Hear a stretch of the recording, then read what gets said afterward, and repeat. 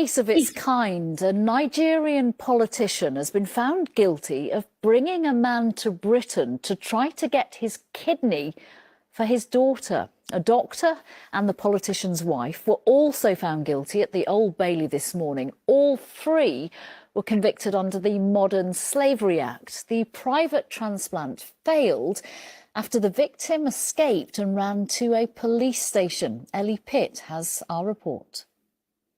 When a 21-year-old man walked into a Surrey police station last year crying and in distress, it was the start of an investigation into an alleged plot to harvest his organ.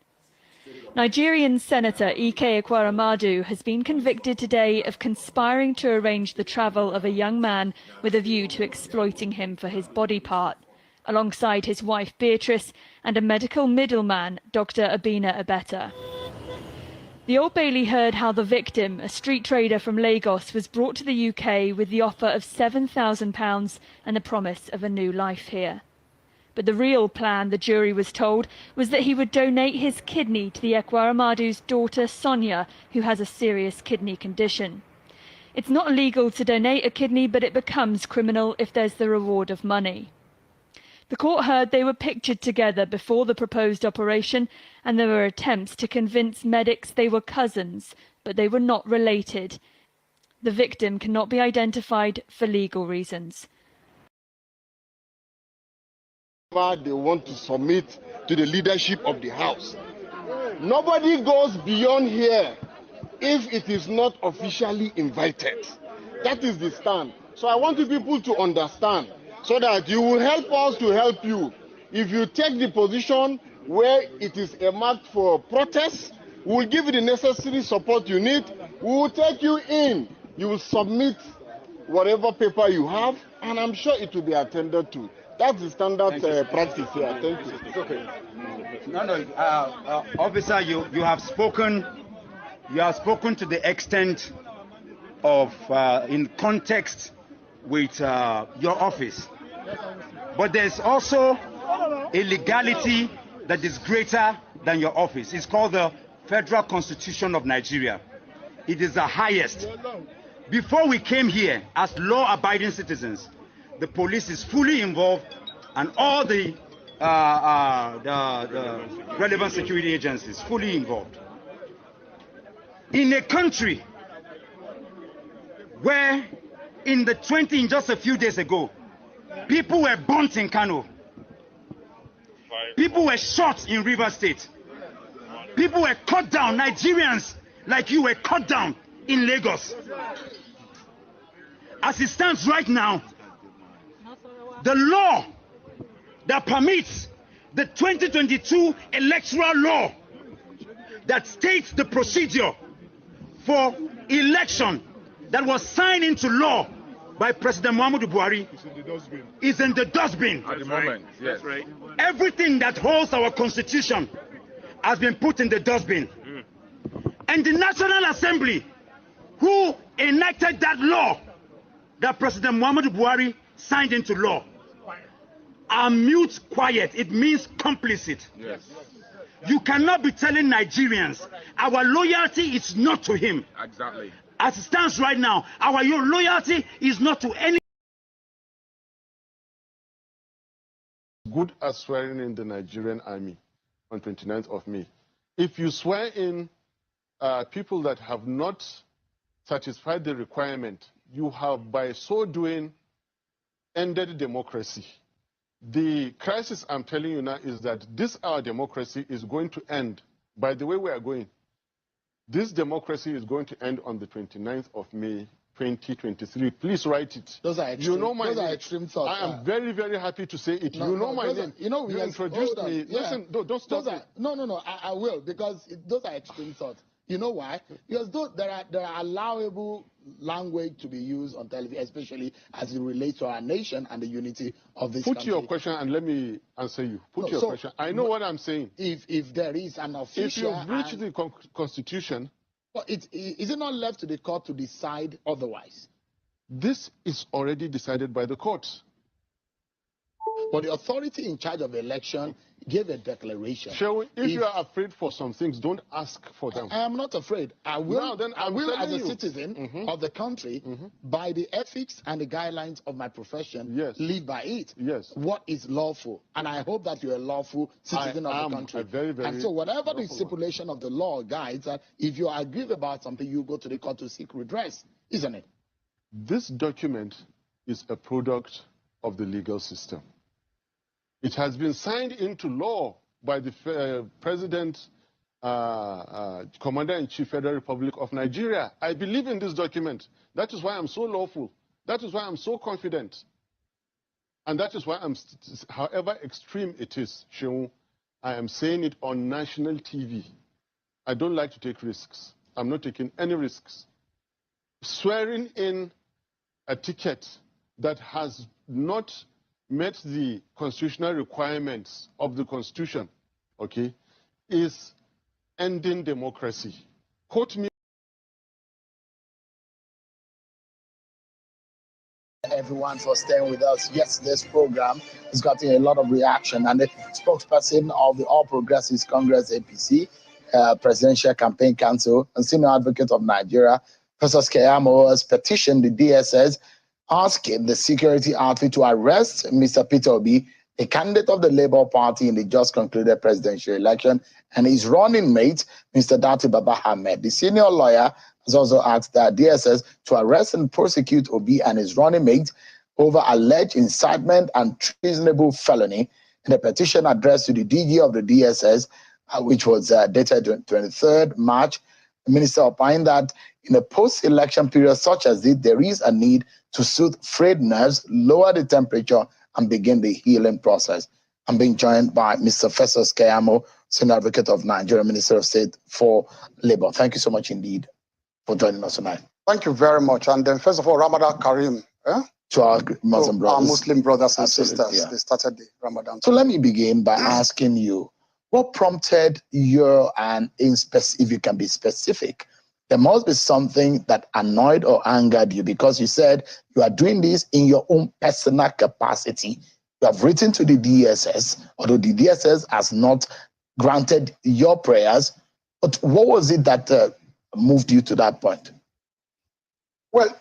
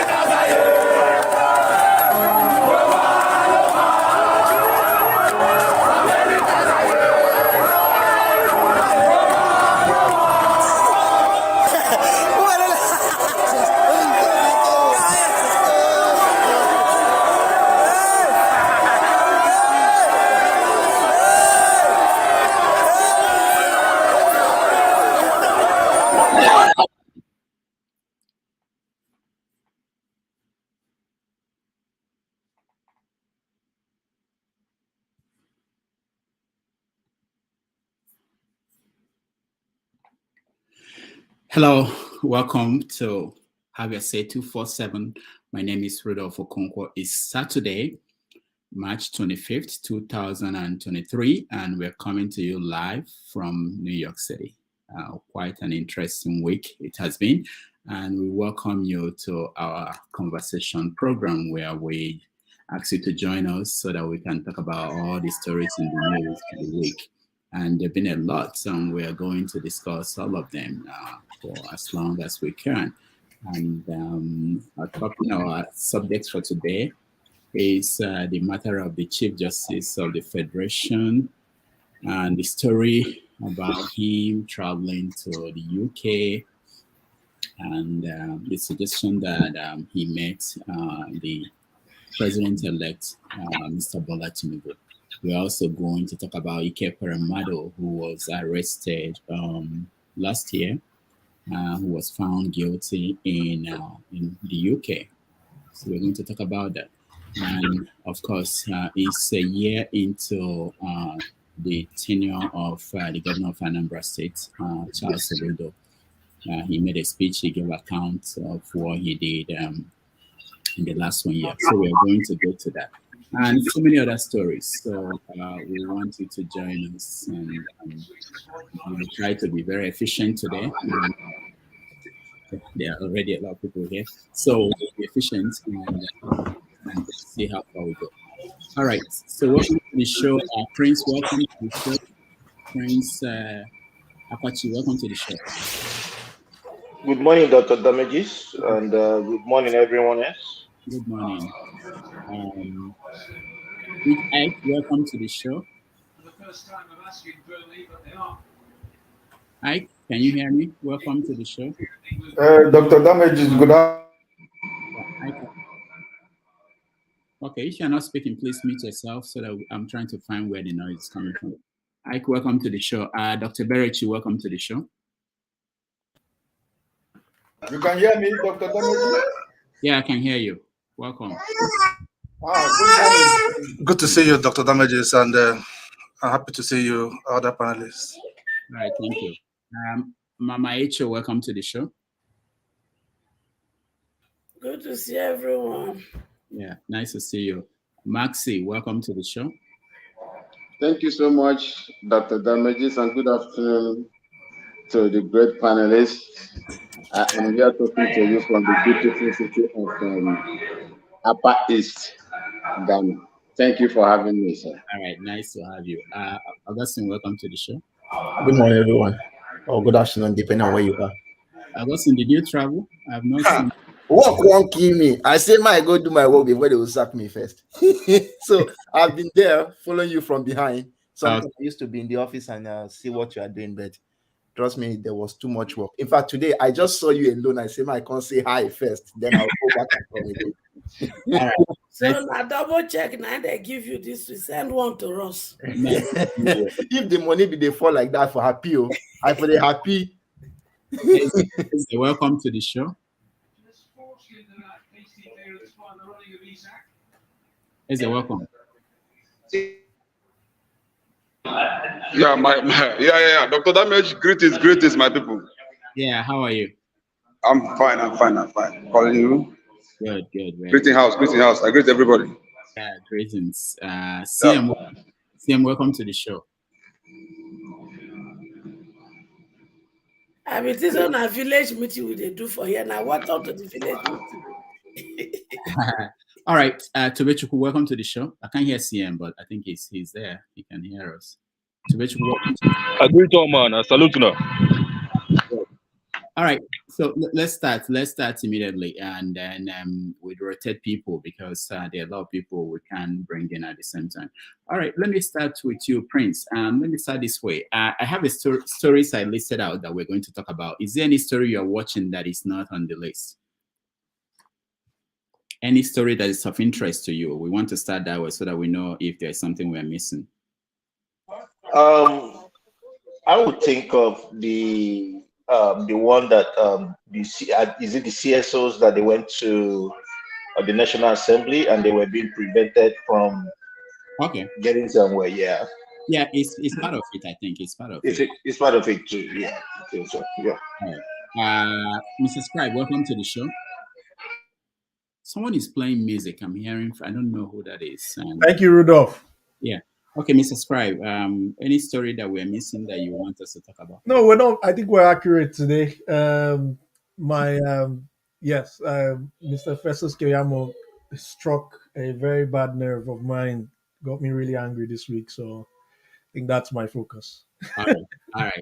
Good. Ike, any story that we're missing? Any story? I think the what you have in stock, I think is Okay. well okay for me. All right. Anybody has any story that I didn't mention? We can just. So I didn't know. Did you talk about our mamas who were in Nasarawa protesting? Oh well, I saw them. We can show that video on YouTube. Yeah, but that's maybe we can find a way to integrate that. Any other one? All right. Let's. Dr. David, what about Enugu, the collation or whatever it is? Yeah. It's interesting. We said this election, the way the process wasn't very good, but we move on immediately. We move on quickly. There's nothing we can do. I mean, because why that is of interest to me is that the number of cancelled votes is greater than the number of the winning vote. The difference between the first and the second. So to me, I feel that those cancelled votes, there should have been a rerun or something around that area, because it looks like that's a target. They did that to displace the other person. That's just my concern. All right. I think it's something that I'm sure the court will discuss, when it gets to them. Obviously, most of these results will get to the court. All right, let's start with Ike Ekweremadu. For those who do not know the story, Ike Ekweremadu was a deputy Senate president for many, many years, but he ended up in the UK, arrested for trafficking in human organ, which the story is familiar with Nigerian people who've been following. So let me start with you, Mr. Scribe. You used to live in the UK. Why is it that he couldn't find good lawyers that would get him out of it? No, I don't know the contents of that case. So I think, sentence hasn't been passed. It hasn't been concluded. But I was very intrigued by the submission by the jury. I think the jury were very, very harsh, and but they hit the nerve. They hit the right points, in my opinion. And the UK, the institutions are strong, as opposed to Nigeria, where institutions are on the way to being strengthened. So I guess that's what happened. He didn't. The law had to take its course. So it's unfortunate for him.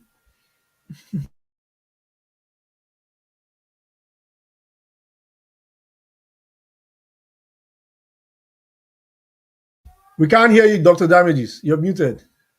Oh, all right. Prince, let me come to you. Are you? So for me, first and foremost, I would differ a little bit from Scribe. Why would I differ? It's a shame that somebody who was a deputy Senate president, who has been in government for over 2 decades, could, source for someone to get the kidney from. My own thing is, does it mean that he doesn't have a son or some other kids? Does it mean that he doesn't have a relative? Does it mean that there is nobody in his community that would have helped him? And all he could do is to get somebody from the roadside, and then getting there, from the analysis of every other thing, it looks like when they got there, they found out that they cannot use that guy's own. And then at that point, the way they, the treatment they meted to the guy, prompted the guy to come clean and say, what, that I didn't even know what they brought me here to do. So for me, it's as a result of would I say, a society that works. UK have shown time and time again that they work. It's a society that works for the citizens and other people. Unlike what we have back home, that before you know it, and even it's back home, before you know it, oh, they, as soon as he's a senator, oh, they will say, oh, the case will be, be killed, recognition as a senator, and then they will throw away the case and all that. So for me, let him serve the sentence, period. All right, thank you. Ike, are you from Enugu? Do you know Ike Ekweremadu? What do you think about you what have he's to pay going me. through? I've told you several times. I'm from Imo State. I'm not from Enugu State. You know that. I know. I'm just kidding. You can claim Enugu for the purpose of this answer. No. Well, go ahead. I will. Will you? I want to look at the Ekweremadu case in so many areas. I don't know if I have to. I have to agree with you. There is noise somewhere. I don't know where it's going. Go ahead. Okay. I want to agree with what Prince said concerning Ekweremadu. I'm trying to figure it out. But also, you should remember that whenever Peter Obi call you my senior brother, you know what is waiting for you. Whenever he called you, it is my elder brother. You know what is going to come after you. It doesn't matter how many months or weeks or years it's going to take, but something will come after you. And also, I quite agree with Prince in the sense that how is it that somebody's of Ekweremadu's quality and his political structures in Enugu State and Nigeria, the whole Nigeria, he doesn't have anybody that could say, let me donate this to your daughter. I mean, it is unbelievable that something like this should happen to him. In as much as I don't agree with him politically, but like what Prince said, in the whole of Nigeria, all the whole political connections and friends he has built all these years, he doesn't have any, even from his own village, even from his own umunna, even from his own family. Nobody could say, listen, I will do this for you because of this. So there is a very big question mark to his credibility wherever he comes from.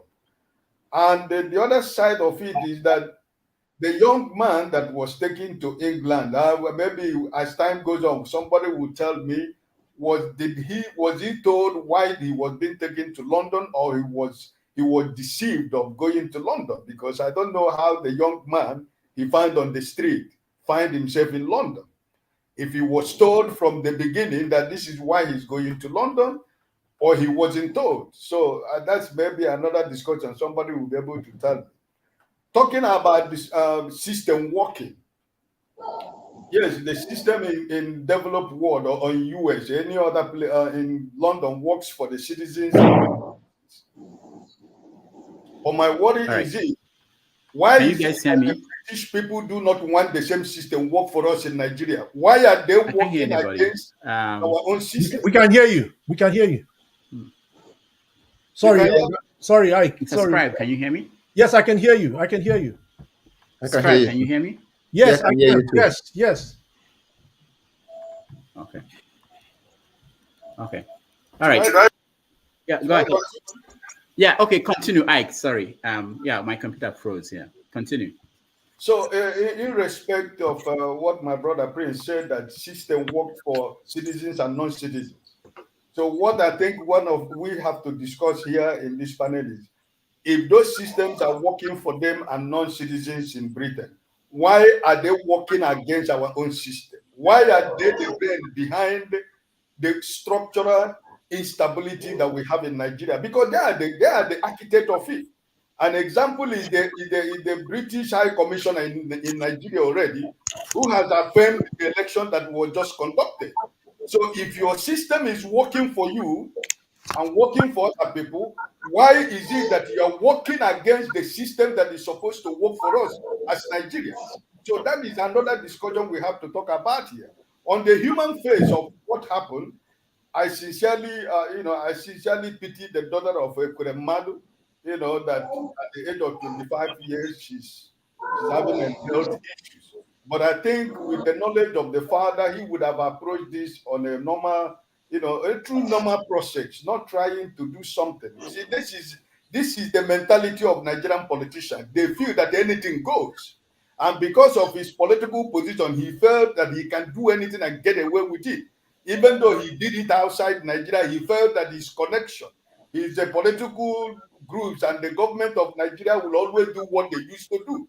So, but this time around, the system failed him, because he believed he was standing on a wrong foundation. So I think that, this is a price he has to pay. But I'm only praying that the young man, who they took to England for whatever reason, that, God will try to bring him back, or if the government in Britain decide to give him a better life, that he will be able to live his normal life.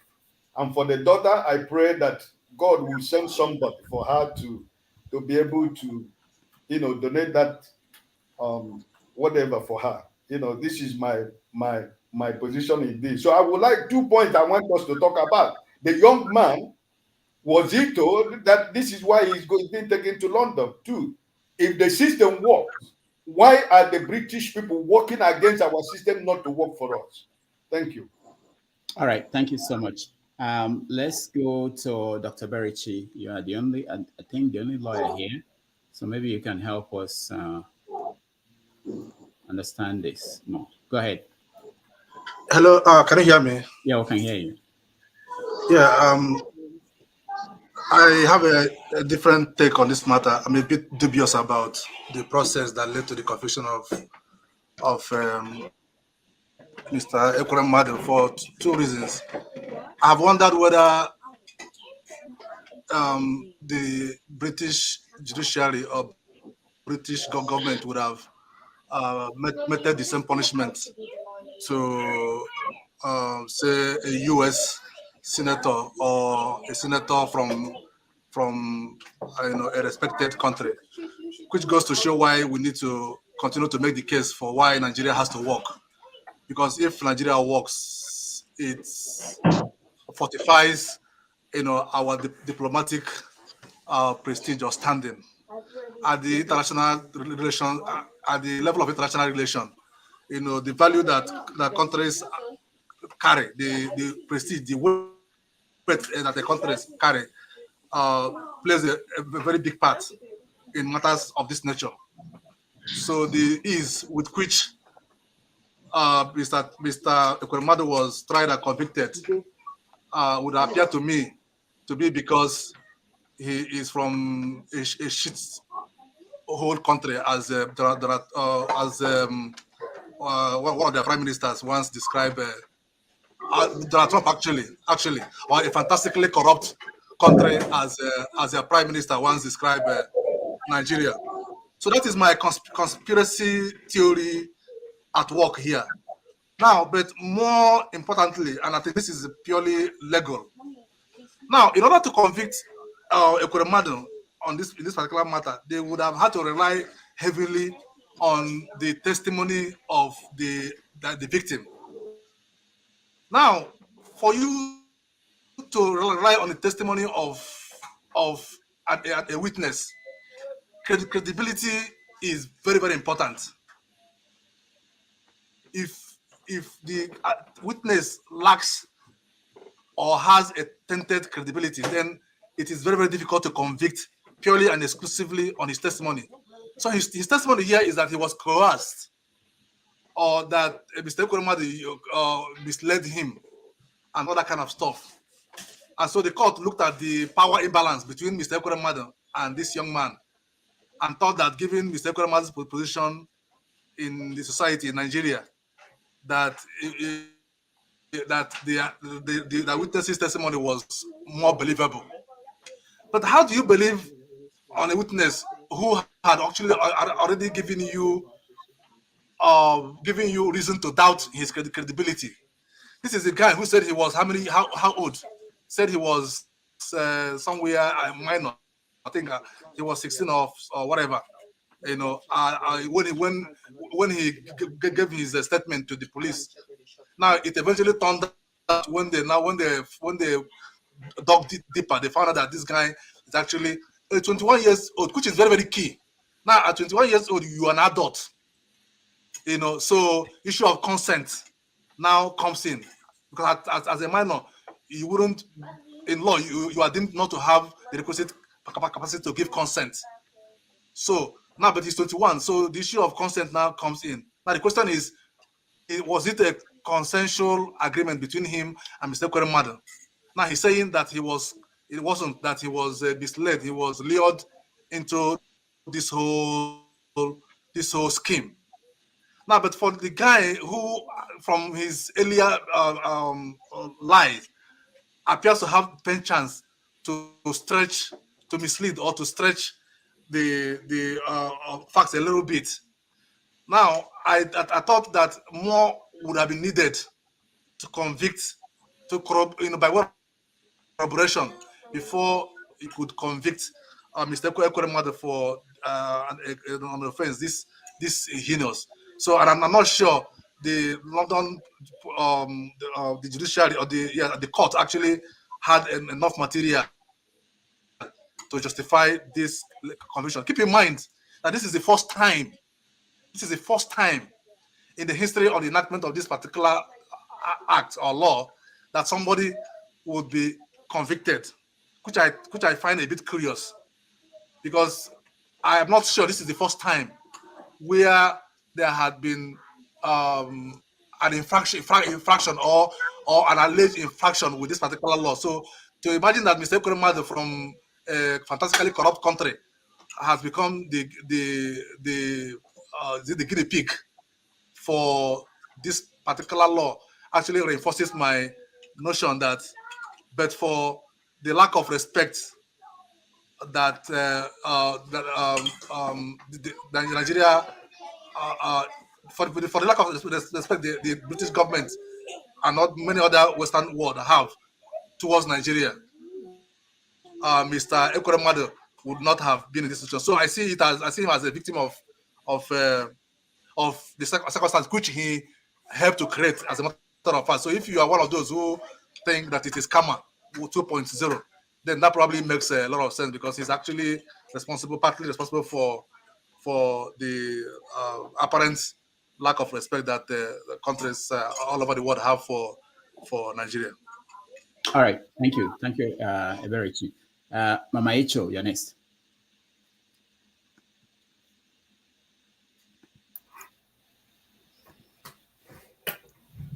Me and the happy, I don't know for now. They say now how you lay your bed, now so you go lie down.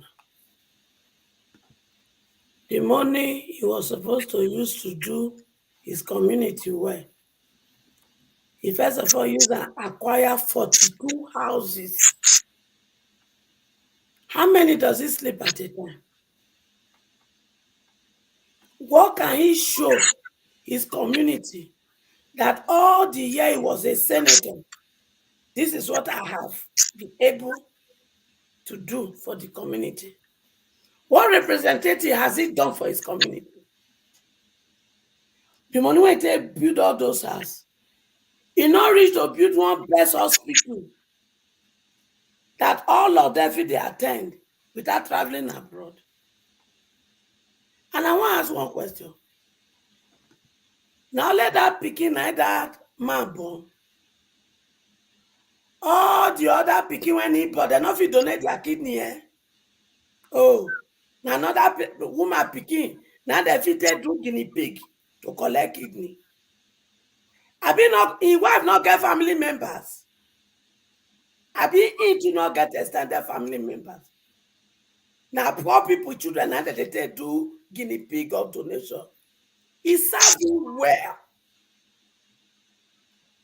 He serve you well.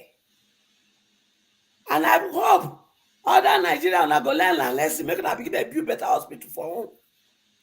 Then when I want need kidney transplant or transfer, make them first use other children first before I go look for that poor woman picking. Because if you say that picking do the kidney fail, the transfer and he die, what will happen? It would have been another of my picking when I just buy like that. Ekweremadu,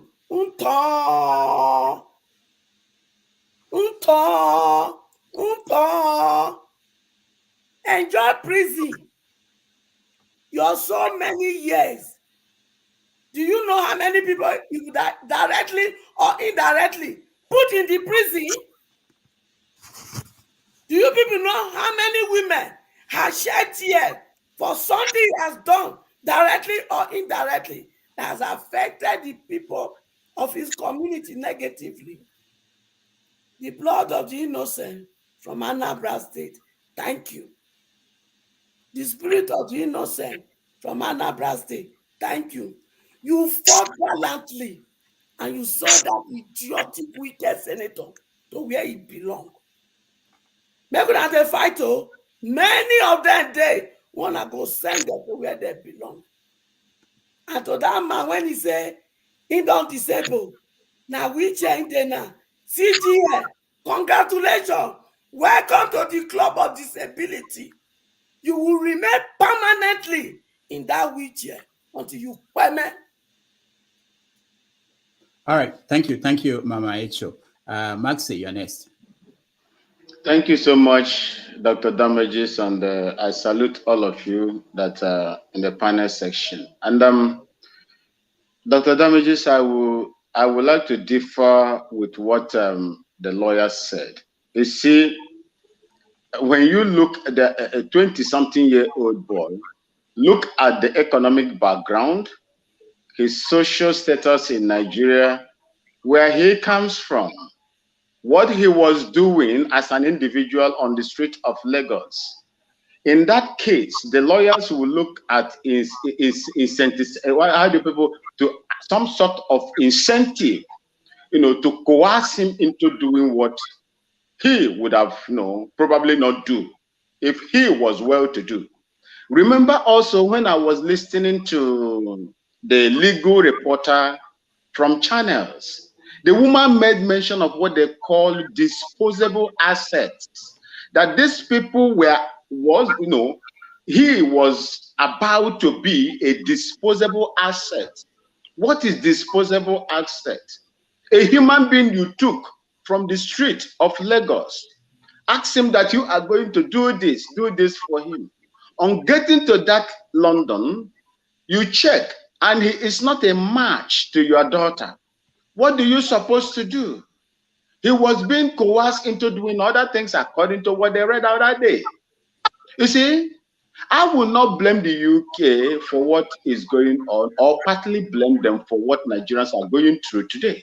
In fact, that has to go to all the Anglophone countries that were colonized by the British Empire.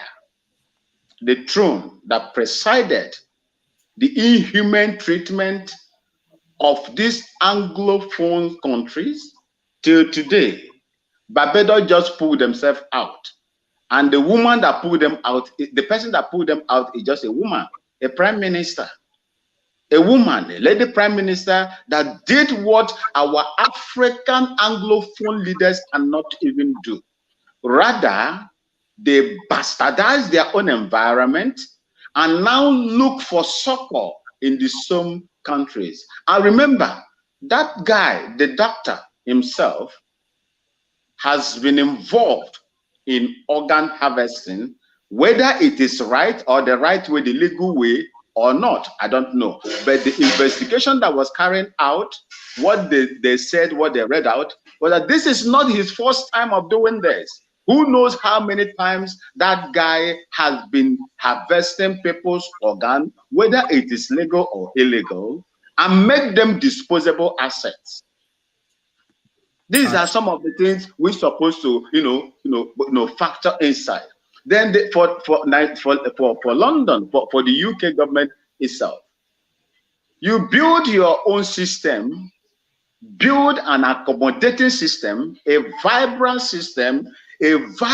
and prudent judicial system, but you are supporting the evil that is going on in Nigeria. During the NSAS protests, look at what Catrion Lang was doing, running from one place to the other, begging Nigerians, and these criminal politicians to hold Nigeria. How can you can't do that in the UK.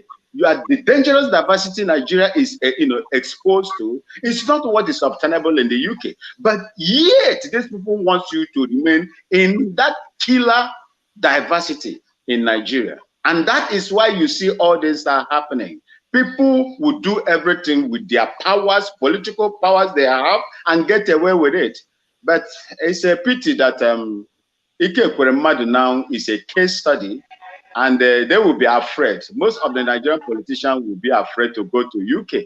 And like my brother said, the lawyer said that they don't know, he doesn't know if it were a senator from the US or not.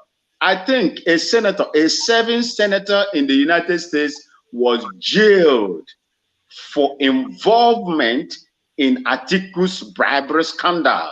They can do it. That is why their system works. And that is why we want the system in Nigeria to work. And if it cannot work as it is like this, I want my Biafra.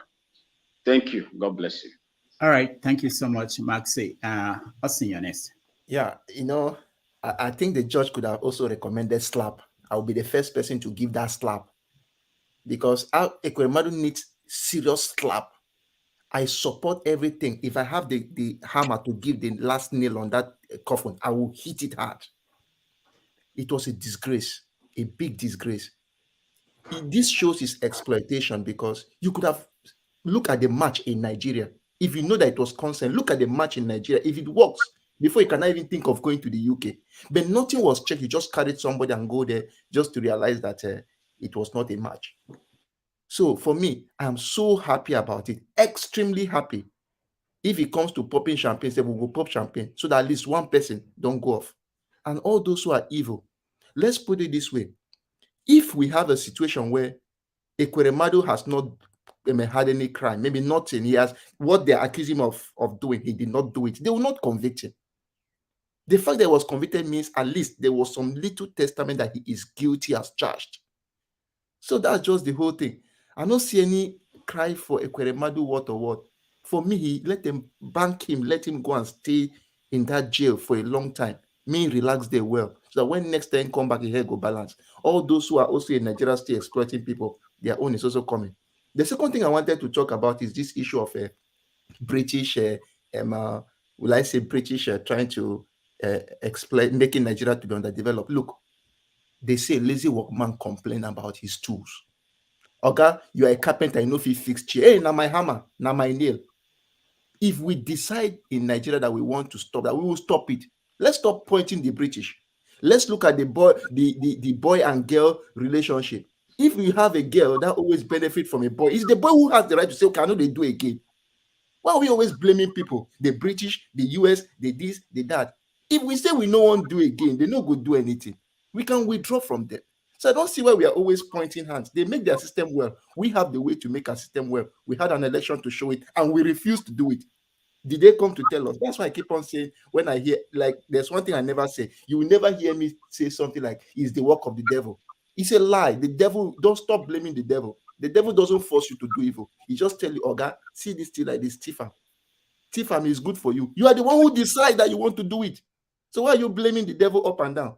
So I don't see why we should always be pointing the British and pointing the US. If we decide that we want to do it, we are going to do it. We know what is right and we know what is wrong. Let's just do it. That's my own point. Let's stop. If we're in the case of the British now, we'll do worse than that. So please, we should be matured enough, make our system the way we want it, and take consequences whenever we see it come. So for me, I don't have any problem with any regret with Ekweremadu. They're supposed to add slap to that jail term. Slap. All right. Thank you, Austin. Eddie, you're next. Good afternoon. Good morning. Hello, Doctor. Yeah. First of all, I think the stand on the what's his name, the Dr. Eberici. I think one thing you should know is the UK law. It doesn't matter how high you are or how low. The case was if you are not in court, if you read the articles online, everything was presented. It wasn't a thing of the mighty and David and Goliath. Everything was on fact. Ekweremadu had enough legal representative. Even the medical doctor had his own legal representative. The young man only had lawyers from the states, from what they call it, lawyers given to him from the state. So it's not this case was determined by facts.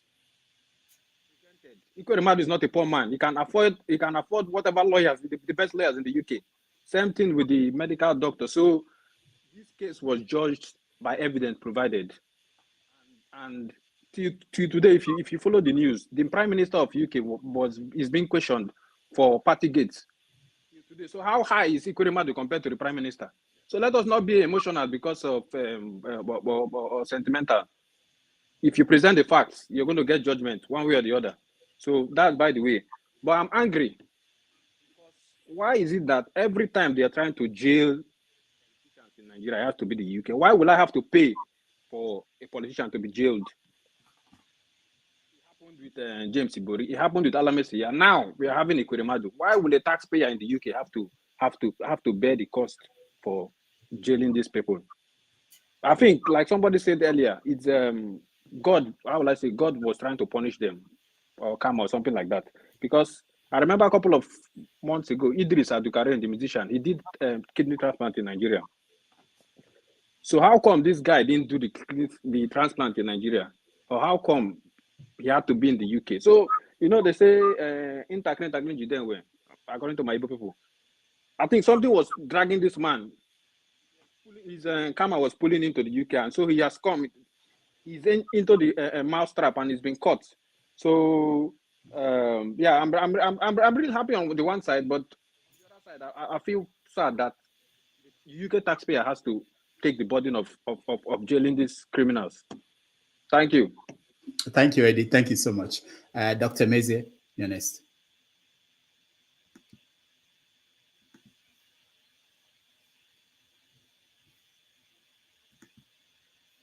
Dr. Meze, we can't hear you. Unmute yourself, please. Dr. Meze, we can't hear you. Can anybody hear me? I can unmute you, Dr. Meze. All right, okay, you did. Okay, you go ahead. Can you hear me, Daddy? Can you hear me now? Yeah, we can hear you. Yeah. Now, why are you talking to? Let's see her. Bring her on the screen. Let's see her face. Daddy, see you. Hello. Daddy, not there. You're greeting them. Say hi. Dr. Daniel, hi. I can't see me. It's okay. If we should go. Daddy, how that was? Yeah. Can you hear me? Yeah, we can hear you. Yeah, you can go now. Yeah, go and meet mommy. If you go. Yeah. Sorry for the, as a family man, definitely. The reason why we do this is not because of all of you. We do this for the next generation. Okay, go ahead. Yeah. So what I would like to say is the thing is, to start with, I totally disagree with the lawyer Dr. Ebereti on his stand on this matter. He was saying something about the US and Ekweremadu, not like Nigeria not being at the high-ranked country. For that is why maybe the UK decided to maybe convict Ekweremadu. So I even want to know, like, how many years is he going to spend in the prison? Like, how many years is he going to spend in the prison? He hasn't been sentenced. May 5th, I think. What? He has not been sentenced. May 5th, he will be sentenced. Okay. Oh, he has not been sentenced yet. Okay. So going forward, it still boils down to what we are talking about systems working in Nigeria. Imagine a person in capability of Ekweremadu going to UK to go and do kidney transplant for his daughter. So are you saying that we don't have hospitals in Nigeria where they do transplants? even if we don't have. So all those money that the federal government is investing or maybe is budgeting for health, where is it going to? Him taking his child to UK to go and do transfer because him himself can afford it. What about the millions of, or maybe the thousands of poor Nigerians that have the same problem that cannot afford going to UK to go and do kidney transplant? So, and again, him taking a young man that I don't know if maybe the mismatch was done in Nigeria or it wasn't done before carrying him to UK. Even that alone is an offense. For you to carry someone out of the person's consent, that even if the person consented to that, to taking him to the UK, why would somebody maybe somebody like Ekweremadu will decide to take somebody from Nigeria to go and do transplant in the UK? So I disagree with the lawyer that Ekweremadu's sentence was something that it was kind of partial because Nigerians is kind of on the low cadre in terms of world ranking or something. I totally disagree with him on that one because even if you watch out, Ekweremadu is not the first, you know. Other people have been convicted. Ibori and Alamisia, these people, they were all convicted in the UK. But to start with, it's not even that. The problem is why Ekweremadu decided to go and do a transplant in Nigeria. It's because the system in Nigeria is not working. And then they are not ready to fix the system to make it work. So is as a result of, some people are saying it's karma, which I believe. So it's God that did it so that he will feel what others are feeling. So and again, I would like him to understand that this is a case of somebody feeling that okay, he thinks maybe is UK is Nigeria, where you can go and do anything and you get away with it. Those places, their system works. Nobody cares about, even if you're the president or whatever. Even the prime minister of UK was even I think was charged with Southgate or whatever this thing, that he even had to resign from being the prime minister. So it's not a situation. It's not like Nigeria where you can bribe lawyers or judges and they will turn around and instead of them delivering a judgment that is good, they will turn around and do whatever that suit them, provided you give them money that will suit them, you know.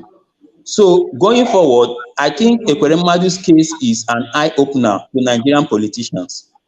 They should start thinking on how they can start building our health system to make sure that not only them, other people, the poor masses, they benefit from the health system. Him is going to a place that works.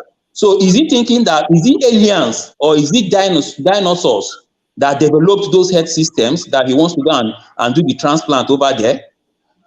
Is it not human beings? Is it not technocrats? Is it not high-level thinkers that decided to think, okay, let's make this system work so that it will benefit everybody? He had the opportunity to make his own impact, but because of the I don't know what is wrong with black race, you know.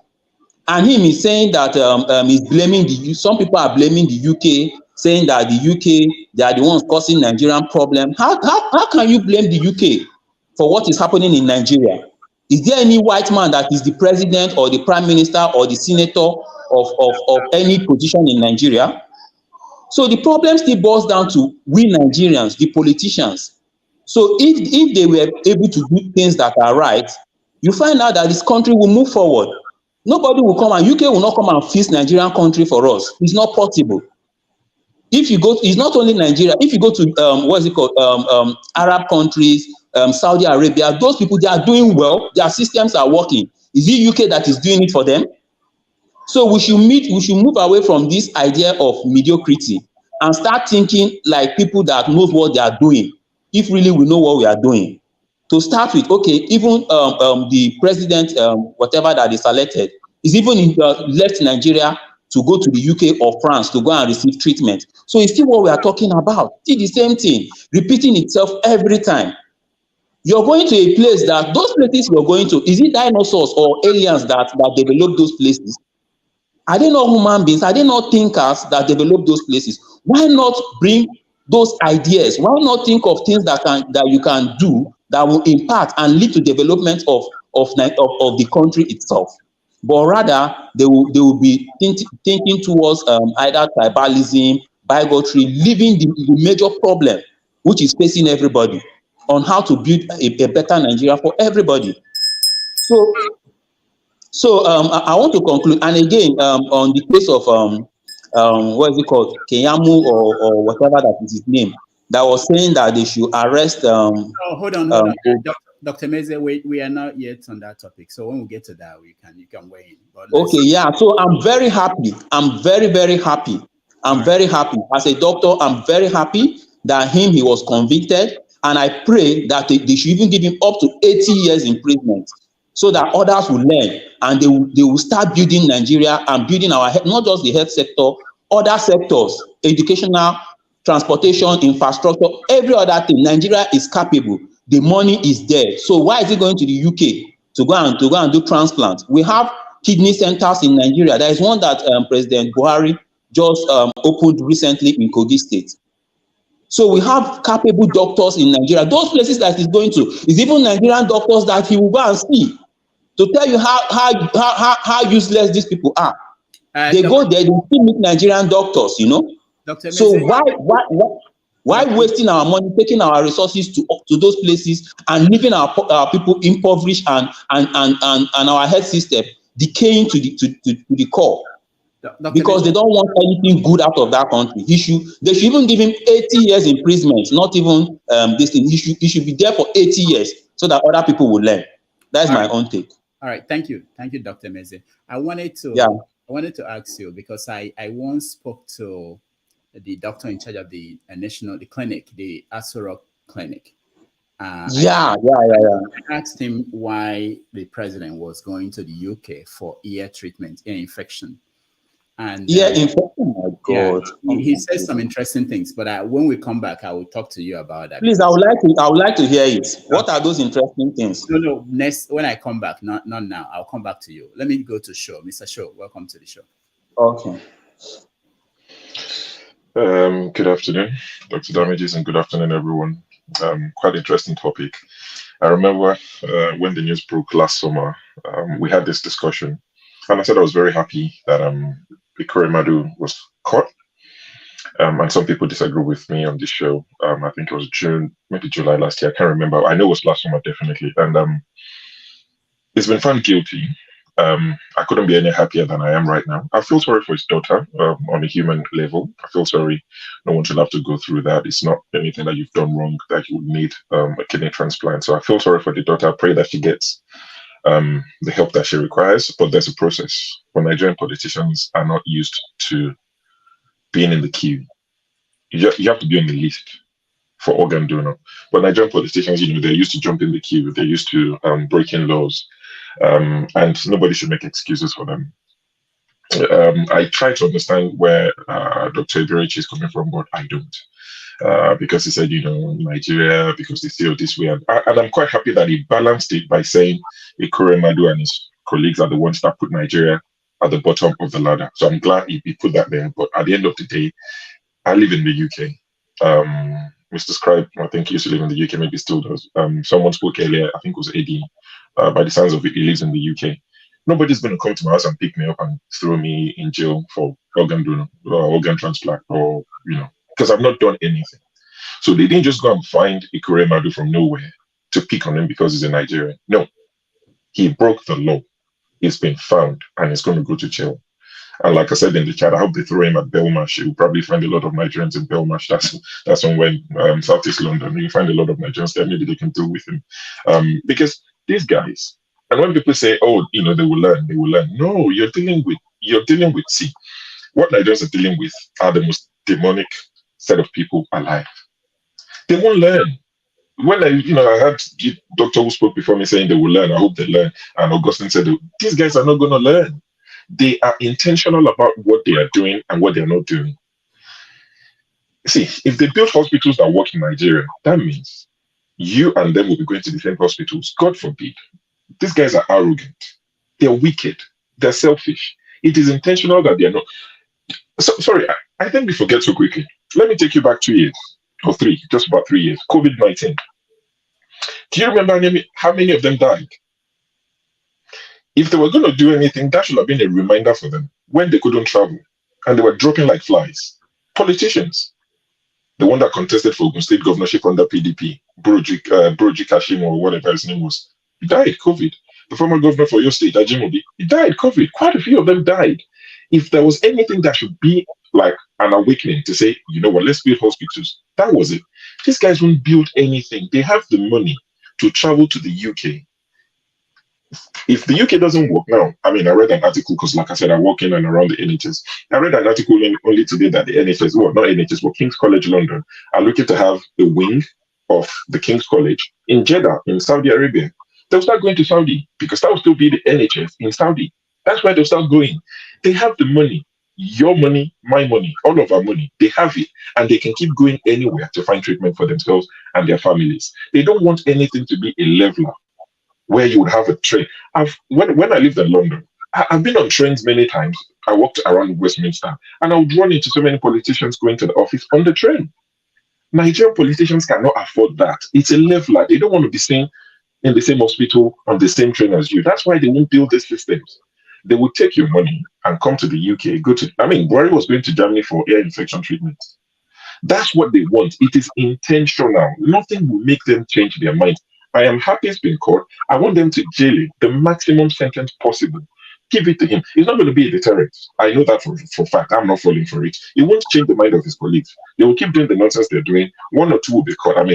And if anything, it would come out and still come and contest in Nigeria and win elections. That's the country where he would join the gang of, I keep mentioning their names, of the current governor of Ogun State, the Speaker of the House of Assembly. They're all ex-convicts. He would join that list. We have a list of ex-convicts running Nigeria. If you have a country or organization being run by ex-convicts, what do you expect? And see, they've been to prison in the UK. He's joining them now. You've had Alemesias and all these guys. They've been to prisons. They even see what the prisons look like. You would think they will come back to Nigeria and say, let's even build prisons that are decent. No, they won't, because in Nigeria, they will not go to prison. So if he thinks it's business as usual, I'm glad he's been caught. His wife has been caught. I hope their child gets help and get well. But please, Ekweremadu, go and enjoy prison. It's just a shame that the prisons are slightly nicer in the UK. I wish it was as bad as Nigerian prison, so he can get what he actually deserves. Nobody should shed a tear for him. Thank you. All right, thank you, Sho. Igbo Basics. Sorry, can I respond quickly, because my name. I know. I was thinking that they will continue to mention your name. So let's get to the end, and then we'll cover. Okay. Igbo Basics, go ahead.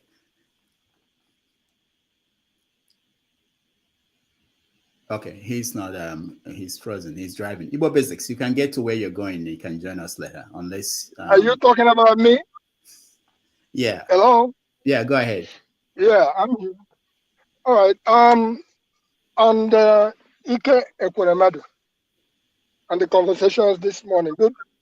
First of all, good morning to all of us. Dr. Damage, continue doing the good you're doing. I'm going to front load. Front load, by that I mean I'm going to first of all give a shout out to our brother Mazi Ezoke, who is out there in Nigeria, representing very, very well. So kudos to Mazi Ezoke for the good job he's doing. We're very proud of him. Having said that, I'm going to come at the Ekweremadu's case slightly differently. In my place, there was a hospital called Umunnato General Hospital, built by the British, and it worked very well. That is before the present crop of politicians, and that was the time of people like Akbara, people like Makanian. That's the time of old.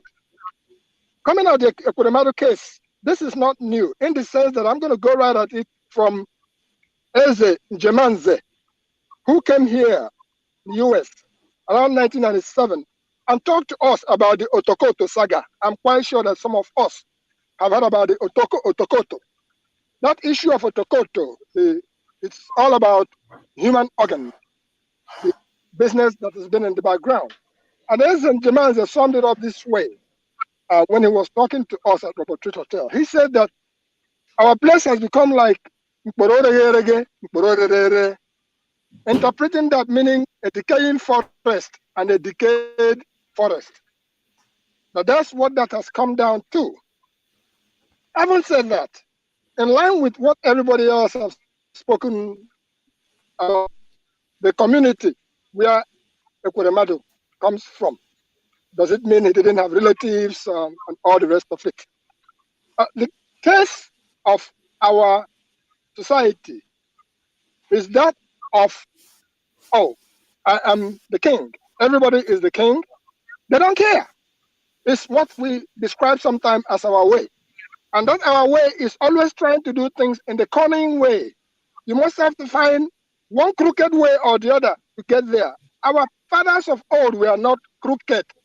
Our fathers of old, they worked very, very hard. And they made their money, that is old money, in the genuine way, working so hard. People selling palm oil, building upstairs from selling palm oil. People doing cassava farming and selling, building houses from that. With all that said and done, let this be a deterrent to the politicians and upcoming politicians, because a lot of our people think that going into politics is to go there and enrich yourself. Having said all that, it is an appeal that what we really have to do as a society, as a community, is to go at sensitizing the masses, one person after the other, one block after the other. By so doing, if we intimidate our people, if we educate our people to know that they have as much right as the so-called big man, let them stop falling for the big man is here. And as such, you don't know Moburozuna High C. You don't know whether he has become a 419 kingpin. You don't know whether your daughter or your son is going to be the next person that is going to go and harvest the organ.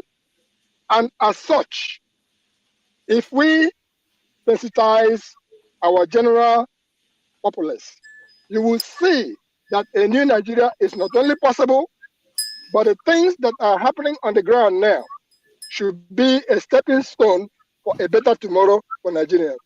Good morning. All right, thank you, Igbo Basics. Ike, you're next. Good morning, Dr. Damages. Good morning, everybody. Thank you for another day of discussion.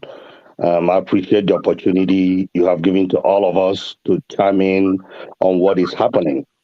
Especially this week was busy in Nigeria. So I'm glad that you're picking it topic by topic. It's important because if we put all of them together, one person cannot finish talking. So doing it one by one is good. It's a thing of genius to do it like that. So let's talk about Ekweremadu. One of the best hospital in Chicago, 3,000 bed in Chicago, was built recently with $660 million. $660 million. If I get 3 senators in Nigerian senator, the money they have kept, we build that hospital 3 times. That is number one. So the looters that are looting Nigerian money, what have we learned? We have learned that if you're a bully, if you're a bully and you have enough thugs, you can win election in Nigeria and you can continue doing your thing. So if 3 people can build more than 3 hospitals like that in Nigeria, could you imagine if we have one of that hospital in each region of Nigeria? Do you know what that means? But unfortunately, somebody looted on, they don't want to see as equal to them. That is the reason why they cannot do that. The second thing, Ekweremadu as a character, what does that say about him as a person? That in his kinsman, he couldn't find one person, but he went and solicited somebody on the street. Believe me, if I was in the street and he came to me, I would agree to anything as long as he took me to London. And I will bet you money what the kid did was when he got to London, he realized the laws of London. Probably somebody alluded that to him, and he took advantage of that. Because the kid cannot say that he's naive. He initially, when they say that he was he was a minor, everybody thought that that was true. Come to know that he wasn't a minor. So I will tell you, the kid probably agree with certain things, but Ekweremadu didn't do his diligent work. So maybe protect himself that the kid signed something with the lawyer or whatever. I don't know. But this case showed that British government law works. It doesn't look at who you are. It doesn't look at your level of economic impact in the society. Now, what are the consequences? Guess what? Even if they judge him, maybe I think they're speculating between 12 months to 3 years or something like that with the nature of the case in London. He's going to live in a nice prison. Do you know in America some people commit crime to go to prison because it's better than to live a better life in prison than to work and pay tax? He will live a nice life in prison because he's going to guarantee 3 square meal, health care, a place to sleep, a shelter, healthcare, and 3 square meal. Some people cannot eat 3 square meal in Nigeria. Have you been to Nigerian prison? I go and do missions in Nigeria prison. Me, if you go over there, you feel sorry. If you find yourself in jail in Nigeria, you feel sorry. So, where do we go from here? For the fact somebody alluded that, for the fact that he called P2B's name, and the P2B saga begin to shake him. I don't feel sorry for his daughter. I'm sorry to tell you that. Do you know why I don't feel sorry for his daughter? He knows what the dad does. He's 25 years old. He could have said, Dad, don't do this for me. Let me go through the system. Probably the daughter is a British citizen. I'm telling you, probably she was born in Britain. So if the daughter understand that, she should have dissociated herself from the dad and do the process. Because even though you're in organ donor, how do they match the kid? Didn't they do the test? When they get there, the kid is not matched. They're supposed to do all that before they get there. That is when the prayers of all mothers that have lost their kids in the hospital, this is where the prayer worked. Because the prayer worked that they couldn't think right. And the prayer will continue working. All of them, their kid, their generation will go to hell one by one. My prayer for them is that all of them will go to funeral. As this election ends, all of them will go to funeral one by one. That is, thank you guys. Ike, thank you so much. Amen to that prayer. Batromi, yeah, you're next. I don't know where you are. It's very dark. I hope we can hear you. Go ahead. Can you hear me? All right. So I suspected that he will have problems connecting. So I'll skip you, Mama Echo. You've spoken. Let's go to Robert. Unebu, you're next. Robert. All right. Robert cannot hear me. So now, Eberechi, you respond. Okay, no, let me do one more thing before you respond. Queeness, you're next. Okay. Hi, good afternoon, everyone. Thank you, Dr. Rudolph, for what you do, for the platform, for the opportunity. Talking about this Ekweremadu's case is just not good for the reputation, our already ailing reputation of Nigerians, because when this was aired in the news here in the UK, honestly, I literally hung my head in shame. And it's sad, really sad, because he knew exactly what he was doing.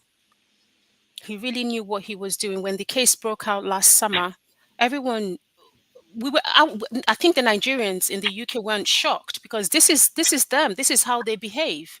They think they are above the law. They think they can do and undo. They come into, they think that madness, that rascality that they display in Nigeria, they bring it on board, and they think it's going to be business Hello? as usual. However, Hello. I'm sorry. Robert, you have to wait. Okay. okay. Go ahead. Go So, ahead. however, the law caught up. What he had done would never be allowed here in the UK. Never. You wait your turn and you wait the queue. Even if you were going through private healthcare, you will still wait your turn. And that's how it's run. The funny thing is, we can excuse, well, I'm not excusing Ekweremadu, but I'm more worried about the middleman, Dr. Obata, who was the middleman trying to negotiate this illegality here in the UK. For one, his medical practice will be revoked. They will really look into him. Do you understand? Because how do you bring someone from Nigeria here without, first of all, doing your due diligence, knowing if he aligns or matches up with your child? Then again, I know that Ekweremadu has multiple children. Why couldn't any of them, including him, Ekweremadu, donate his own one of his kidneys because they feel that they are better than everybody else. They feel that they are the ones that should leave. I believe that this was a thing that they had promised the young man, heaven and earth. But I'm sure once that young man had given his kidney, they would have just said to hell with him. Because what is £7,000? That's no money, right? Because this young man will still have to go through the aftercare of looking after himself with one kidney. But you see, this shows the wickedness, the ingrained wickedness of our so-called politicians. You understand? And I'm so grateful and glad that Nemesis has caught up with him. Nemesis has caught up with him. As someone said, I don't know whether I should feel sorry for the daughter, Sonia, or not. You know why? I feel sorry that she's going through what she's going through, the illness. And I feel, but I don't, she's an adult. When you see your parents or your loved ones doing something that is wrong, you should call them to order. As a woman, if I see my husband doing anything, I would say, no, we're not doing that, because the Bible tells us that the sins of the fathers shall be meted on the children. Sonia could have called the dad. I think Ekweremadu was how many years in the Senate? 12 years or more. Someone please feel free to correct me. Why did he not see fit to build something? No matter how little, but a speciality in Nigeria there somewhere, even if it's in his village. Because all of them feel that they can fly out into the UK or fly out into any part of the world to get treatment. And this is what we're talking about. When are they going to start having human feeling and actually thinking beyond themselves? When? And the funny thing, when this young boy ran out and complained, Ekweremadu was still on his way to Germany to source another provider for the child. That goes to show that he had no remorse. He was actually caught on his way out to Germany with some money. So I am quite disappointed. This is already what we're talking about. The reputation of Nigeria is already constantly being tainted by these so-called leaders that are supposed to know better. Do you understand? It is very saddening. It really is. And I really pray, sure, I agree with you, they should send him to Belmarsh. There he will meet his fellow Nigerian areas. They can teach him a lesson or two. And then he will know to sit up next time. Already, look at how he's looking. Look at how the wife is looking. And I think that Nigerians, we better take our time now not to glorify these evil men. Rather, we call them out for what they are. We that work with integrity are much, much better than they are. Right? So, I'm really, I'm glad that he's been caught. And it's just a shame that he's constantly being peddled on Nigerians. That is the thing. It's just a shame. But anyway, I yield the floor for now. But that's all I have to say on this Ekweremadu's case. All right. Thank you, Queen S. So what we're going to do now is Eberechi will respond to the people mentioning his name, and then I will go through the rest of the panelists, and then we change the topic to something else. So Eberechi, you're next. Okay, so clearly I'm a one-man Lone Ranger on this topic.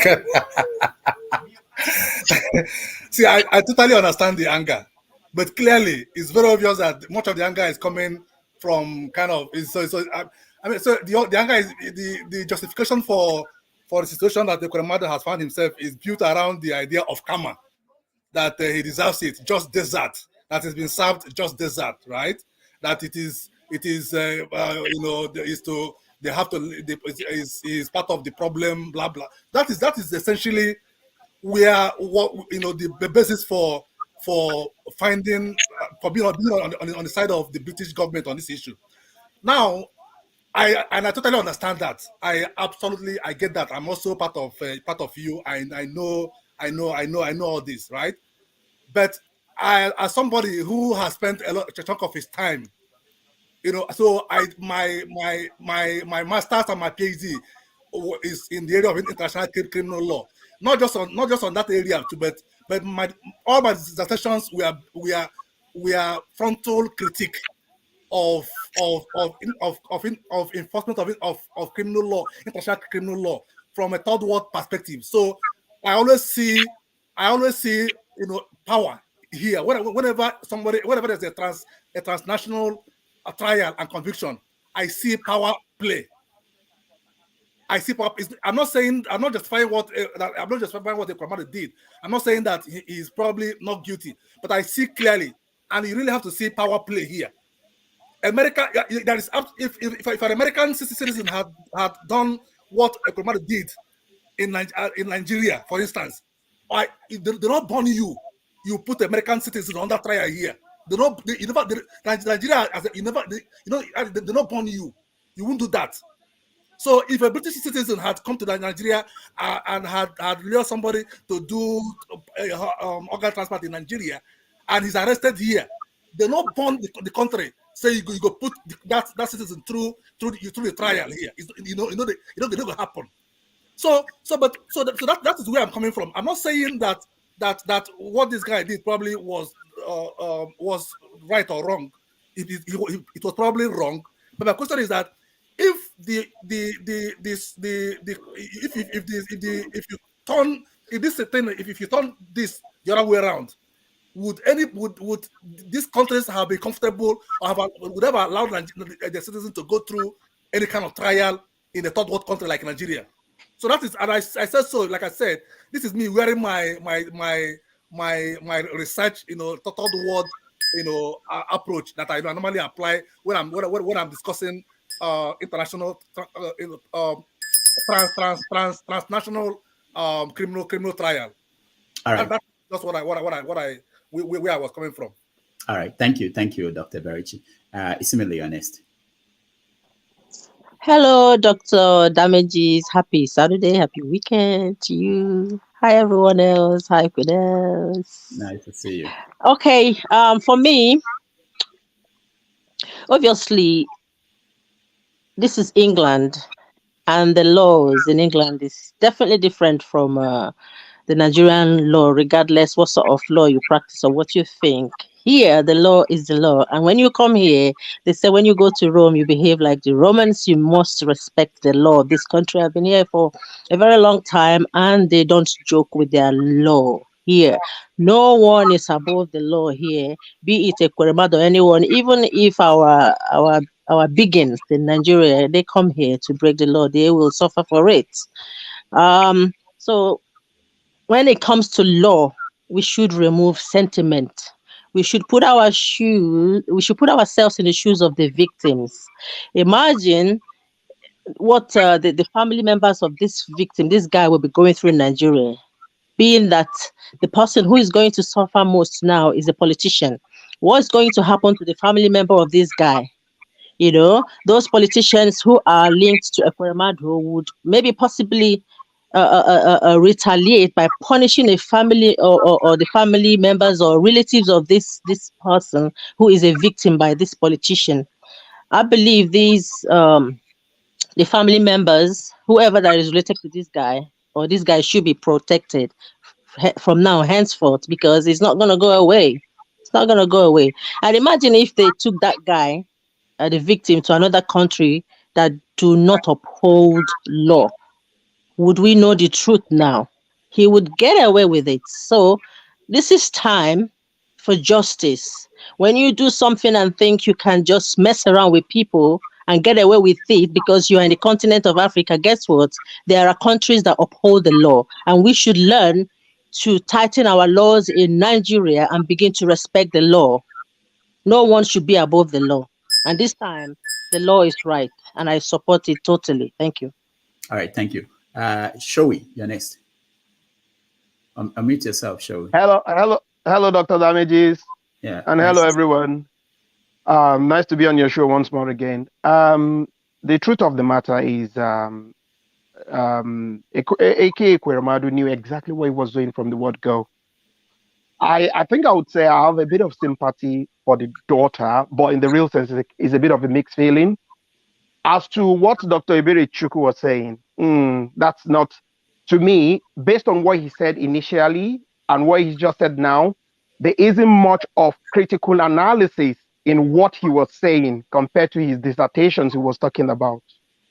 So if he's talking about in the third world country that an American citizen would not be tried and be found guilty or jailed, in Nigeria, that's not absolutely true.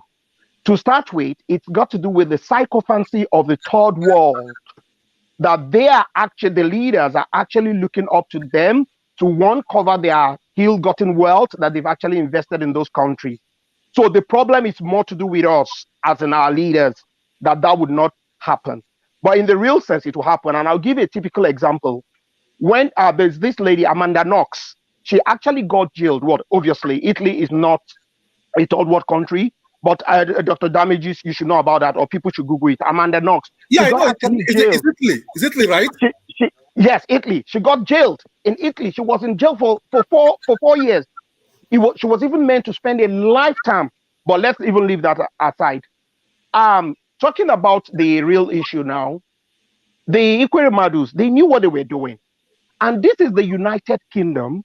You cannot just come and just do what you want and you think you will get away with it. No, it's not possible. So they knew what they were doing. He could actually offer his own kidney or the wife or the other daughter. So Sonia has got a sister as well. So they could have done that. And some people were arguing that, maybe it won't be a match. But what's the chances of a random man on the street of Lagos matching with their daughter, whereas those that are actually of the same family, that the DNA is well close together? So that's a side as well. Going forward to finding guilty, yes, this is the first time that the UK is actually testing that aspect of the law. Point blank, it is organ harvesting / human trafficking. And the boy, yes, or young man, he knew what he was going into, the business and all whatnot. But the conclusion, despite the fact that Dr. Ebere Chukwu said, he's probably not a credible guy based on, he said he was underage. That beside, the truth of the matter is that young man would apply for asylum in the UK and he will get it. Furthermore, when they did all what they did, they found that he was guilty on the basis of his influence, power, and wealth, that the young man was truly coerced into that. In the UK, organ donation is not illegal. But whenever it's got to do with, so long as it's done voluntarily, without any inducement, monetarily or otherwise. So it was on that basis that he was found guilty. And that's why I asked in the comments, that Dr. Chukwu, did you really read the statement in which he was actually found guilty? So it is based on the ground. Sorry, sir, I'm still speaking. It is based on the ground that he actually offered money, in which they see the coercion based on his status, that he was actually found guilty and he will be sentenced based on that. And talking about 12 months were to be if he had actually agreed or pleaded guilty. He didn't plead guilty, so we are looking at even up to a maximum of a lifetime here, which obviously they may not give him that, but the maximum term is actually a life in imprisonment. So yeah, thank you very much for that. So it's not just based on sentiment. It's not based on sentiment alone or karma. Let's get that right. Do you believe that guy was coerced to go to the UK? He was coerced to Nigeria to go to the UK? Excuse me, sir. What's the meaning of coerce, please? Oh, man. What's the meaning of coerce? That guy knew. What's the meaning of coerce? What's the meaning? If you look at the meaning of coerce, then we can have this conversation. Yes, of course he was coerced. He knew what he was told, but that is based on coercion. Coercion can be by inducement as well. So that's how that's been interpreted. It is the English language interpreted by the English court. All right. So yes, it was indeed coerced. Thank you so much, Mr. Dr. Damages. Sure, we thank you. Electricity, you're next. Yeah, thank you, Dr. Damages. Electricity, don't give my children light for Nigeria. Dr. Damages, I think, sorry, 1 second. I want to back Dr. Eberichi up with some case law precedences, but after electricity. Okay. Go ahead. Thanks. It's a pleasure. My greetings to everyone on the floor. Dr. Damages, it's nice to see you once again. Yeah. I'm going to follow up in respect to what Mr. Showi said to buttress his points, and I'm going to requesting respect. First, I acknowledge your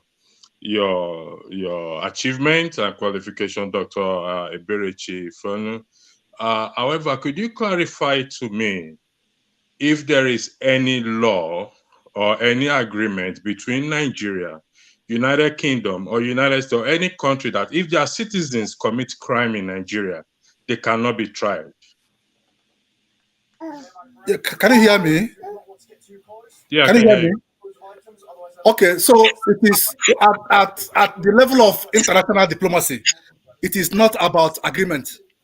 It's about listen. No.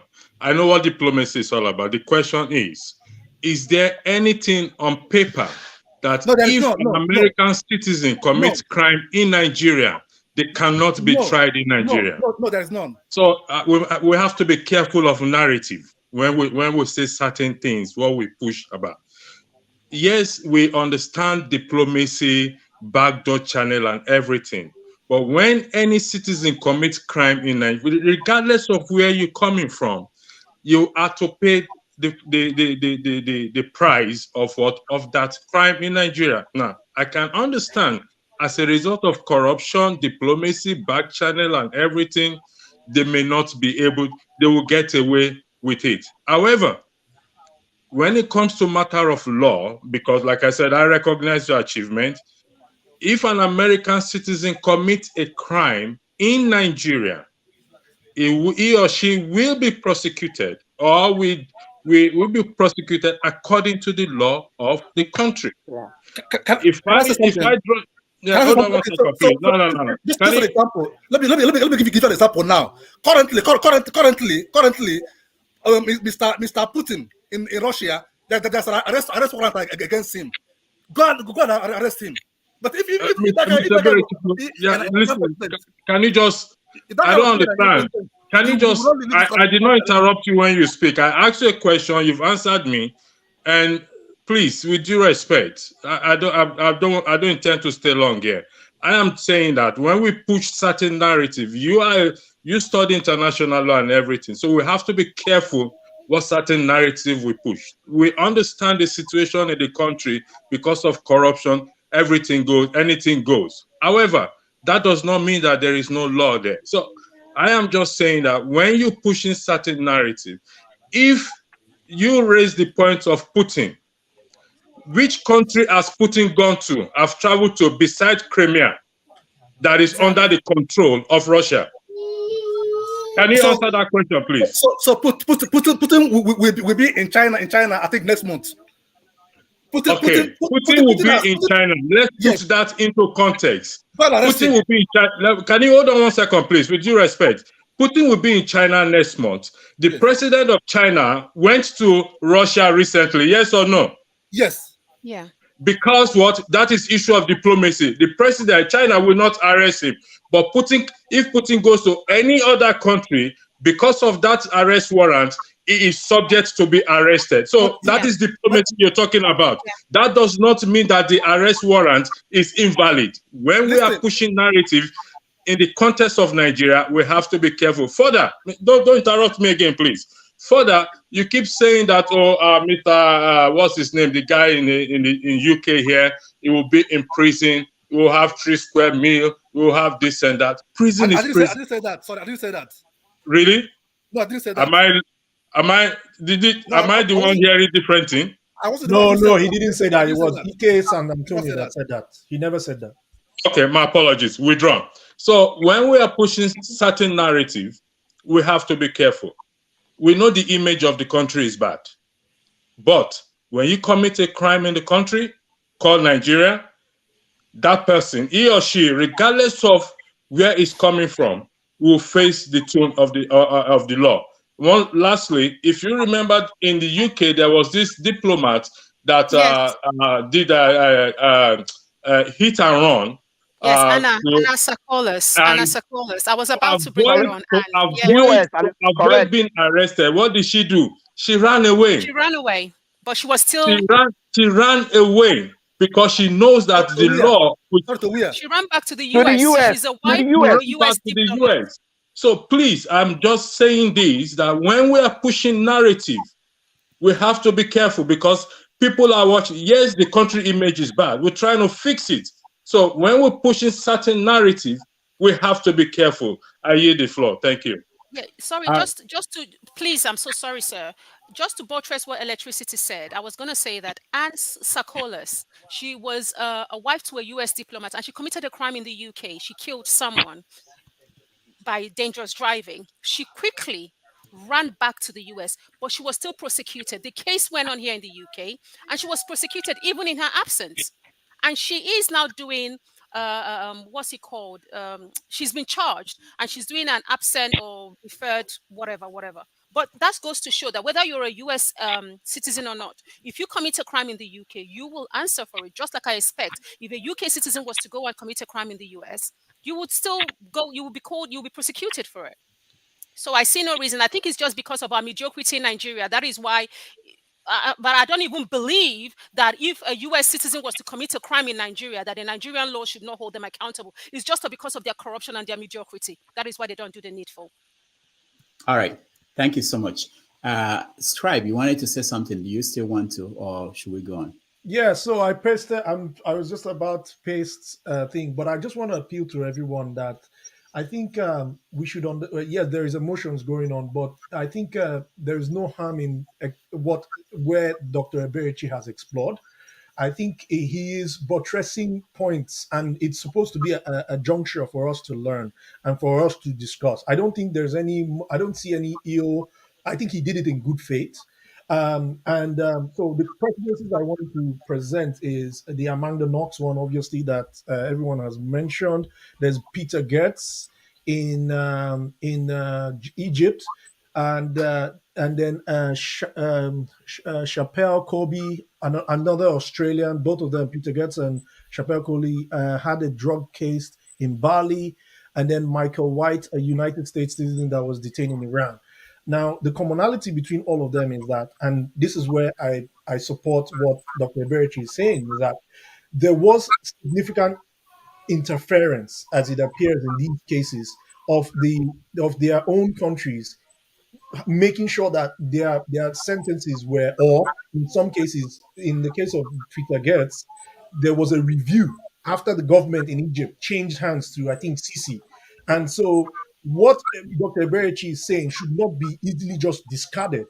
That the fact that we are being a developing country, there is serious precedence in case law that suggests that the other developed countries have had hands in where, in situations where their citizens were found to have traversed or transgressed the law, and they didn't face the full wrath of the law.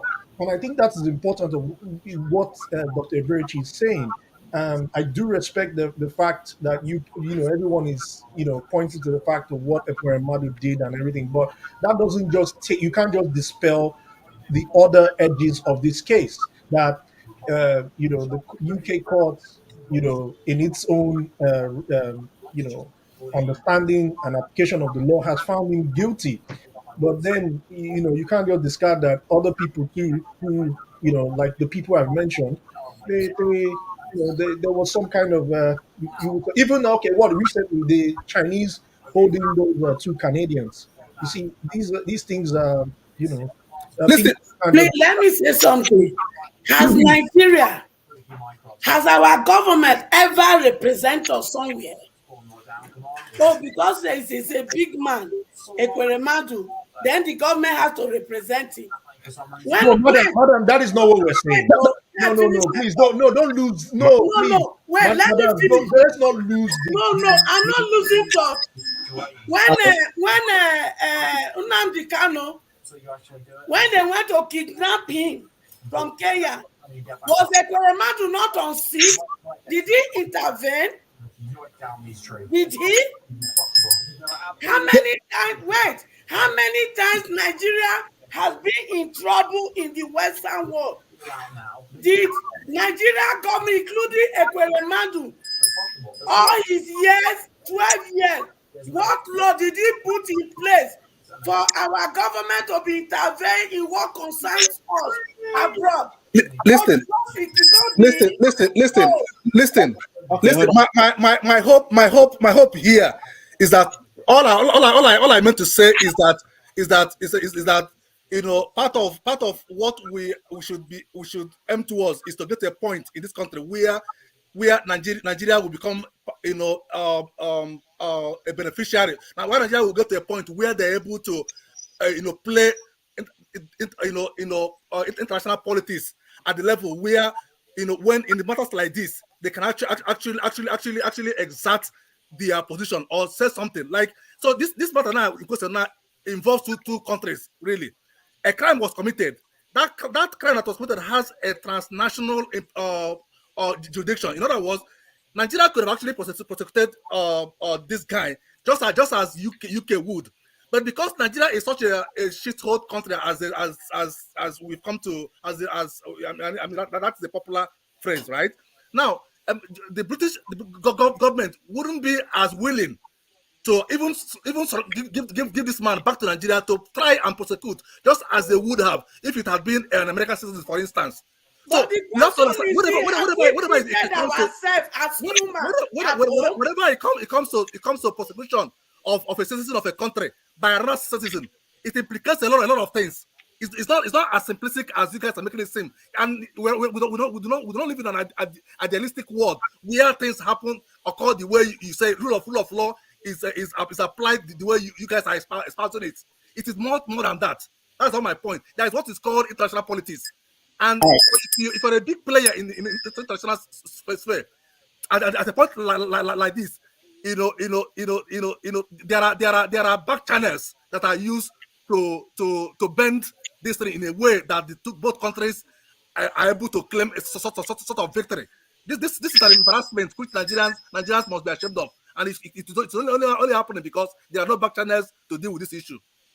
All right, I have to stop our conversation. Hold on, everybody.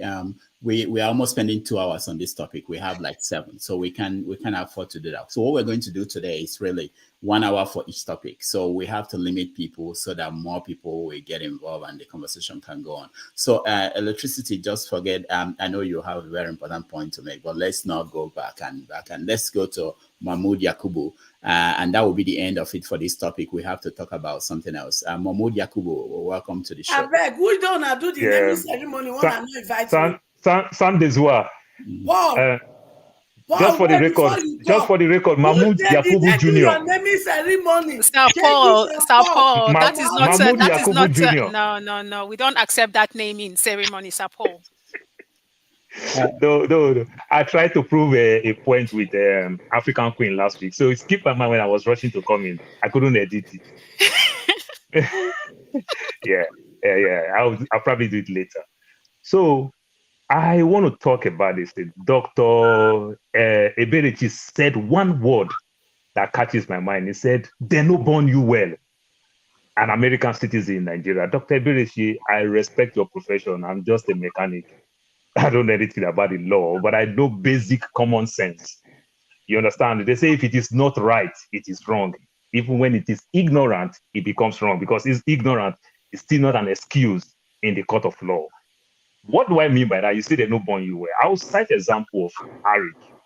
When Arik got their AMO to start flying to JFK, when they get to JFK, the FAA, they didn't allow all the Nigerians because they are not certified with FAA.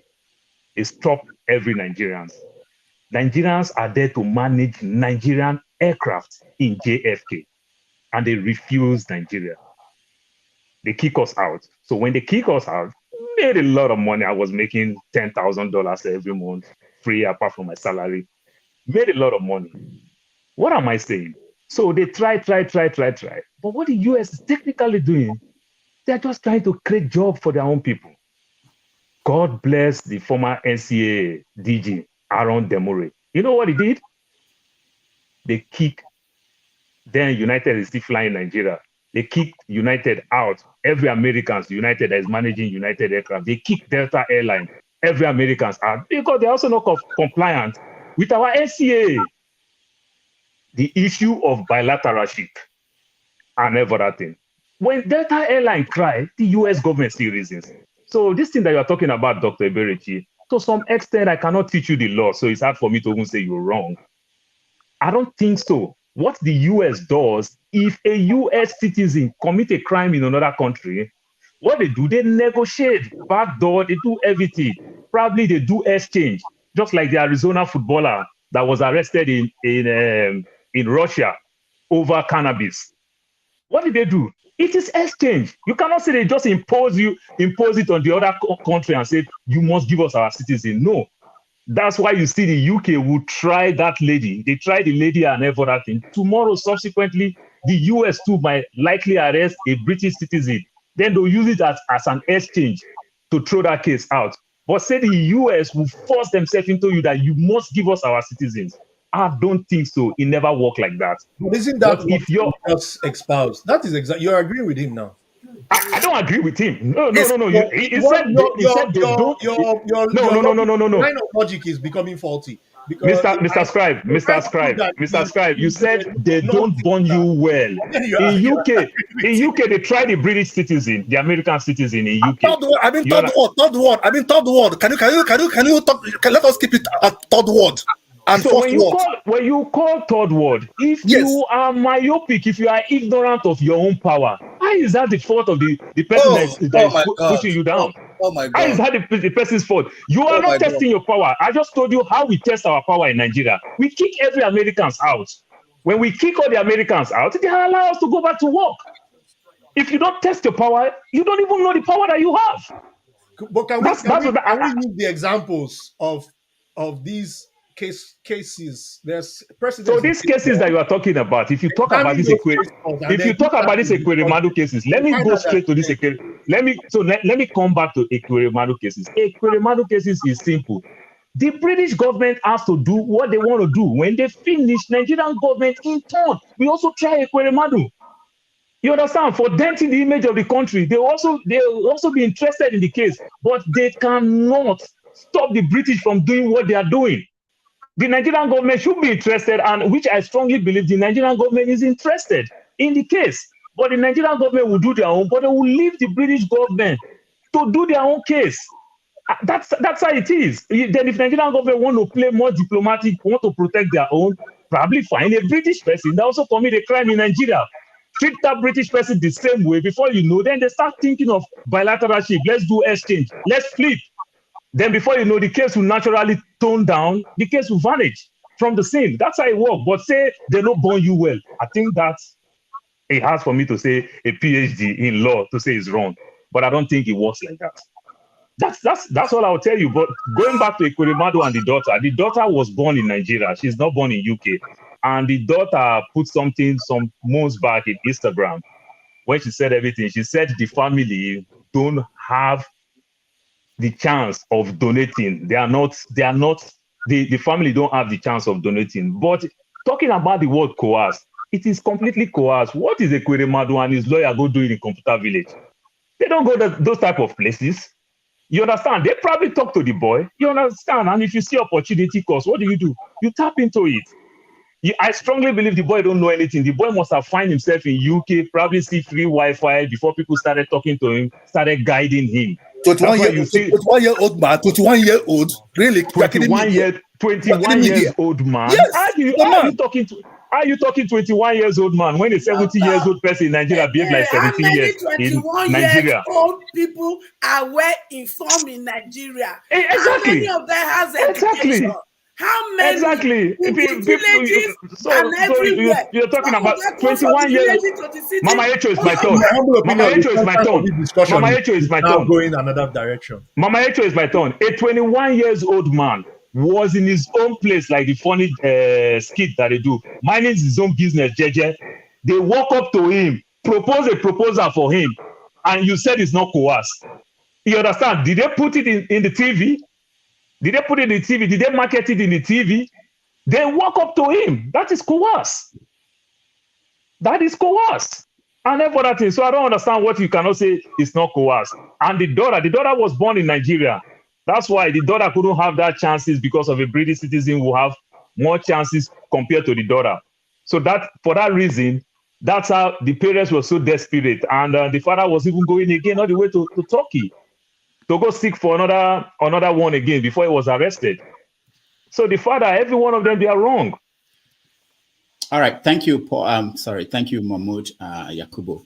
We are changing the topic. As you can see, we can spend about 2 hours on this topic. We have so many, and this is another major topic that we are going to, and that is the issue of the story that broke about the Chief Justice and his travel to the UK, and then the suggestion in some places that he was there to meet with Bola Tinubu, and the implication of that. So on tomorrow's 90 Minutes Africa, we are going to have the editor of People's Gazette. He will join us tomorrow, and he will tell us more about the story. But I want us to discuss this topic today based on what you guys read and what is in the public forum. Let's start with someone who has not said anything. We rotate everybody now and get the people who are in the at the backstage to come in. So let's start with Chooks. Chooks, welcome to the show. Yeah, good evening, Dr. Damages and everyone on the panel. First of all, thank you for the great job you've been doing. I've been a strong follower of yours. Only that it's too hard to get in on your show. So I'm happy to be here today. The CJN, that was in London today. This week. It's a bit of a surprise. I don't want to believe that he's coming there to, meet Bola Tinubu or compromise himself. That is my own strong belief. About looking at what is happening in Nigeria today. I don't think it's the best time for him to go for that medication. Of course, if we are sick, we got to treat ourselves. And it goes back to exactly the last topic we just discussed. Because if things are in place, our hospitals are well equipped, well organized, they will have no need to come here. I had the argument back and forth about Ekweremadu. Look, whoever that is here defending Ekweremadu or saying anything that the UK shouldn't have tried him, I'm sorry. Nigeria is a big country. And as such, Nigeria should, if that is what you are advocating, should have a seat in the UN to determine what happens in the world. That's the whole essence of Nigeria being big. If not, let them cut it in pieces. Let everybody go by small. So we are big just for us to make things happen. And when this set of leaders are there thwarting all efforts, look, you know why they cannot come here to solicit for Ekweremadu's release? Because they are all corrupt. If you build your country so strong, your institutions strong, you can go in there and negotiate. That is called diplomacy. They're not coercing us. What they are doing, when they come to you, when they have your citizens, when they come to you, when you have their citizens, when they come to you and you refuse to play ball, right? You refuse to play ball because you are corrupt. They're going to expose you. That's why all those things are happening. Not because if I commit a crime in another country, they take me to another country to go and judge it. No, it is because of the institution. So I just want to believe that the CJN will do the right thing, because coming here, yes, as Nigerians, we should follow these people up. We should watch their movement, every move. Let us bring it to light, so that everybody will know and think what they are doing. I know they are not bothered with any situation, but because they know now that they have no hiding place, it is a good time for the Nigerians, and especially the current political situation makes it possible for us to make sure that those who are in a places that we decide our fate today, that we don't take our eyes off them. We don't take our eyes off them. Thank you. Thank you so much. Prince Akwachi, the next. For me,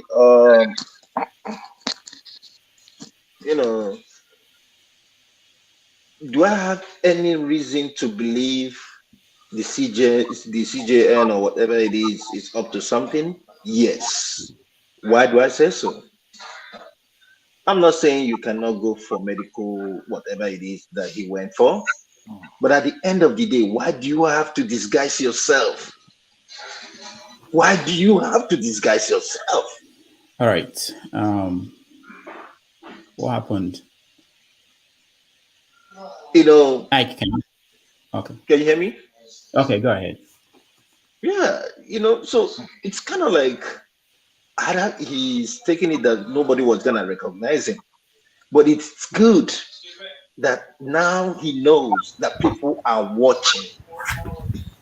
People are watching, and then they're gonna talk about Onanuga was gonna talk about, oh no, that the CJN went to London, and then that Bola Tinubu went to France that is boiling, that is on fire, that even the King Charles cannot even go there, cancelled his trip because of the protest that is going on there. We know their games. We know all whatever they thinking, they think that we don't know. We are intelligent. We know all those things. Even when it's, I read the publication where he said, oh, how can somebody who left on the 11th wait for this person who went on 24th? It doesn't matter. They can still meet at some point, and then the CJN will come back. But just what do I know? All I know is that we're watching them, and they will not go scot-free this time around. All right. Mama Echo, you're next. No, damage is my turn. Why? Yeah, I'll come to you. I see you. I know what I'm doing. Go ahead, Mama Echo. CJ, you be thief. The same way when Muhammad to do your own, you two don't they practice. Muhammadu Abina Yakubu, what did I call him? Shebi he go collect Ghana must go. A night before he start to the rig result for us. So CJ, you just tell us say na bribery and corruption. Now you tell reach where you dey. And we sabi say Echo, recommended. Wait, let me finish. No, you just said something I have. No, you said something I have to. Not be Tinubu recommended for that position. I think you don't know. No, hold on. You said that he went to collect Ghana must go. I'm saying yes. I'm stopping you because you said that. So where did you say that he collected it? Oh, because until the shows for public, No, where? What is the source of that story? Tell me. The source. Because they are the source. You can't come. No, we don't want to encourage people to say anything they hear. I know they follow people, they carry, they talk. Oh. What is the source? Because one thing that is certain in our country, Nigeria, there's no smoke without fire. Then two, if he was not going to collect Ghana must go, Why did he not walk out with his 2 legs when he did able? Wait. Why they pretend say? Wait. No. Why is he pretending? How old is he? Why no, is he wait. pretending that he's disabled? Wait. Listen to me. You said that he went and collected Ghana Must He Go go collect before Ghana the Must Go. election. No, not before the election. Who? What is the source? Is that not what you just said? Yakubu. No. You're talking about. Oh, I don't know who you said. Who collected the money? Explain Now yourself. Yakubu go collect money. Where? For Ikeja before he come reach. What is this? What is the source? Leave that one. Make we face CJM matter. No. We can't leave it. No, we don't. We don't want to encourage people to come. No, I am not encouraging. Yakubu swear with his gray hair and his mama grave and the breast when he suck. Say he no collect money from Tinubu. No, that's not how it works. I can come out here and say that you, HO, you collected money from Atiku. And you fit talk now. If I not collect, wait. You not take anything from my body. No, but those kind of dangerous job that Yakubu did, he didn't do it without collecting something. HO, listen to me. It's not just you. I'm not just talking about you, about everybody here, everybody watching. People are watching at home. There are serious people watching. Let them watch. The point is this. When we speak here, we want to make sure that whatever you're saying, you know it's a credible source. I know it's credible. What is the source? Tell us, then. Now maybe the source. Okay. No. So please, we don't want. And are they credible? No. You're not credible. Let them publish. Let Yakubu publish all his account. Let him publish all his account. Let him publish all his account. Mama, you that is the source. How about you publish Yakubu account since you have the source? You publish it for us now. I get banned for Nigeria. No, you are the source now. Now know how Yakubu take the bribe. You publish it. You see, I make you carry your name. Mama Echo, let me name yourself Yakubu. Mama Echo, let me explain this. Okay, we have enough stories, enough things that are credible about these people that we can talk about. You don't have to invent any new thing to say that. No, I'm just saying we don't have to invent it, and you don't have to say it until. But wait, Dr. Damage, during the period when all this was happening, people were saying they were talking about it. So why did you can talk. No, you can.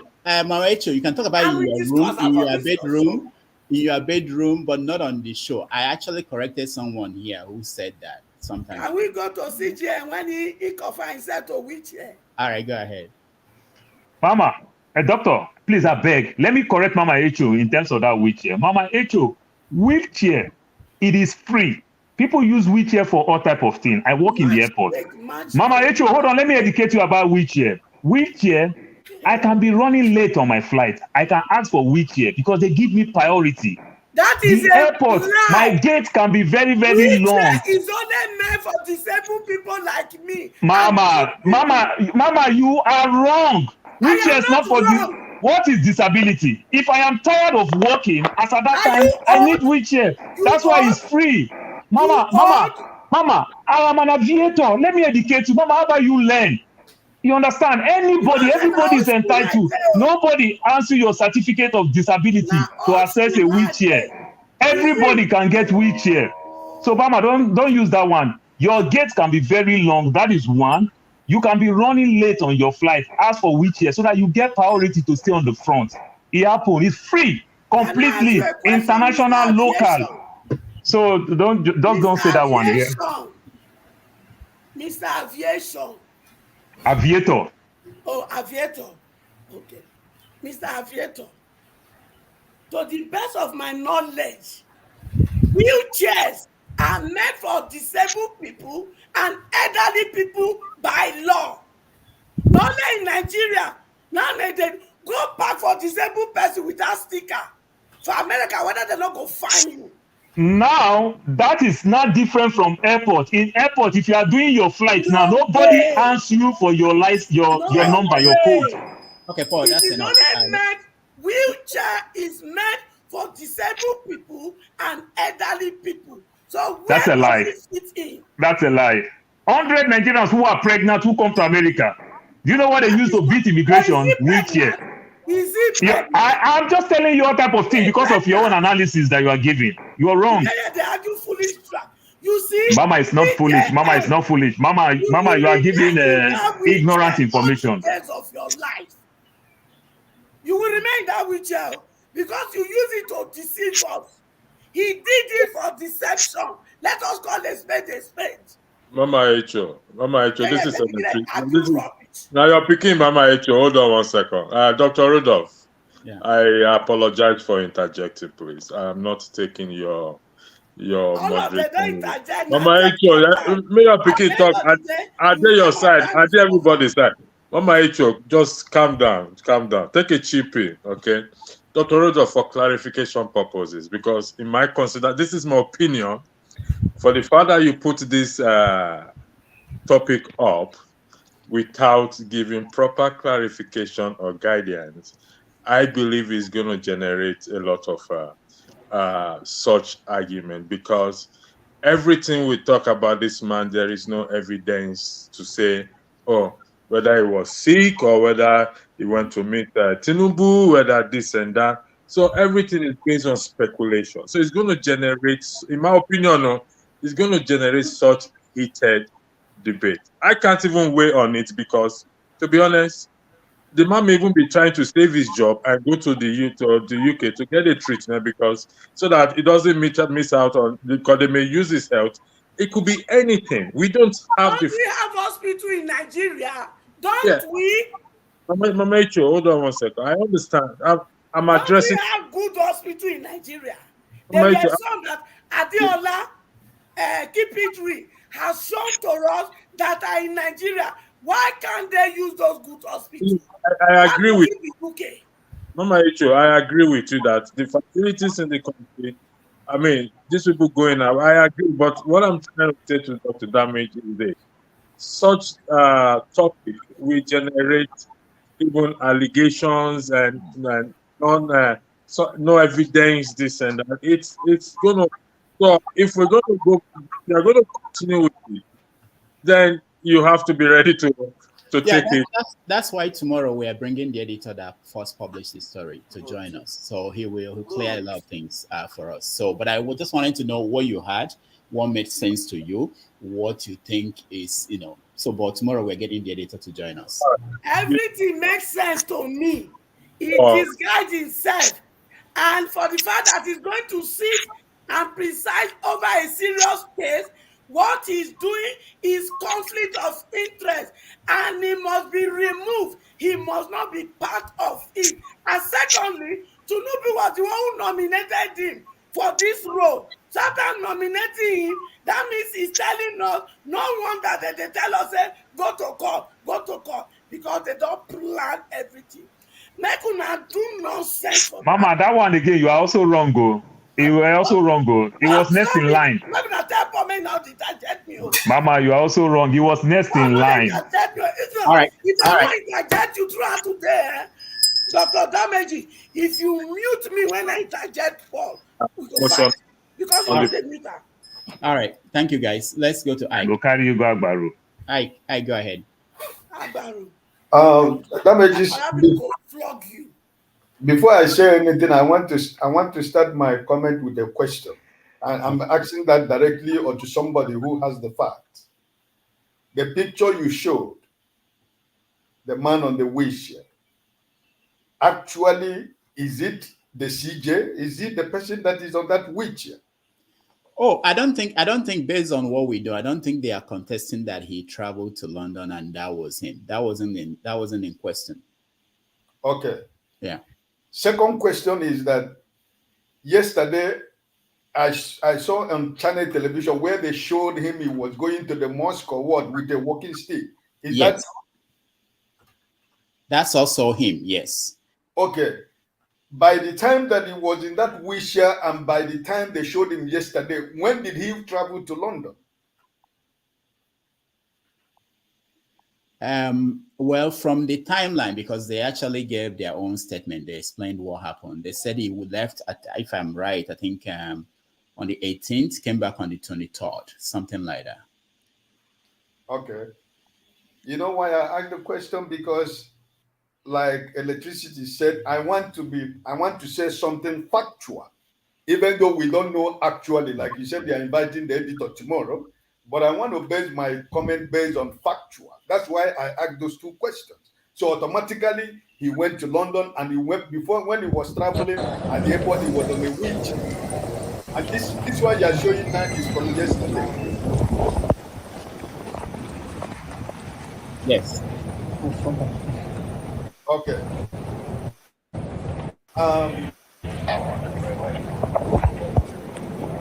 You know what can I say something now? Yeah, go ahead. I'm trying to remove it. Go ahead. Okay, why I ask those questions is this. He was now with a walking stick. While he was going to London, he was on a wheelchair at the airport. So I think the people that knows the law, or people who can interpret things like this, can be able to tell us more. And secondly, what I want to say is that the APC spokesperson who grabbed this news to begin to defend this story that this man did not go to meet Tinubu in London, that's another problem for APC.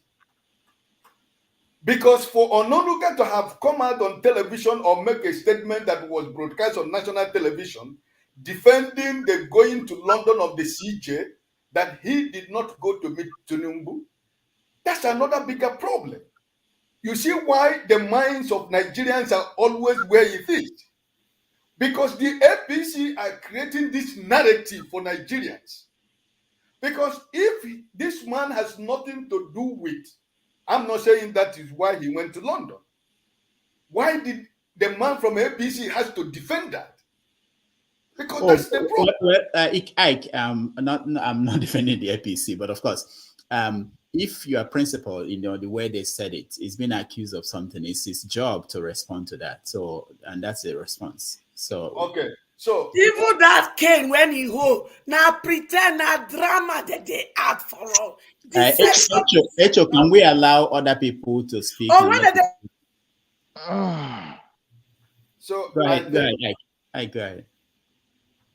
I think that this case is a very sensitive case, and it has to be proven beyond reasonable doubt that this is what took place. But another thing I want to say myself is timing is important in every situation. Timing.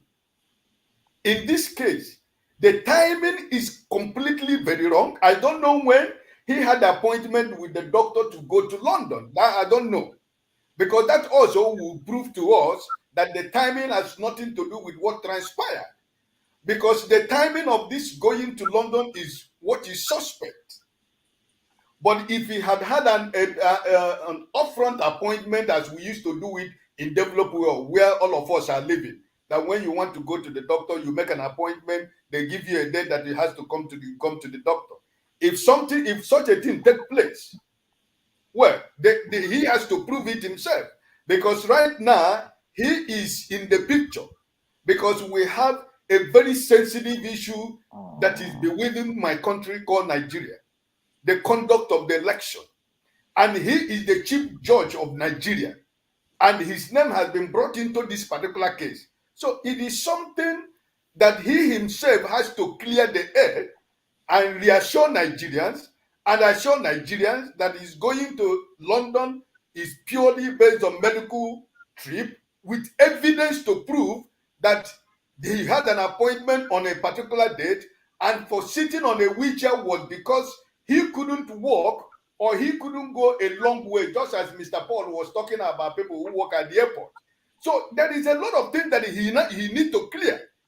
He need to clear the minds of Nigerians that there was nothing sinister about his trip at the particular time that he made that trip. All right. Thank you, Ike. Robert, let's try you again. Unebu. All right. Can you all hear me? Yeah, good. All right. Thank you, Mr. Rudolph, and all the participants on this platform. I'm glad that we're having this conversation concerning the the unfortunate things that have been trending in Nigeria. Let me take it back a little bit. I didn't have the opportunity of giving my own opinion with respect to what is happening to Mr. Ekweremadu. Well, I don't have any sympathy for him. I'll be fast on that because he's such a deceitful politician who never meant farewell for his people and the country in general. So he deserves whatever thing he's getting from the British government. So nobody should sympathize with him. And then coming to the issue of the CJ and with his trip to London, say I don't doubt.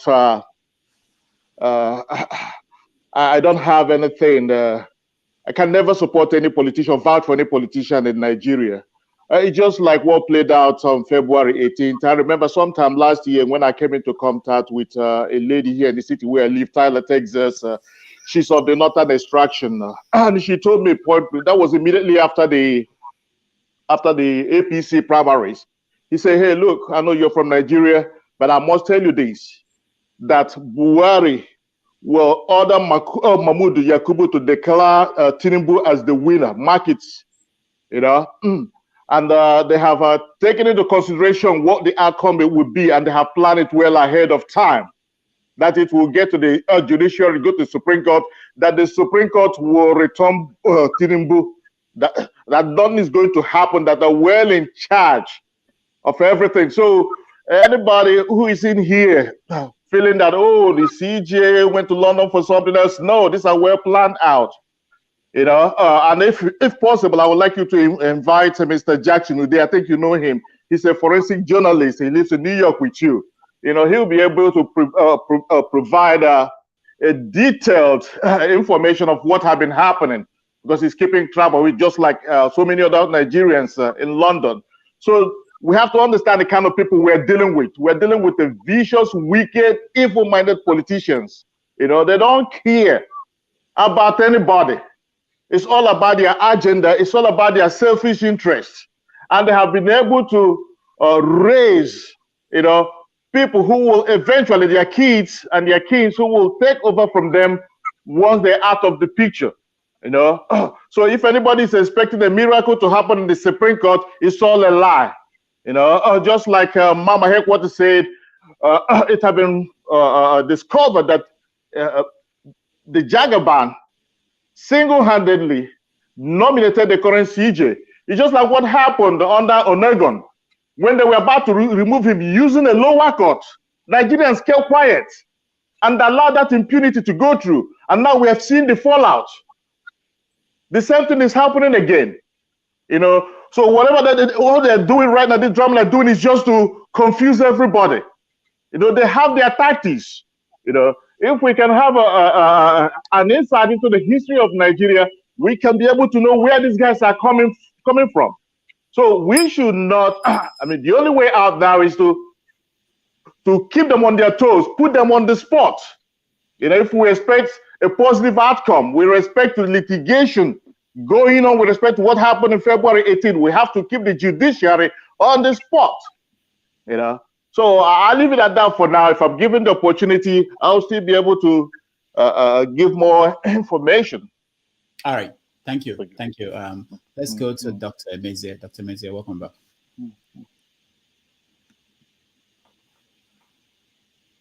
Unmute yourself, Dr. Emezie.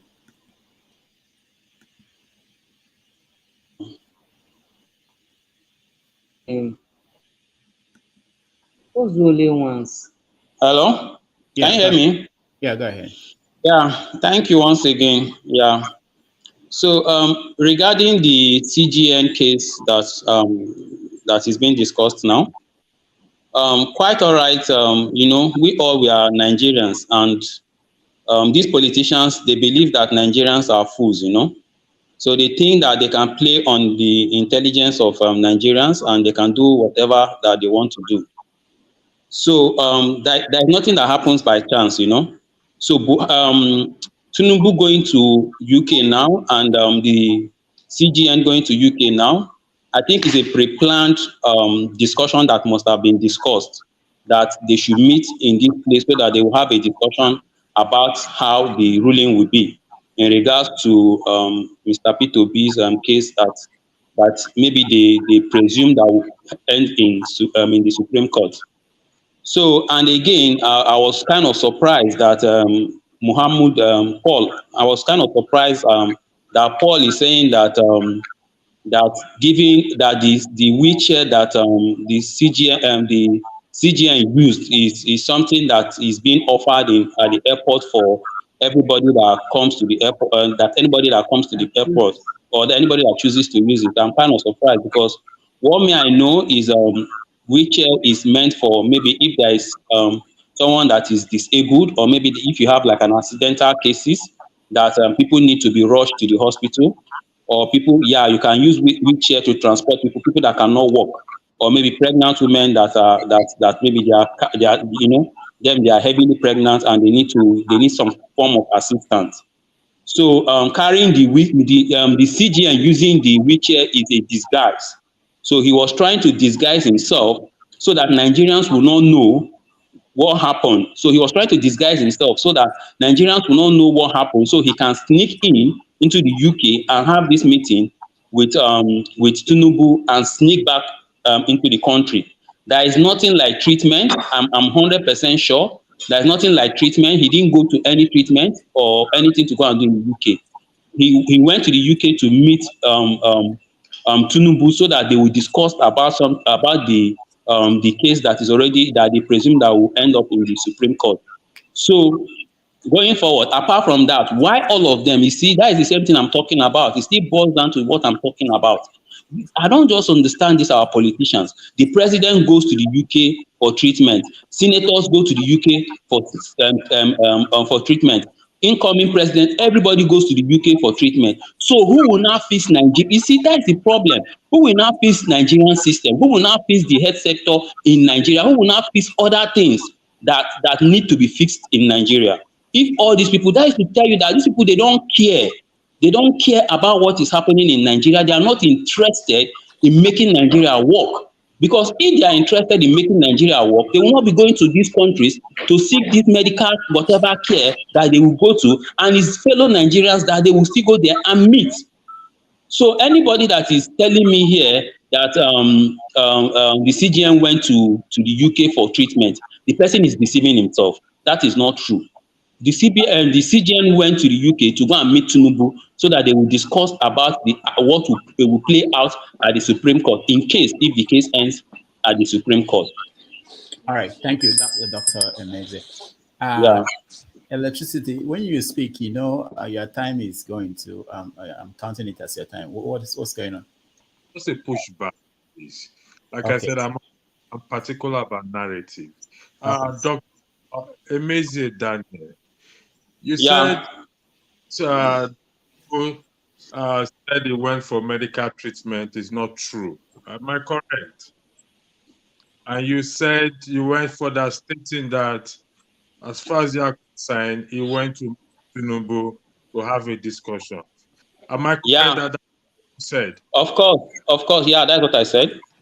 To those, that is not true. Do you have evidence to support your own truth statement? No. I don't have evidence. I don't have any evidence. The evidence I have is what I've told you already. Him disguising himself, sitting on a wheelchair. Him disguising himself, sitting on a wheelchair, and wanting to go to the UK in an unintended manner.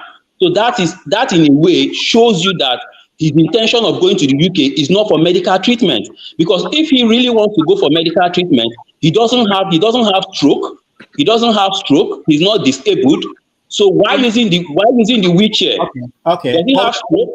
Dr. Meze, So hold on. why is he using the wheelchair from? Dr. Meze, hold on. Okay, there's something that is, I think there's a gap.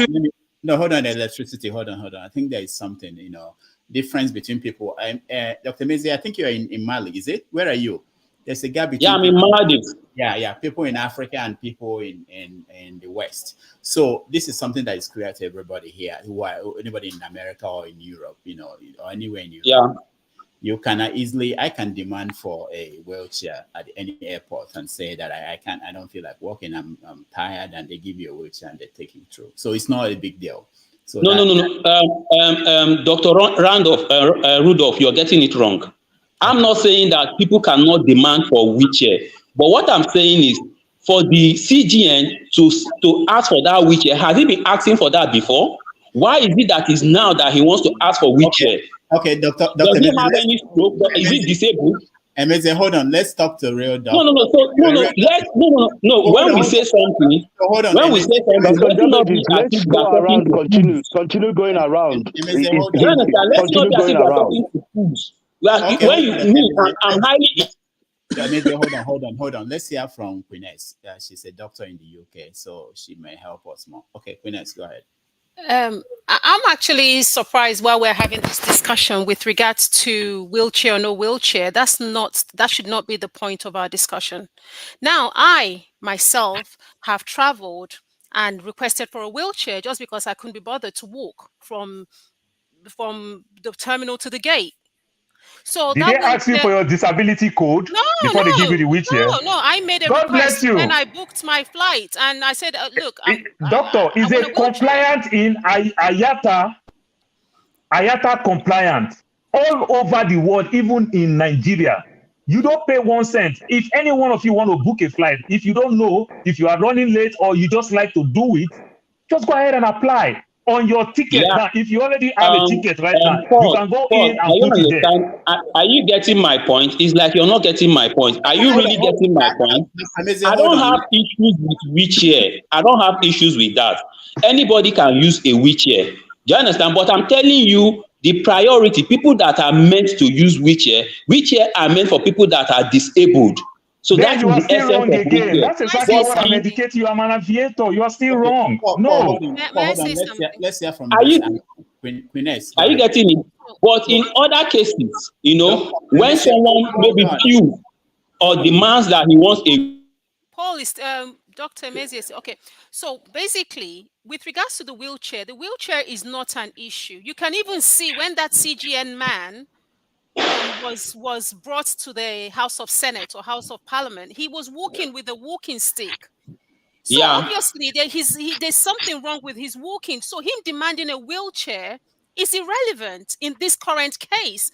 My mom travels sometimes and she will say, you know what, book me a wheelchair. I just can't be bothered to walk if she's going on the other terminal. Sorry, sir, may I just finish? So the wheelchair is really irrelevant. The issue here is the timing of him coming to the UK when Tinubu is meant to be in Europe, whether it's in the UK or in Paris.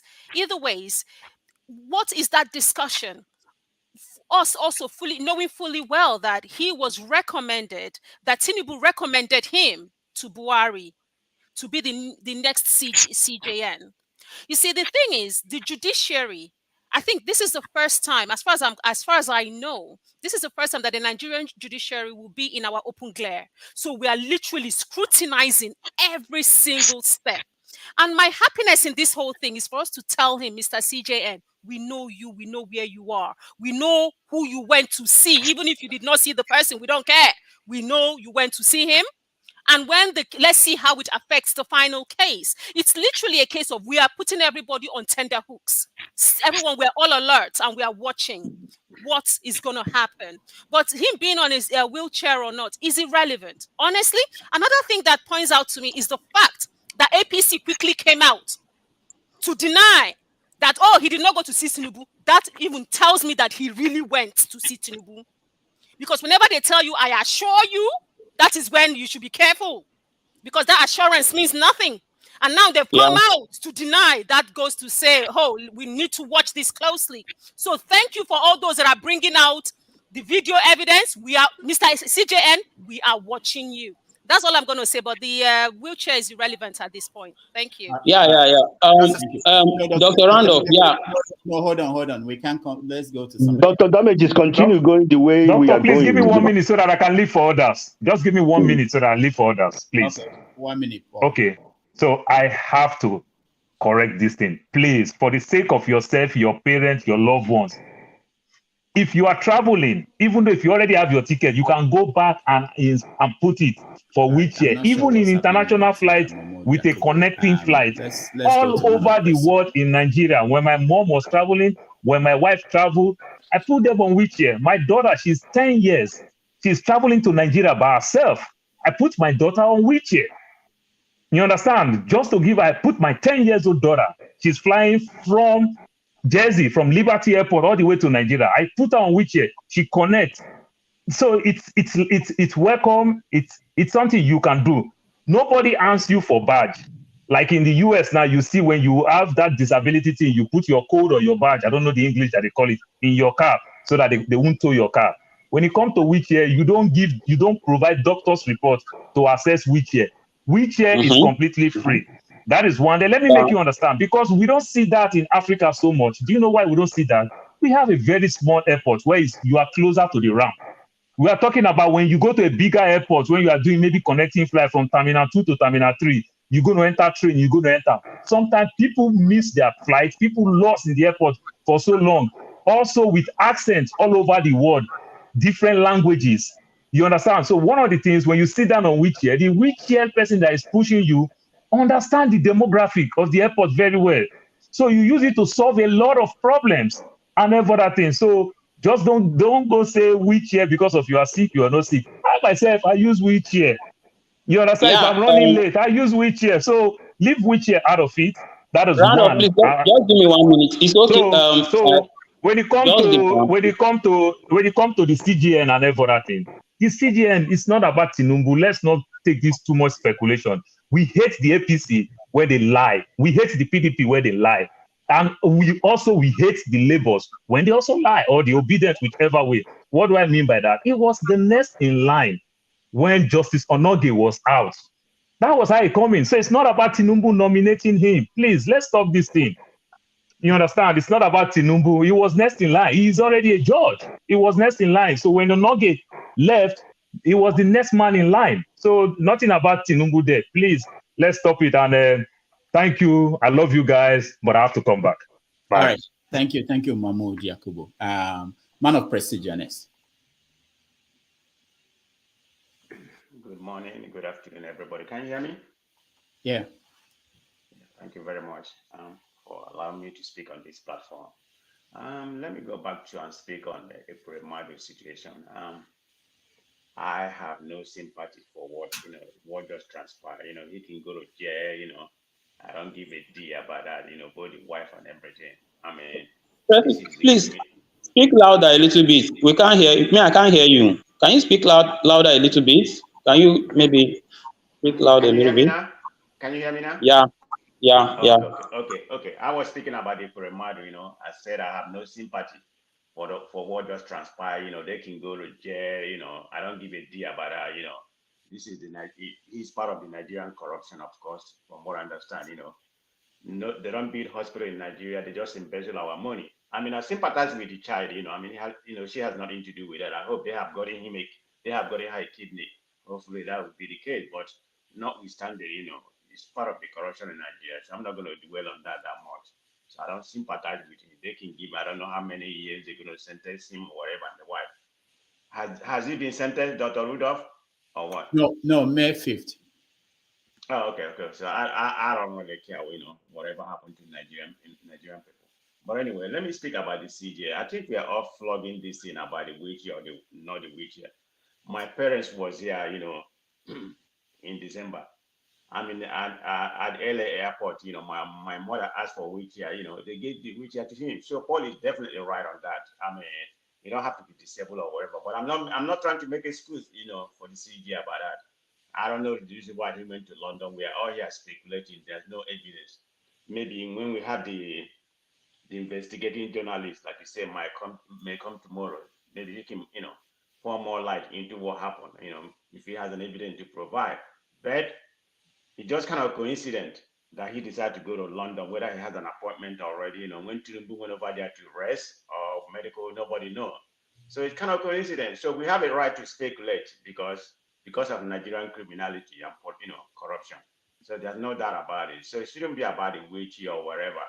It's just why he went there right now. So like I said, we should scrutinize them, be on their tail, like Ines said, that we are watching them, But what is it going to transpire to that country? Like I said, Dr. Damage, Nigeria, I mean, I'm just tired of that country, okay, but I just come here, to conversate with my brothers.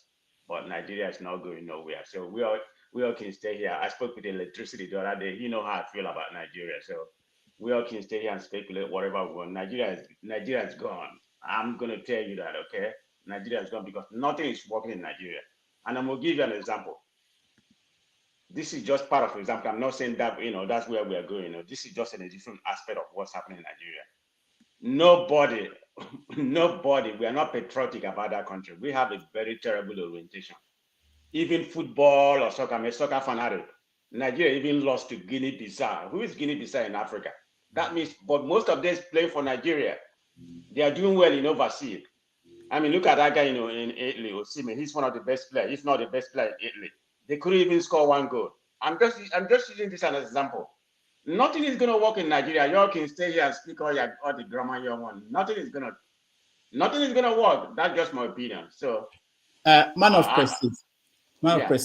If Nigeria had won, would you have said that, oh, something is working in Nigeria? They have lost 5 in a row. What are they going to win? Well, they don't win. I know, but Dress man. All right. Thank you. I just use that as an example that nothing is working in Nigeria because, look at Guinea-Bissau. Who is Guinea-Bissau? They don't even have anybody in the tier top league in the world.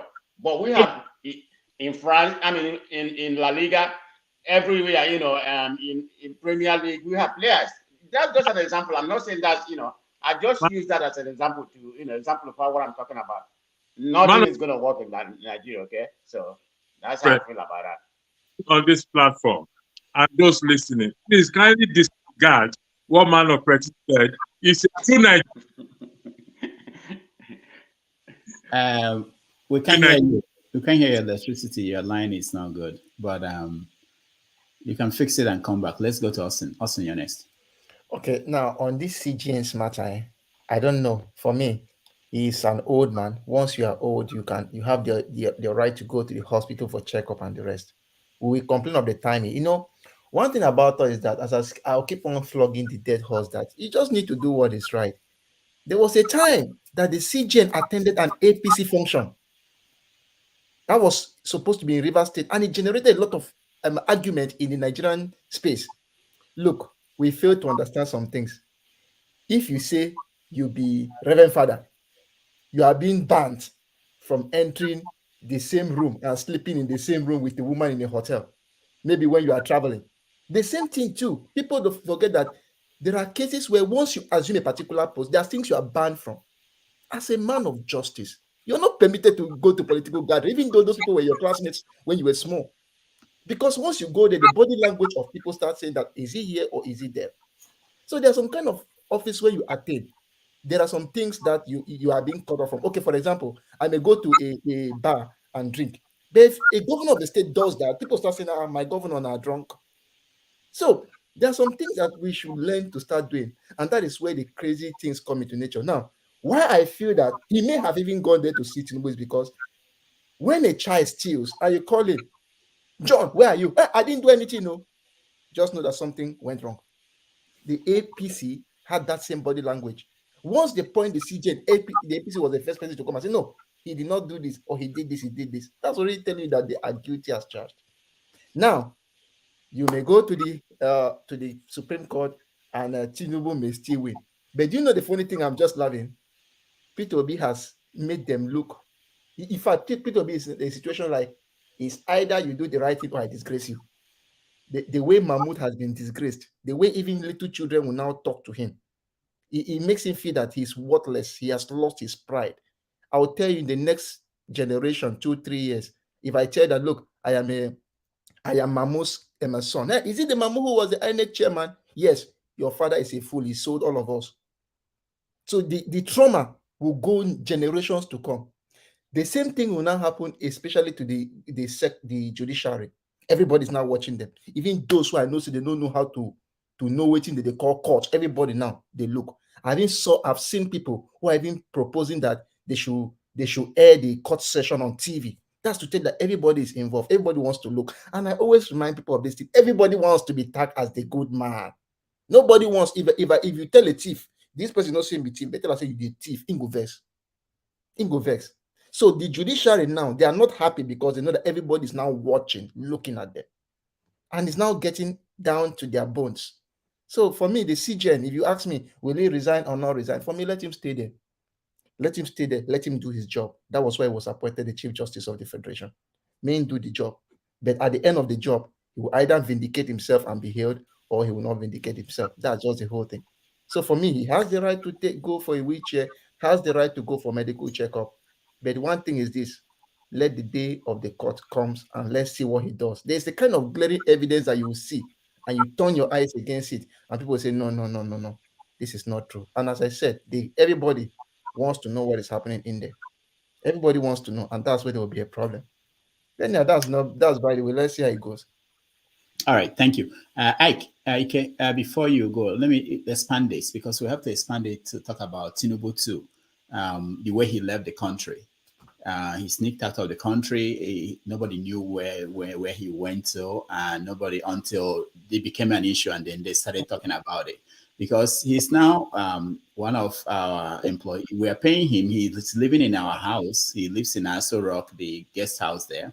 So he shouldn't be leaving the country without in the middle of the night when nobody, So we have to expand the conversation because they actually created the impression, the environment where people made these speculations that people are making. Go ahead, Ike. Thank you once again, Rudolph, and thank you everybody for coming in.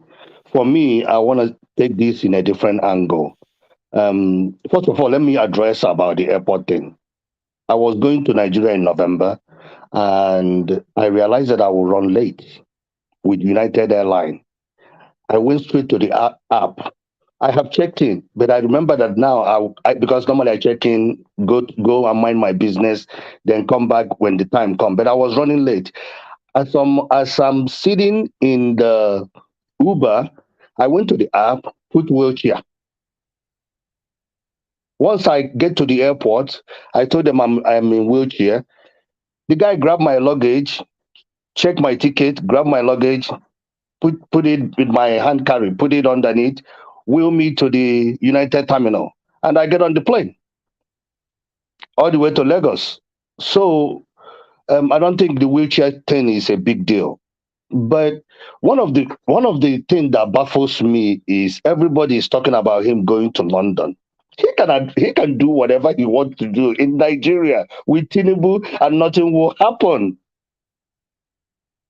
And people talk about the whole world is watching. Aren't the whole world watching on this election? What happened? Nigeria is a sovereignty. Nigeria is a country of its own. Whatever they do is their own responsibility, not the responsibility of the world. Even though there is a standard, if we don't meet the standard, do they take us out of UN or our responsibility in UN? No. Mike said that he didn't meet Tinubu in London when everybody was talking. He said, I didn't meet Tinubu. But guess what? At the end, we realized that he met Tinubu. That is how he go APC for the rivers. Likewise, this man will tell you, it might be coincident that he went medical checkup. I don't know the kind of checkup, nobody knows. But it could have been coincident that it fits when maybe the man have prior schedule. But with that, it doesn't matter. What matters is that it's going to be difficult. I thought Nigeria is pointing in trajectory where positivity will start happening. But unfortunately, this election proved that positivity is not going to happen. Why would the case get to Supreme Court in the first place? If he was in Western world, they will recount themselves because they are friends with Tinubu. The judge will recount himself, not sitting in that case, so that the case will judge appropriately, so that his influence or his friendship with the guy doesn't affect the judgment. But unfortunately, in Nigeria, it will not happen because even though we have laws in Nigeria, but those laws are not enforced. How many laws have you seen enforced in the last 1 month? What happened during the election? None of them was enforced. So God have left the forsaken continent a long time ago. Forget about all this nonsense prayer because everything is all about God. Umari talked the other day. He said that God have ordained Tinubu to be president. Which God? Why would we bring religion? America, London, all this Western world, don't they worship the same God we worship? Not be the same God. But in Nigeria, is where you see a devil praying.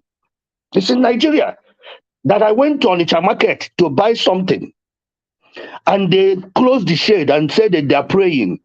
The guy came, I said, I want to buy Romania gold. He want to sell GL. The same boy where they pray, carry Bible, they shake, want to pray, prank on me, but he didn't know that somebody have educated me. Want to sell GL in the price of Romania gold for me. When he played that, I catch him, he cooled down. So what it is that for Nigeria to get better, family is where it starts. If you teach your kids to understand that all these things that they're not seeing, they're seeing is not what it is. It's not reality. If your child, we that live in Western world, we give our family member money to build a house for us. When we come, there is no house. And your parents will say, oh, one nigga, leave him. It's your brother. It's your brother. Forgive him. If you may have your number around Monday. So until we tell our own children the truth, what money? If you are a living witness today, resilience and hard work pays. I'm a guy that didn't go to school. I could have been that 21-year-old that was sitting on the street, which I was sitting, and came to US and become a PhD holder. Without secondary school education, it can only happen in Western world. I am a living witness that that can happen. I was in the market before I came to US without any secondary level of education. When I came to US, I have 3 degrees. It's only in US that it can happen. People like me, my friends, some of them have died where I grew up. 80% of them have died because of what? Because of poverty. You go into criminality. But when did Nigeria gonna get there? It's gonna be difficult. I thought Peter Obi would have been the right person. I pray that he still come up and be the right person. That he's not gonna change Nigeria overnight, but he will put Nigeria in a positive trajectory to become what Nigeria is ordained to become. Rudolph, thank you for All giving me right. opportunity. I Thank appreciate you. you. Thank you so much. Let's go to Eddie. Eddie, you're next. Thank you, Doctor, once more. Thank you, my brother Ike. You just took the words out of my mouth. It's like, for God's sake, we're in the 24th century where technology is everywhere. And these guys were friends, the CJ and Tinubu. They've looking at the age, although we don't know Tinubu's actual age, but these guys, they're in the ruling class. So they don't need to meet in London to get to do whatever deal they need to do. They can meet in Lagos, in Abuja. They can meet anywhere. They can meet even in the chambers there because they're so high. So we should not, if anything, we should be looking at influencing the judiciary, not because he sees this, he goes to London. Can somebody tell me that these guys, they've not seen all this while, or they've not been speaking, or hasn't Tinubu gotten the phone number, or hasn't the CJ, hasn't he got the phone number that they can speak together? Why do they need to meet in London? Is there icing on the All cake right, in Eddie, London I don't know. for this thing to hold? So I don't really understand. And let's hold them accountable, not wherever they meet to hold their meeting. That's irrelevant, in my opinion. Thank you. All right, thank you. Sure. Please speak so that I can be for others, please. Okay, you want to speak? Okay, go ahead. Go ahead. I appreciate the pushback in respect to the CJ and the resistance. I really do. I believe in. I think we Nigerians should start to go with this resistance movement. However, that being said, whatever we do today, we have to. Whatever we say should be based on evidence-based facts, or we can use it for opinion and allegedly, because crying out loud, I mean, the CJ has his right to his privacy if he has a medical issue. and is going for recruitment in the US. Now, I understand when you hold certain position, there's a way you conduct yourself as well, so that you don't give the wrong impression to people. And a man of prestige has left. I don't know. And I was joking. I was saying something that you should disregard what he says. A Nigerian will always be recognized as Nigerian. And I understand to those who say Nigeria has finished, Nigeria is God forsaken, blah blah blah. Well, you're entitled to how you feel, and I understand that feeling. But here is the challenge to those who are saying Nigeria is finished, or Nigeria is gone, or Nigeria is dead. Why are you on this? Why are you on this talking? Why do you go about talking concerning yourself about Nigeria if Nigeria is actually dead and forgotten? According to you, it's because you are still concerned. That is why you are Dr. Man of Prestige is there now.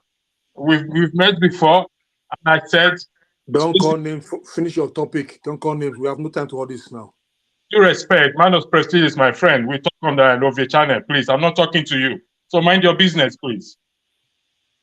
I'm having a fun with Man of Prestige, so I don't see what's your business if I call his name. We've been on Novia channel. I encouraged Man of Prestige. He came back. We spoke very well. And I understand how the situation makes everybody feels about Nigeria. Even Nigerians at home are discouraged. Whether we like it or not, we don't have any other country. And it's because we are still concerned, that is why we still gather up on the show and talk about the country. If we are not concerned, we all have better things to do with our time. We won't be here. So please, I yield the floor, Harry. Please, next time, kindly listen to what I'm saying before you interject, because I don't like to be disrespectful to anybody. Because you're picking Nigeria as a joke sometimes. What's wrong with this guy? Is this guy normal? Okay, guy. Oh, that's it. That's you have to check yourself sometimes when you speak. All right, Henry, it wouldn't have been necessary if you didn't interject. All this is show your next. Thank you, guys. Thank you. Let's just say thank you. Show your next. Okay. Yes, it's good to be back again. Just my submission regarding the CJN trip to the UK. You know, the reason why, and I know some of the half smart APC guys would, be asking, oh, can he travel and all of that, it's got the right to privacy and all of that. Yes, I agree. But the reason why Nigerians are suspicious is because of the deficit of trust. You've deceived the people so many times. You've tricked them so many times. You've proven over time, and not just APC, our political class, that over time you've proven to the people that you cannot be trusted. You cannot be taken at your words. You are the masters of the dark arts. So if people are suspicious of you, you can't fault them. You understand? I have friends who, if they tell me, this is it, I don't question it. And I have some acquaintances, if they tell me we're going to this place, I know it's not going to happen. Because of precedence, you've over time proven to me that I cannot trust you.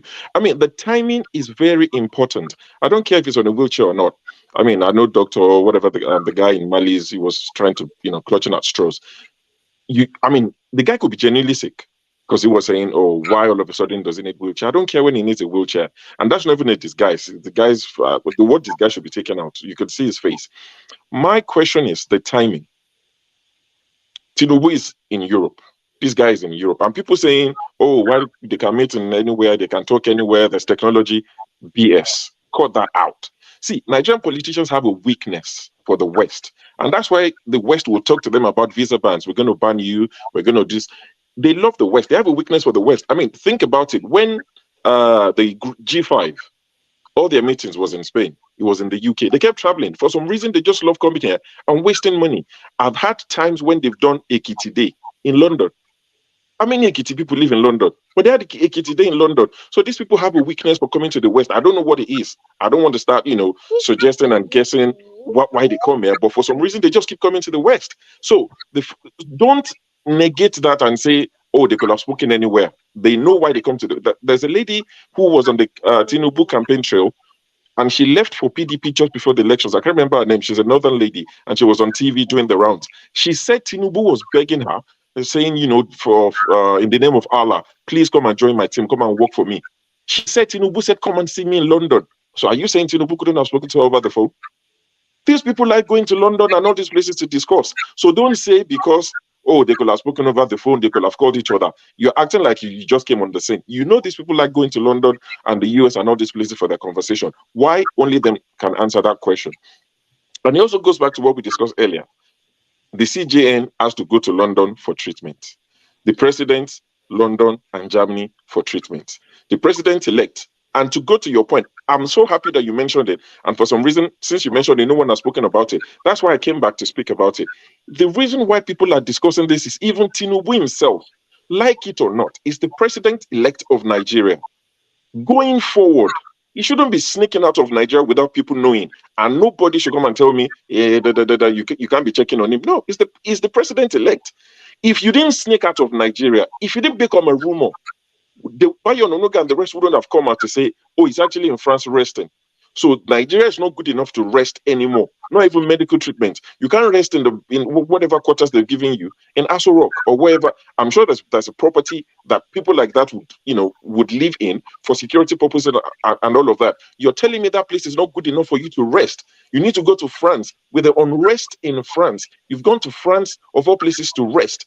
Is when everything is shrouded in secrecy. You leave room for rumors. If you were upfront, you were transparent. They announced, oh, Tinubu is going to France to rest, or Tinubu is going to England to rest.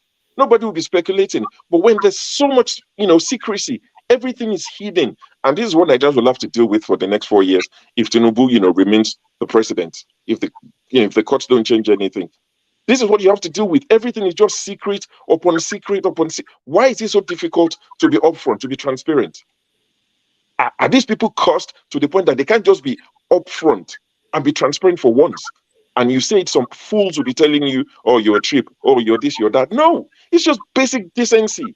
Just do right by the people for once. You've not even come into the office, you're sneaking out of the country. Why is it so difficult? If people didn't speculate, now they are going with the CJN all over Abuja, showing us how it's going to the mosque. When was the last time they did that? They've disrespected Nigerians so much that Tinubu before the election, they were doing proof of life, cycling on an exercise bike to prove that he's alive. This one is proving he's alive by going to the mosque with cameras following him everywhere. I mean, such level of disrespect. Just tell us the president-elect is going to UK to rest. But no, you hid it. And this guy traveled on the 18th, according to them, the CJN. Wasn't that the day of the gubernatorial election? Or am I missing something? I'm not saying there were no flights, but that was the day of the gubernatorial election. That was the day he conveniently had an appointment booked. Or was it an emergency? Which one is it? There's too many secrets and you leave room for speculation. So it's very hard to tame people, to control people from speculating. You've left the room for it to breed. So don't tell people they're speculating if you've left the room. Be upfront. It won't kill you. Respect. See, when they say nothing works in Nigeria, I'm a man of prestige to say here, I'm glad that somebody who loves football like myself. I watched Nigerian football game yesterday. I can't remember the last time I watched them. I've given up. Even when they come to the UK, I used to watch their games and they will lose. There's no game they've come to play. They will lose in the UK. Now, I saw Ivory Coast game. They played at home. I saw the pitch. Ivory Coast. I was watching all the games live yesterday. I was like, oh, that's nice. I saw South Africa played at home. I saw the pitch they play on. It was the best. I even saw Uganda. Nigerians will be bragging and raising shoulder. I saw Ugandan pitch. They played at home. It was nice. I now saw the pitch that the boys played on in Abuja. And people will tell you that's not important. It affects every sector of our lives as Nigerians. The pitch is disgraceful, but some APC apologists will come and tell you the sun in Abuja is different from the sun in Abidjan, is different from the sun in Uganda. These people, they are hopeless. They are supporters, most of them, that would defend anything. They are the hopeless ones. At least the people perpetrating it, I know why they're doing it. But they are stooges that cannot even see anything wrong in what they do. They are the ones I feel most annoyed about. There's nothing sensible that comes out of them. They'll be defending the indefensible. Stupid people up and down. I'll come back again if I get the time. But thank you. All right, sure. Thank you so much. Henry, you're next. Mr. Rudolph, can I go back to 1 minute by Ekweremadu, or it's all over? Yeah, you can. Use your time. Okay. If they have to give Ekweremadu 100 years, let it be. Because they have the opportunity to fix Nigeria's healthcare system. He has been in Senate for more than 10 to 15 years. And I don't feel sorry for the daughter either, because she's mature enough to tell the father to fix Nigeria healthcare system. The work they see for him in Nigeria and the one he having abroad, if he uses can fix medical system in his own state either. So I don't feel sorry for them. So when somebody tried to come here and try to defend Ekweremadu for the same crime he did, that person should be. I think that person is still supporting crime. He should be educated enough to know that what he's trying to do in UK is a crime. I think they have a friends. They are rich people. They have friends who are rich too. They have family friends. They are rich too. Why they don't take their children to go to UK to take a liver to translate to transmit kidney? Why you have to be from the poor people? Why? If family don't match to his daughter, why don't use his rich friends, children to do that? So he should spend 100 years in jail. No, I don't give a F about it. So let me go back to our so-called CJ. Why every time they have to go to UK for medical? I did not ashamed. I've not seen any Western country come to Africa or come to Nigeria for medical treatment. Why they have to go to UK? I did not ashamed. Why they have to sneak to go? If I want to travel, I travel. My friends, when they see me, you're traveling to America this time. Yeah, I'm going. I'll come back in 3 weeks' time. They see me. I don't sneak. Why they have to sneak? Why they don't treat themselves in Nigeria there? I live in Germany. I cannot go to France. I have to go and treat myself in France when I have everything here in Germany. Yeah. I did not ashamed. And somebody here will be defending all this kind of corrupt people. Why they have to be sick people have to rule to be CJ? If it's not healthy, let him go to pension. Let him retired. So you see, when they say it's not they can meet because they are friends. They can meet because they are friends. Why? Okay, now this case it seems so. We have a problem right now. We have a situation right now about this election. So this is time everybody's is a suspect. So we have right to comment on his movement. If he's so passionate about Nigeria, why don't say okay? This INEC, I call INEC to bring the results. Let them check it. They don't have to prolong this so-called court case. They have to come to get conclusion. Let them check the visa, what they call it. They check it and clear this once and for all. Not to waste taxpayers' money to prolong all this drama. Nigeria is a crime scene. Are we not ashamed? We live in a Western country. Have we ever seen our senator go to Nigeria to take treatment? Somebody will be supporting Tinubu go to London to take treatment. Let them stay in Nigeria and treat their treatment there. Let them stay there. They don't want Nigeria to work. Let them stay in Nigeria and enjoy Nigeria. Nigeria will happen to all of them who support any evil. Nigeria will happen to you, any of you supporting evil. Thank you. I will try to come back, Mr. Rudolph. You are ringing bell on my head right now. All right, Henry, thank you so much. Buddy, you're next. Good morning, Doctor. Yeah, so to the topics we have in this morning on Ekweremadu, I don't really have much to say but to sympathize with him, because as a parent, if you find yourself in that kind of situation, you abide by any suggestion from families or friends or wherever. So it's a difficult situation. To the other issue on the issue of the CGN, Dr. Damages, I will advise them more here that you have to do more so that this forum will not become a rumor mill by fact checking, provide more of insight to certain things that people are dishing out. They don't recommend CGN by our law. It's a matter of succession. It's the next in line after CGN, Tanko Mahmoud. So they don't recommend. But we have to know that. And before we come here to discuss Nigerian news, we have to familiar with what's going on in Nigeria actually. Tanko left Nigeria March 11. He's even back in the country before President-elect left. President-elect issued a statement on March 22. There was a press release to his traveling itinerary that is going to Paris, London, and Mecca So we should familiar ourselves with goings in Nigeria so that we have the facts or records of the issue. So the People's Gazette, from my understanding, which I'm sure Dr. Damages is quite aware, is a yellow journalism thing.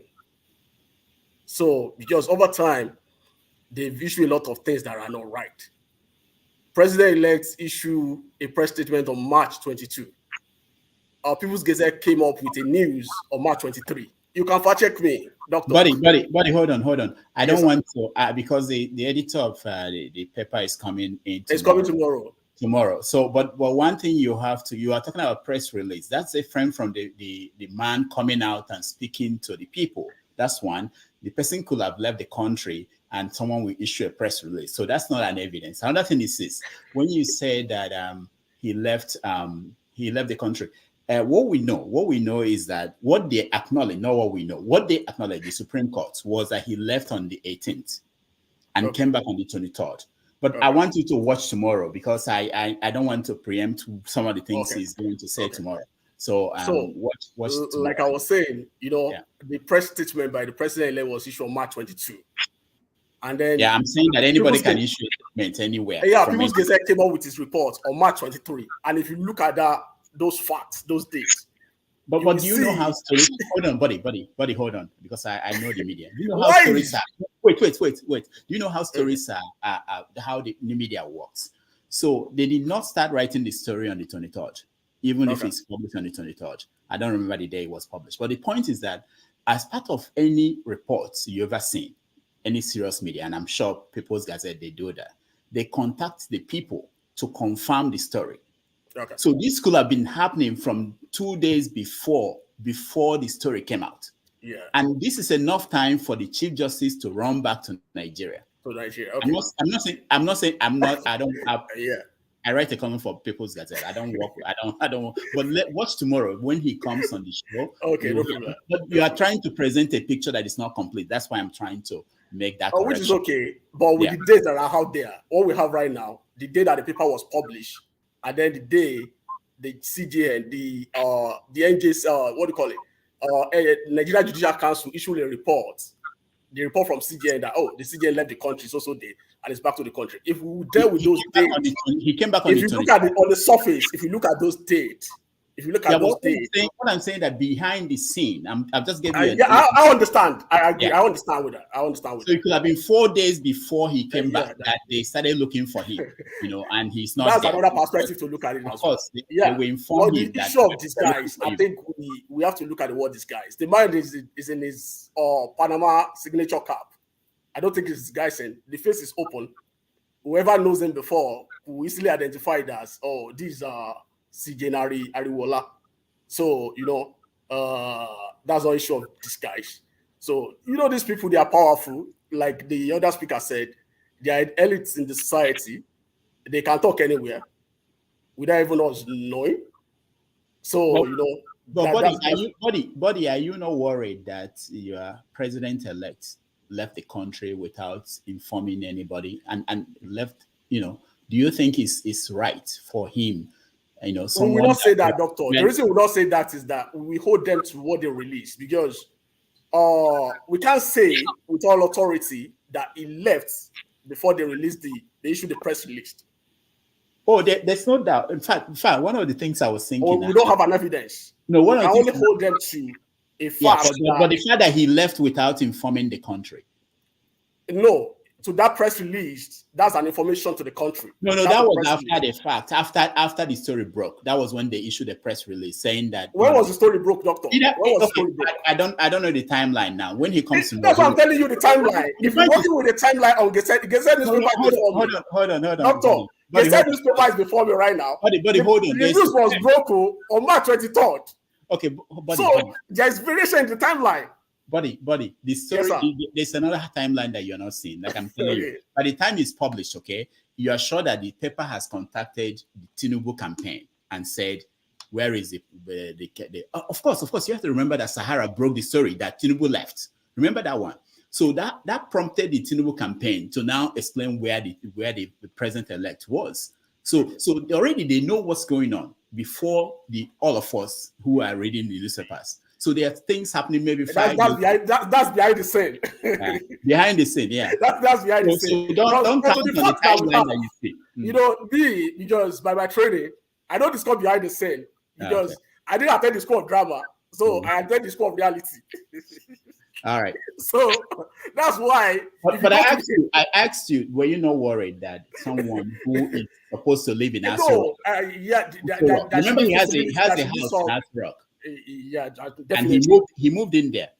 Definitely. So he decided to leave that place, leave the airport at night. Nobody saw him. When no media, you know. Yeah, there should be concern because it's the president elect, it's the president elect of the country. Yes. So he holds us a responsibility. That's a fact. Yeah, that's a fact. If anything happens to him in France, we are going to go and bring him back because the Nigerian police going to his friend.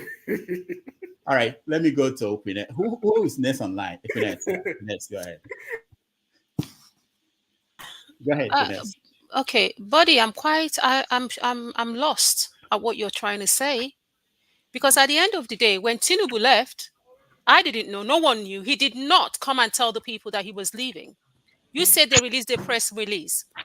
They released a press release after they had been called out by Sahara reporters that we do not know where the guy is. We didn't know whether he was in Paris or in the UK or where he had gone to. All I want to say is that the obedience are hunting Tinubu. Wait, sir, please. You had your turn. We will continue to hunt him. Hold on, please. He will, listen, this government, whether Tinubu comes in, whichever government that comes in now will be held accountable. Nigerians are no longer docile. He cannot just leave the country. He left very late. We didn't even know when he left. Even at one point, his flight was not able to be tracked. His private jet. And no, these are possibilities. I don't know why you're laughing. These are possibilities. If, say, for example, I'm flying in from London to the UK, I wish Paul was here to explain. You can actually track my flight from London to Nigeria. It's easy to do that. We weren't able to track Tinubu's flight or to know where he was. And it was broken by Sahara reporters that Tinubu was no longer in the country. Hence, they came out as they normally do. You see, we've suffered, I think Nigerians, we've suffered enough where our president disappears and then we're now given a press release afterwards. It's like medicine after death. We need an active president. We need someone that communicates. We need somebody that talks to the people and tells the people, this is what I'm doing and this is where I'm going. That is how trust is built. You cannot continue to take Nigerians for granted. I think we've had enough of that. So we shouldn't come here and I'm glad that the publisher of the People's Gazette is coming tomorrow. I will be listening in to hear also how he got his news. We cannot, all these so-called leaders, we need to put them on, we need to be watching them, we need to shine the light on them. They owe us, they work for us, so they ought to be accountable to we Nigerians, right? You're coming here telling us that you do not do with behind the scene and in front of the scene. I am actually confused at what you're actually trying to explain here. The bottom line is, when a president is leaving the country, you have to let your people know. In the UK where I reside, before Rishi Sunak goes on, whether it's a commercial trip abroad, they have to let us know the prime minister has or will be leaving. And that is how trust is built. Or he has left. That is how trust is built. You don't treat your indigenous or your citizens as if like they don't matter. And we accept it. We're no longer accepting it, sir. Okay? Even when the parliament goes into recess here in the UK, we are told they are going into recess.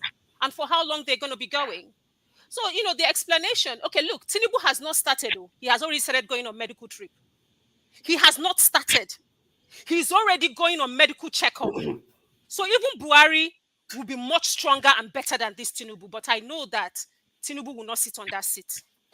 That's all I want to say. And some people might say that I'm being emotional, but that's the fact. He hasn't even started. He's already going to rest. That goes to show that he doesn't have what it takes to be the president of Nigeria. So let's stop fooling ourselves. He might be INEX Yakubu's president-elect for now. But let's hold the judiciary to account and give us the president that we elected. Thank you. Doc, can I say something? I want to leave. 1 minute, Doctor. Right. 1 minute, Doctor. Give me 1 minute. She said the president left the country. The way is the president-elect right now. It's not the president of the country. So you can't have two presidents in there. That in is the what I country at the said. same He is time. the president-elect. He's So INEC's president-elect, not Nigerian's wait president-elect. now. You said you are tracking his private jet. That's why we say something like the other time we are talking about aviation. You don't talk on things that you don't understand. There is no flight that go into space that cannot be tracked.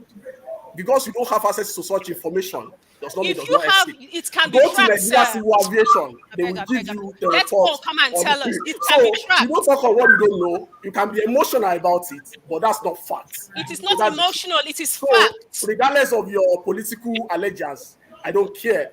So as of today, on record, according to the law, we have a president-elect. So that's the fact. And then that the plane in the space cannot be tracked. I'm That's not saying correct. that it can be tracked.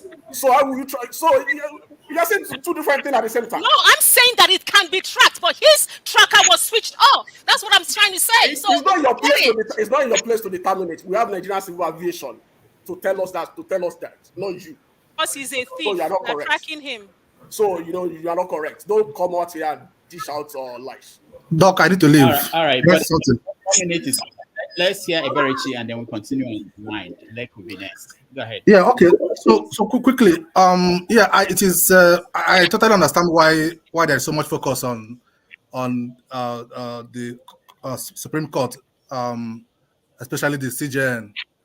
But let's not forget that at this point, the Court of Appeal may even be more important than the Supreme Court. So I think it for those who are looking for justice and the outcome, the focus should rather be more on the Court of Appeal, because that is where much of this will happen. Court of Appeal will have opportunity to listen to witnesses, go through, spend time on this particular matter. And so if Court of Appeal says no, that the election was legit, then it may be even more difficult for Supreme Court to say otherwise. So the focus should be more on the Court of Appeal. Now, at the Supreme Court, also keep in mind that Supreme Court is made up of. I'm getting some feedback. Let me figure out who is this. Please, if you are not speaking, turn off your mic. Go ahead. So the Supreme Court is also made up of not just the chief CJN, but also other justices. So there is likely going to be a panel of other 5. So it's going to be, so the idea that so if the CJN is swayed by Tinubu, what about the rest of the 4 justices? And I don't think those ones are rubber stamp that can be that will be influenced by the CJN. They all have mind of their own. So I don't know why they fuse about CJN and CJN. So CJN is only one out of the 5 justices that will sit on this particular matter when it eventually gets to the Supreme Court. But I can tell you that if the Court of Appeal finds in favor of the opposition, then it will be even difficult for the Supreme Court to play with this matter. That is one. So, but then I was just going to quickly chip in. I think I told you I was going to go through what the parties filed in this particular matter. I mean the Labour and PDP. So I have come through their filings. I think there is they've actually done a very good job in articulating their grievances. You cannot you can't dismiss with the wave of the hand like Professor Kayama has been doing. The pleadings that have been filed in this matter, in my view, they are very, very solid pleadings. So Peter B is saying that he, at least from Peter B's brief, I now understand what the core claim is. Peter B says, I won majority of this election. Majority. The emphasis is on majority. Now his brief doesn't necessarily. I think in his brief, there is no compelling case that he has the spread, but he says I won majority of votes cast here. Now and then he says that the court should find Tinubu ineligible, and therefore discard every vote that Tinubu got. And so that is where his own thought comes in. So he says that if you take out all the votes that were unlawfully that were given to Tinubu, now what we will now have left would be the vote. What will not be what will remain as a legitimate vote cast in the election will be vote cast for Labour and the PDP and the rest. Now, if you put those votes together, I scored 23% in a lot of states. If that makes sense. So he says that the moment you take out all the votes that we are giving to Tinubu, now what you will now have to count would be the vote given to me, Atiku, and the rest of the aspirants. So if you do that, now I scored 25% in more than 24 states. But emphatically, he says I score, and that was last time when I spoke here, I told you that I have my sense is that Peter Obi got, even before I read his brief, I told you that my sense is that he probably got the majority vote in this election, but might not have gotten the spread, which I believe Atiku may have gotten. So I see Obi with the majority, but Atiku with the spread. So I don't know there. I see Obi and Atiku as a possible runoff candidates if Court of Appeal decides to go in that route. So that is what Labour Party is essentially saying in their brief. Thank you so much, Dr. Rudolph. I appreciate it. Thank you, Dr. Berichi. I have some questions for him, but if he's going to go, then I have questions for Dr. Berichi. Okay. Berichi, are you willing to take questions? Yeah. Let me hear them. Okay. So, Austin, go first. Thank you. So, Dr. Berichi, mine is just to apologize to you and to thank you for your position.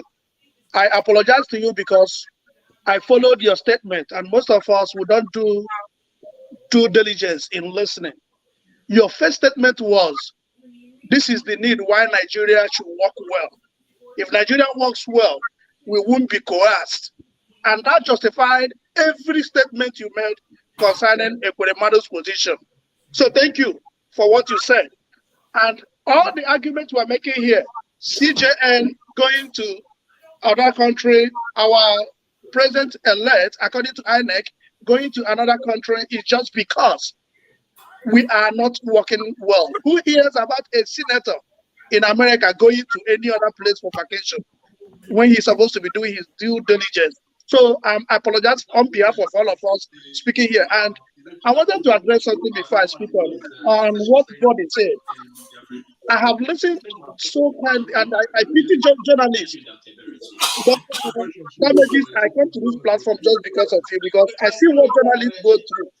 He started his statement with telling you, do your due diligence. You have to go beyond just coming here to let people talk. You have to be doing fast checking. The moment you started fast checking him, he failed. Just the moment you started, he failed because he didn't even do his due diligence. And I wonder how people come up to tell us, you say you do due diligence and you say you don't do behind the scene. What is behind the scene? It's fast checking. So why are we worried about our CJN? Sorry, Dr. Berichi, you said this wouldn't matter. It depends on what the appeal court does. Yeah, that would have been the case if we have appeal court that doesn't have a lenience to the CJN. I have a practical example about what happened in Abia State in 2015. In 2015, Oti won his election, and the mandate was to be given to him. Now, the judges, my laws that handled the case, that was when Buhari released Paris Club money. When that money came in, they came and promised those judges 1.2 billion each. One of them said, no, I'm not taking this money. Others said, we are going with our money. The next day, the person that refused to take the money met us, I'm saying us, in a hotel with Otis lawyers. And he said, if I don't take this money, these other judges will still give judgment and will still lose. But if I take this money and if I am caught taking this bribe, the highest the law will do to me is to give me a compulsory retirement. If I am retired duly, I will make 1/3 of that money. So because of our corrupt nature, that is why we are very, very sensitive on the level we are in now. If we don't take maximum use of this, we'll see that it will end where other cases in Nigeria have gone. So I just plead with it. I was in Nigeria for this election. I saw what happened.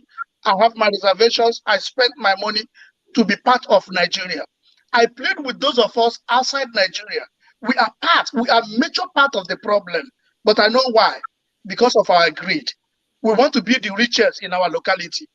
Somebody is praying that dollar remains the way it is, pounds remains the way it is, so that when you go home, they will be following you around. That is not the way to go. If we want to fix the country, let us remain on the path of honesty. And so I'm very scared hearing this rumor, but I'm not scared because I know. And what made a comment that CJNs are not recommended. How did Tanko become the CJN? Was he the one following the guy that they pursued away? No. So let us not always thinking that people don't follow what is going on in Nigeria. So if you are outside the country, pity that country.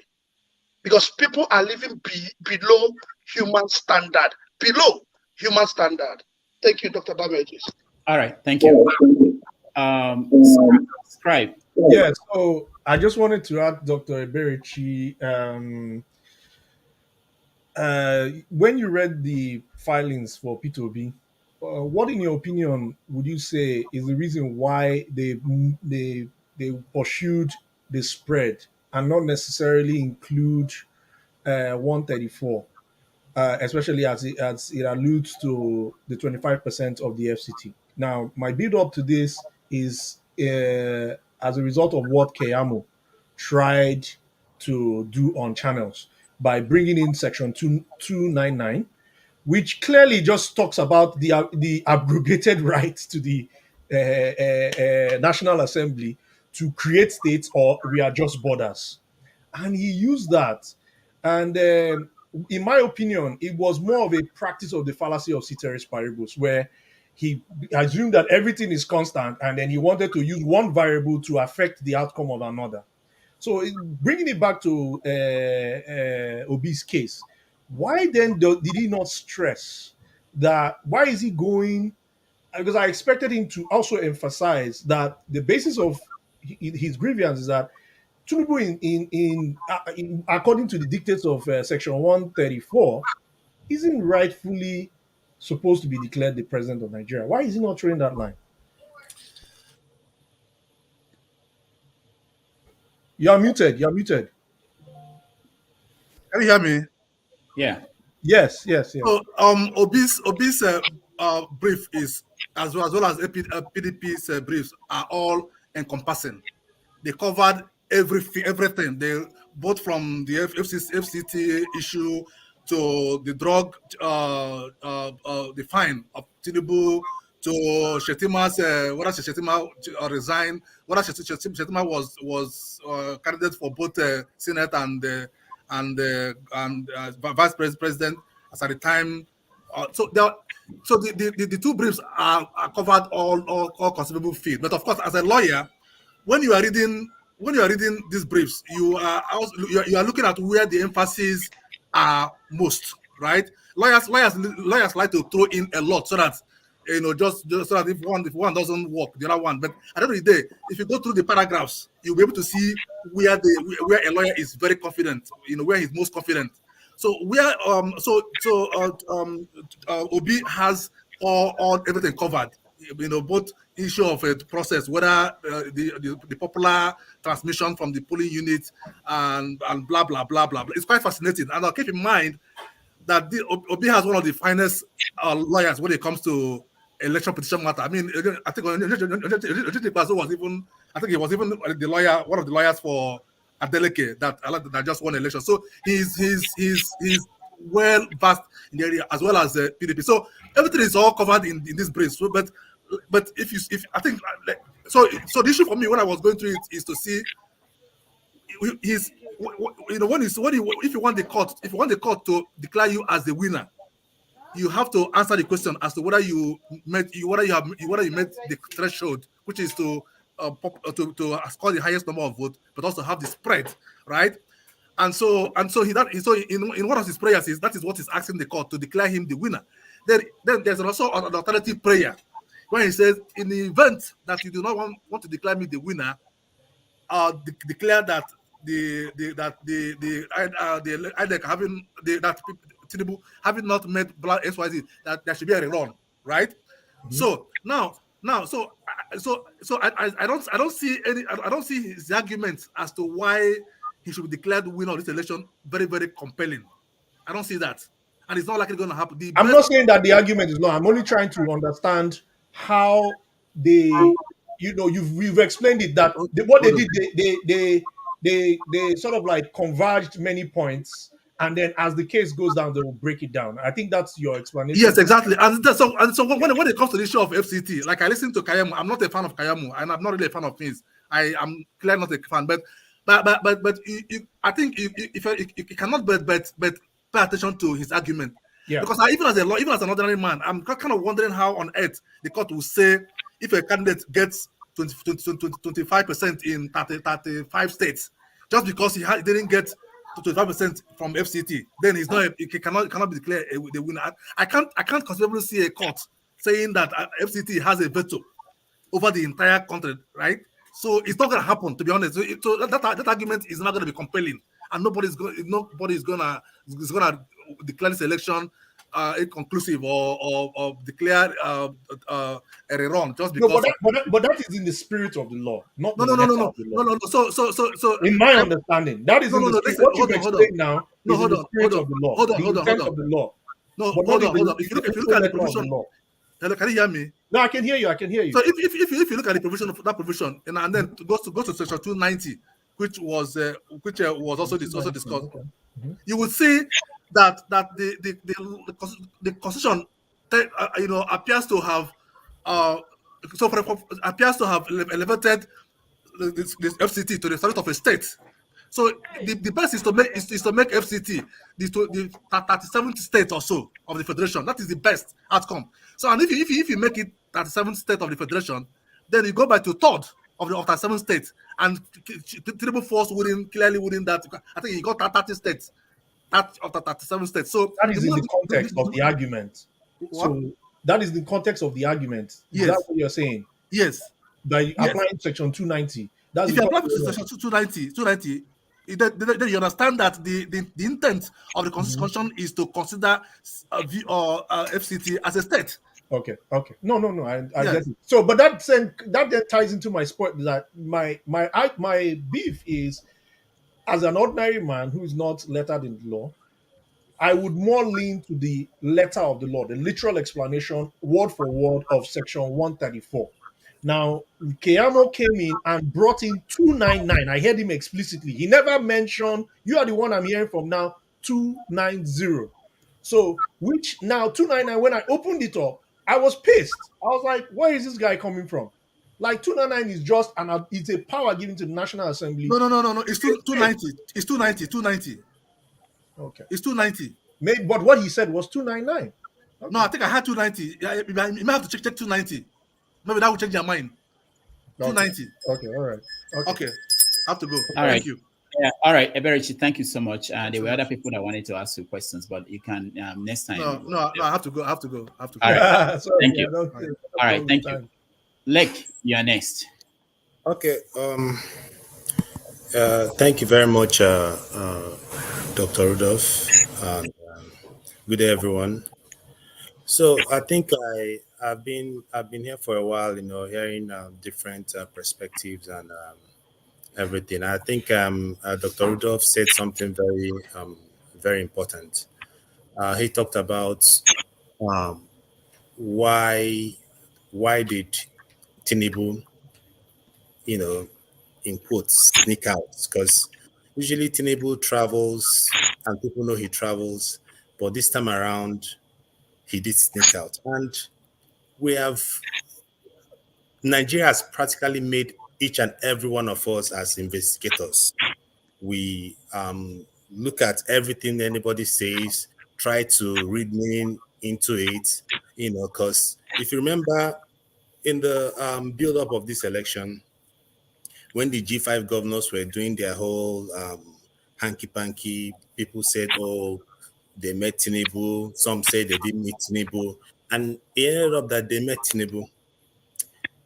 Also, if you remember when they were talking about beavers, I remember when the news about beavers came out and people were saying that that INEC was planning to jettison the use of beavers and stuff like that. INEC came out and said, "Oh, that beavers is here to stay, and no one is going to leave beavers." And eventually, it happened. They left out beavers during the presidential election. So you wouldn't blame anybody, speculating in this time about the CGN. I listened to the news. I think before it came out in People's Gazette, it has been in the social media rumors like that. I saw. So then the next day, boom, the man came out. When the man came out, I was thinking that they would tell us that probably the picture of him sitting on the wheelchair. Meanwhile, wheelchair is nothing. Sometimes my wife stays, can choose to stay on the wheelchair. So nothing. Anybody can stay on the wheelchair.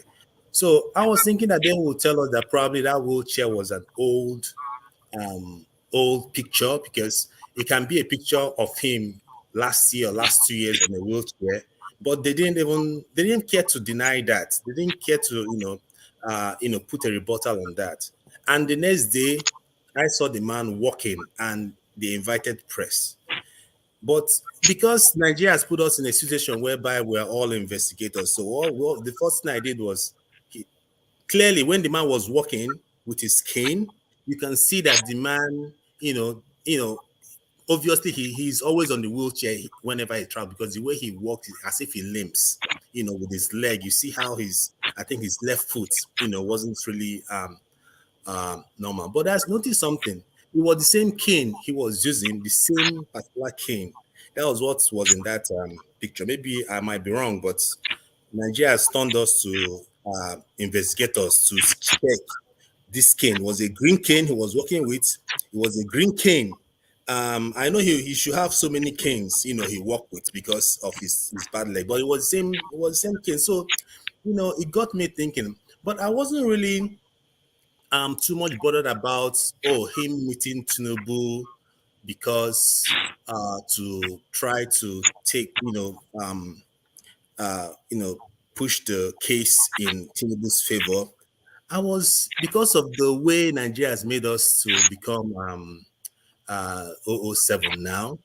I was more interested in, if you remember what Dati Baba Ahmed said in his last interview, when he was talking about that the selection or election, or giving Tinubu that certificate of return was illegal. That was same as giving it to the military, because of the section 134 about Abuja 25%. That it would have been better that Tinubu and APC manufacture 6% and give Tinubu to be as a justification for that uh, certificate of return. So, and if you also remember, I also read in Sahara Reporters when they said that they have from their sources from the Asovila that Buhari is told someone, a close associate, that he can't see himself handing over to Tinubu. That is not from me, it's not speculation, it's from Sahara Reporters. So you can, read it up. And then, putting it side by side, when Dati Baba Ahmed is saying, and Dati Baba Ahmed, I watched that clip several times. He said, I don't take risk. That when he says something, probably before he was saying that thing, he went through with his lawyers and everything, and he was intentional for them to say that. He will say that the most important thing is that Tinubu is not supposed to, they shouldn't swear Tinubu in because of that 134. So the first thing that went to my mind is not because of the court cases. It's probably because the person that will do the swearing, I think, is the CJN. I think that's who he's one to do the swearing. So I think that was the first thing that came to my mind, and I think that's just it. Thank you. All right. Thank you. Thank you so much. Let's go to Raf. Man of Prestige, I'm skipping you because you spoke on this topic already. Okay. Raf, go ahead. Let me take this off your face.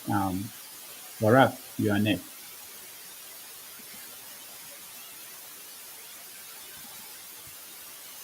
We can hear you, Raf.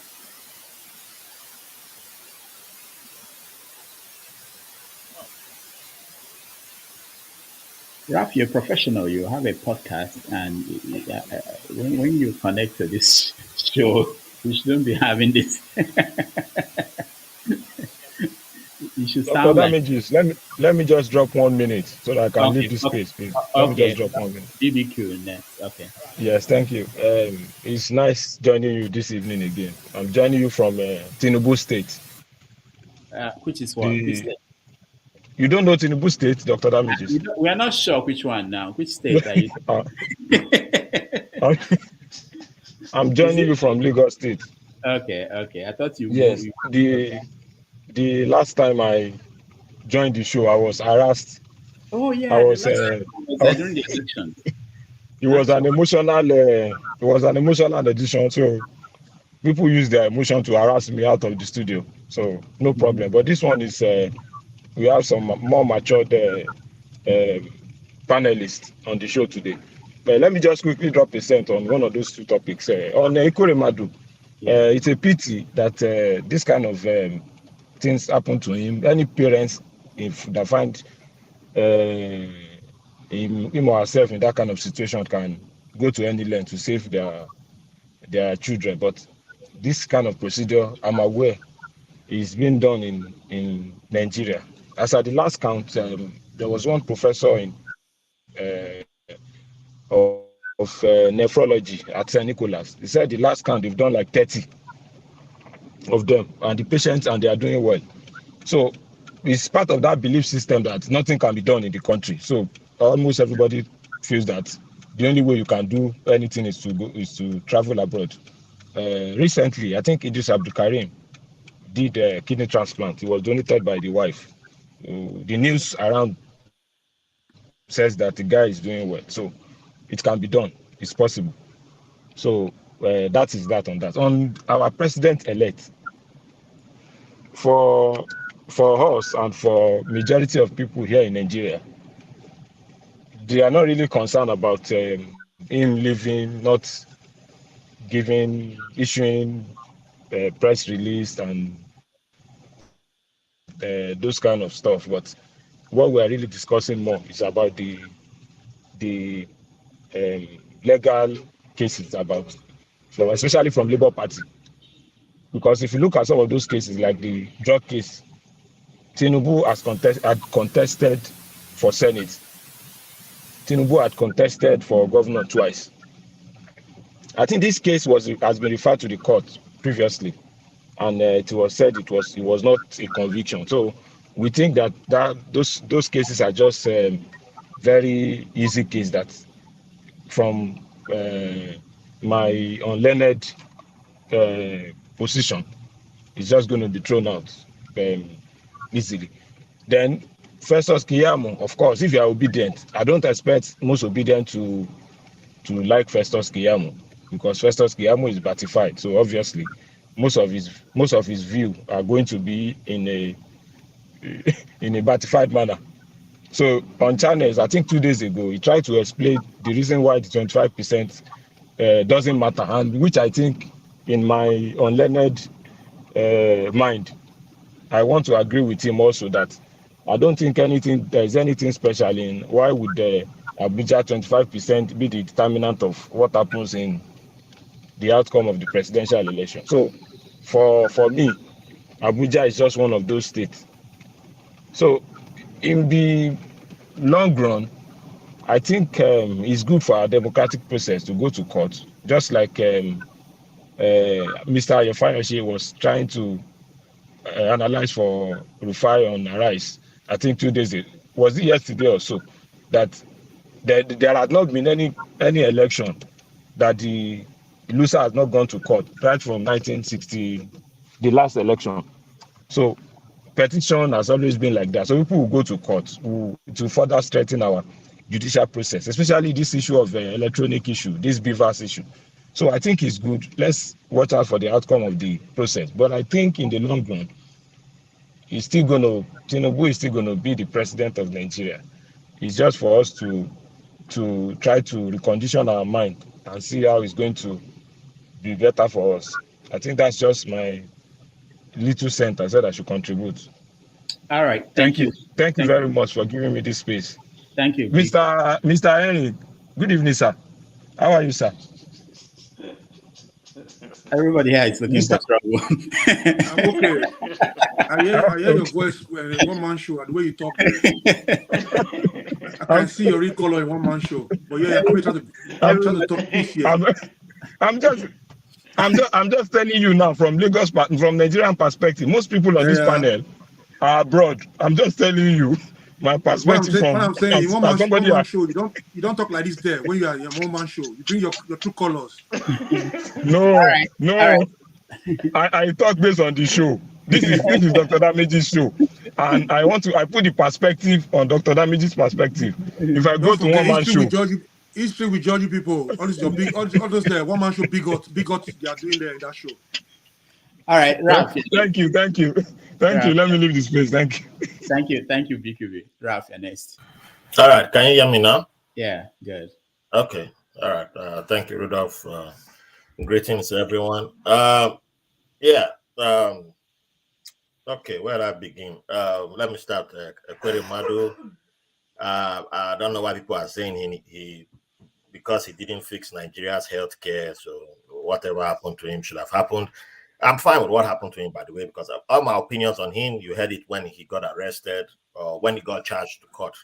I think my opinion still stands.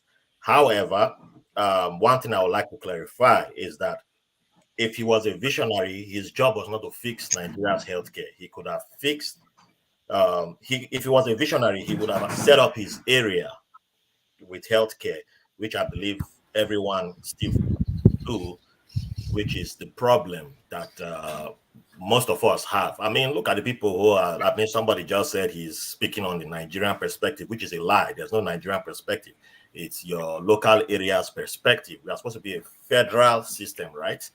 And people will come here and say, I'm speaking because I'm in Nigeria. I'm in Lagos. I'm speaking on the Nigerian perspective.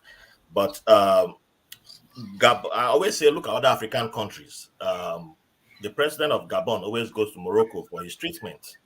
That means he's spending Gabon's hard-earned currency in Morocco, which is health tourism. But all of us, because of our inferiority complex, we love going to London. Doesn't mean Morocco does not have the up-to-date hospitals.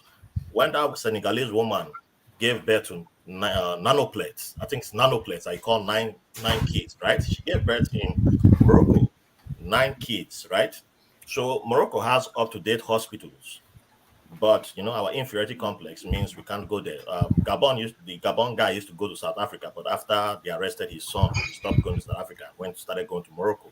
So there are other places in Africa that are doing the right thing, which means you can go to those places. And that means if you had been doing the same thing in your state, you would have been attracting other countries, the smaller countries will be coming to your place and spending that money.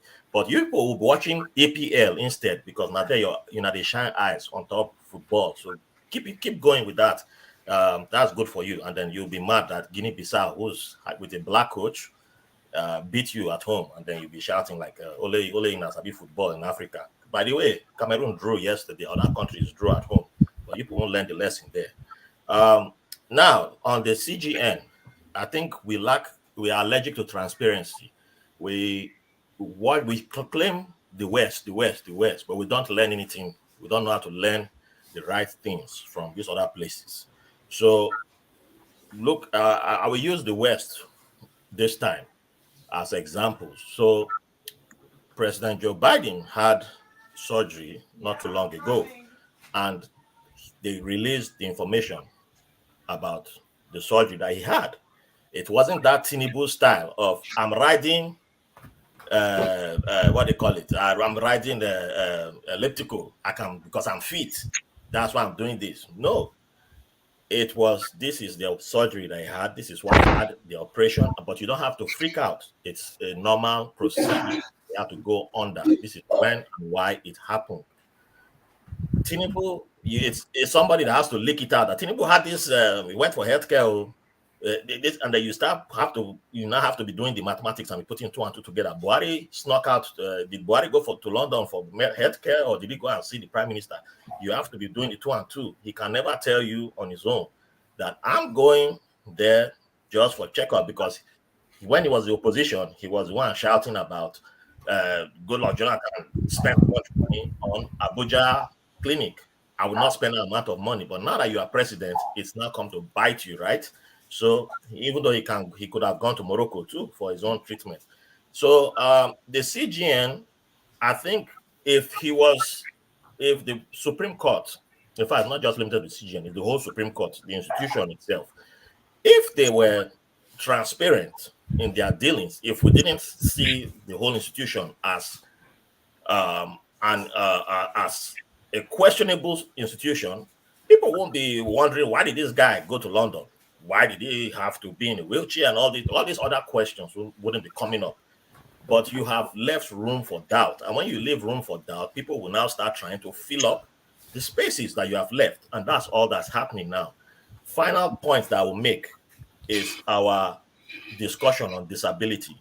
Now, Rudolph has met me in person. If most of you were to run a 3-mile race with me, I will beat you in a 3-mile race. That's not a matter of bragging. I'll beat most of you in a 3-mile race. However, I am somebody with disabilities. I am qualified. I count as a person with disabilities.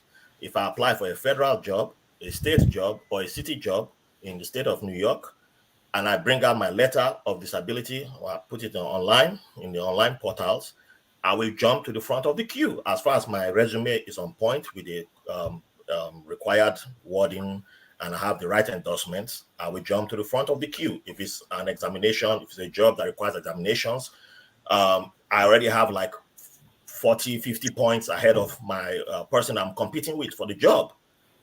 And so when I show up to the interview, then that's when, if I'm speaking balabula, then yeah, I lose the job. However, as somebody with disabilities, that's advantage that I carry. If I go to DMV, the Department of Motor Vehicles, I can get my sticker that says disabled. However, just because I can run a 3-mile race faster than most people does not mean that I'm not somebody with disabilities. My driver's license points it out, and other documents that I have says it. Now, does it mean I need a wheelchair anywhere I go? Not really. However, I should be using wheelchairs sometimes, because of my issues that I have. You can't tell who's disabled. Does not mean just because I'm not walking the walking stick, does not mean, we don't know how to talk about certain things. We don't know, we have had one language that we use due to our poor educational system, due to our poor society, our society criminalizing and bastardizing certain language. So we just claim that, disability should walk one way. It's not a one-way street. So it's unfortunate, and that shouldn't have been part of this discussion. The whole discussion is tied to transparency of the institution, which we have now started, bringing in what shouldn't be in there. Disability shouldn't be, if the Supreme Court justice is the CGN, if he's disabled, he has a right to be in a wheelchair or not. But it just points to the whole thing that I've mentioned back to when the presidential election was happening. And I pointed out how these people are so terrible when it comes to the rigging, when it comes to how they don't even know how to do a good job when it comes to the mago that they do. And you can just spot some of their tricks from afar. It points back to all these things. So people will now start saying, oh, look at him. Did he need to be in a wheelchair? Why is he in a wheelchair? You now start making people use this type of language that the real people who have disabilities will now be the ones suffering at the end of the day. So those are the points that I like to point out. And football, you people who don't, that's why we say people watch EPL, you are the worst people. You people don't know anything about football. Nigeria did not lose because you go with your Igbo coach. You go and win. You have all the footballers in the world. You're now mad that Guinea-Bissau beat you, but they did the right thing. Put the ball in the net, Abi. So stay mad. I'm happy people lost. I watch other African countries and I'm happy they're all doing the right thing with their smaller boys and the indigenous coaches. Stay losing. Stay angry. All right. Thank you, Rudolph. Can I say one thing before I leave? Just 1 minute. Okay. Just 1 minute. Okay. In reference to what Ralph was saying, I think I brought the football analogy to portray where Nigeria is at right now because nothing is working in Nigeria. So that's why I brought the football analogy. That we are doing well in abroad, but when it comes to Nigerian patriotism, nothing is working. So that's where I brought the football analogy, okay? We are not even close to anywhere, and other Africans are better than us. But anyway, let me leave it that way. Thank you. All right. All right, Dr. Dami, see you tomorrow. Thank you, man of Presley. Thank you. I was just about to call CM and he's gone. He keeps coming in and out, and I know he has a history of unreliable internet at this end, but next time we see him, I will just go to him straight. Rock, you're next. Hi. Okay. Thank you. Good evening, good morning, good afternoon to everyone.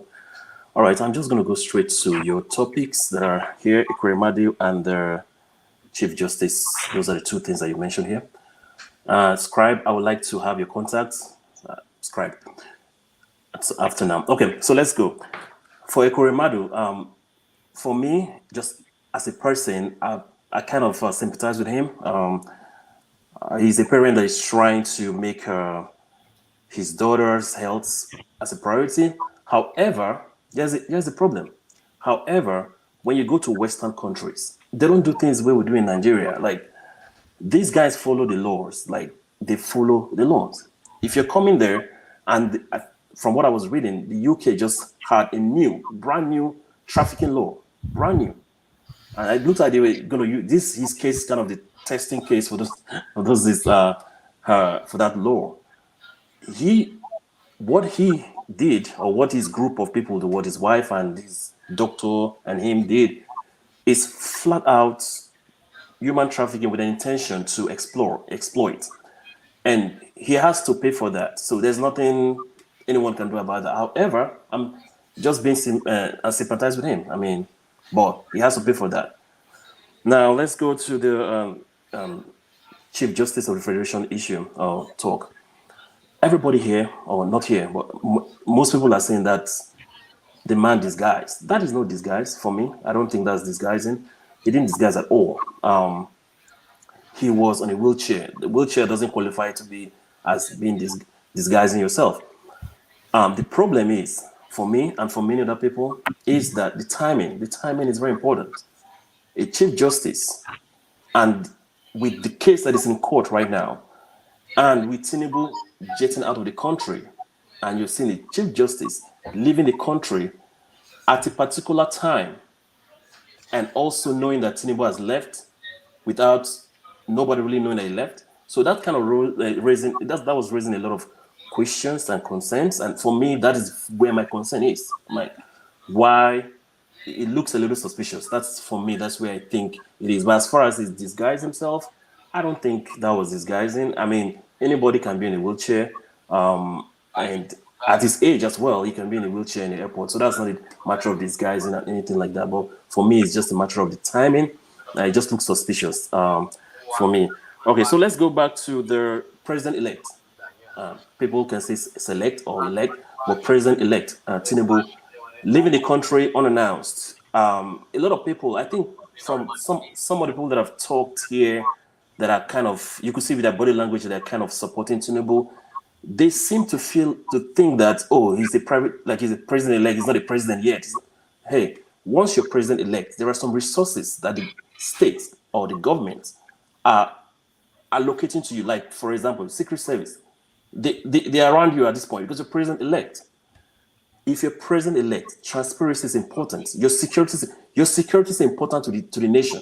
As a president-elect, transparency is also important. We cannot be wondering where's our president-elect. Like, the country should not be wondering where is this president-elect. For that reason, I feel like we should begin to have presidents that are transparent. For example, and this is something that Nigeria has suffered for a very long time. In America, they have press secretaries.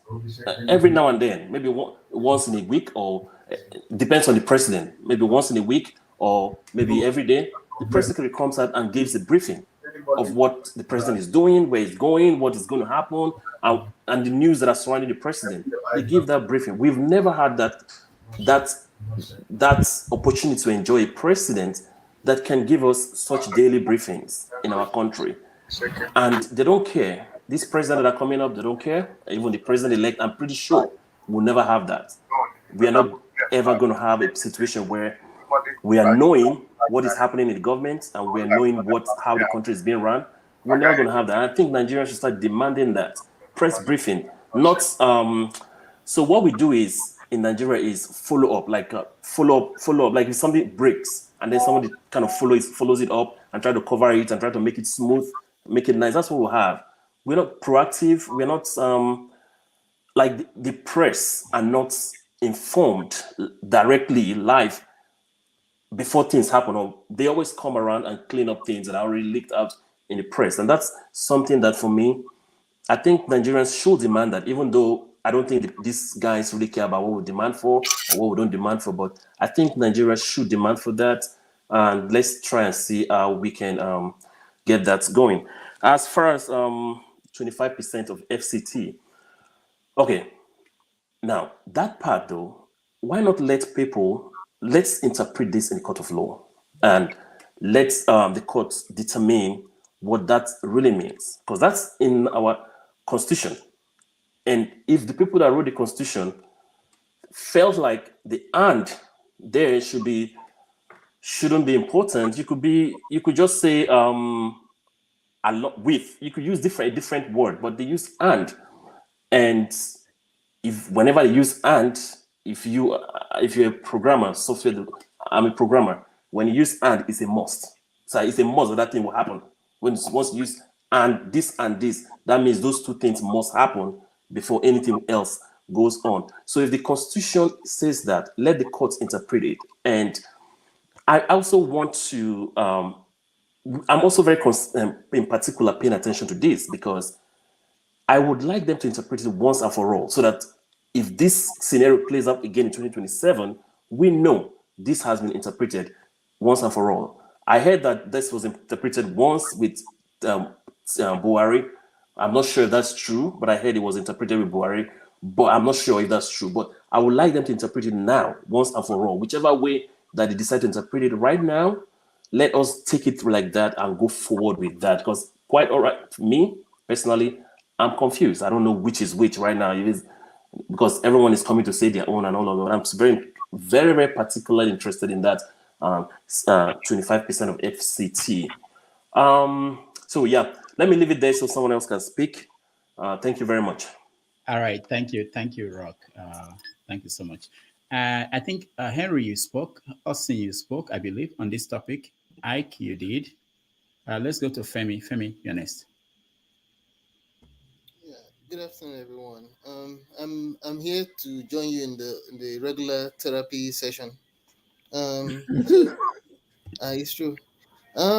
So a lot of those here have spoken a lot of my minds, especially with respect to the case of the wheelchair and the intrigues that continue to plague us as a people, with respect to our politics and just the drama, never-ending drama that we continue to be provided, unfortunately, in a negative sense in Nigeria. With respect to the CJN and our ever flying unable Tinubu.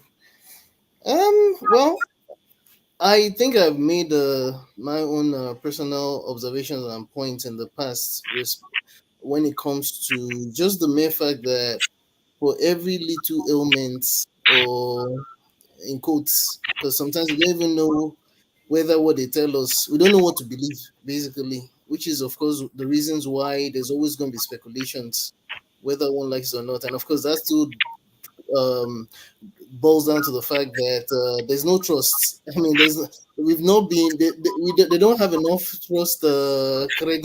They've not provided enough credit, and the day, meaning our rulers instead of rather than our those that are supposed to be our leaders, they're supposed to lead us, but they're ruling us because they definitely don't give a damn. Now, with respect to that, we obviously do not know. We only know what we know, and these things only come to light once the speculation starts to brew, and that's when you start seeing all kind of spins, especially from people who yesterday would be on the other side and be complaining about the same things, and then they try to convince us that what used to be Tuesday is now Wednesday, is no longer Tuesday. That's on one hand. I really don't have much to say when it comes to the unending saga, because we've seen this playbook before. They're always going to continue doing this. With respect to Ekweremadu, personally, I look at things from two perspectives. The fact that before anything else, there's a human life involved, and in as much as I definitely, I'm going to be biased on this. In as much as I definitely do not care about those people, because it were it not to be for the fact that the daughter got in this situation, it's not like they really care. I mean, at least at his own level, there would have been things that if only he cared, for example, just like a lot of his colleagues in the Senate, who till tomorrow we exactly do not know how much these guys make. If they really cared, there would have been something even he would have been doing as a senator to influence the course of things when it comes to the lives of Nigerians, suffering Nigerians especially, the downtrodden, that would, because at the end of the day, what goes around comes around somehow.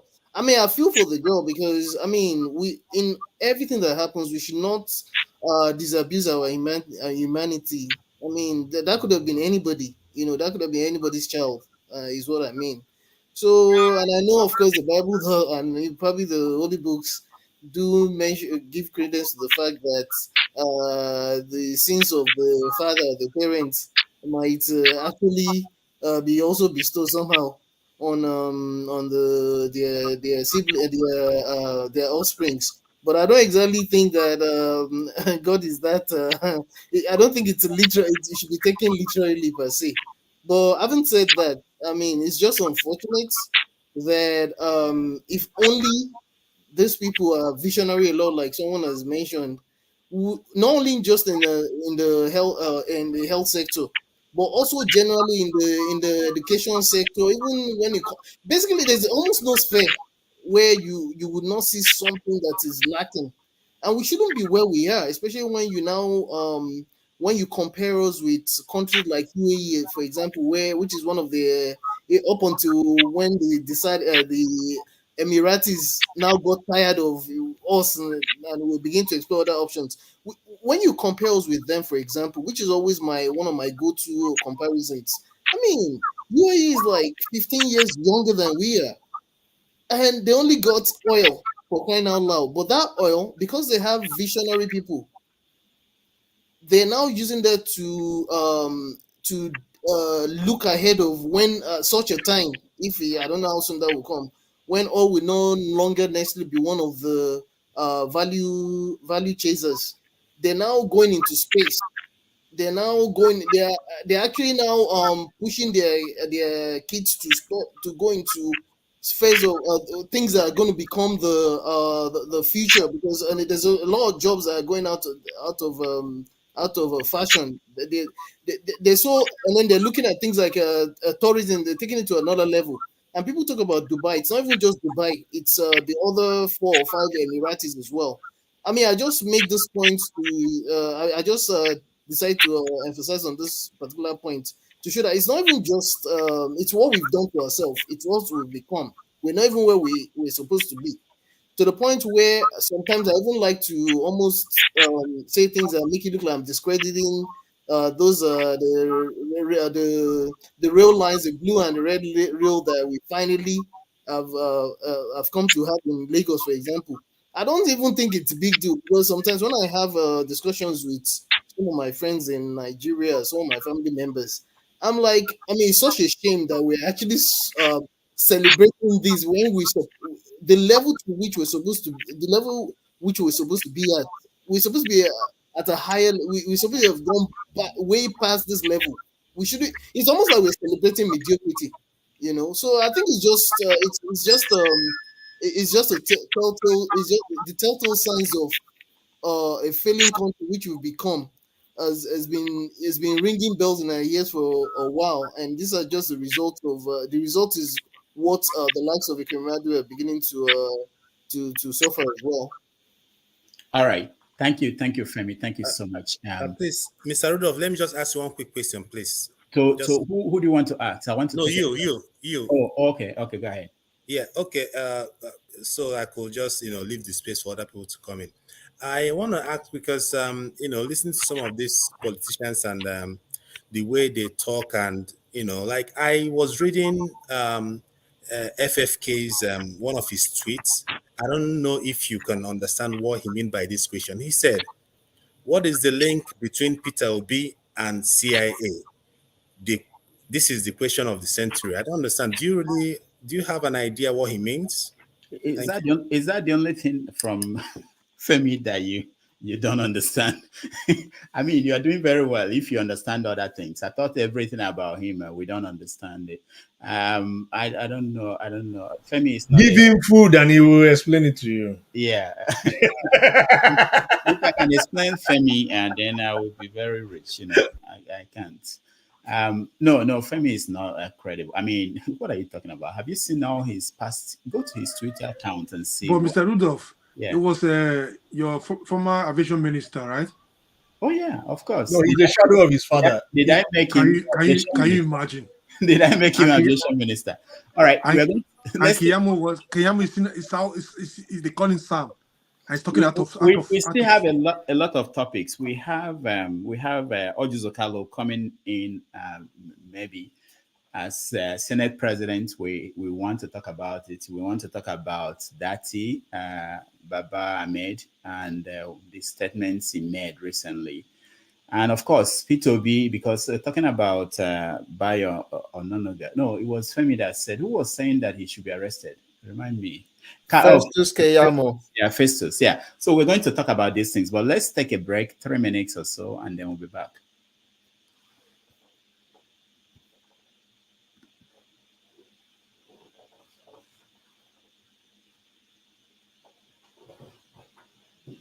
Sorry, my computer is slow.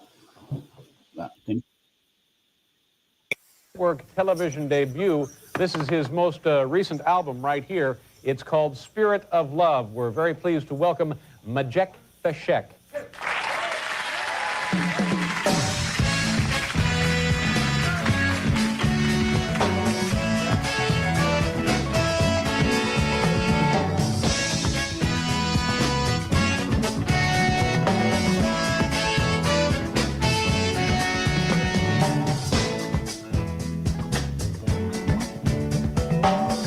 Arise from your sleep, Africa. Rise from your sleep, America. There's work to be done, Africa. There's work to be done, America. But if we unite, we will be free. So long, too long, so long, too long. We've been sitting down for so long. We've been fooling around for too long. We've been sitting down for so long. I have not been fooling around for too long. So long, too long, so long, for too long. Hey.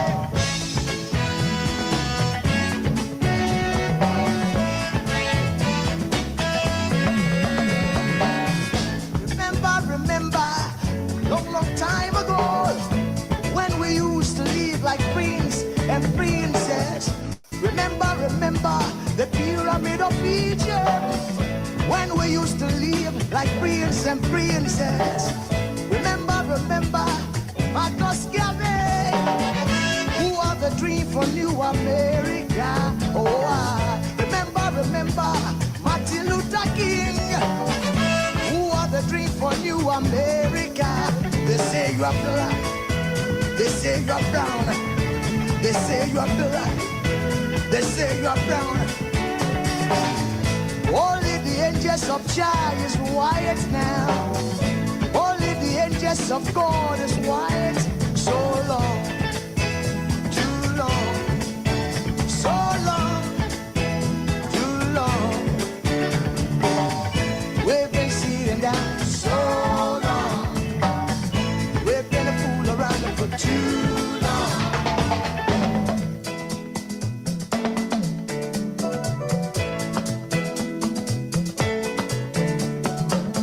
Arise from your sleep, Africa.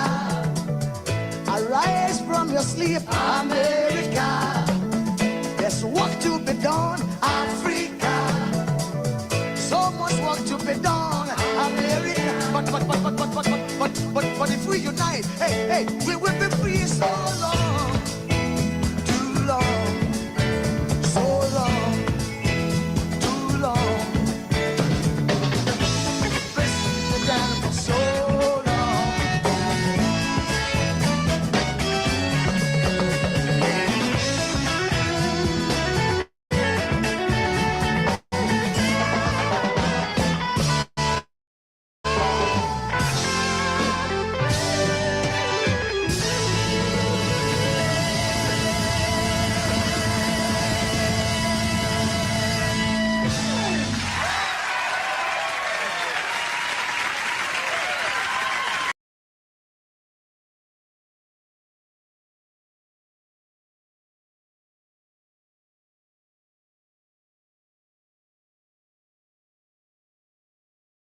This is democracy at work, and I want to ask our people whether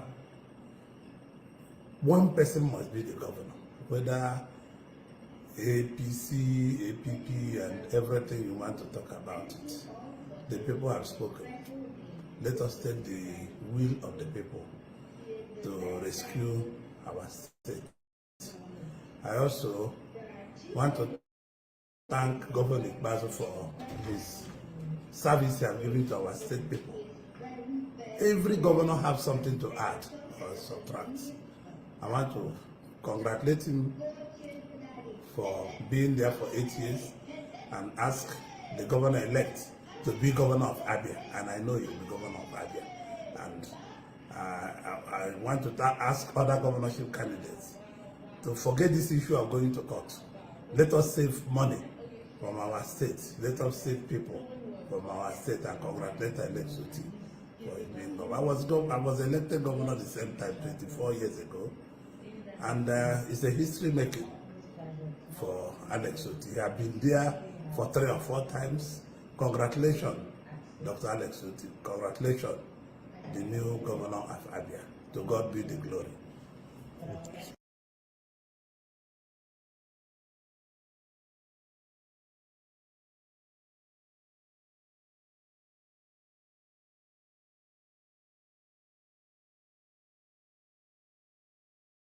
Told you people that I will stand for Muslim ticket.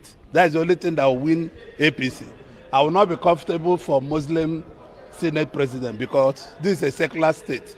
In a secular state, we need to accommodate interests, nations upon nations, and spread to be able to maintain the secularity of our country. So I believe that, to me, like I told you people the truth here before, that I believe in Muslim ticket. I will not believe in another Senate president being a Muslim. It will not augur well for the country. So I would like the party to zone it to me with my name. If they can do that, it will be very good, because President Tinubu needs people of high character to turn around this economy, to make sure that we work for the masses and make laws that will enable him to turn around the economy. I'm an economic person, you know, I'm an entrepreneur. Now, if you laughed at this, no, if you don't laugh, oh, Nigeria is a crime scene. It's very interesting. He's an economic person. All right. So Orji Zakalo potentially could be the next Senate president. We'll invite him on the show, and he's a character person. Where do we start? Austin. So I first had to laugh first. When he favors me, fine, thank God. If he does not favor me, then God will punish everybody, as he used to say. It's so disheartening. Look at how he contradicts himself. You don't stand for Muslim this, and now you are this, you are that, you are this. First of all, I don't even see from his antecedent, I don't see him being the best Senate president ever. He's just like the tomato seller as Shetima called the other guy who left. So he's not even better than Lawan. So I don't see him working with Tinubu even to get the best out of Nigeria. Look, I always say if a leopard doesn't change his spots, if you like, I don't know, I'm that kind of person that my friends will say that I am a perfectionist. Let's do it the right way. But my point is this: if somebody, I don't believe that somebody wake up one day and said, I have repented or I'm good, I'm this. I don't believe in that thing. You should have track records, you should move in one line. So a situation where we are talking of Muslim ticket, and at the end, you now want to contradict that if it comes to Senate president, you not like it. It doesn't augur well and it doesn't make sense. Now, look at one thing I want to say. Maybe I'll go a little bit. Some people claim that Tinubu was a nice guy. He did it in Lagos and it's good. He will do it in Nigeria. So I think that may not work. To rig election, one thing I'll first start faulting Tinubu and all this is allies that to rig an election, you need mathematicians and scientists to do it for you. He picked touts from the street to add and subtract. And at the end, the thing no tally. Even person where no say no, hold chalk for primary school, no say these numbers no tally.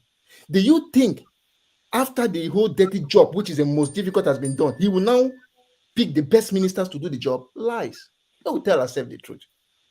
He will tell ourselves the truth. If you want to do some bad things, you start from getting the best brain. If you can't pick the best brain to add and subtract things during the election to make it clean, then what makes you feel you get the best brain to do the job when you get there? So all Jews or Carlo for me. I don't know how he managed to cross the line because I know his friends, like Chimaroke, who was shouting like a mad dog, all of them fell. I don't know how he do manage pass. Now, that's why I go ask in that case. But now me, he will not even smell it. Since he wanted a Muslim, let the zone it again for a Muslim. Let me see how he will react to it. But our politicians are not serious. They are not serious at all. All right. Ike, you're next. Thank you, Mr. Rudolph. Listen, the Abia State, the state of Abia State that you find today was the origin of Orji Zakalo. He started the politics of selection in Abia State. And that is why everything has decayed in the state called Abia State.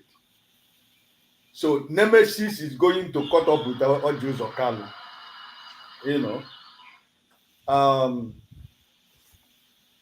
During the presidential campaign on nomination, he said he has no problem with Muslim tickets.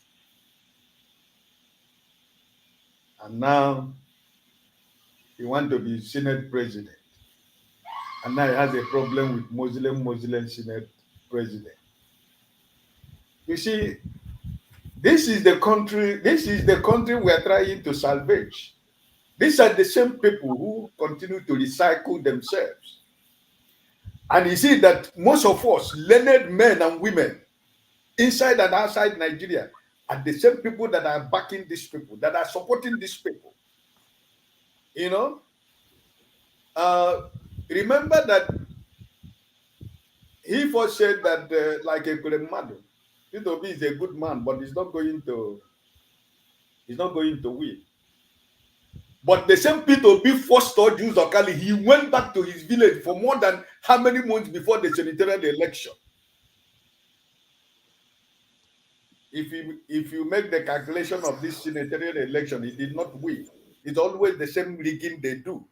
That is the masters of riggers. That's what he did. So for him to think he is going to be Senate president. Now because he wants to be Senate president, so Muslim ticket is a problem. But for presidential election is not a problem. Well, let's watch and see how he gets the Senate president. But I want to assure you here that APC will not give Ojus or Kali Senate president. He will not get it. I don't know what they're going to do. But also, I want to let you know that all these things you see these people are doing, this is why that the emergence of P2B in the Nigerian political landscape has changed the narratives. There is no hiding place for any politician in Nigeria today, as long as you have soiled your hand with anything. The torchlight of Nigerians is everywhere. We are watching everybody. It's not going to be as usual. It's never going to be the same. You saw this thing that is going on? It is at the appeal court we are going to prove a lot of things. You know, they have been manipulating for Labour Party to show them, give us your figure. Tell us what, if you say you win, show us your figure. They are not going to show you the figure. We are going to appeal court. That's where you will see the figure. Because they know that they have rigged the worst election ever anybody can rig. You know, so listen, people like Oju Zakali don't speak for me as an Igbo man. It's not speaking for me. And most of you who are in this platform, I believe that it's not speaking for you. So if he becomes Senate president tomorrow, who cares? Whose interest does he serve? He doesn't serve any man's interest. So the decay of infrastructure, the decay of economy of Abia State, he was the origin of everything. That's why Ibazu stayed there for 80 years. He did not achieve anything. No single thing that you can say, this is what he has achieved for 80 years in Abia State. Look at Aba. Oh my goodness me. Look at the the Japan of Africa. Look at Aba, the way it looks like. And he didn't, when he becomes Senate president, he will be able to bring investment and development in Abia State. He was there for 8 years as governor of Abia State. What did he do? So, listen, we know Nigerian politics, but I'm happy. You know why I'm happy? Because as long as Peter Obi remembers you and call you my senior brother, your political career has come to an end, both in Nigeria and the eastern part of Nigeria. So that's my joy.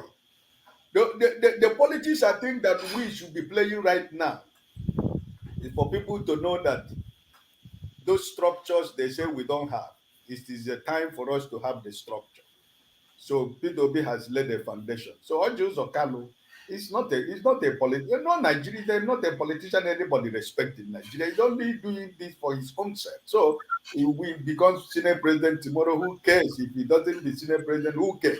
Which Senate president is he going to be? Who is going to be the president? Where is going to be Senate president? We are meeting them at the appeal court. All right. That's the case for now. All right. Thank you. Robert, you're next.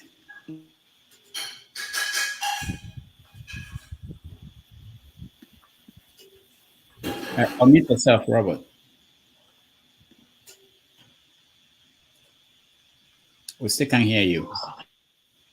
All right. We skip Robert. Oh, okay. I think we had you. Go ahead. Okay, can you hear me now? All right, good. Can I hear me? All right, thank you. All right, concerning the issue on the table right now, with regards to Mazi, what do you call him, Oju Zokalo, claim to the Senate president, that's laughable. But anyway, I'm not saying it's not impossible, because they say birds of the same feather flock together. Because with the emergence of Tinubu, I'll be the least person to expect something positive out of it. This is a man, when he was about to launch his campaign, he recruited 30 or 40 fake pastors and prophets to lay credence that his government will not discriminate to any religious group. And we also see what really motives during the election, how it was scientifically, more than scientifically was rigged. I mean, this is an insight on what is about to happen. The template is already there. And I won't have any doubts tomorrow if when he's been sworn in, because everything about the court litigation is not going to end in any time soon. The first hearing will lead to an adjournment, maybe around September or October. Then that will leave the room for Tinubu to be sworn in, and then the game will start playing out. So then I see the possibility that he will appoint Okal, but we don't care. We don't care. He's one of the political charlatans and non-entities we have in the southeast, and most of them will start showing face like the Rochas, Hope, those of them. Of course, we know how he marched. So this is the same thing Nigeria is going to see. They have to be prepared for the wars to come.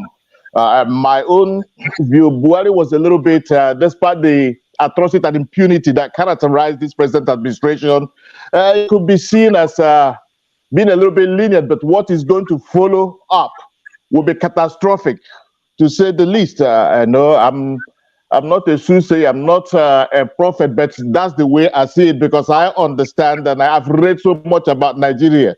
You know, I had all my education in Nigeria before I decided I made the decision to left. I was the Federal Minister of Women Affairs and Youth Development until 2022, when I say, this is it.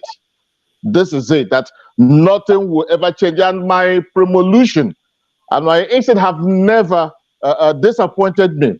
You know, if you say that, oh, Nigerians will do this, Nigeria, not at all, because the cabal have learned the tools of how to manipulate. They will not believe that Nigerians are gullible. They believe that we are manable, you know. So they're going to do whatever thing to do. And not Jules Okalu will be the worst Senate president, because he used that position just like what he did in Abia State. He practically castrated Abia State. And that is the same thing he's bringing to the table if he eventually emerges as the Senate president, you know.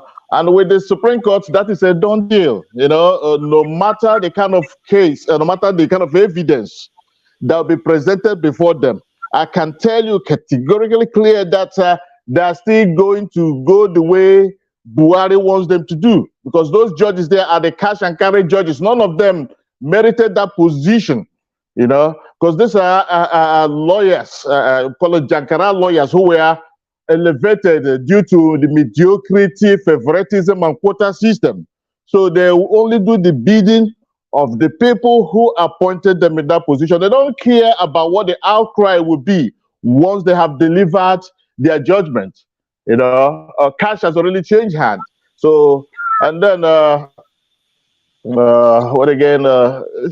See, I don't expect anything to come out. I don't. I mean, I would be deceiving myself if I tell you Nigeria is going to change, this is going to happen.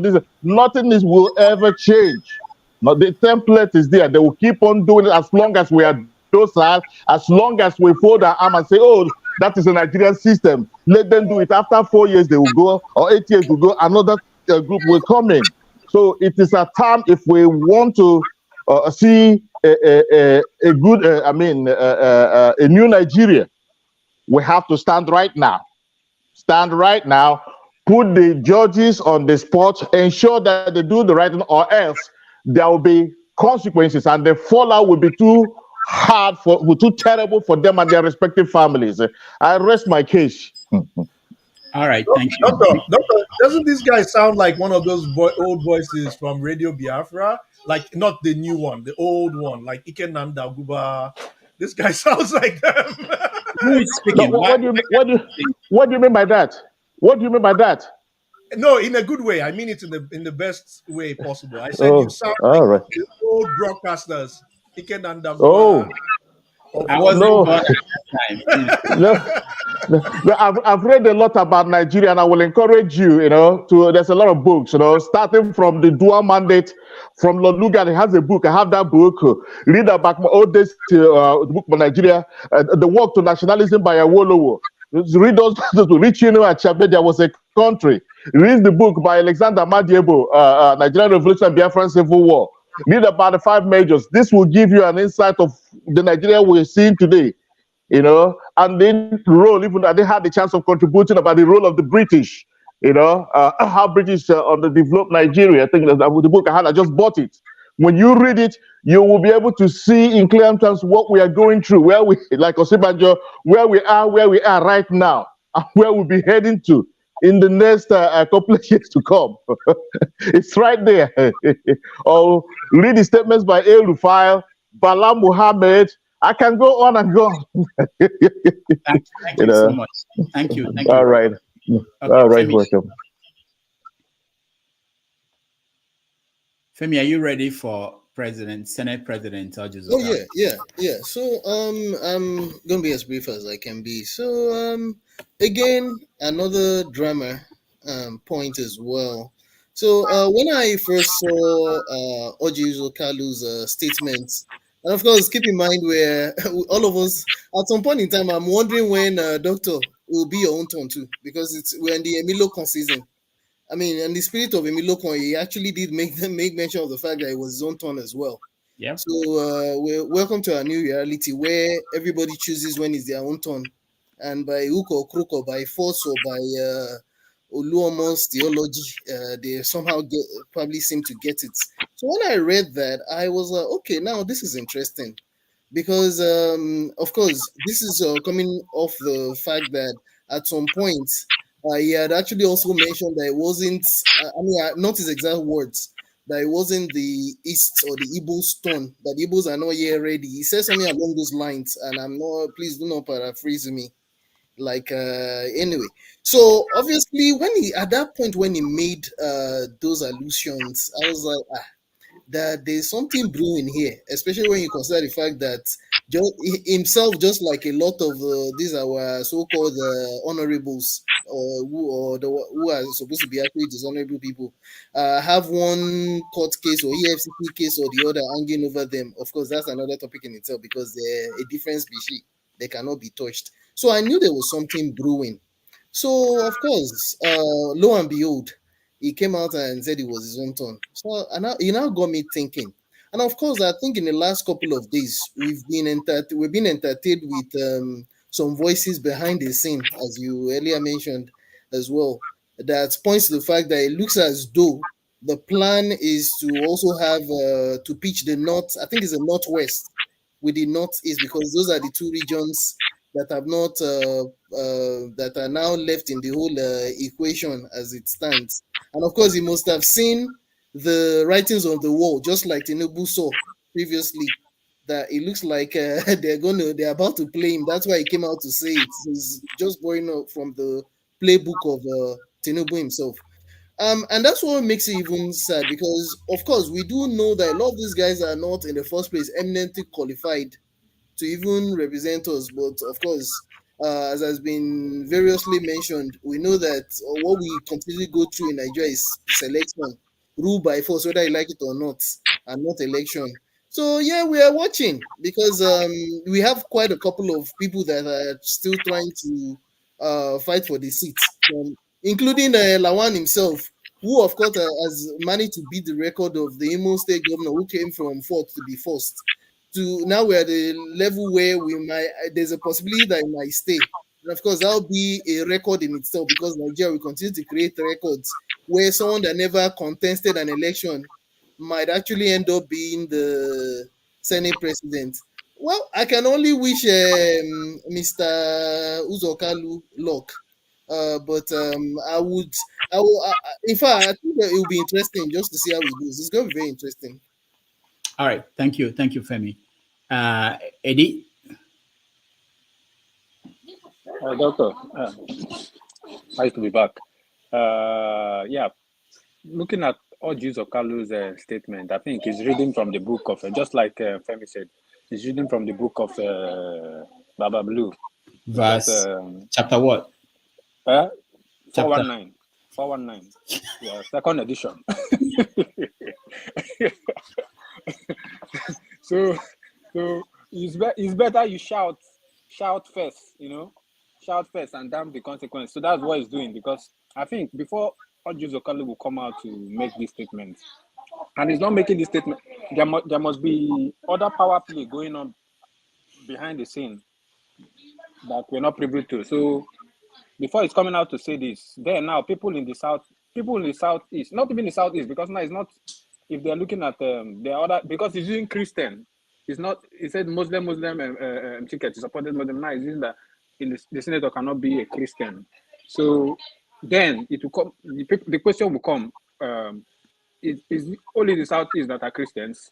So he has a big, I think he just opened a big kind of worm. That is the ball. Then you look at who are other power players within the APC. Oh, sorry. Let me take him out. I think it's Uzo. All right, go ahead. Yeah. So there's going to be a interesting power play this couple of these few months coming, and people forget now. You have the president, the incoming president. Bola Tinubu, that is allegedly an ex-drug kingpin, Pablo, and now you're having an ex-convict as the Senate president. Going forward, Nigeria, what's going to happen next might be, maybe they might sell Nigeria. The situation is going to be, well, according to Dr. Damages, bombastically bombastic. All right. Thank you. Thank you so much. Let's go to Orji Zokalu's distant cousin, Igbo Basics. I knew you were going to throw me a curveball, but that's okay. As I always will say, OUK, Orji Zokalu, is my junior cousin, and I believe I have known him. Can I ask a question? Has any of you on this panel, except maybe Rudolph Okonkwo, has any of you met Orji Zokalu before? Okay, I see people are shaking their head. Probably you have not met the young man. Not in defense of him, but to say to you, if you meet the young man, the likelihood that he will charm your pants down is there. He's a young man who has the charisma to be able to charm his way through a whole lot of stuff that you can never envisage. But here is the game that is going on in Nigeria. Last time I described all of them politicians as flying carpets of Nigeria. If you remember the issue of the Alibaba and the 40 Thieves. That's the crop we have in Nigeria. Having said that, OUK, a master player on his own, a very young man. Don't forget that was once the Senate president of Nigeria. Some people were saying last time a Southeasterner would never be Senate president of Nigeria. And in Power Sanim, of course, was also a Senate president. Having said all that, for OUK, the one that I know,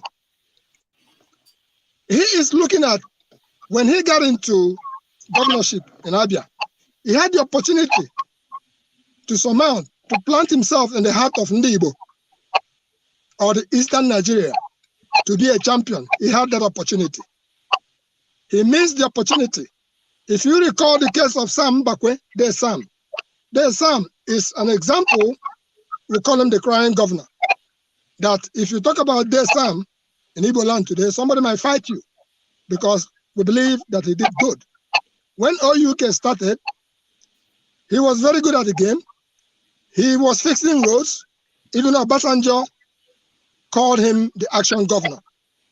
But abracadabra, as it may be, all that is on the west side now. So what OUK have been trying to do on a personal level, on his own, it's like I said last time, they are all sinners, we are all sinners, if in those who believe in the Christendom.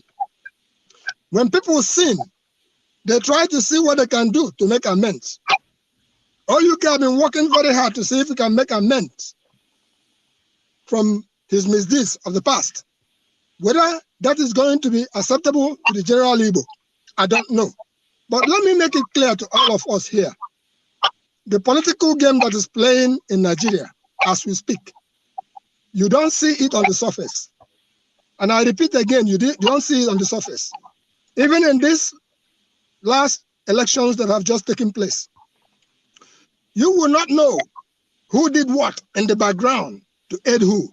You will not know the kind of horse trading that has been going on.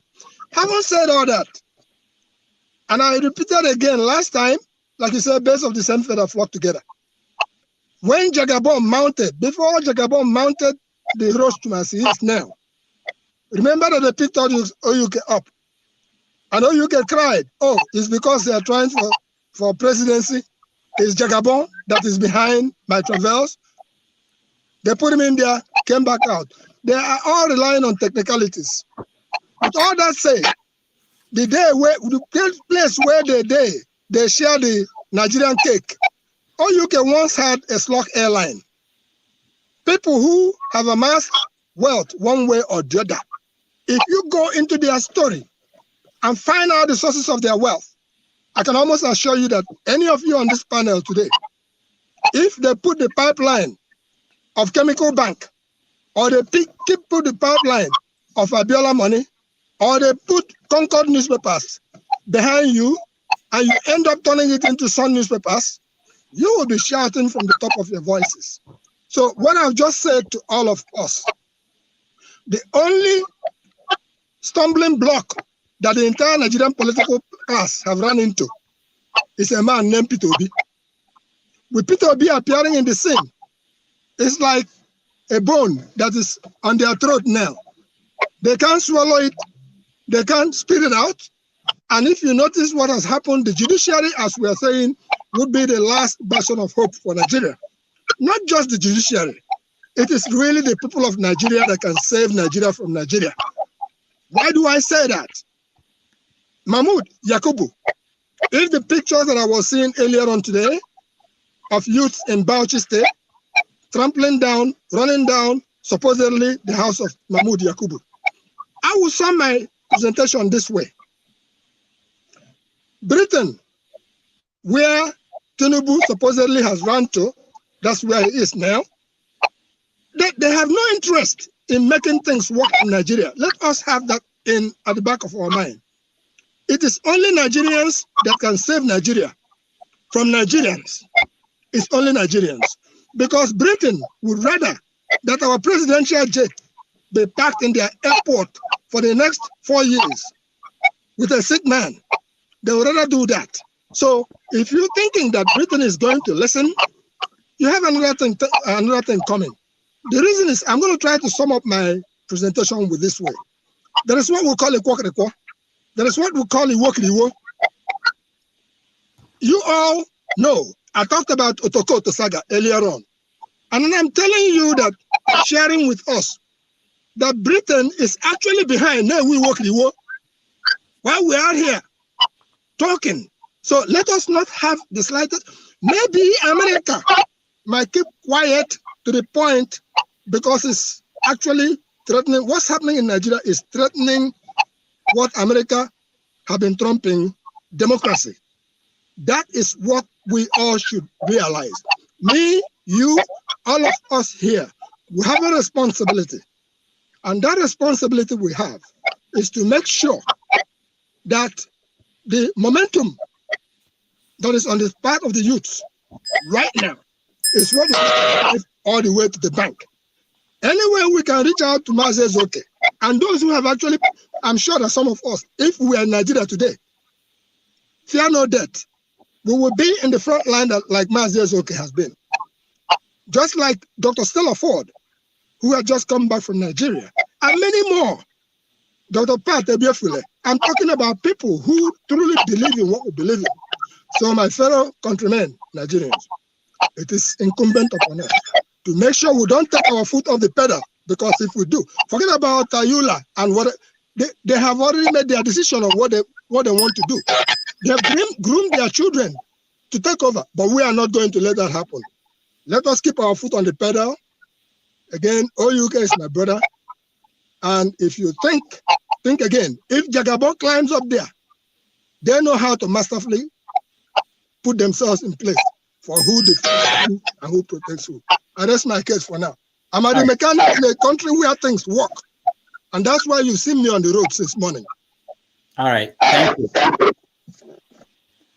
Uzo, welcome to the show. Okay, Dr. Damages, my greeting to everybody and the panel. Yeah. I've been listening since morning throughout the whole topic, but I just want to respond to two things which concern Ekweremadu. One thing I find out in Nigeria is that when you don't want people to know your health issues, your family health issues, you get what Ekweremadu gets. Ekweremadu was trying to secretly, do a kidney transplant to his daughter without people knowing. That's why he went randomly to pick somebody driving on the street. Because you know that if you stay in the village will look at him somehow. And what we get is this: the boy now jump on him, and everything is story right now. And I enter a trap of the British who just want to make an example of somebody on their Act 2015 modern slave act. So it's not even about kidney this thing. They are going to try him. This guy is going in. It's an example. They are going to make us out of him for able to learn. So I was already know about all those modern slave acts talking about. Ekweremadu is out of it. He's already been found guilty. Nothing is sentenced, and his sentence is not going to be a child's play. So that's my one part. So that will teach him a lesson. You fit a hospital, everybody can have a health issue. When you're in a problem, allow people to know. Don't hide it. You don't hide it. All our politicians, they try to keep secret about a health issue so that people don't know where they are, if they are sick or they are not sick. That's what push Ekweremadu to audit. Secondly, about Oizokano. If for me, I will let Lawan continue because Oizokano everybody knows with Tinubu. They're going to cash out Nigeria and give us change. But if Lawan continue, you got to remember during the primary, Lawan and Tinubu cannot work in the same accord. They can't work on the same frequency. Lawan will stand in the war of Tinubu, and Tinubu will stand in the war of Lawan, and Nigeria will be there. So this turn around now, not when the elephant fights the grasshoppers, all right? Now is when the grass, I would say, where the two of them are fighting, Tinubu will not get to his way, whatever bills he want to be passed. On another Okano, he said, it's my turn. That one, I don't even know, nobody want to see him there. Even his own brothers, his own family member will not see him there. And the devil man also indicated interest. So don't forget that. I know devil man is a Buhari boy. That Buhari boy, like Amechi used to be. So he already indicated interest of being the Senate president also. So for me, I don't think any of them even qualified to be a Senate president. Let Lawan continue to be a Senate president. Let's see how things go for the first 4 years. Let it complete 8 years. No, this 10th assembly is going to be different. If eventually Tinubu becomes the president of Nigeria, we all need to just come back and pray so Nigeria can be better. We don't need to fight anymore. So the 10th assembly should be a different assembly. They depend on who is the Senate president. But always are can be a Senate president, that means we are done. Therefore, Mahe may not listen to Tinubu all the way like that. But if Ahmed Lawan remains there, then Nigeria will be a little okay. The Senate will be a little okay, not as what we expected. So on my own point here is that let us pray whatever we see. We are already crossed that. We're already in a way of we pray every day. I told people I'm scared. I don't know what Nigeria is going to be tomorrow. You see the comments. I was telling Ovie that if care is not taken, June 12th will repeat itself again. June 12th will repeat itself again. I will say, by the way, that 1993, 30 years ago, June 12th, as Abiola win election, Bangida cancel election, Igbo suffer for it. All right. Now, Tinubu win election. If eventually Tinubu succeed in a court, that be a problem. We are going to have what they call Tinubu race, because even the Onanuga of a guy have already dragging that June 12th to this issue. All right. that okay, Bola win election, Bangladesh cancel the election. Now Tinubu win now. Tinubu is trying to do the same thing. And that's the message, ethnic message I don't want that they're going to be passed. And that would be a problem. That would be a major something to tackle. That would be the whole narrative. So anybody that knows people should not let them to push what happened years back, push it to this 2023. It's going to cause a lot of problems to Nigeria. So I just wish everybody can be positively. Anything outcome of the court, let's allow the court to do their work. Any outcome, we're going to take it and pray for better. If Tinubu goes there and do better, we all enjoy. If he goes there to do bad, everybody will also go back. So if he goes there, we don't have no what, let's drop everything and pray for him to succeed. Because when he succeed, all of us will like, okay, he do good. We all also, I know Nigeria will also change. Nobody will see a good thing that will tell you is bad. When he succeed and you see that, okay, results are, we'll see results. Everybody will start changing their position. We'll start moving the goalposts. Okay, let's continue. But when you don't succeed, that's where the problem is. So I just urge everybody, let's keep our hand closed. Anybody want to go to court, you go to court. End of the day, whatever the court decide, we all abide by it. And the technicality, we all know that everything is technicality in Nigeria. So the court is technicality. The justice will tell you in technicality, do what they think. So that's what I think mine should be. So everybody should just relax. Let's not to fight. Thank you. All right, thank you. Vic Creams, I think I got it right. Vic Creams, yeah. Welcome to the show. Unmute yourself, please. Thank you, Dr. Damages. I greet everybody. Yeah, it's nice to see you again. Yeah, thank you. What I want to say is that, you see, you are talking about Ekweremadu. Oh, we moved on to others. First of all, let us judge Ekweremadu as a father, not as a politician. So, if you judge Ekweremadu as a father, you will know. I think every one of us, like this, we have children. You will know what Ekweremadu is passing through. You understand? I didn't support Ekweremadu as a politician. No, it's rubbish. But as a father, you can do anything for your children. That is what is. Even though they sentence him 100 years, 200 years, as a father, he will endure it because he do what he's supposed to do for his daughter. So that one is bygone. About this Nigerian politics of a thing. You see, before the election, they have already shared the post. Before Tinubu say it's my turn, Tinubu just wake up one day and say it's my turn. He has a discussion with Buhari and they agreed. And now, Ojo Kano come out and say, okay, I'm going to be the Senate president. Nobody should doubt him. He's the Senate president if everything goes smoothly. You understand? They have already shared the post among themselves. But one thing I want to plead to the obedience, Nigerians as a whole. You see, I don't know how many years now, Abiola, the case of Abiola is how many years? Is it up to how many years now, Dr. Damages? 93. So should be 20 years. Huh? 20 years. 20 years. No, it can be 20. You see, Nigeria. 30 years. 30 years. You know why I asked this question? Abiola is not a politician. He's not going around saying he wants post or this. Abiola just come out, everybody voted for Abiola. It takes us 30 years to get somebody like that. That is Obi.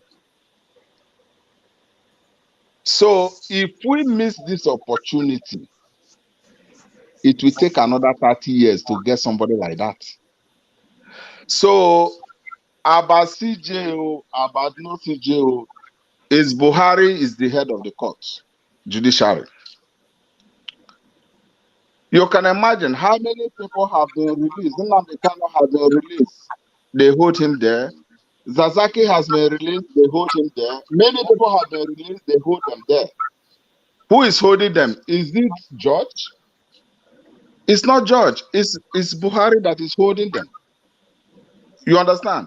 So if we say we want this OB mandate, that we want to achieve it, it's not me. I don't believe in justice in Nigeria because bigger fish always swallow small fish. The obedient have to come up, go to the streets. There is no magic about that because this mandate you cannot just claim it just like that. It has to be rough before you can get this mandate. Bet me anywhere. It has to be really rough before you can get it.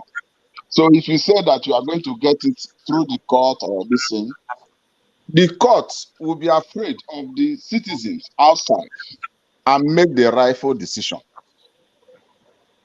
All right. That is what, yeah. Thank you. Thank you so much. Ike, did you weigh in on I think you did. Let's go to Mark. Mark, welcome to the show. Hello, good evening. Yeah, nice to see you again. Yeah, it's about the meeting. This meeting that we don't know whether it's secret or is it a ghost meeting or it really happened. It's a bit spooky because that's the town I live in. I live in London, UK. Okay. So I actually sent a couple of messages to some of my friends in Nigeria. Say, hey, I see somebody in my town. It looked like Tinubu. They were laughing. I said, no, it cannot be, cannot be. But anyway, I don't know if somebody has more light about this $250 million. Does anybody have like a proof or anybody seen some YouTube videos that are authentic? I just want to know because if it's possible for Tinubu to meet Chief Justice, then I think that's the end of the case. The case that they are going on in the Supreme Court, that's just rubbish. If he's meeting the Oga Patapata already, and then Tinubu himself, I don't know what to make of the case. I think all they're going through in the court is nonsense. Or what do you think? Oh, I don't know. Where did they see 250 million? I saw it in the YouTube. They say Tinubu is bribing CJN with $250 million. And that's what I wanted to check if it's authentic or what's going on. I have like 2-3 different videos on YouTube. Yeah, YouTube is not a news source, is it? No, don't tell me. I mean, I want to know how you guys, because everybody, we are confronted with that issue of what's real and what is not. But how do you say that YouTube source is a news source? Is it from Punch? Is it from Vanguard? Is it from, if it's somebody standing in front of a phone and making a video, how is that credible? You can do this. Yeah. All right. So I don't know. I wouldn't even can never become the president of this great country, Nigeria. He don't drop many powerful messages. Yes, my family. Who's saying that? Yeah. All right. So thank you, Mark. Let me go to Raf. Raf, you're next. All right. So for Audios Carlo, fun fact: I was in Nigeria when he ran for president. When his tenure as governor was up, and I still remember I visited Lagos, and I remember when he campaigned, and he was on TV, and he was one of his first selling point of why he should be elected president. Then he was going for president before he settled for Senate. And it was because Eimba won back-to-back Champions League. That was his number one selling point. before he mentioned the few roads that he claimed he did in Aba. And then in 2004, I went to Aba for the first time driving from Port Harcourt. And I was like, man, so much trash. Once you just get into Aba from Port Harcourt, from driving through Aba Road, it's just trash. And I was like, how are you not embarrassed that teams were coming from other parts of Africa into, because they had to use Port Harcourt International Airport, and then they were driving to Aba. I was like, man, I wouldn't try to go for president, but hey, Nigeria is a different playground. So one thing I would like to point out is, everything boils back to 2015. And 2015, APC takes power and people were happy. But APC showed you some things which I think people are forgetting. And that's why Ojus Okalu is doing serious campaigning right now. And how has APC shared their offices? Hate PDP all you want, but PDP shared their offices in a different way to APC. And in 2019, APC showed you their true colors in how they shared their offices. The presidency, Senate president, speaker. And there's a reason why Ojus Okalu is now using the same language that he spoke out against when it came to Muslim tickets, people who were saying they can't support the APC president, they can't support a Muslim ticket. And Ojus Okalu was like, hell no, he's all for it, it's this and that. And then now he's like, Senate president can't go to a Muslim. Why are you now using that same language? Why are you now, when it's now your turn, the language now changes, because now you want to do Emilokon too. I don't know how to speak Igbo, so I can't say Emilokon in Igbo. But you are now applying that language for yourself. But you were backing the same language for Tinubu. But APC has shown you that when it comes to offices, they allocate offices in a certain way. And it's not looking like it. Ojus Okalu is included based on precedent. It's not going to be his turn. So now he's going real hard, trying to charm people. And maybe he will get it, maybe not. But on the positive, there's one bright note to point out. We've had Ahmed Lawal as Senate president, and that man has killed the Senate presidency to death. So any other person who gets it, whether you're Ojus or Kalu or not, I don't think you can do worse than that man. Or maybe if you can beat his record, then hey, I mean, the man has set the bar low. That's the point I'm trying to make. Is Ojus or Kalu the best person to hold that office? Hell no, because you've seen his record as a governor. And another thing is that Ojus Okalu is also proof when people come out and say, give office to young people, make young people the leaders. Ojus Okalu is another proof that that's a lie. It's not by being young and holding that makes political office holders the best. Ojus Okalu was the youngest person to hold the office of governorship when he became governor in Nigeria. I had high hopes for him. I was in Nigeria. I'd never seen a guy like that. I didn't know much about our history back then too, so to be honest. So what did I know? You're excited to see a guy like that in office. And then all I knew was that Aimba won Champions League, right? Yeah, first time we finally get Champions League. We're all happy, excited. And then you're like, teachers are not being paid. Every other thing as usual. But Aimba won. Zobu,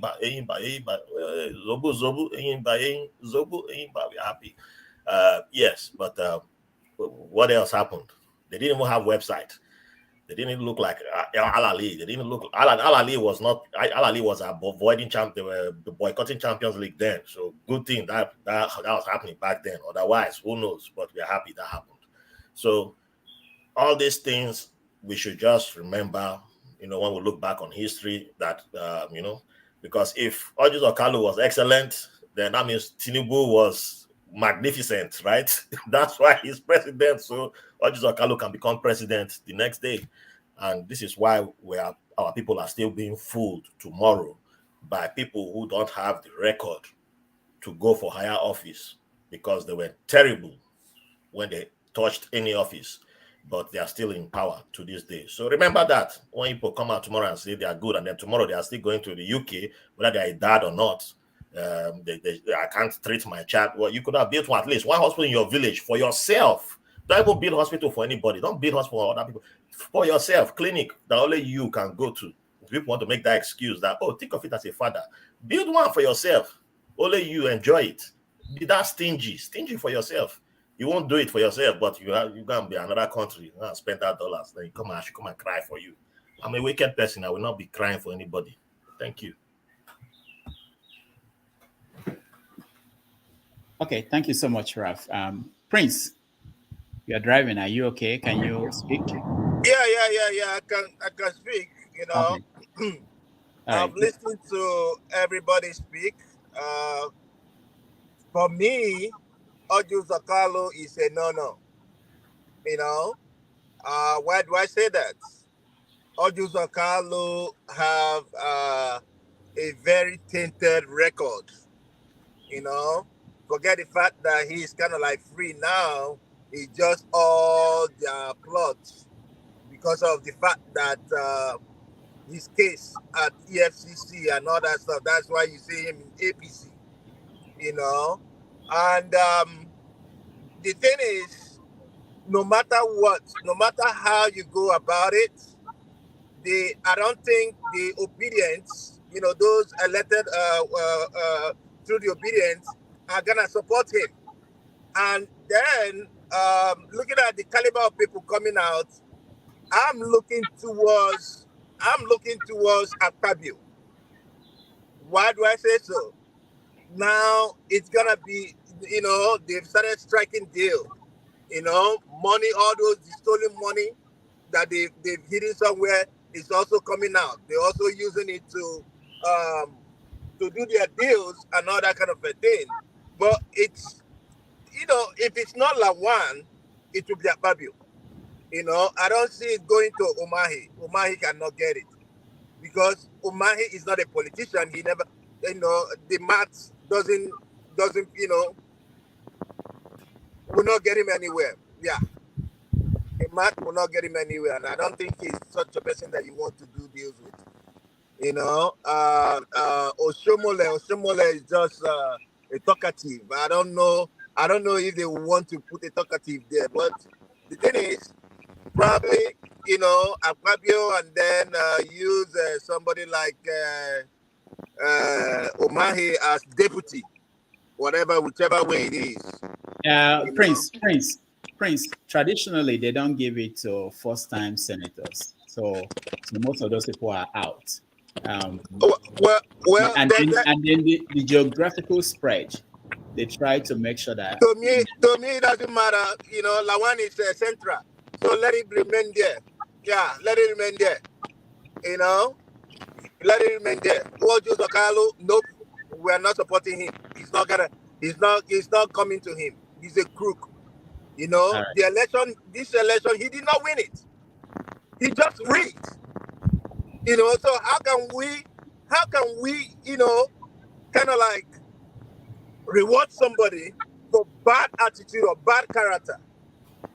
You know, he stole it from the guy because the guy he ran against said the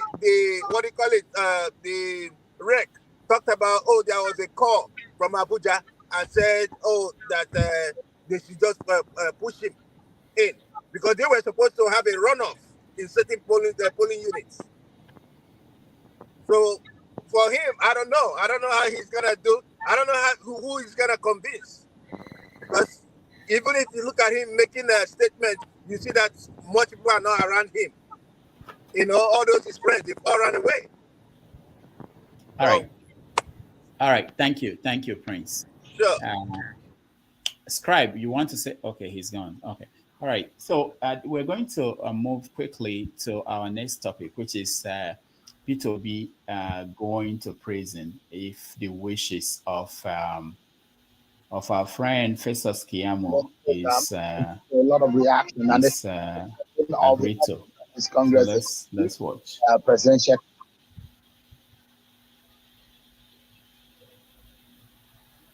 Campaign Council and Senior Advocate of Nigeria, Festus Keyamo, has petitioned the DSS asking the security outfit to arrest Mr. Peter Obi a candidate of the Labour Party in the just concluded presidential election, and his running mate, Mr. Dati Baba Ahmed. The senior lawyer has also asked the DSS to arrest and prosecute Obi and his running mate over alleged incitement and treasonable felony in a petition addressed to the DG of the DSS, which was dated 23rd March. The minister opined that in a post-election period such as this, there is a need to soothe frayed nerves, lower the temperature, and begin the healing process. I'm being joined by Mr. Festus Keyamo, Senior Advocate of Nigeria, Minister of State for Labour. Thank you so much indeed for joining us tonight. Thank you very much. And then first of all, Ramadan Kareem. To our Muslim brothers. Our Muslim brothers and Absolutely, sisters. yeah. They started the Ramadan. So let me begin by asking you, what prompted your, and if you can be specific, there must be something that annoyed or angered you, because you said you are doing this in your own personal capacity. You have written to the DSS, although the DSS has not granted your prayers. But what was it that moved you to that point?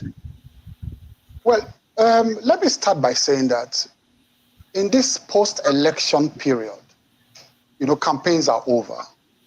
So normally we are torn between the extremes of, going full conciliatory in our tone, or, being as firm as possible, in asserting our mandate and our rights, to govern this country as given to us by majority of the voters. Now, we have been instructed by the president-elect, and you saw it even in his open letter, that, look, we should begin the healing process. So this combative tone of now we adopted during campaigns, we ought to jettison all of that now and then begin to, stretch our hands out to the opposition. Remember, the moment the results were announced, I was the first, as the spokesperson of the campaign council, to say, look, don't taunt them. They are patriots, they are our brothers, they mean well for this country. It's just that, perhaps the templates they sold to Nigerians were less attractive than, was less attractive than ours, and more Nigerians accepted us. But they are patriots. And that's the kind of language we want to see now. But then it appears too, and this is the point I want to make, that when you now have a mandate to defend, you have a right donated to you by Nigerians, and you become too condescending. You genuflect too much and you beg too much. It also conveys the feeling or the impression that you have stolen something and you are begging to be accepted. So that is also the danger of the other extreme of becoming too conciliatory and all of that. So there must be a point at which you draw the line to say, look, I have appealed to you enough. For the sake of our country, let us come together. And I think that is the line that Peter Obi and Dati Ahmed, they have crossed. There is a constitutional process to address grievances. A process has taken place. An election has happened in accordance with the law. Results have been declared by the body constitutionally imbued with the right to declare that result, which is INEC, not any other body, INEC. INEC has declared a president-elect. The Constitution also envisages that certain persons will be dissatisfied with that declaration. So we are not in a position or situation of constitutional crisis like Dati Ahmed tried to paint.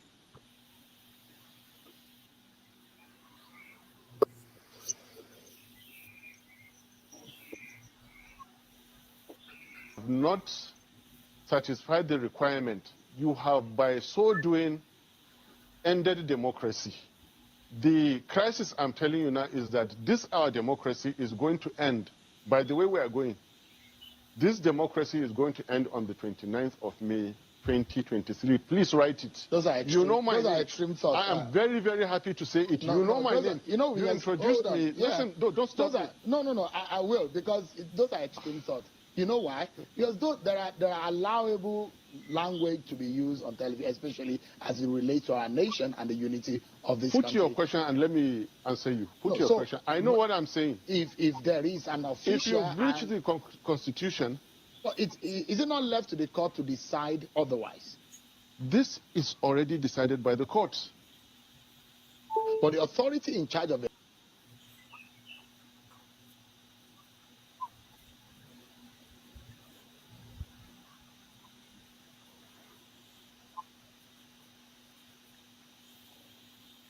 All right. So it's heating up out there, and Keyamo now wants Obi arrested and by the DSS. And from Obi's camp, I saw people tweeting that they will welcome that arrest. That will be the beginning. So I want to hear what you guys think. Let me start with you, Austin. Okay, I even wanted to move out. Nice, you called me first. Let me run. See, they should not just make a mistake to arrest Obi. You and I know that in the nation and there is negative peace. I call it negative peace because people are boiling. They want to fight. You know where you want to fight, and your father say, "Hey, don't fight." You now calm yourself. Most people want to go to the streets. Even when the results came out, they were waiting for me. Now look at this scenario. I never knew when Tinubu gave his acceptance speech, but when Obi was addressing the media, before you won't realize, everywhere don't full say Obi they talk. Everybody concentrated. My own was to go and see the audience. Everybody was listening to Obi. When he said calm down, that was when people now had that, as I said, negative peace. People are just finding the opportunity to come out and fight. So Kiamo will just light the match. If DSS just make mistake, but say they catch Obi holder, that would be the worst they can do because they can't even carry what will be in their hands at that time. So even DSS will know that that's a no-go area. They should not even try it. And that's why you see you are trying to say that LP, their camp will say, try do it. You know when they push Pikimi in hand, enter fire. Do them. They should not even think about it. And all the things he just saying, Keyama, I don't know. They say there's a difference between sun and sand. Keyama, the second one, sand. Because the guy said, I don't know, when person they talk, say no go school. I used to say one thing, even, I don't know, even on this platform, no be person where they shout most, they win argument, no. My person where they talk with sense. So, first is Kiamuna just, he said, I even expect say name go be among those who go defend Tinubu, but let's see the person, in fear exam until they don't even put in name for people who go defend Tinubu in court. So I never even see the legal right for him to even talk. No, so he said that because he's a serving minister, we forget that he's still a minister. That he cannot If go. he's a minister, then why is he dancing between being in the government and not being in the government? Most of his statements before you hear him, okay, like he said, I don't know whether I got it well that they should dissociate his statement from him being a minister or a member of the APC. It doesn't make sense. You are who you are.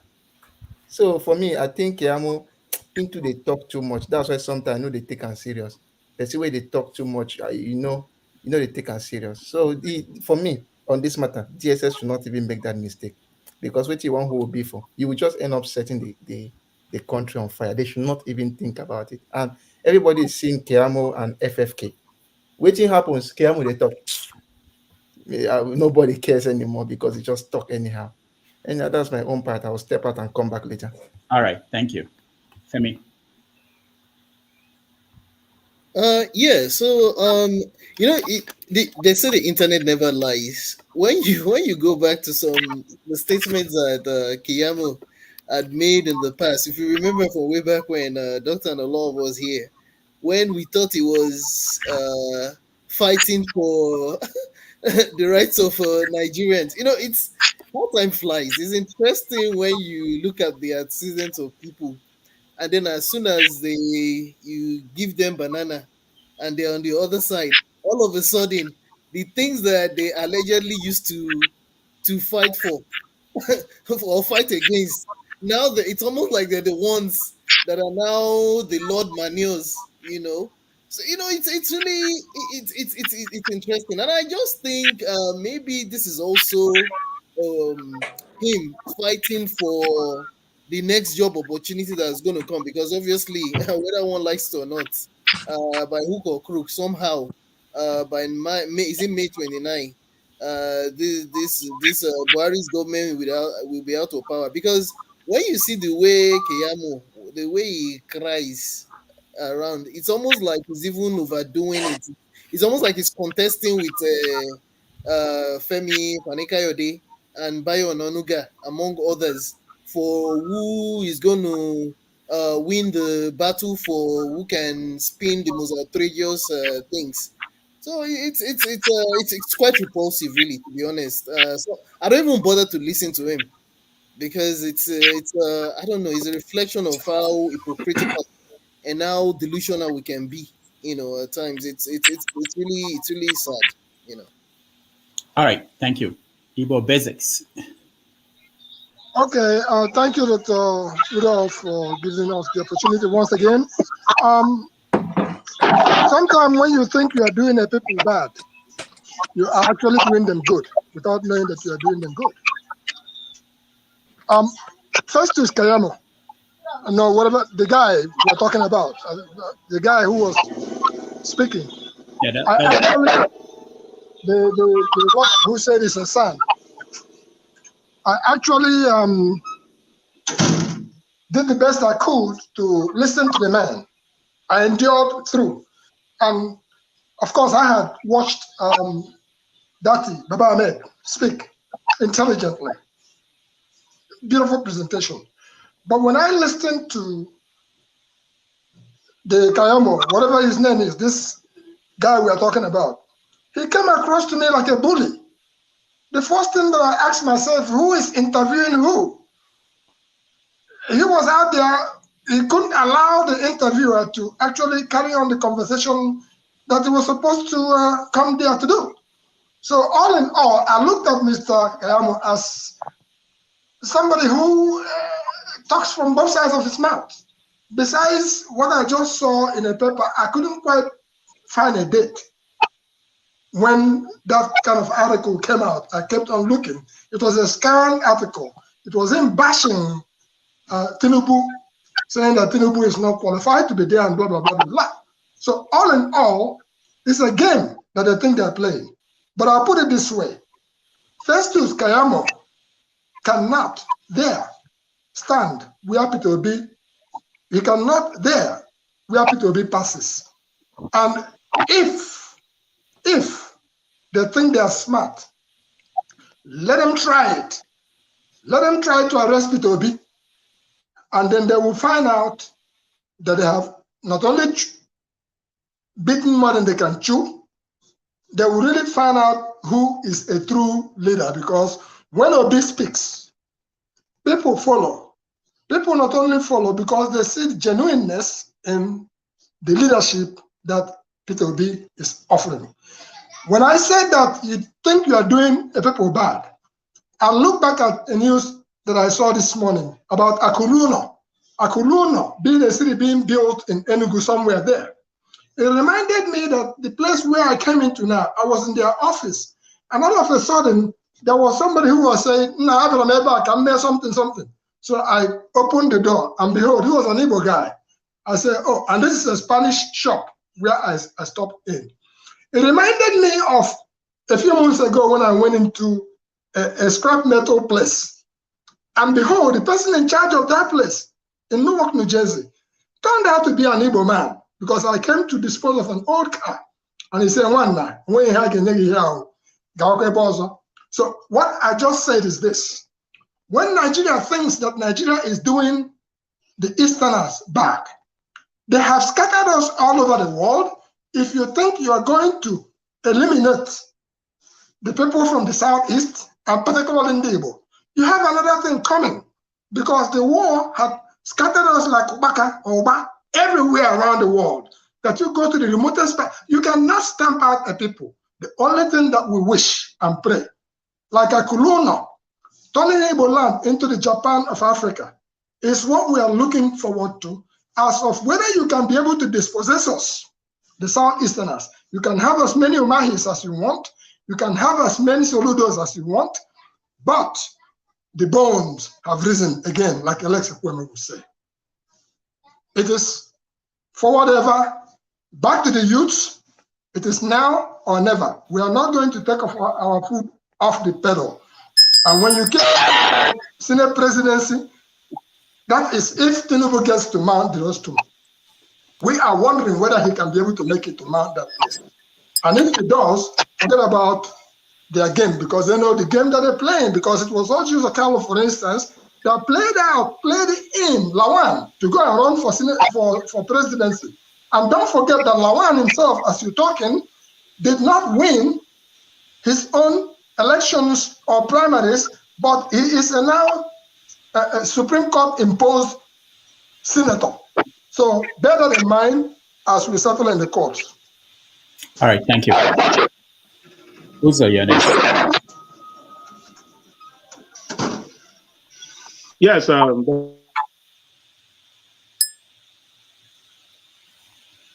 we can hear you, sir. I mean, according to Austin, he said he's sand, whether not clay sand or sandy sand, I don't know. Because right now, First Academy have made anybody see their name Sam. He begin to reason like bring First Academy on the same platform. I said, does this guy even want to be a Sam? You know, he begin to read meaning about what Sam is all about. I thought he's very intelligent, but for the past few months now, I've seen him talking about trash, something that is not reasonable to be called a stand instead of calling him a stand. I will still let Kami know that if care is not taken, it's going to be a witness in a big case. What happened in 2002 is sue to Tinubu 2002. They're going to call him for a witness. They're going to call him for a witness. He sued Tinubu and National Assembly of Lagos State about certificate for forgery. If guys not take him, people become a witness to come and testify about that sue. Then that way where you know that this is not a joke. This is not a child's play anymore. Nigeria are much intelligent now that we cannot play with everybody. Not everybody can just come to online. You decide to go to interview and talk to Shehu as if you are talking to a kid. He bullied Shehu. That's the first time I see Shehu was bullied. Like the guy bullied Shehu a lot. I don't know if he's doing this because I want to be a information minister or Tinubu. I want to be a secretary of the federation. Whatever he's doing, time shall tell. We shall see the end of it. The end of the day, whatever you do on this earth, I think everyone's seeing you. Now, he have already said what he want to arrest P2B. If P2B is taking, even DSS, I even right, people should not be like, petitioning arrest. Are you going to arrest a chicken? That he go, all right, come on, they don't come and pick me up. He don't make it full of himself according to where this is it's like a play, a child play. You can't pick P2B just like that because somebody or a minister of state that denying is what he's doing, he doing it as a citizen. Not even as a position of minister of state, not even a position as a APC spokesperson, as a citizen of Nigeria. You do not where you stand. You want to come and claim you're a stand. Man, maybe I don't know if you're standing stand or clay stand. Any stand it is. Any stand it is. We are watching and see how things play. And let me still tell him that he may be a witness on a court when the call resume about the forgery. He may come as a witness to come and say what you know about it. That's what I'm about to say. Thank you. All right, thank you. So what I'm going to do, I'll come back to you, Ike. Let me go to people that just joined that have not said anything today. Let me go to Kenny. Kenny, you're next. Thank you, Dr. Damages. I actually wanted to use this opportunity to thank you immensely, Dr. Damages, especially for being a journalist. Honestly, I'm beginning to understand that journalists are really, really taking a lot of nonsense from their guests. And I say this because of what transpired between Festus Keyamo and Sheun of Channels News. Just like Mr. Uzo stated, Keyamo really, really enjoyed bullying Sheun. And I was really, really sympathizing with Sheun because he really took a lot. And sometimes I will, Dr. Damages, I really want to ask, right?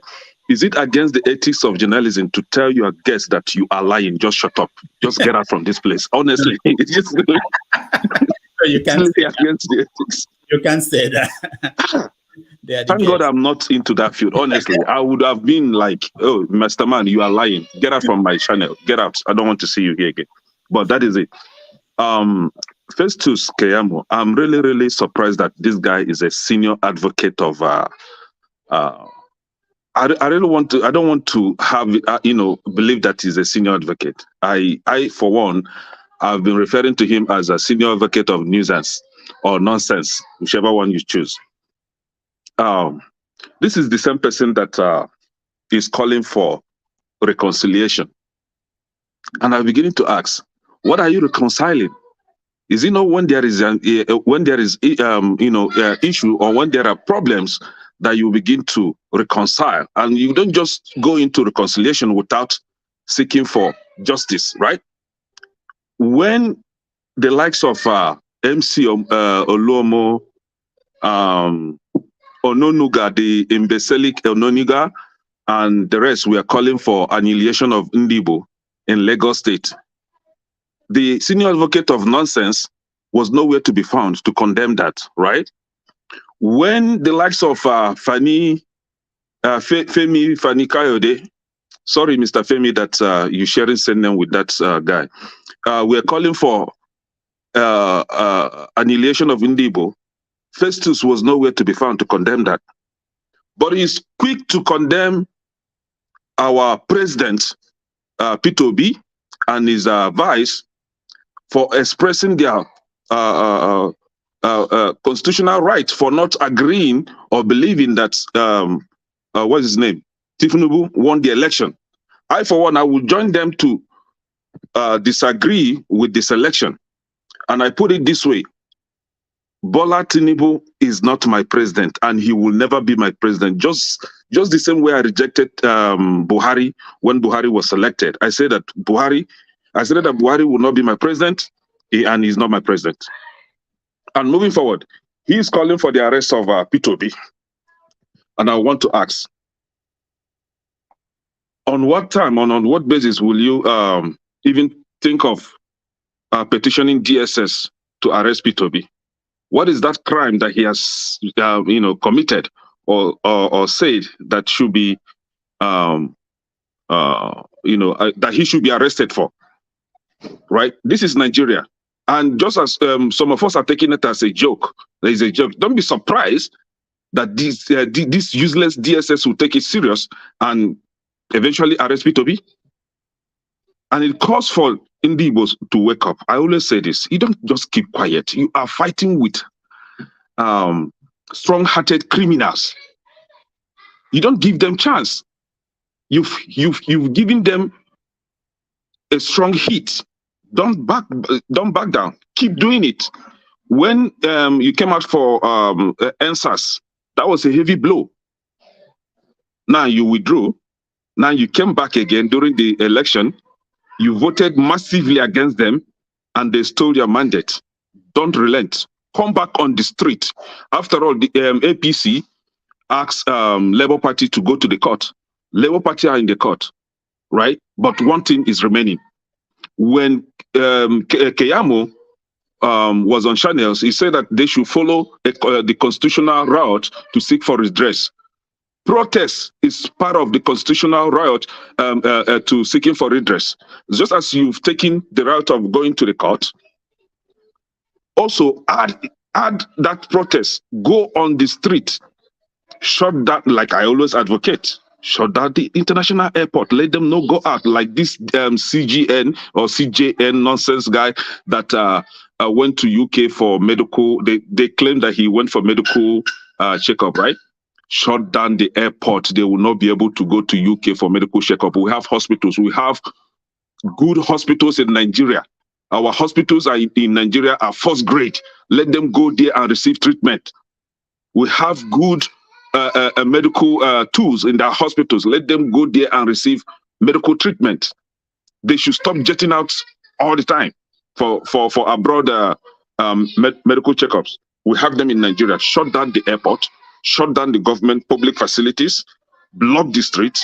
Let them review the election. Let them call for the right thing to be done.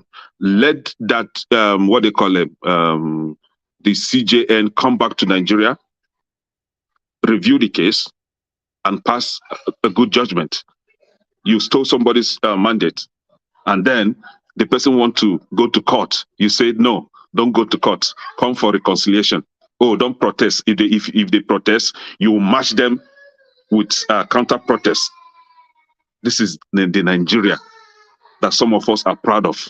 I, for one, will never be proud of Nigeria until Nigeria begin to do the right thing. I'm tired of talking about that country, and that is why if you see, if you observe for some time, I don't really stress myself calling it, because the country is giving me headache. What is happening in that country is giving me headache. Our people are suffering.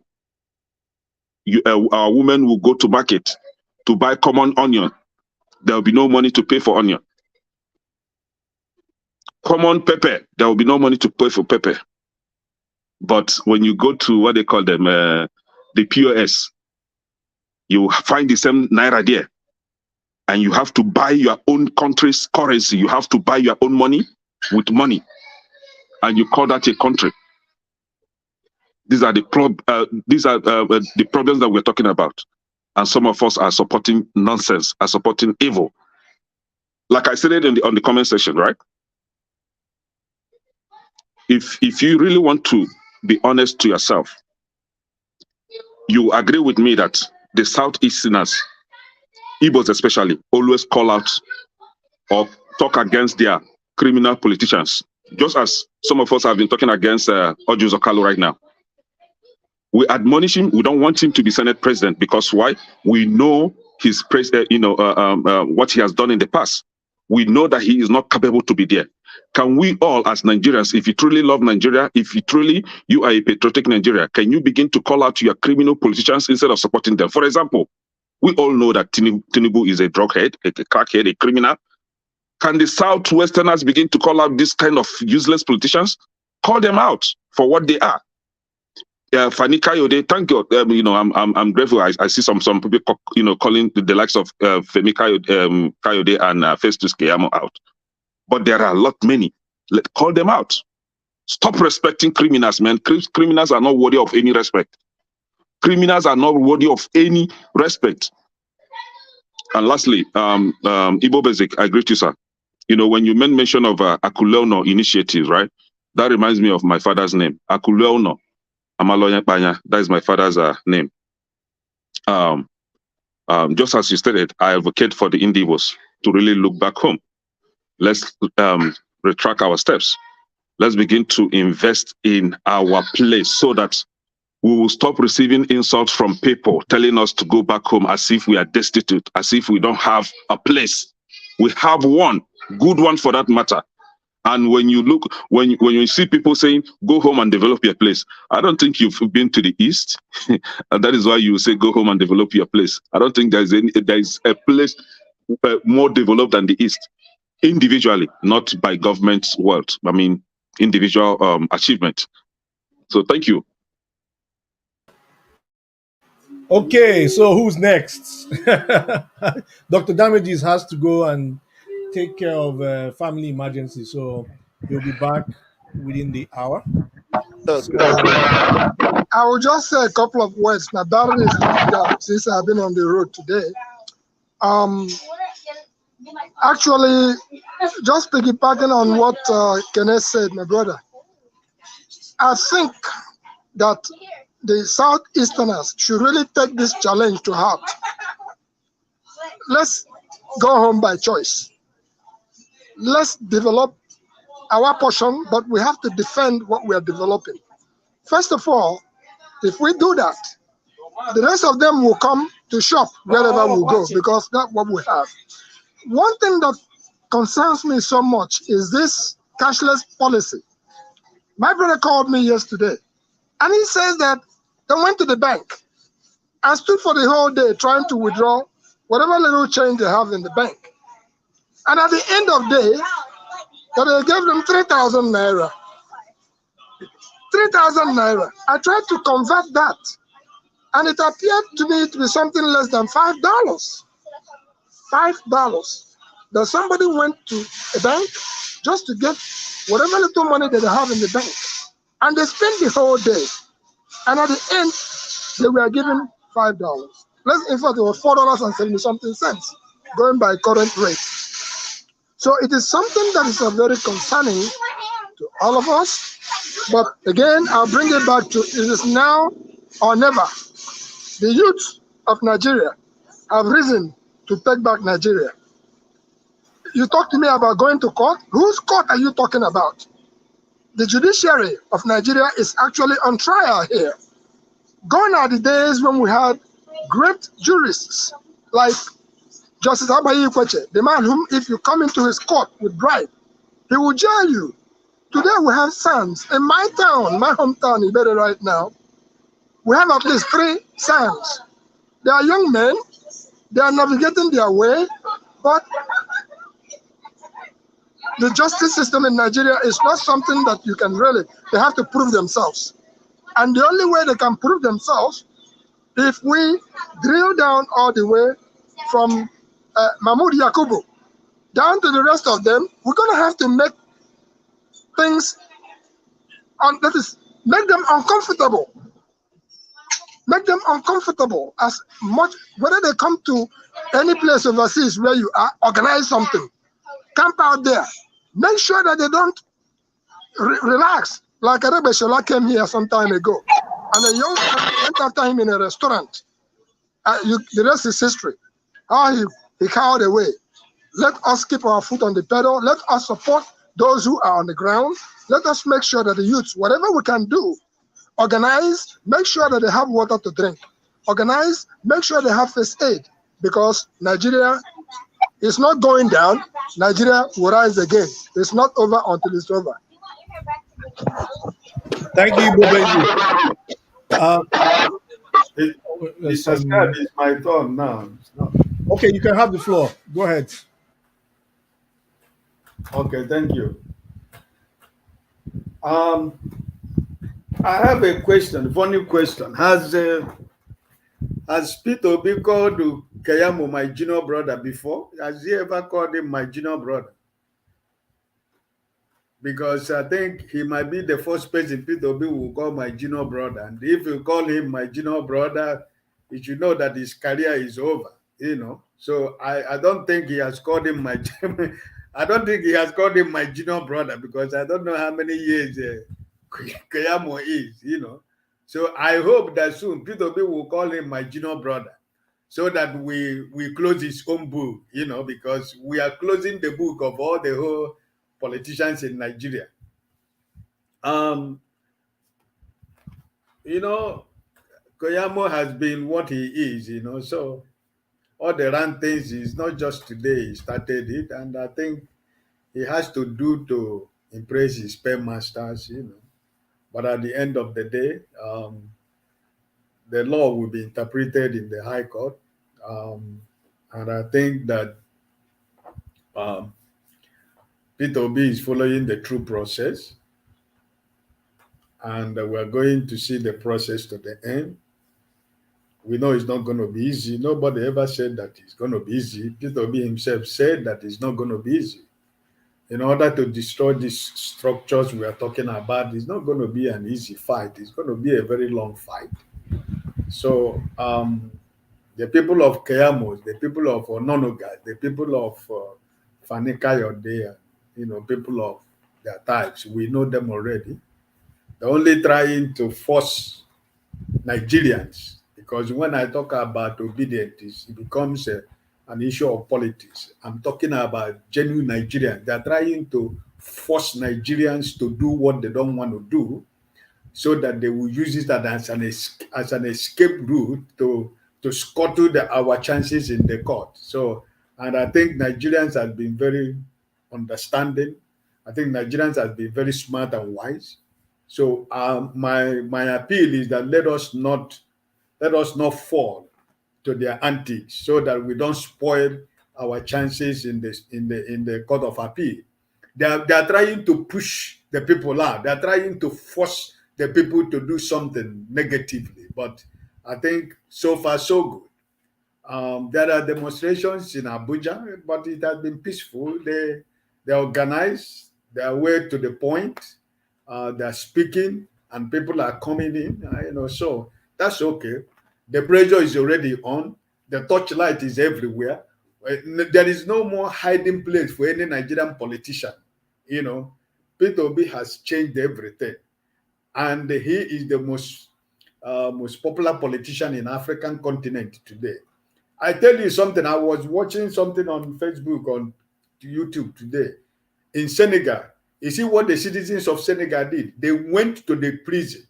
The millions of Senegalese marched to the prison and removed the opposition. They moved the opposition leader from the prison because the president want to change the constitution. He want to go for third term. They marched to the prison. Millions of Senegalese. They marched to their prison, removed the opposition leader from the prison. You know, this is what it is. The revolution is everywhere. It's not just, the wind is blowing everywhere. People are tired of all these old crews, you know, and people want to get rid of them, you know. So, but for our own case, APC and their group, they're trying to force Labour Party and obedience to do something stupid, but we're not going to do it because they know that we have the facts. They know that we have the figures. They know that we know what we are saying. We are not just saying it. For anybody that has known Peter Obi for so many years, for Peter Obi on that day of the press conference he called to tell you that I want this election or we want this election, it wasn't an easy statement to make. They know where they are coming from because the rigging of this election was so, it was so open and so stupid with the way they rigged this election that even a common man in the street, knows what took place. So they have their figures. I want us to go to court, as they say, go to the court. And Peter Obi has called for calm. But I tell you, whatever Kayamo is saying, he should go, every time he go to bed, he should thank God for Peter Obi because Peter Obi is the calmness that Nigeria is today. It's because of Mr. Peter Obi that Nigeria is as it is right now. So anybody that is trying to DSS or DS, whatever they call them, is not an instrument of Kayamo. They are smart and they're more intelligent than that. There is nobody who will ever dream of trying to arrest Peter Obi in Nigeria this time. Nobody will ever do that. So I am not bothered. I am not moved by Kayamo's ad boss on channel television. That has been him. So Shen will allow himself to be bullied by him. That is his own problem. So I don't think any reasonable government in Nigeria today will ever think about that. So listen, I am not afraid of his arrest, and I know they're not going to do that, and I know they will not do that because when they do, then whatever that they think that they are looking for, they will going to get it. So I don't think it's going to happen. Check today. Soludo was celebrating his 1-year anniversary, and when Peter Obi came in, he wanted to continue to do what he was doing. But if you look at the video today, see what happened when Peter Obi came in. Listen, Peter Obi has retired the politicians, and he will keep retiring all of them. So I am people of these guys, they can say whatever they want. They cannot push Nigerians to do what they don't want to do because we want to follow the due process of law. We want to follow the process. They ask us to go to court. We are going to the court. We follow the process. So we are not going to jump into their traps. We cannot fall into their trap. The people that are demonstrating in Abuja, I like so far what they are doing. They are organized. They are quiet. They make their demands and they go to where they want to go and it's peaceful. That is what we want. So anybody thinking about statement of KMO that tomorrow DSH will go and arrest Peter Obi, that is the widest dream of any Nigerians. Thank you, sir.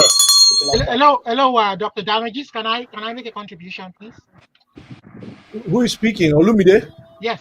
Welcome, Olumide. But show came before you. I'm only just taking over from Dr. Damages, so permit me if I unknowingly omit anybody. But show, you're welcome to the show. Okay. Let him speak. It's fine. Olumide, okay, it's fine. You have the floor. Let him speak. It's fine. Are you sure, Show? You want me to go ahead? Olumide, you go ahead. I just said so.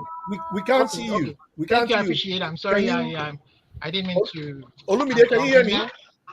So I just want to I want to make this contribution very quickly, and I think I appreciate what Nigerians are doing right now, and I appreciate the fact that Nigerians are a little bit more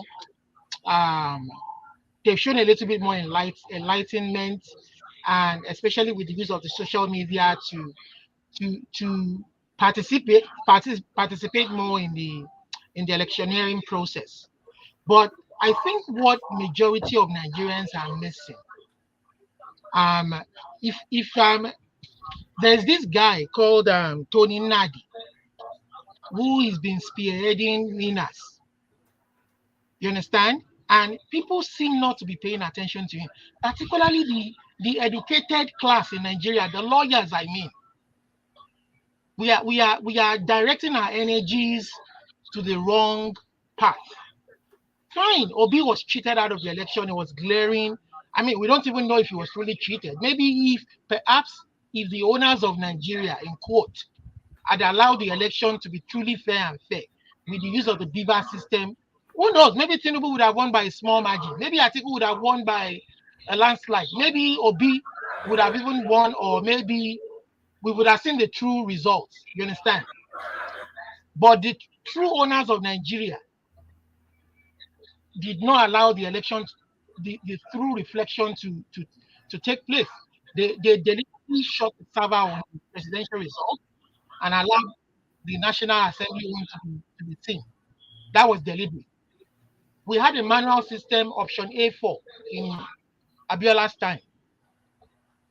And this election was free and fair. And now they are using technology that should be better.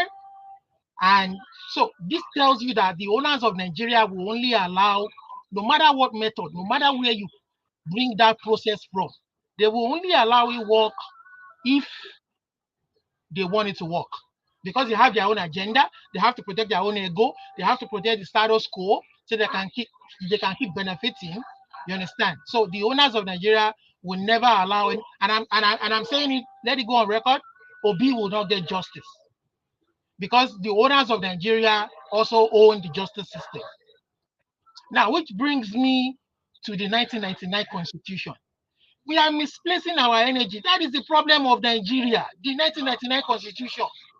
Even if Obi gets there as president or Tinubu as a southerner, he cannot change anything. They have put 16 concurrent, 16 items on the concurrent list that can make a society progress. Security. You can't have a state police, you can't have a local police. Electricity. Under federal, they want to now add water bill again. So Kukumam turn us into slaves for life. When we are already slaves and Nigerians cannot benefit from their own resources. And Britain is still indirectly ruling us through the Fulani Caliphate. Who are the true owners of Nigeria? Please let us say the truth. We must have a meeting of all the indigenous people of Nigeria, over 250, where we can fashion out a document that will bind all of us together as a people, where everybody will have a right to aspire to be what they want to be, whether you are from a minority or majority. That 1999 Constitution that says we the people, we are not we the people. Why are the lawyers pretending? Obasanjo came there, he didn't even see it. And he governed the country for 8 years. This is what is creating all the chaos. And they are beating it back and center, beating it, amending it, and no progress. And we are not seeing that. And we are running after flawed election. They will organize another one in 4 years. It will be flawed because the owners of Nigeria will not let it work. They are the owners of Nigeria. Unless you take your country back from them. We, the people of Nigeria, we have to take our country back from them. The indigenous people, we have to sit down. They put it in the Constitution, 1999 Constitution, that the unity is non-negotiable. The unity of Nigeria is non-negotiable. There's no referendum, and they gave themselves majority in the House of Assembly so that you cannot make any major changes to the Constitution. So which constitution exists in a civilized society where the unity is non-negotiable? Even in America, a state can vote to decide to want to leave America today. So we are just beating about. Even if Obi gets here, he can't do anything without that. He can only try, but he cannot give the people true freedom and true progress. Can you guys hear we're me? just looking at the wrong. We should tackle that constitution. That constitution is our problem. If Biafra wants to go on their own and start their own country, leave them alone. They have a right. We have countries in Europe who are not up to 1 million, and Nigerians are running there to better their lives. Liechtenstein, Latvia, name them. Benin Republic is not even up to Lagos population. Ghana, and then Igbo people cannot decide to go on their own when we don't have any similar cultural identity as a Fulani or Hausa man. And now they are bringing bills to softly and quietly take over the country from us. Waterways bill, Ruga. And they put a Boko Haram guy as vice president of that guy there. That can even die before the first year of his tenure. So Nigerians I will start preaching this message. We need to open our eyes. It is the constitution that is our problem. Tony Nadi has a series online. He is the convener of Ninas. He was working with the Yorubas and other ethnic groups before they sabotaged him. The people working for Tinubu sabotaged that guy because his message was coming across. That constitution, even the one the British handed over to us, is better than the 1999 constitution. And there's some people are saying we the people. Where is the we the people? Which Benin man, Yoruba man, or Ishan man, or Benin guy or Tiv guy sat down to write that document?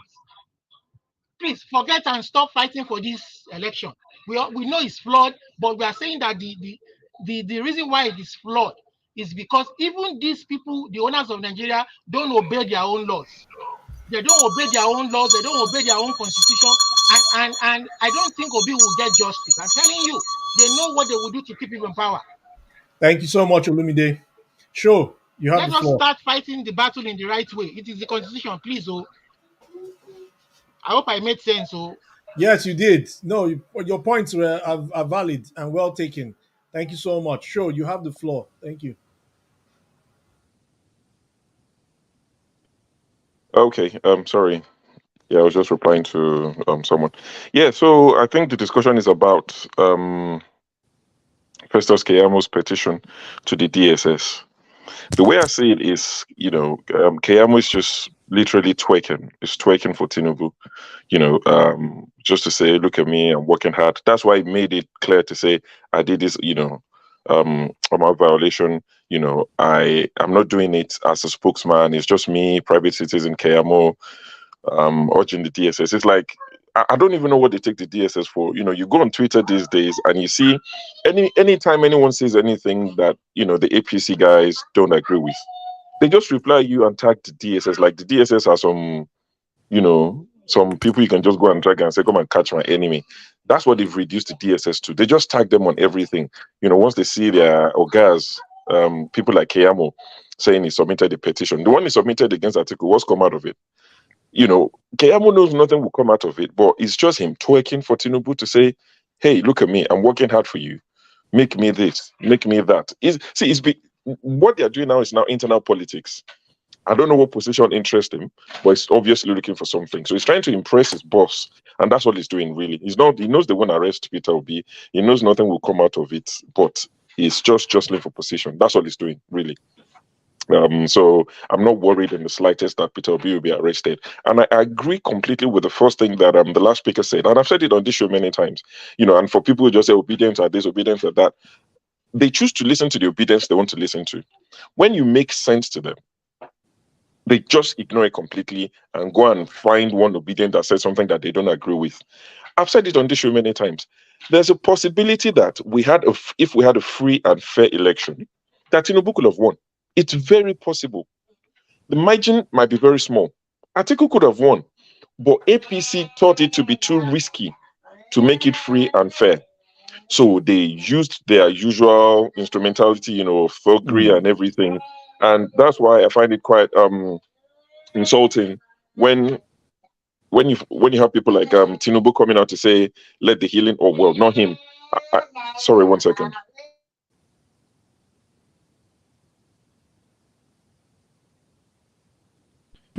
Yeah, sorry guys. Yeah, so when Tinubu is saying that, let well, his spokespeople, because I worry that this one might be another one of those presidency, because a lot of things during this Buhari regime is presidency. The president won't speak, but we now have something called presidency.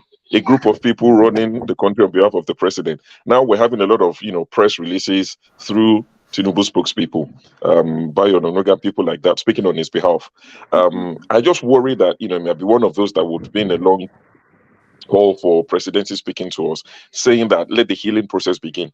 In the same breath, Bayo Nonoga is tweeting and saying that let this be the last time Igbo people would something interfere. So if you're saying let the healing process begin, but you're also still acting like you're campaigning, still, goading people and saying let this be the last time, and he doubled down the following day to say he's not going to retract that statement. He owes nobody any apology. But you're saying let the healing begin. And the question is, what are we healing from? What are we actually healing from? You need to address it before you can say let there be healing. God, I keep an eye on the comment section. I find it quite interesting. There's someone in the comment section, I won't give them the relevance they might enjoy, but there's someone in the comment section, people are engaging, and I wonder, why do people engage people like that? Let the person, just leave the person alone. Let the person just talk the nonsense they're talking. Somebody that I saw today that typed with his or her hand and said MC Uluomo is giving them woto. Somebody that is championing what MC Uluomo said that led to the maiming and injury of many. Somebody saying MC Uluomo is giving them woto. It's the person you people are engaging. Please, the people in the comment section, I don't know why you find it. Where do you find the energy from? Just ignore that person and let them be. You understand? So if you're saying people should heal, going back to what the president-elect spokespeople said, what are we healing from? Let's address that first. What happened?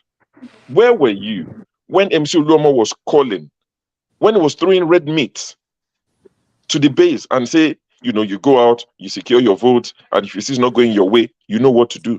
You were quiet. You didn't say anything. You didn't stop him. Now the damage has been done. You're now saying let's heal. The worry is we would heal, then in 4 years' time, you start the same again. And you mention it and people just act like, no, we're going to bury our heads in the sand. We won't have that discussion. They just don't want to have any sensible discussion. Anytime you say, look at this. I mean, one of my friends sent me screenshots of a conversation with a friend. She lives in the UK. Our friend lives in Nigeria. And she was saying, did you see the videos of the atrocities that happened in Lagos? The person said, no, I don't believe in social media. So I chose not to watch these videos. These are the people you're dealing with. So, sometimes I know it's hard not to comment on it, but sometimes a lot of these people, it's not even worth engaging them. Peter Obi has gone to court. I hope he gets justice. Whatever justice is, I hope he gets it. See, nobody is calling for Peter Obi to be declared president. What people are calling for is let the true vote count. If Tinubu wins, I will congratulate him. Even if whatever happens, even if he's declared president by Supreme Court, I've said it many times, it's on record. I would wish him the very best because I want Nigeria to succeed. All I want is a Nigeria that works. Our worry on this side, the obedient, is we don't trust Tinubu to do a fair job. That is our only worry. We all want the same thing. Obedient, batified, articulate. Everybody wants a Nigeria that works. That's all we want. And, what worries me also is you compare Nigeria to the UK and they tell you, don't compare the two. Elections, when I go and vote, I vote on my way to work. You hardly know anything is going on. Oh, don't compare Nigeria to the UK. But they will come and tell you, oh, but the teachers on strike in the UK, so you can't say it's only Nigeria. Oh, but the inflation is everywhere in the world. So you compare Nigeria to the UK when we talk about inflation. You compare Nigeria to the UK when we talk about doctor strike, because junior doctors have been on strike in the UK recently. You compare Nigeria to all those things. But the minute I say, oh, but there's light in the UK, there's electricity, don't compare the two. I just mentioned the football pitch. If you think I'm lying, go on YouTube, type Ivory Coast. I can't remember who they played yesterday. Look at the pitch they played on. Look at the pitch Uganda played on. Look at the pitch South Africa played on. Nigeria's pitch was the worst that I saw yesterday. That's not my fault.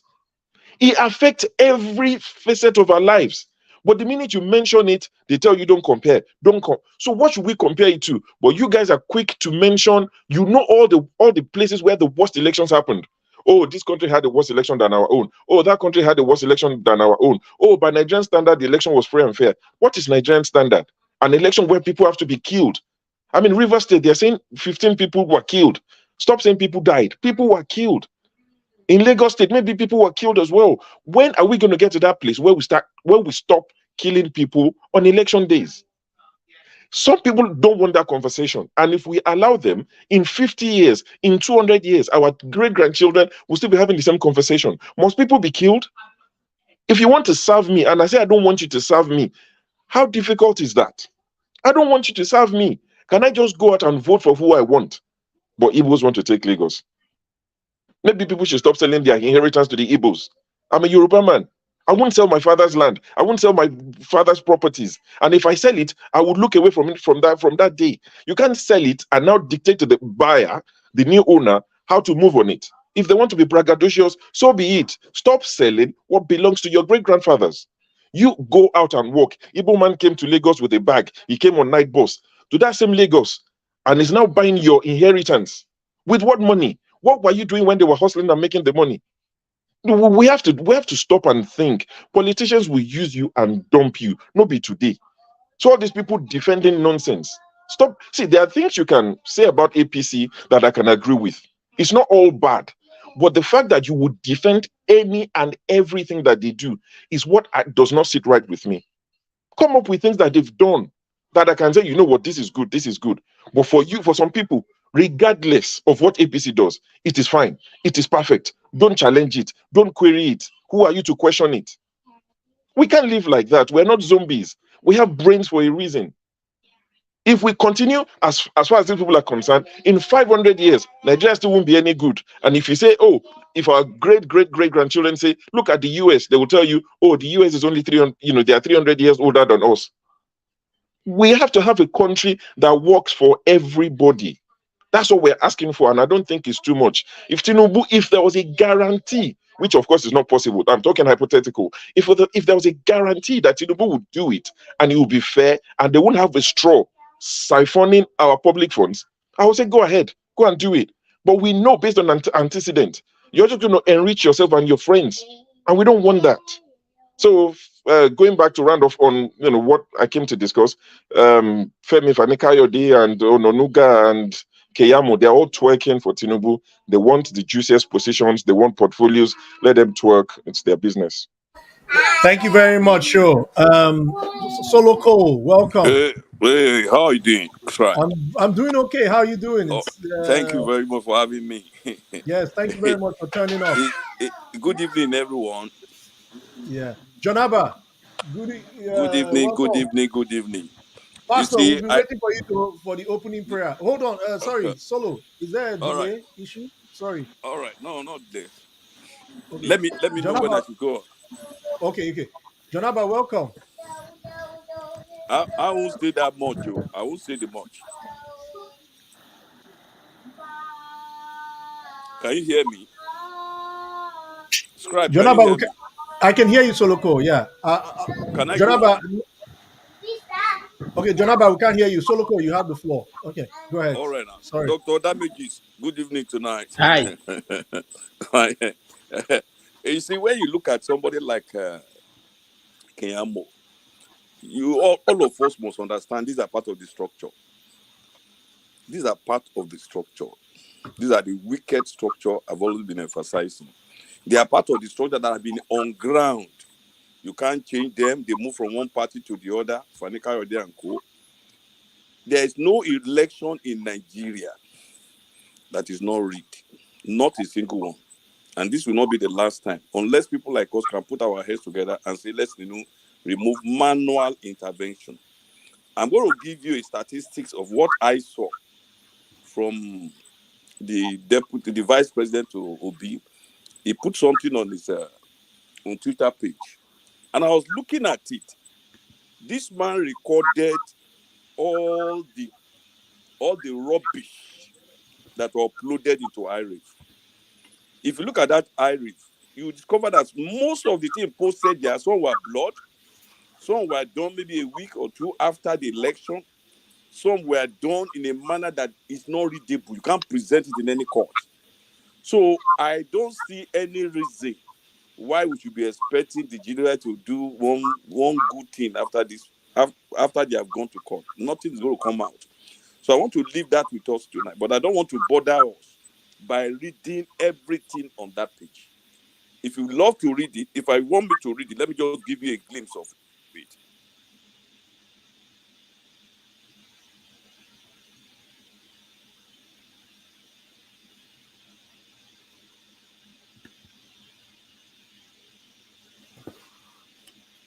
All right, I think we lost Solo for whatever reason. Scribe, thank you so much for holding briefly for me. I had to step out quickly and deal with one issue. All right. I'm still. Okay, go ahead, Solo. You're back. What I'm trying to say, maybe you are, I'm reading it from somewhere. What I'm trying to say is that if you look at what they uploaded into iRev, it's a disaster. There's no way anybody can bring anything out of that page. And let me tell you whether I would like it or not. All the elections they have been doing for Egypt. I was watching a clip this evening when Zik was defending Awolowo and them with Shagari. The election was massively rigged. If I have your handle, I could have sent you a clip of that. The man was complaining and they were going to court like Obitu is going to court. So you can imagine the day of Zik, they have been rigging. And these people now have a wicked machinery on ground. So, and there's no way, if the election had been done like the former speaker said, if they have been done correctly, Obi possibly could have won, Atiku could have won, Bola Tinubu could have won. But these people know where they are going. So I want to leave that with us tonight. Let us just rest on what is happening and let us just ignore all this machinery, all this structure, wicked structure that they have on ground. Thank you so much for tonight. Thank you. All right. Dr. Damage. Thank you, Solo. Thank you. We appreciate you. Janaba. Hey, Dr. Rudy, this is thank you for having me on your show. Can you hear me? Yeah, we can hear you. All right, what do you want me to talk about now? We discussed several issues. One is Ekweremadu. We started with that, and then Ekweremadu in London, the one that won organ harvest, the Nyamri, the Igbo guy.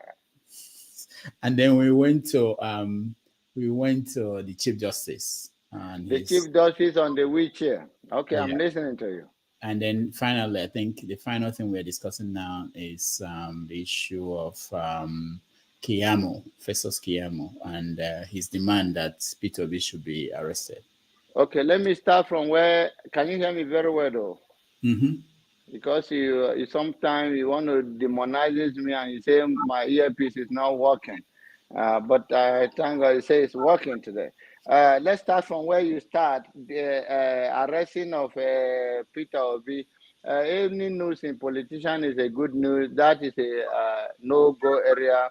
The DSS will not arrest Peter Obi. So let's forget about that matter. He's dead on arrival. It's just to talk. It's just everybody is just talking because Nigerian people are gullible and they take advantage of that. So there's no any issue there. They will not going to. Peter Obi is not going to be arrested. He have a right to go to court like he's doing it. Even though I believe he filed a weak.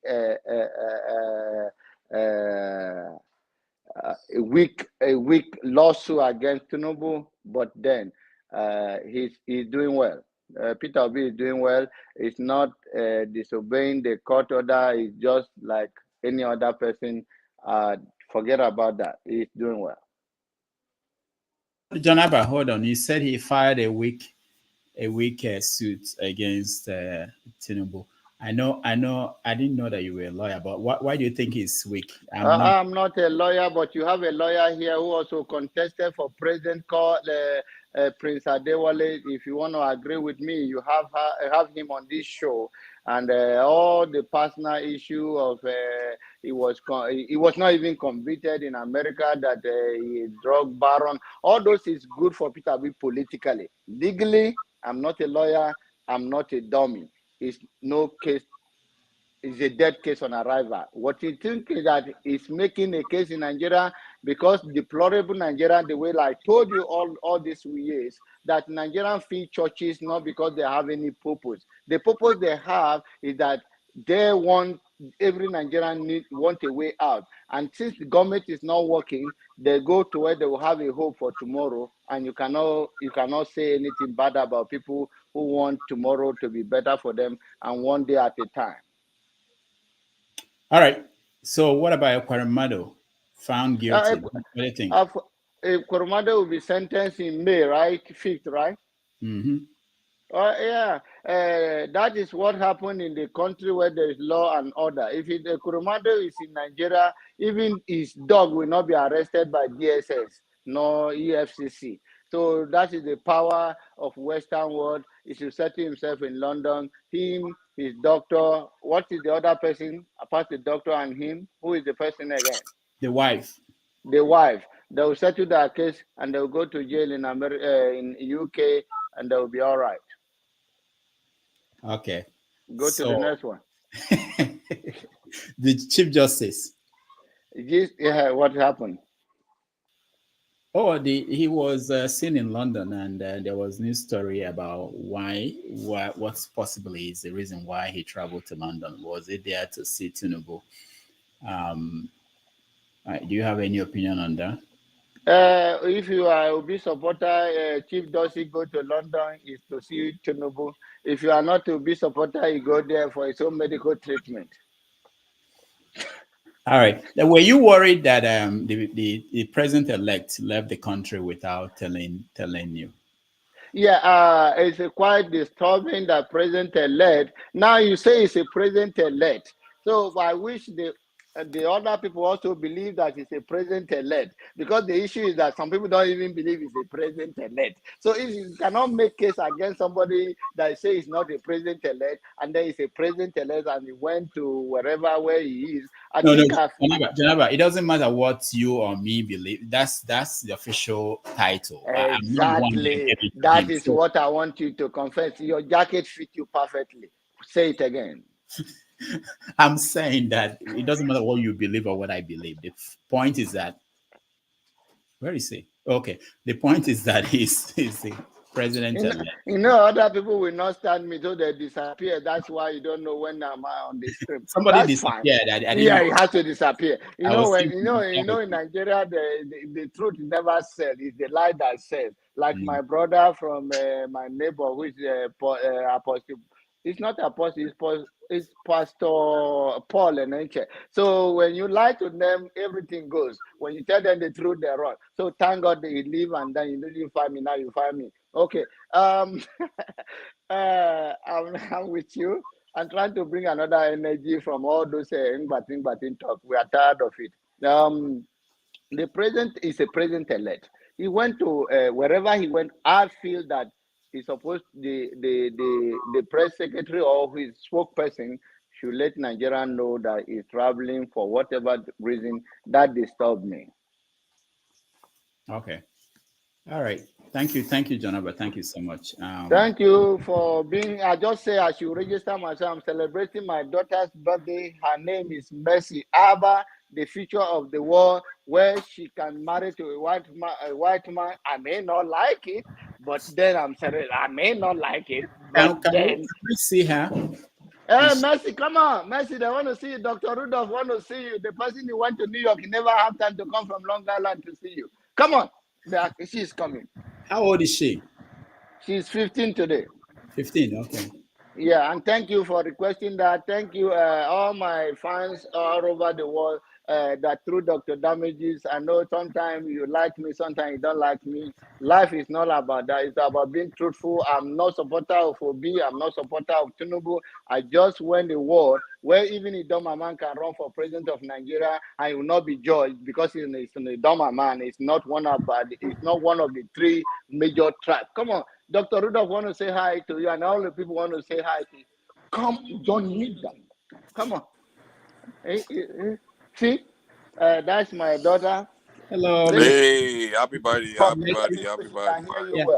Mercy, happy birthday. Happy birthday. Wow. Happy birthday. You look like your mom, not like Jonaba. You're lucky. No, you are a liar. Is she looking like me? No. Maybe the smile. You see? So, Dr. Rudy, I know you are a good man. This is the guy that's supposed to come, but traffic hold him in Long Island. He could not come. And that's why I don't envy New York. So I live in New York for 9 years, and I don't envy New York. Rather did I envy Ralph. Ralph is another guy. He gets stuck in Germany. They didn't come to see you. All your beauty and everything. Ralph was stuck somewhere. Mark was Ralph is an ex-military guy. Jonaba, I mean, Grandparent, you didn't invite me now. I didn't know that you live in New York where traffic will hold you. I'm in Grandparent here now. You are in Grandparent in Dallas? Uh-huh. Yeah, because you know if they cook against Tinubu, I mean I'll be in law, but I'm not in support of. I'm not partial. My wife will give you bakery if you don't have one. All right, Jonaba, thank you so much. Thank you for having me. Scribe, thank you, and I'm going to run out of here. Ralph, I didn't hear you. Your earpiece look like CM, but you are not CM. All right. Well, let's watch this video while we continue. This is what happened today when I'll leave for now. God bless. All right, thank you. When Governor Charles Soludo of Anambra State was marking his anniversary. Rudy, let me contribute on Keyamo, please. Okay, hold on. After this, Mr. I've never speak to. Oh, I didn't know. Okay, after this, you go there.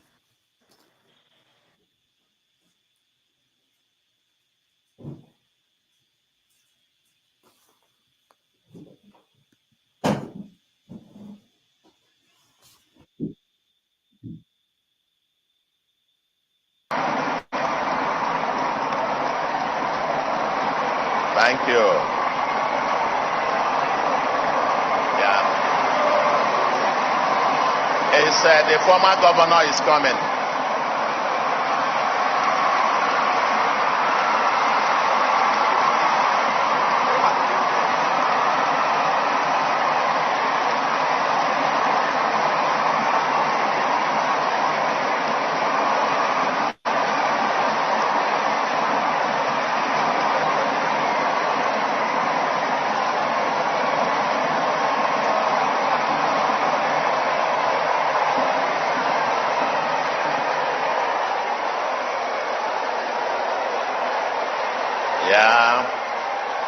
Yeah.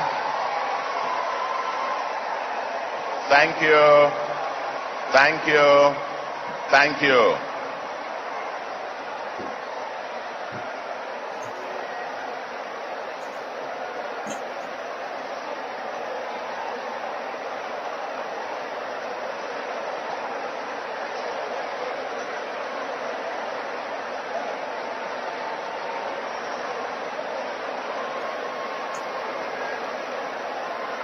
Oh yes.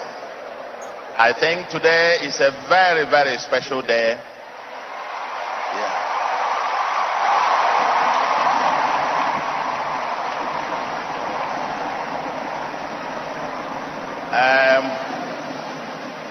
It's a very special day. Very special day in Anambra. All right. A lot of people are pointing at this.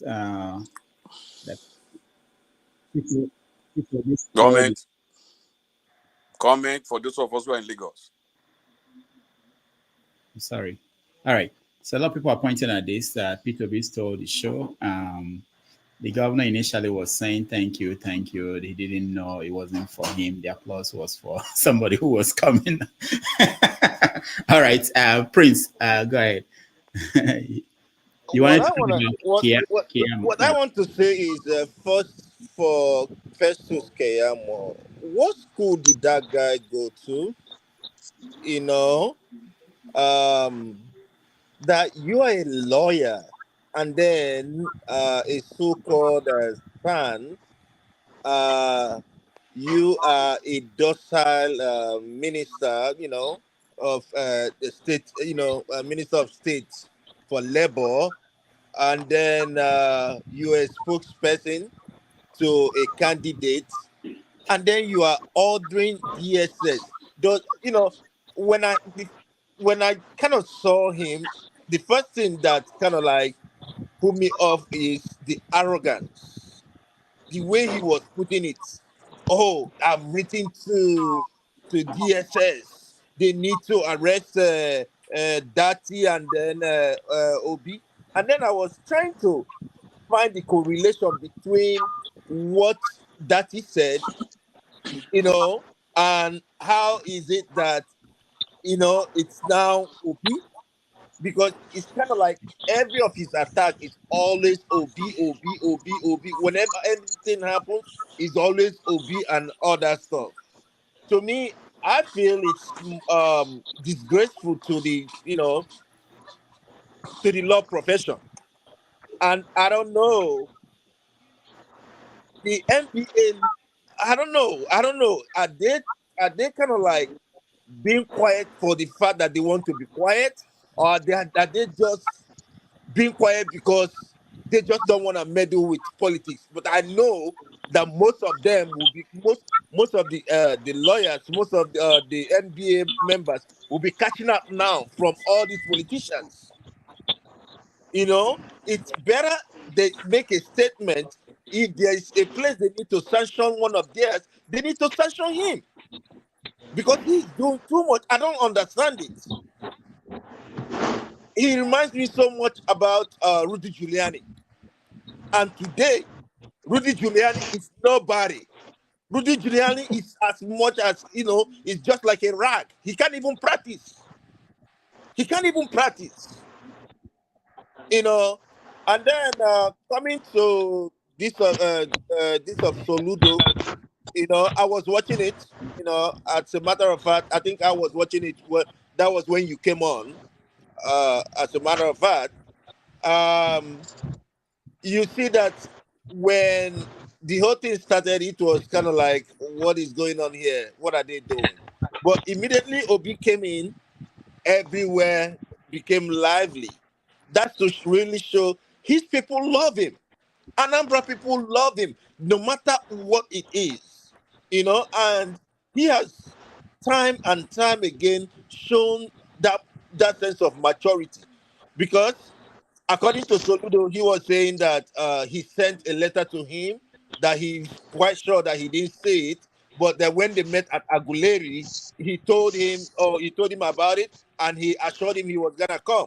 And here he was. He came. Because there are so many people it would be, they will not come, they will not show up. But he came, and all that. So, like, in a nutshell, I don't know. In a nutshell, Justice Kayamo needs to, he needs to keep quiet. As a matter of fact, I don't even know who listens to him anymore. I don't know. All right. Thank you, Prince. I have a comment on Soludo. No, hold on. Let's go to All right. Okay. All right. All right. Thank you, Rudolph. Quick question from what Prince just said. I don't know. I'm getting the feedback. Yeah, I don't think it's from Ross. I think it's from Luis. Let me see. I have to mute. I was just curious seeing the way Peter Obi came in and the way the usual suspects always go after Obi and Obedient, even though they act like one supporter of Tinubu is not all supporters of Tinubu.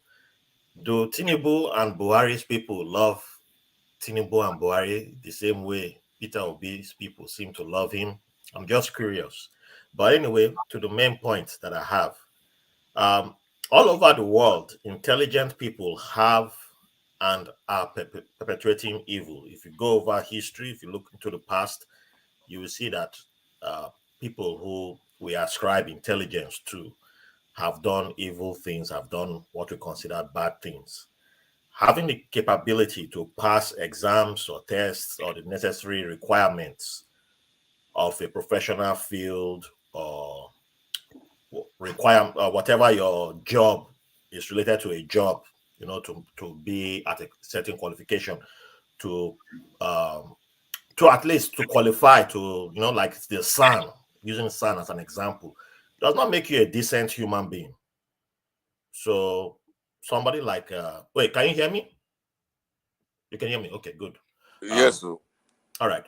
So just because Keyamo is a son does not mean he's not intelligent. He still has that intelligence because, yeah, for you to pass law, to be a lawyer in Nigeria, does not, it's you have to pass a lot of exams and all that kind of thing. So that does not make him a non-intelligent person. However, Keyamo, FFK, Ononuga, Dele Alake, the woman with the British accent, whose name I can't recall now, they are all spokespeople for Tinubu. Tinubu does not need to do the dirty deeds anymore. Thank you, sir. I can handle it from here. Thank you. Exactly. Thank you. I don't know how many people watched the press conference by the APC presidential team just before Mahmoud declared Tinubu the president-elect. And if you watch that press conference, it negates the language that Keyamo was claiming that he used or has been using, the innocence he was claiming, the naivety that he was claiming to represent from his side, and claiming that it's the OB side that has been threatening Nigeria and all that kind of things. Because even when the Arise journalists stood up to tell them, like, hey, can you guys tone it down? They launched an attack. FFK, he was going after, and Alake had to be like, hey, all of you, calm down, calm down, calm down. She has a right to let her speak, let her speak. All of them were like, they wanted to go and rape the woman's clothes. That's how they looked like. And it was their own person that said, hey, wait, let her say what she wants to say, and we will respond because we have a right to respond. And I said, you are supposed to be the winners, right? You are supposed to be the winners. But look at you, you're still the one acting. And that's why I always go back to, these people don't even know how to behave. They are so power drunk that they don't know how to behave. And everything still goes back to 2015. I always say, go back to 2015. One thing with how APC operates on the premise of a one-party state or system. They don't have room for opposition. They don't have room for, they cannot tolerate, they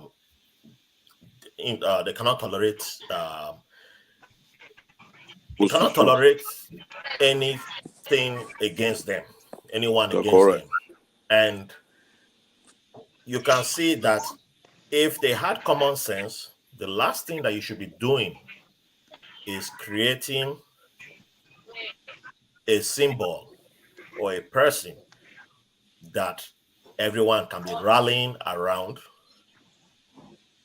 which they are doing right now, which is a dangerous precedent to be, it's a premise that you don't want to be doing, but you are so assured of yourself that you are all powerful. You are the Nigeria. We are the one.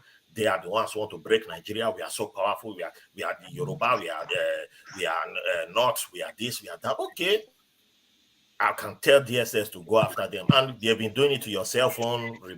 Somebody got Aisha Buhari's daughter's cell phone, whatever. You send DSS after that person. You bullied someone else for whatever. You've been using DSS to be beating people all this time. For how many times, how many years? Nobody said anything, and then it's until now you are now saying you will go after a presidential candidate who has the main popularity that you wish you had. You wish Buhari had this popularity. You wish Tinubu had this popularity. So why will it not be? Why will it not hurt you? Look at all the people from John Abba to Ovie to everybody who has come here to criticize Obi. They all wish that their candidate had Peter Obi's support all around the country. They've not had somebody with this massive following. So why would you not be confident enough to say, I can use the state to bully you because we are in power now? And that's what they are doing. But for every action, there's a reaction, and the consequences that they have not really thought out, because they are coming from a place of, we are in charge, we are dominating. So if I were the one, if they were consulting with me, let's just say, assume that they were paying me that 250 million that you people are throwing out there now. Let's assume that they gave me my cut of that money. I would have said, no, Duan. but they're not paying me. So I said, go ahead, do it. And as we say here, F around and find out. And we shall see. Find out, you will. Thank you. Thank you, Ralph. Thank you. Who is next? I missed the line. On Soludo now, on Soludo. Oh no, hold on. On Kiamu Soludo first. presentation. All right, No, all right. I thought we Kiamu. were close. Okay, we are done. Okay, all right. So let's go to Soludo. Before you speak, Solomon, I'll come to you. But before you speak, let me. You know what? Let me play this video, yeah, and then we go to Soludo and get reactions. Okay, I was okay.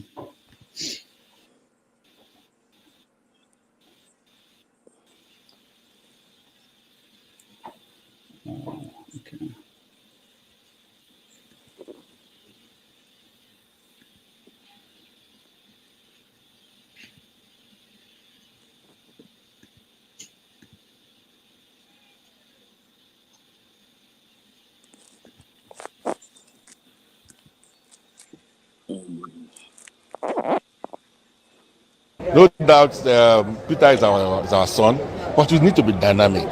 You ask ourselves, can Peter win the presidential election? Can the East afford to throw away their votes? Can we afford to be sentimental in matters that concern our people and our children and our future? The answer is no. So we don't intend to do a thing which we will regret in the future. So while we believe that Peter is ably qualified, we believe that the future of our people relies on PDP, at least in the next 8 years. So we need to make that decision as the leaders of our people. And we're going to sit with them and explain to them. Okowa, of course, is one of us. So there's no difference between Okowa and Peter in terms of protecting the interests of the South, including the South and the South-South. Okay? So we're going to give the people of our the Southeast all the opportunity, the meeting with Okowa, so that he also speak to them. But we're going to be on ground to talk to our people and guarantee Okowa that he will be there for our people.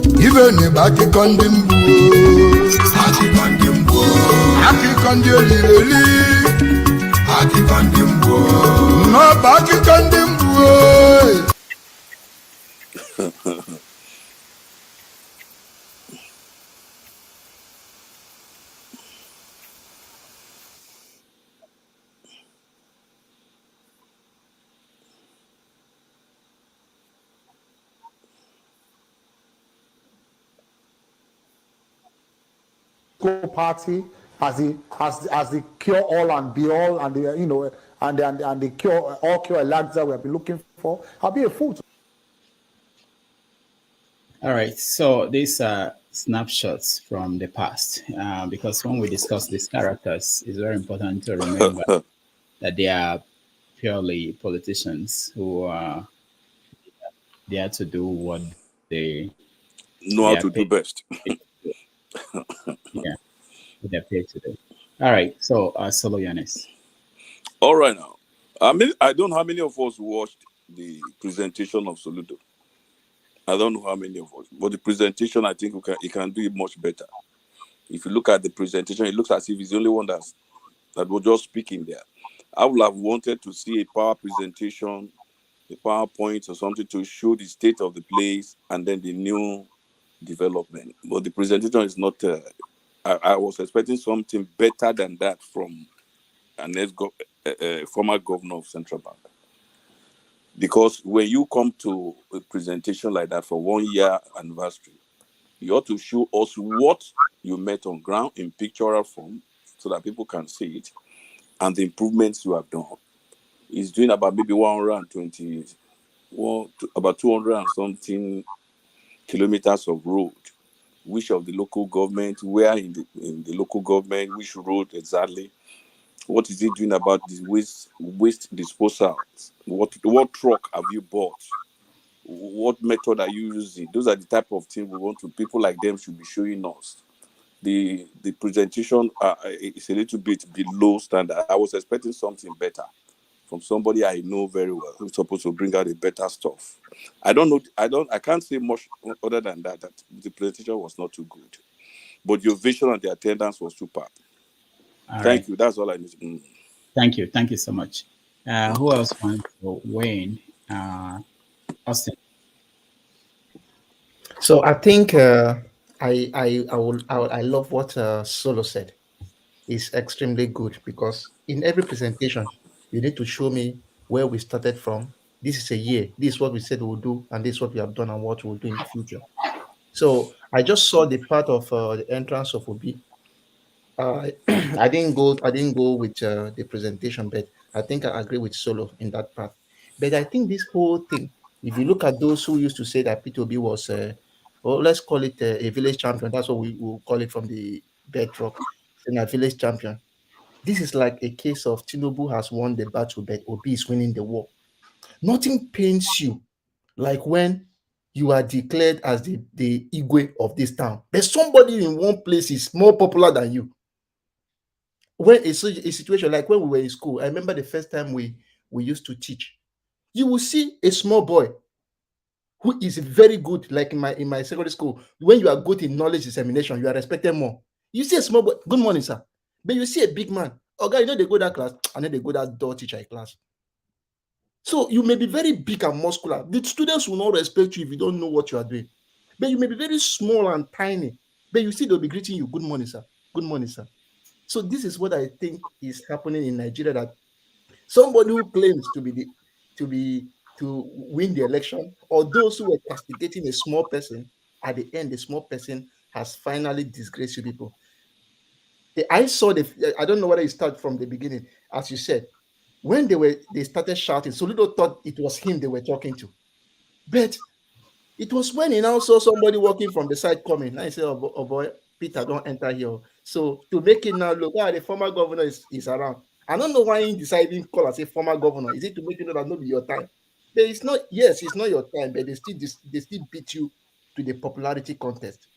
So the thing said they still do the one kind for. If I see all these people ranting, especially all in the APC camp and all this and this, the more they try to run, the more they make Obi popular. And one thing I love about Obi is that humility. That humility.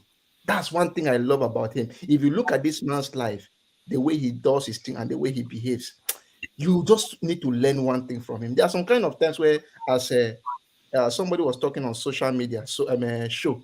There are some kind of things when I see, I don't even think of giving somebody a response. Or maybe if you look at the comment, I don't even like giving people a response because you'll be dignifying them. That's one thing I've learned from Obi. At least learn one thing from him.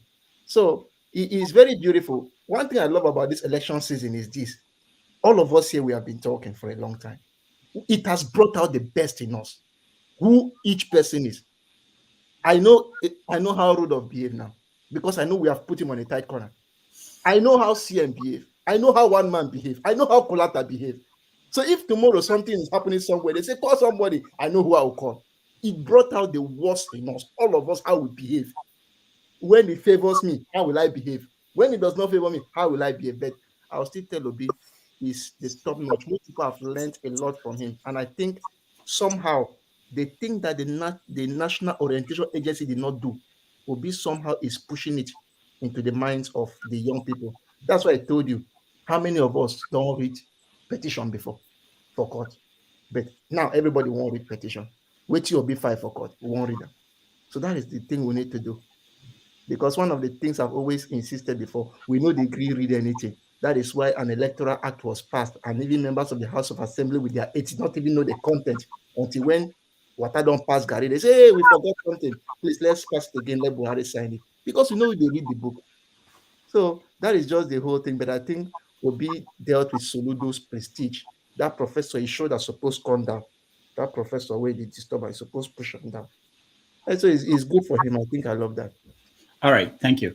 Let's go to OCO. Welcome to the show. I don't know if I've met you before, but welcome. You met me before. I just put my change your name. I put my initial my brother. Okay. How far? All right. I did. So what is your take? Have you weighed in on? I left for a moment, so I'm not sure. Yeah, no. I'm not saying anything. I wanted to stay away to watch, but I've been watching and following events. The only thing I have a lot to say, but because of time, let me try to cut it as short as possible. The show I we saw in Anambra today, if Obasanjo would be sincere to himself, in my own opinion, which is subjective, I would say it, Obasanjo went there to do what is called damage control for Soludo.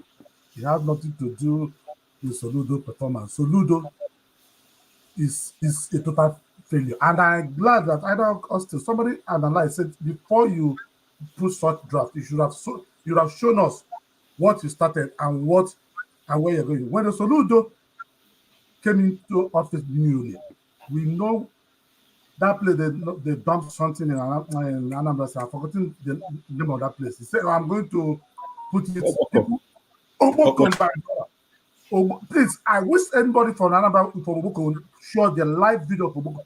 Oboko is in fact, Oboko is the next neighbor of Aba in terms of dirtiness. So I don't know why we are lying to ourselves. So I believe that Obasanjo was kind of struggling even in his statement. It's his conscience, And I believe that everything is not spoken. But the only thing I knew is the damage control. Remember Obasanjo's last thesis? He said, I know after this governor, I expect you to go bigger than this, going for international. This same Nigeria, because tomorrow Nigerian press will say, Obasanjo has endorsed it for the next president for Igbo extraction. Obasanjo is not a national, I say international. So Ludo, for as far as I'm concerned, which I say is subjective, political is real.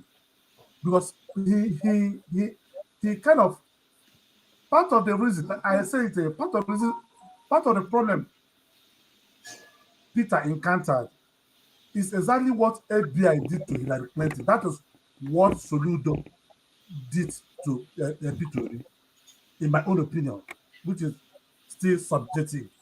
So Soludo, in his ambition, he's thinking that, oh, let's squash this P2Bs. It's gonna be me. It's not about me. For crying out loud, initially I wasn't listening. I don't trust any Nigerian. I thought, like I always say, I lose confidence in anything in Nigeria. But when P2B speaks, I'm still refining my statement again. This is the only candidate when he speaks. I don't even see somebody as a Yoruba person, as an Igbo person, as a Hausa person. This guy speaks from his heart. And this is the only person, in my opinion, that has attempted for the first time to unite Nigerians, which is the problem we have ever had all these years. Every Nigerian, when you are with Nigeria, if you're doing something, oh, I'm a Yoruba person, you're kind of drawing back. But in terms of this Obi movement, Nigerians for the first time start working like brothers. Obi did that magic, and that's why when I'm watching these charlatans, they thought that Obi is just people like any woman. No, I saw something that Nigeria was going to build together. What? Okay, imagine today, even as of today, when he entered here, it's called, for people that read the Bible and for people that are Christian, they say it's called grace. The guy just entered. It's like Jesus Christ of Nazareth has come. Everybody starts standing up.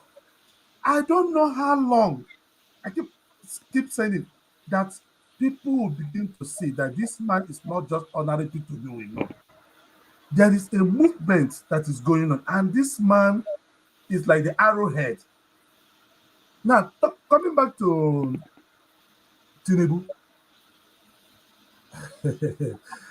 Yaradua is already we are beginning to see the eclipses of Yaradua all over again. Somebody has been elected as the president. By now, it's no longer, you are no longer private as it is. Why I use the elected, that we know it is not what it is, but let's respect the people of Nigeria who have voted for him and the Nigeria as a country. The elected, in quotes, Tinubu. This man, medical history, like we always know in the past, we don't know. And going to London, we don't even know what's going on with his health, whether he's fit. Honestly speaking, what happened in the days of Yaradua is a child's play. to what's going to happen to this man. So I don't know how we will survive it as a nation. That as it is now, we don't know the state of the health of the president-elect. As it is now, we don't know whether he's okay or he's not okay. And this is not at this time. Nigerians are going through a lot. We need to have a human face. Okay, I'll stop. Like I said, I have a lot to say, but let me stop there so that others can talk. Thank you. Thank you so much. Let's go to Mr. Murray. Murray.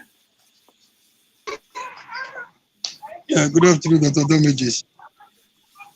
Greetings to fellow panelists. Thank you for your time, for your sacrifice. Thank you for the wonderful job you do. Yeah, I just want to make one or two comments. I want to start with the Soludo episode.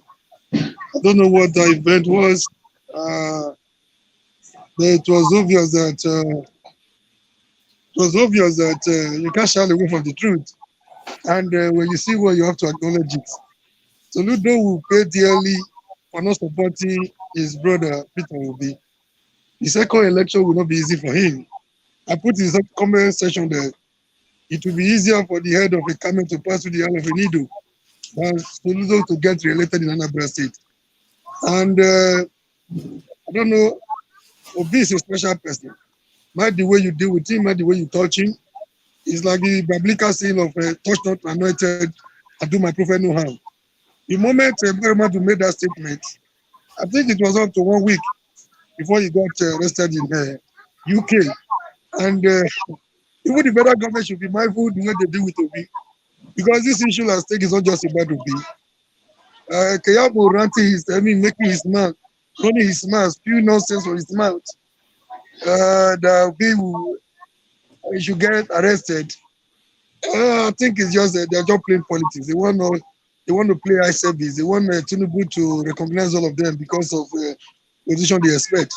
If you arrest Obi at this moment, you're just merely pouring fuel to fire that's already burning. You have to be very careful. It's more than Obi. The issue I think is more than Obi. And that was why last time I came on this show, I want to appeal to everybody. Emotions are high, I understand. There's every reason to.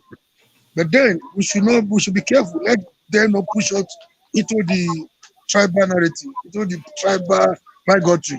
That's one thing our opposition know how to do best. It's not a tribal war. It's actually a class war. There are only two tribes in Nigeria, the tribes of the rich and the tribes of the poor. We are all victims of the Nigerian system that is not working for nobody, except for the few people called the owners of Nigeria. So, those are kind of talking as usual. They want to say anything when he sued them. At a point, there was no issue with Muslim etiquette. Now that he has come to the leadership of the Senate, there will be issue if it does not come to him. So, they are not as smart as they, make us to believe. Just that over the years, we have been too gullible. It's never too late. I thank God that Nigerian people are waking up now from their slumber. There's a limit to which these people can go. Criminally, they are not as smart as they want us, make us believe they are. So, Soludo was taken on away. As soon as Peter B walked in, he didn't know what was happening. The best way he could describe him, I don't expect much from a Soludo. Instead of saying the president in the waiting or the people's president, he diplomatically said the former governor was here.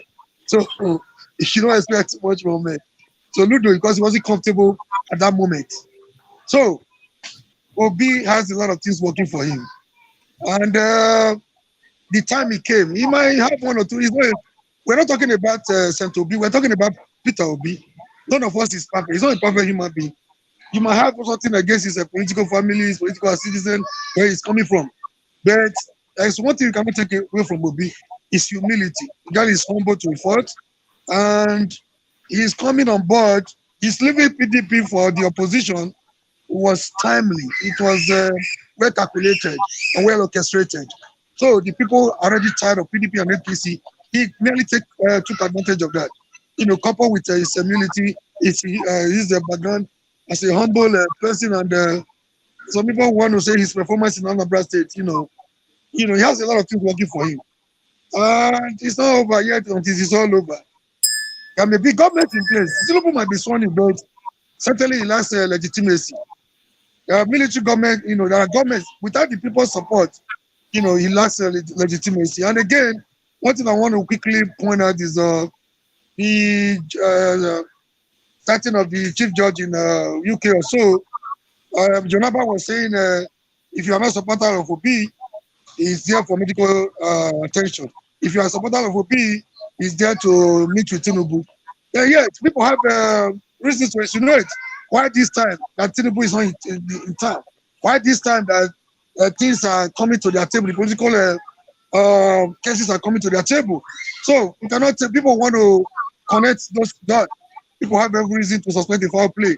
And judiciary, my last point is people should not give up. Judiciary may want to, protect that they still have any modicum of integrity in them. They want to make people, they know all eyes on them. International communities are waiting for them. They may want to redeem that their little image if they still have any. Thank you very much for having me, and God bless you all. All right, thank you, Mori. Let's go to Ozemoye. Did I pronounce it well? I know I messed up. What is the right pronunciation, please? Go ahead. Ozemoye, you unmute yourself. We can't hear you. Let me on the light here. Are you in Nigeria? Yeah. This is Ozemoya. Ozemoya. Okay. Welcome to. Yeah, I've been following the program for a very long time. I just say let me just add up one or two things on the show. That's good. Doctor, big compliment of the season. You're doing a very good job. Thank you. I just have like one or two things to add up. Mm-hmm. In regards to the APC presidential select they did, how come nobody is talking about the Bola Tinubu certificate in Chicago and the heroin issue there in Nigeria? That one is first. Then secondly, the Chief Justice that flew to London, that came back to Nigeria yesterday on Friday, and the news is now carrying it everywhere in Nigeria that the man did not travel, he's in Nigeria. What is the way forward? Though me personally, I'm supporting Shiwore. I'm just going through this Obi if it's just going to be the only way that we can see the breakthrough to motherland Nigeria. But it's just a pity Shiwore did not get all the support Obi is getting. But to God be the glory. All I want is a better Nigeria, good Nigeria for our children. Those of us that are in the diaspora, at least we can say, okay, I'm going to visit Nigeria without any panic. I'm going to Lagos or I'm going to Kano without any panic. That's just the two issue I just want to raise up.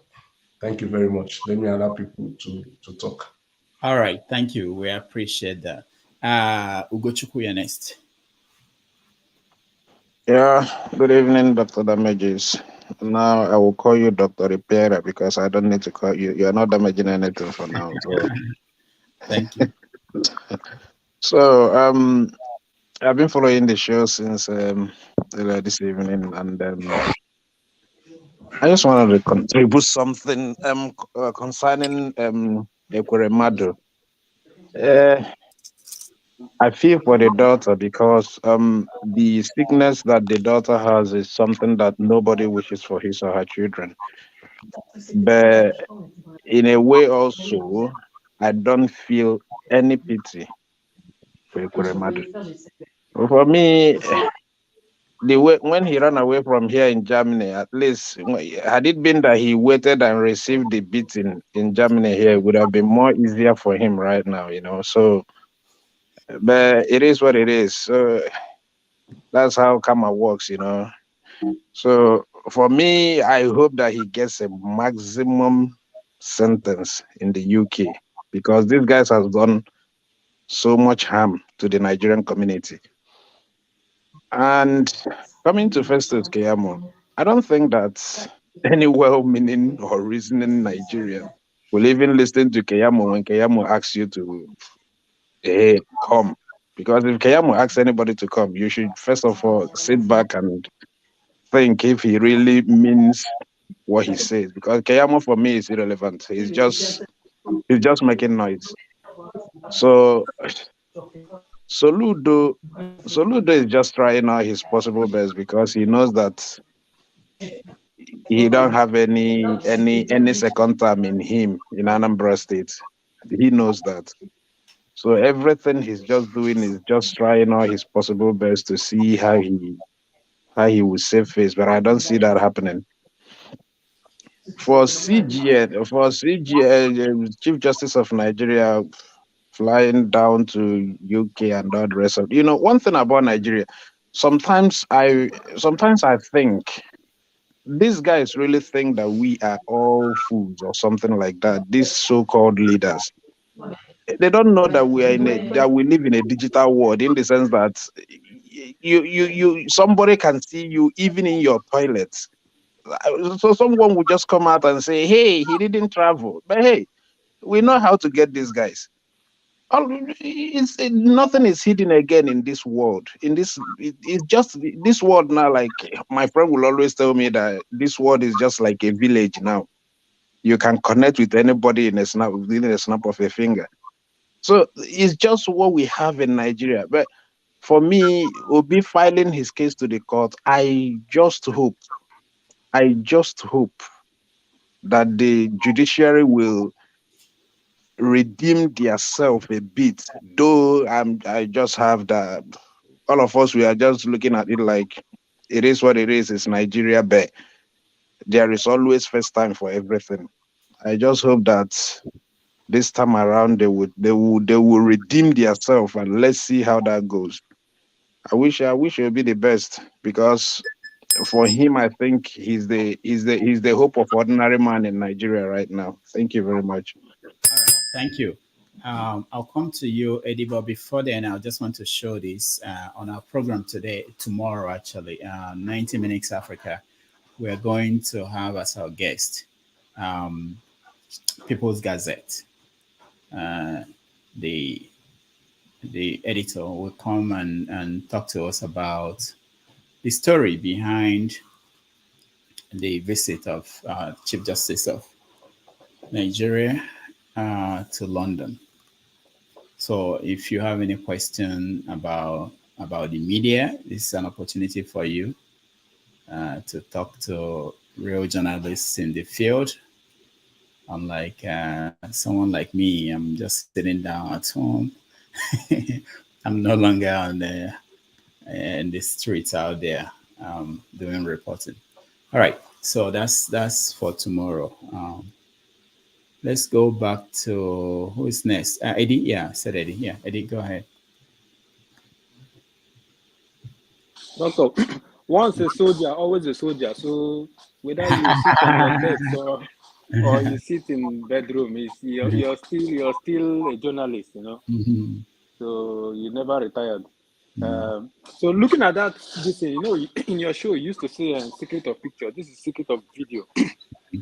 So people look at it and they think Soludo is out of the picture, but say his second tenure is not guaranteed. But I think he's made his mistakes, and I think he's trying to make amends, because after he made that statement after he wrote that what they call it, he made that publication history about yeah. So after then he started make amends. He came back to say no, that's the what he meant was different from what was on the paper and all that. And if you could see, a couple of weeks ago, he's been saying nice things about P2B. So I'm thinking his career might be dead in Abga, but you never know. Nigerian politician, he might switch to Labour Party, because I think that's the only way he's going to his second tenure. That is the only way he's going to secure his ticket. That's the only way, because if he's in Abga, forget Abga is dead and buried in Anambra, Anambra concern. And again, I see Obi as the new political godfather now in the southeast, because you see people like what they call them, people like Oti, people like even this guy saying Emiloko as Senate President, Orji Zokalo. I think if he had to go for an election now, they never knew the Obi wave was coming. But if he had to go for an election, say in 2027, he's going to come and consult with Obi. You know, so I see Obi as now the master, the genius out of this. So Soludo, don't be surprised. Soludo will say will cross carpet into Labour Party to secure them. But saying he's not going to win second tenure, I don't think he's going to do one tenure. I think he's going to move to Labour Party. So he's trying to make amends. That's why you see. Eddie, I was told that Labour Party, they already have a candidate for governor in Anambra State. So that's no way of getting in there. Anyway, but it's a long time. We're talking about 3 years from now, so things will have changed. I'm just seeing because I'm just looking at. He could possibly do well. He could possibly do well. No, but even if he does well, the P2B is the ant in his pants now. So whatever happens, he will have to. That's the only way I see it. He's not going to win election in Abga. Okay. So that's what I think. Thank you. All right, thank you. I'll come to Igbo Basics. Let me see if OCO has a new person representing him. Do you want to speak? Hello. Good afternoon, gentlemen. Yes, it's nice to hear from you. It's a pleasure to be back here again. Yeah. I've not been here, for quite some time now. Okay. It's always a pleasure, and thank you so much for taking out the time to, organize this. Thank you. I will start with my brother Eddie Kwanzaa. Eddie Kwanzaa. If there is one thing the just concluded elections or ongoing, because nothing has been concluded yet, has taught Nigerians is that, or should have taught politicians, is that they will no longer find safety in cross-carpeting. Nigerians know now not to vote parties, but to vote the person. So he can cross every carpet he wishes. Somebody like Orji Zokalo, for example, if he likes, let him every day, make his dressing clothing from head to toe now with LP uniform. We know who Orji Zokalo is, and nobody will touch him with a 10-foot pole, because we know the people that have placed us where we are right now. So as far as Soludo is concerned, I think politically he's done. As far as Ndibo is concerned, that mistake was one too many, and the timing was awful. I don't think there is any damage control he can do, to take back the hands of the clock. The damage is already done. So let's forget Soludo. He can dance all he likes, but he can only earn pennies. Let's leave it at that. Then for Ekweremadu, sincerely, I was among the people that jubilated when his saga started. It always feels good, when call it your enemy or your enemy's, your friend's enemy, meets with ill luck. But the way the whole thing has gone, as human beings, we cannot help but feel, an iota of sympathy for him. But I don't really understand why, considering his fame and, how famous and how wealthy and exposed he was. I don't understand why he needed to, to be, make that whole affair clandestine. If he had announced that he wanted or he was looking for a donor for his daughter, trust me, a lot of Nigerians would have stepped up to, to donate their kidney, knowing that, the proceeds thereof will be, really magnanimous. But why he needed to keep it clandestine is what I don't understand, but it is what it is. And like somebody here said, I don't know who it was, it is all part of the art form of touching the anointing. Because as far as I'm concerned, this obedient movement is something beyond the human grasp.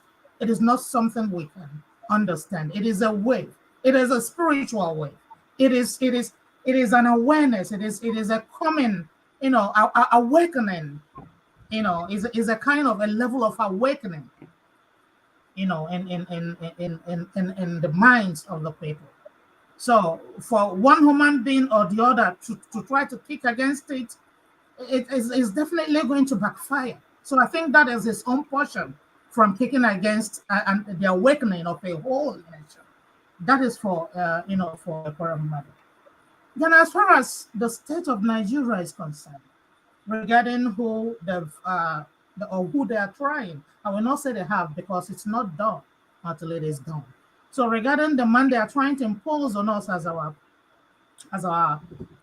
principal, as our president, Bola Tinubu. The case of Nigeria can only go two ways. And unfortunately, no matter which way it goes, it will not all go well for Nigerians. One, it is either they, I don't see, by the way, I don't see the Supreme Court coming up with any other result other than what we know or what each of us, believe they will come up with. Because considering what happened with the Naira designation, the redesignation saga, it was obvious that they had a written script amongst them and they played it out. The so-called Supreme Court was definitely, obviously part of the scripting and they were part of the players. So I don't see them coming forward with anything, with anything noteworthy. So as far as I'm concerned, they are all bought and bottled. So I want to believe that I know exactly, what resolutions they're going to, end up with. So now two things I believe is going to happen. It is either they come up with that resolution, by affirming Tinubu as the president of Nigeria. If that happens, oh my God, Nigeria is in deep shit. How so? You, my brother, where is that my brother? The one that says he's supporting Sowore. Did he go away? Yeah, I'm The young worried. man that spoke before that Oh, said he's supporting Sowore. I'm so surprised. I wanted to ask him if he actually lived in Lagos and how it is like living in Lagos.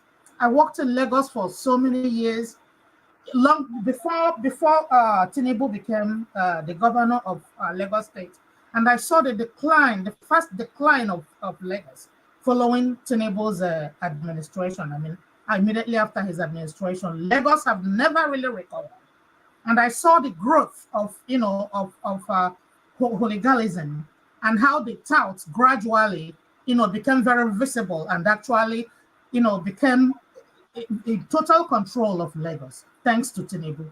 And Sowore is actively, he's very, very actively, towing that same line, empowering the thugs and letting them have, the run of affairs in Lagos State. Lagos State, as far as I'm concerned, one of the safest places in Lagos.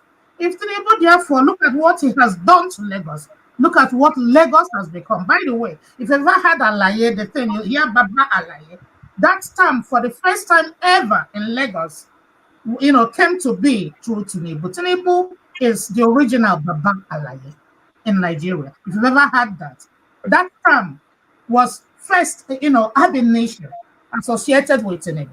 So he's the one that actually empowered the Alaye boys, allocated the bus stops to them as a payback for the touting they did for him during the period he ran for elections. I was in Lagos when all of this happened, and suddenly they became so powerful that for those of us in Surulere at that time, they were moving in droves of like 100, as in they will write your street to say, hey, look, this week we are coming here and we need you to make available XYZ amount of money.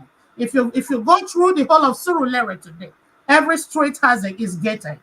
It didn't used to be like that before Tinubu's inception as the governor of Lagos State. It was immediately after Tinubu's inception that Surulere today became a gated community. And because of that, every street we had to contribute money, we had to put up gates in every street in Surulere today. So now imagine this same Tinubu eventually becoming the president of Nigeria. Believe me, you open your gate every morning, somebody is standing there and asking you, oh, what that Britain money? You have to pay for Britain money at that point. So another part of it is, another thing that could happen is that once that happens, believe you me, every decent country in the world will sever their ties with Nigeria. because I don't think that any country, starting with the United States, wants to have any kind of relations with a known drug dealer, with somebody who was actually indicted, with somebody who had to do a forfeiture of his financial accounts, estates, and then properties as relates to a drug indictment. I don't think any sane society wants to retain any kind of ties with Nigeria, because Nigeria will definitely become the drug hub, the headquarters of drug hub, of the world. So two things will happen. It is either the Supreme Court comes up with that what we expect them to come up with. There might be protests, very horrible one, to the extent that there may not be a Nigeria left at the end of the day. It will become a totally anarchic situation whereby people will want to exit, Nigeria by any means possible, or they come up with that verdict and nothing happens. Sometimes Nigerians are very funny people. A whole lot of things happen, and you think the heaven is going to fall, and then just like that, the comedians come up, and then it becomes a joke thing, and they tell jokes about it, and we laugh about it, and gradually it fizzles out. It can actually happen. And then we now have His Excellency Bola Tinubu as the president of Nigeria. If that happens, the lives of Nigerians is going to become hell, and of course there is going to be further mass exodus. So two things: it is either Nigeria will become totally anarchic, and maybe they will burn it to the ground, or nothing will happen, and then every decent people in Nigeria, every decent person in Nigeria will exit, because you will not be able to breathe. Then Nigeria will just become a banana republic where the thugs, are reigning supreme. So any which way it goes, I don't see it auguring well for Nigeria. I don't see it, except if a miracle, because it can only take a miracle, as far as I'm concerned, for the Supreme Court to come up with the right decision. Thank you. All right, thank you so much. Yeah, Ralph, what do you want to add? I would like to go, so I just wanted to wrap up just make my comment and bounce, if that's okay with you. All right, go ahead. Yeah, so I greet Madam OCO, and I like the point that she made. There was one thing that her point reminded me of. So I was watching the governor-elect of Abia State, and I think he was on Channels or Arise, and they asked him about this new question that they seem to be asking anybody that wins with anybody that wins on Labour, any of the Labour candidates that wins any of their elections. That how does it feel to win? Is it because of Peter Obi that you won? And he said no. But he said yes and no. That he had won the last time that he ran, but he was denied his mandate. So he had won with APGA, and then he before he moved to Labour. So he had won before Peter Obi, and he joined Labour before Peter Obi. And I think it speaks to the point that Madam Osio just made, that even when people will switch, people will vote for the person, and they will no longer vote for just it's no longer going to be the same like the way people used to vote in the past. And I think we are beginning to see that in some places, because Cross River, the APC won in Cross River, and there are a couple of Cross River pages that I follow, and there was massive celebration on those pages, and the languages that they were using, it was genuine celebration. Like, they loved the guy. It seemed like he had run a couple of times in the past, and people felt like he was cheated out of the governorship of Cross River, and that's why he left PDP for APC, and he felt like this is his time. He finally came, the right person won. People just seemed to be loving him, but it didn't seem like they were loving APC, which was weird. There was no, yes, we are now an APC state. No, there was no recognition of APC. It just seemed like it was only this man that won. And I still think it's a bad thing that APC has won a state in the South, because there's no good place with APC in charge. That's my personal opinion. However, they were celebrating the candidate that won. And I believe if you start looking into places like Abga won state assembly seats in Bayelsa. So I don't know. I know people are saying this is the end of Abga, but I'm saying if Abga is winning state assembly seats in Bayelsa, you might want to look into that, because I don't think any of those candidates that won in Bayelsa, which is the state with the highest majority of Ijaws, had any Igbo sounding name. They were all Ijaw people, to the best of my knowledge. So yeah, there's a change happening in the Nigerian electoral space, and I think people should pay attention to what's happening. It's not just as black and white as many people think or expect it to be.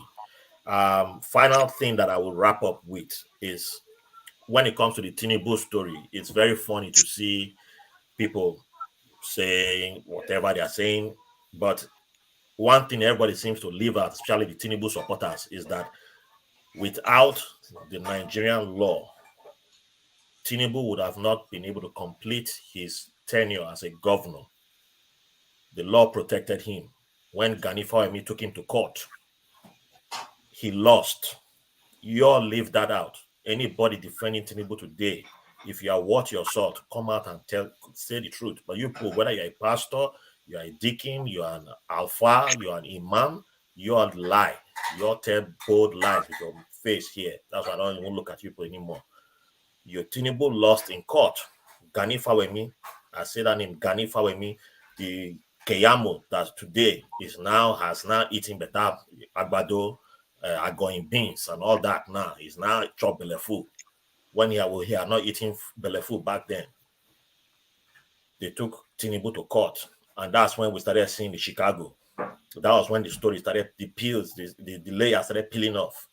And he lost in court. But because of the immunity he had as a governor, that's what saved him. That's why he couldn't be removed from office. The judge, they left that kind of half and half ruling. That's where the whole wahala began. And that's what saved Tinubu. Otherwise, he would have been taken out. Now, if you go back to that story that David Hundeyin, that expose that David Hundeyin did on the Tinubu story, and if you are anybody that supports the war on drugs, and you are here saying this is the whole Tinubu case, it's not, it's a lie. Tinubu is not, Peter Obi does not have a case against Tinubu, then you're a liar. That's another proof that you're a liar, because not everybody, Tinubu did not personally carry drugs to go and sell. You don't need to carry drugs and go and sell, but he benefited from drugs. If you're in America, all you have to do is just type his name, type the state, and you see it's in public domain. David Hundeyin said it. It's not like hidden information. It's in public domain. He used all that. It's in public domain. I don't know if Rudolph can get David Hundeyin on this show, but let that just be prepared. If David Hundeyin come here, he will cuss you out if you come here with nonsense questions. So the man's information is a public. If you are serious, all of you that claim patriotism, I don't do that patriotism talk, but if you claim patriotism, this man has enough K-leg that you should be worried about somebody like that being your commander-in-chief, having access to, let's say, your nuclear codes, put it that way, so since some of you like that language, your nuclear codes, that's the person you're going to give your nuclear codes to. Now he has the background of drugs. That's where his money started from. And then he now formed his own Alaye army, that a Dapo Israel, who was threatening Igbo people using genocidal language, just because you have seen him in church preaching the same thing. RCCG, that church should be investigated too. You people can't make up your mind about which lane you want to be on. But at the end of the day, history will judge all of us, because in the future, 100 years from now, they will look back at us and say, some of us, you supported this thing. I saw the comments, I saw the people, Yoruba people were forming that this is it, chase all the Igbo people into the ocean. That's fine. But the proof is there. We've seen it all. Thank you, Rudolph. As always, my usual suspects, Helio, Chief, I'll be in touch with you. Rudolph, you have to remind Chief. I'm trying to get Chief to come on my show. So, okay, all right. Yeah. I'll all right. All You right. all have a good Thank night. you. Thank you, Ralph. Thank you. Okay. So, Ike, I know you're there, and I know I said I will get to you. And I will. I think I should get to you and the Nibo Basics. And now we go to Okija, who just joined us, and Team Z. So let's start with Ike. Ike, go ahead. Mr. Rudolph, I said before when you went out a while, I said, have Mr. Peter B called Kayama my junior brother, because if he has Okay. called him my Ike, you're junior, frozen. We have to go. Okija, you're next. you can hear me? Hello? I can hear Ike. Ike. Ike. Okay, Ike, go ahead. Okay. I said that when you were there, I said if Mr. Peter B has called Kayama my junior brother, because if he has called him my junior brother, I think his career is coming to an end. You know, just like every other person. Like my sister said, one thing Nigerians should not pretend not to know what is going on in Nigeria. Obedient movement is spiritual. There is something that is beyond human understanding what is happening with this movement.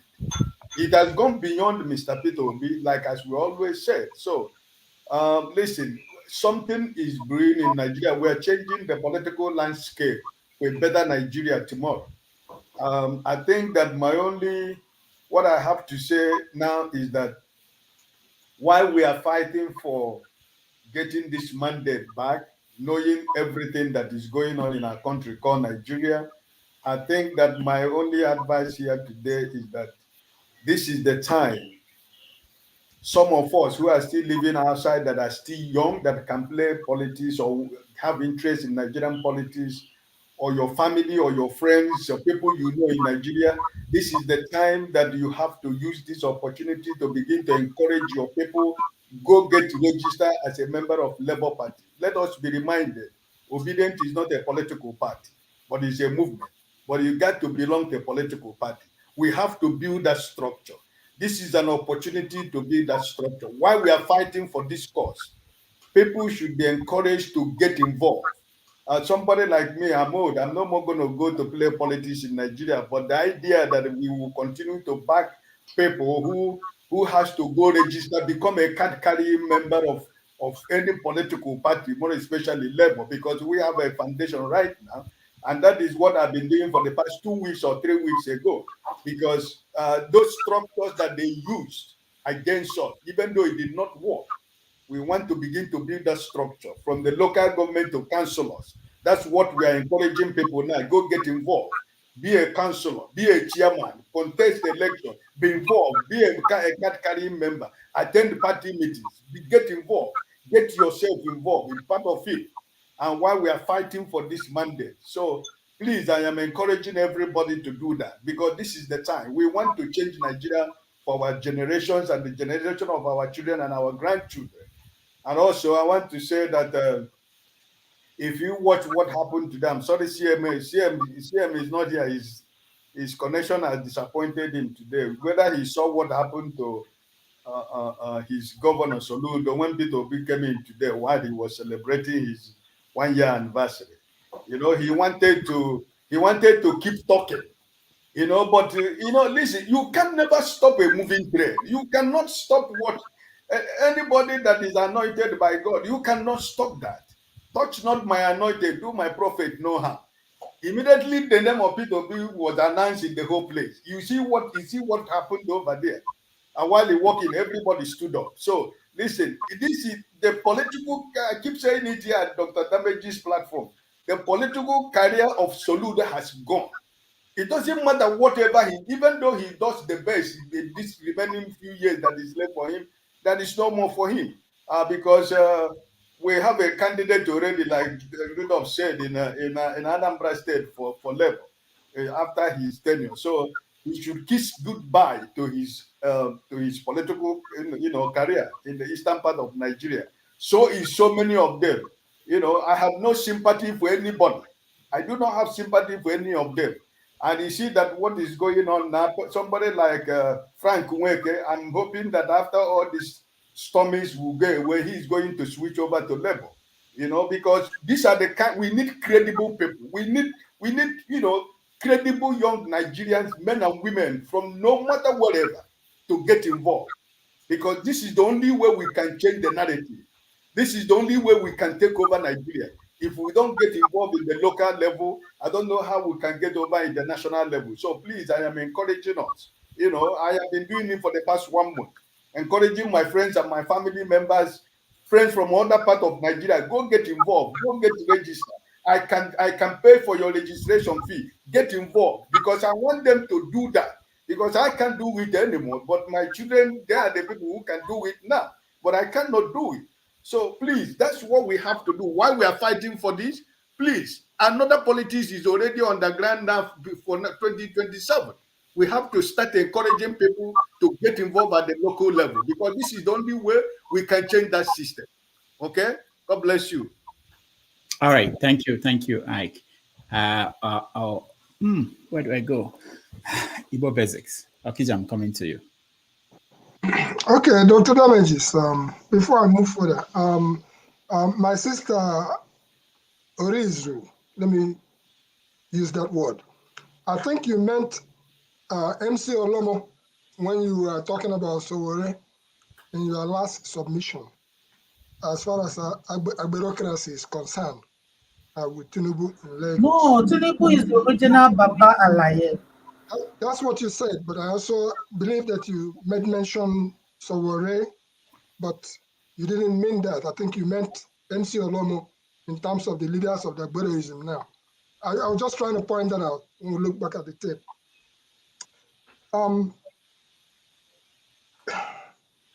Alhaji Tinubu, let me just try to sum up the things that I've noted down here. Don't forget, it's the delegator in chief, as per his submissions at the Chatham House. When they asked him a question, he said, Rufai, you answer. They asked him another one, he said, this other person answer. So if he ever makes it down to that seat of power, which he wished for just 1 minute, he will be the delegator in chief.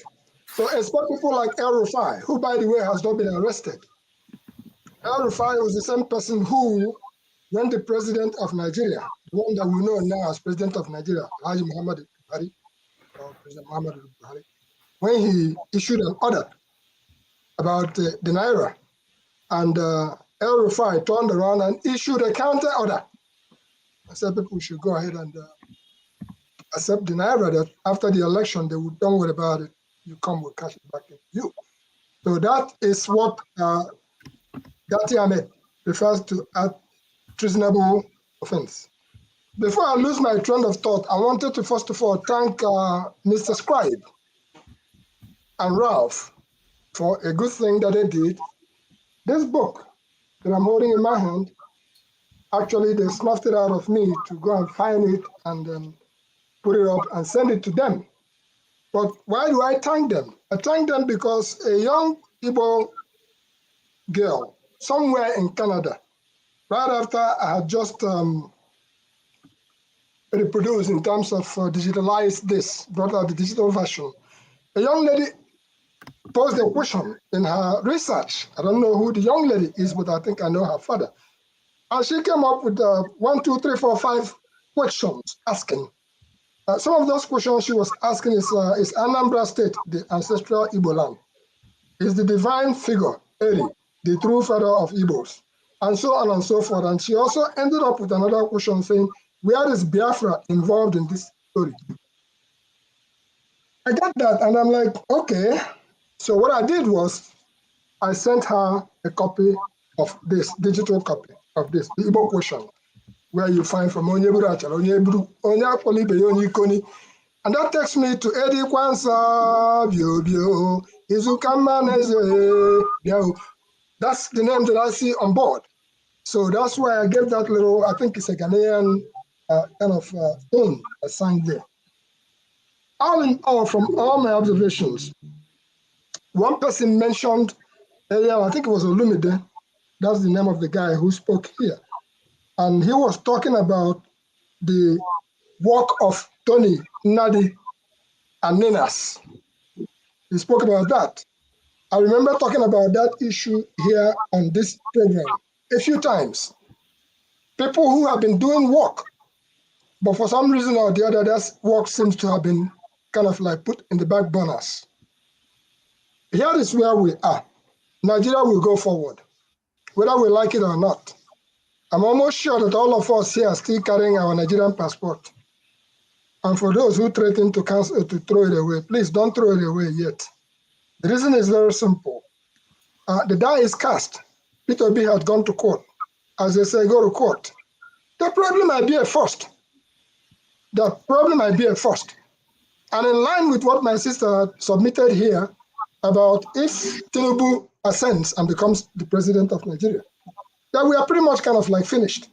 Some of us who live in the United States, we know that when you have been tempted, and America prides itself on democracy, democracy, democracy.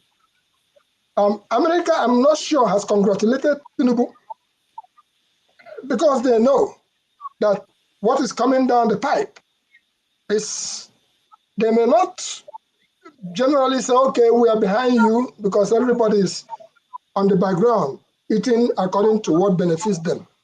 But I will submit here again that if you're expecting anything to come out of Queen Elizabeth of England, I'm sorry, she's dead now. If you're expecting anything to come out of Britain in support of Nigeria, you have another thing coming. Because again, we work the work. That's what they're doing. They would prefer for the presidential jet of Nigeria to remain at their tarmac for the next 8 years. That is their own thing. Again, Nigeria has to be rescued. It's only Nigerians that can rescue Nigeria from Nigeria. Let's mark that word. If we, as Nigerians, don't rescue Nigeria from Nigerians, and when I mean Nigerians, I'm talking about the Ekweremadus, who, by the way, as my people will say, the smell, the death where they kill dog, not allowed to smell the shit. Because before, dogs at home used to go eat shit. That's what dogs used to do. I don't know about now, whether they have started manufacturing dog food in Nigeria. So what you see are dogs eating shit, and that is the kind of shit that the Ekweremadu have eaten. I wish nobody know bad, but whatever a person does is what you will reap. Character is the bottom line of the whole thing. Tinubu cannot run away from his shadow. Any of our politicians cannot run away from their shadow. The shadow is chasing after them. Even if they like, make them fall inside water. The shadow is there. So Peter B has the character, and we are looking forward to. The last hope of Nigeria is the judiciary. And if the judiciary does otherwise, if they return a genuine case, Nigeria will move forward. If the judiciary decides to stamp their master, Tinubu, as the next president of Nigeria, to your thanks, Onyobola. I rest my case. All right, thank you. Thank you so much. Okija, you're next. Okay, I came here because of Eddie. Hold on, Eddie. Do you have a bulletproof vest or something? Okay. Eddie, you just opened your mouth and said, Soludo will go to Labour Party. I was like, what is this guy talking about? So haven't you heard that Dr. Damages is going to contest for Anambra State governorship election? I was like, what is we have Dr. Damages, we have Maz is okay. We 3 candidates who I know, we know that is okay, and Vala, what's his name? Vala Ezigbo, yeah, 3 of them, I know that are contesting, but people who are on this, this forum, will try to support our own. And so if I call you for fundraising, don't be surprised. Anyway, I don't know, God forbid, but I mean, if I don't know if devil has won over God before, but if devil won over God and Tinubu becomes the president of Nigeria, it will be the darkest, point in Nigerian history. darker than the days of Abacha, because Tinubu, during the campaign, he has started telling you already, from his what he was saying. He would deport Peter Obi to Anambra, to wherever he came from. He said that, and all the bullies, they are bullying, Bayo Naroga bullying journalists and saying all these things, and Festus Keyamo, he just came out to say this. And I mean, you guys, people are not understanding what is happening. If Tinubu wins, if Tinubu wins in the Supreme Court, it will be like, like people will be going to jail, like people will be killed, people will be going to jail, just like in the days of Abacha. So you don't know. Like whatever you have to do, even if you are praying for, if you have a God in your area, that's what you're praying for. Go and resurrect that God right now. If it retired, like Dr. Damage's book, if the God retired, find out what he or she eats, and then wake that God up, and pray that Tinubu doesn't win, because it will be very dark. It will be very dark. We've seen he is calling for Peter Obi to be arrested, and Tinubu has said already that Peter Obi will be deported. So that's what we will have to see. But but somehow I'm not shaking. I don't think Tinubu will ever become president of Nigeria. That's it's something like they've settled in me. Somehow, even the day they announced him, so I didn't shake. So hopefully, but I would like people who have clout in the social media. You don't need to have clout, one-on-one. You have to encourage people to come out, and people who are protesting in Nigeria, they want to protest, you support them, encourage them. If you want to protest online and write, because the algorithm, they pick up all things, and then and they distribute them. So if you are writing, you have to write. If you know who you contact, we have to make sure. But not that people, they have to intimidate the judiciary, but it has to be known to them that it's going to be dark. It's going to be dark if they because I don't think P2B has a good case, and Atiku has a good case, and I know for sure, PDP's case, they have over 14,000 polling units that had over voting, and Labour, they have over about 18,000 polling units that they have issues with. So I don't know. I'm not a lawyer, but based on what happened in Osun, where over voting, they threw away vote out. In the over 14,000 polling units where they were over voting, Tinubu won all the polling units, and there were about 4.6 million votes, there. But registered voters or accredited voters were about 3.6 million. So we are looking at potentially about 4.6 million votes to be thrown out. We don't know how that will pan out, but whoever is saying that these guys, they have a good case, and some cases are based on moral ground, I believe, but some cases are rooted in in jurisprudence and in the constitution. So we just have to do whatever we have to do, like I said before, to encourage the judiciary. So even if they have to play activism, we cannot let this, happen to Nigeria, because a country that doesn't make any progress, you're not making progress. You had an election, which is supposed to be, the first thing in democracy, and there was, so much irregularities, and the INEC, violated so many laws, and then you want it to stand. What are you going to say when people are supposed to go to jail? They're not going to go to jail because your election, is not proper. So things, we have to start, getting right by having a good election. That's when international community will, try to trust you, that you have a constitution, you respect your constitution, your country, works. And if they come and invest in Nigeria, if they have issues, and their investment is protected, because the constitution has, the country has a rule of law. But people, I went somewhere, and this guy, American, he was like, where are you from? He said, oh, I'm originally from Nigeria. It was like, oh, I saw CNN your election. I was like, oh, so please, I don't want to talk about this. It's a nightmare. I was saying that, but I got to talk to the guy. I said, I said, I left Nigeria. Do you know that I never voted when I was in Nigeria? I turned 18 or 18 in Nigeria. I didn't vote. I only voted when I came to this country. So, and it has been like that. So, I was going to school and we're always on strike. I lost over 2 years. We're secondary school, we have strike in secondary school in Anambra State. And they went to university, we have strike. I said, this is, so when I tell the man, so when you see Nigerians coming over to US, don't just be angry with them, just pity them, welcome them, because, they're passing through a lot. You guys are here, small thing, you guys say you are depressed. If one third of what Nigerians are facing is, it's placed on you, you will melt. So, I mean, people who, like I said, if your own is prayer fasting, go ahead and do that, I will pray that May 2019, whatever 2023, that good thing will happen to Nigeria. I hope so. Thank you, guys. All right, thank you, Okija. It's wonderful to hear from you.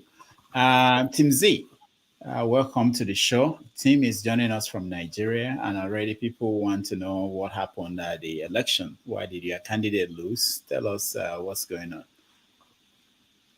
Well, the election, the election was a twist election. I won my polling units. You said that it was fixed? It was a twist election. Mm. What does that mean? I won my polling units.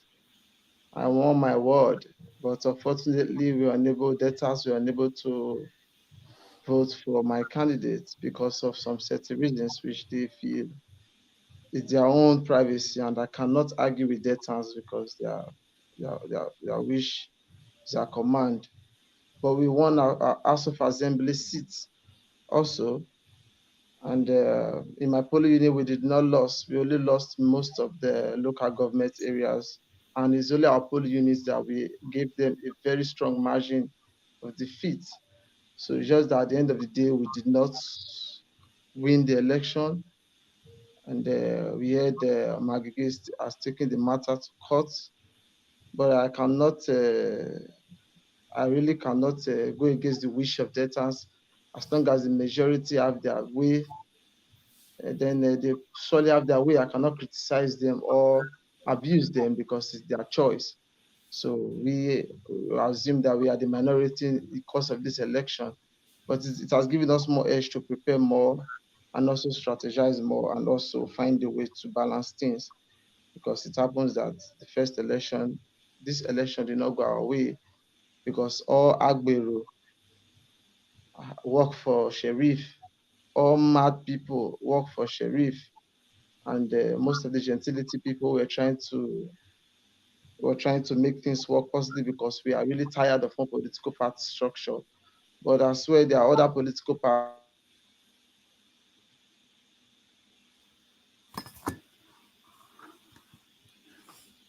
All right, Tim, we can't hear you anymore. Before we have only PDP candidates in councillors, in House of Assembly, also in governor. But today now we have only PDP as the governor-elect, and in the House of Assembly we have a majority different parties, not just PDP. We have APC. We also have other parties who are represented. So at least it has our fight initially was one political party structures being operating. But at the end of the day, even though we don't get our general wish, at least we're able to come out with something very great. And it has already happened the way it happened. We just hope that next time our work would come positive and next time we'll be able to benefit. Because I spoke to most of the debtors, I interact with them, the issue that arose, that they want an Okpe man who are somebody from Okpe and Urobo to be the governor, because they feel Ugele has produced the governor before. They feel, no, this time around they should go to an Okpe because Okpe feel they are being marginalized. They feel people do not take them seriously. But politics, nobody's marginalized.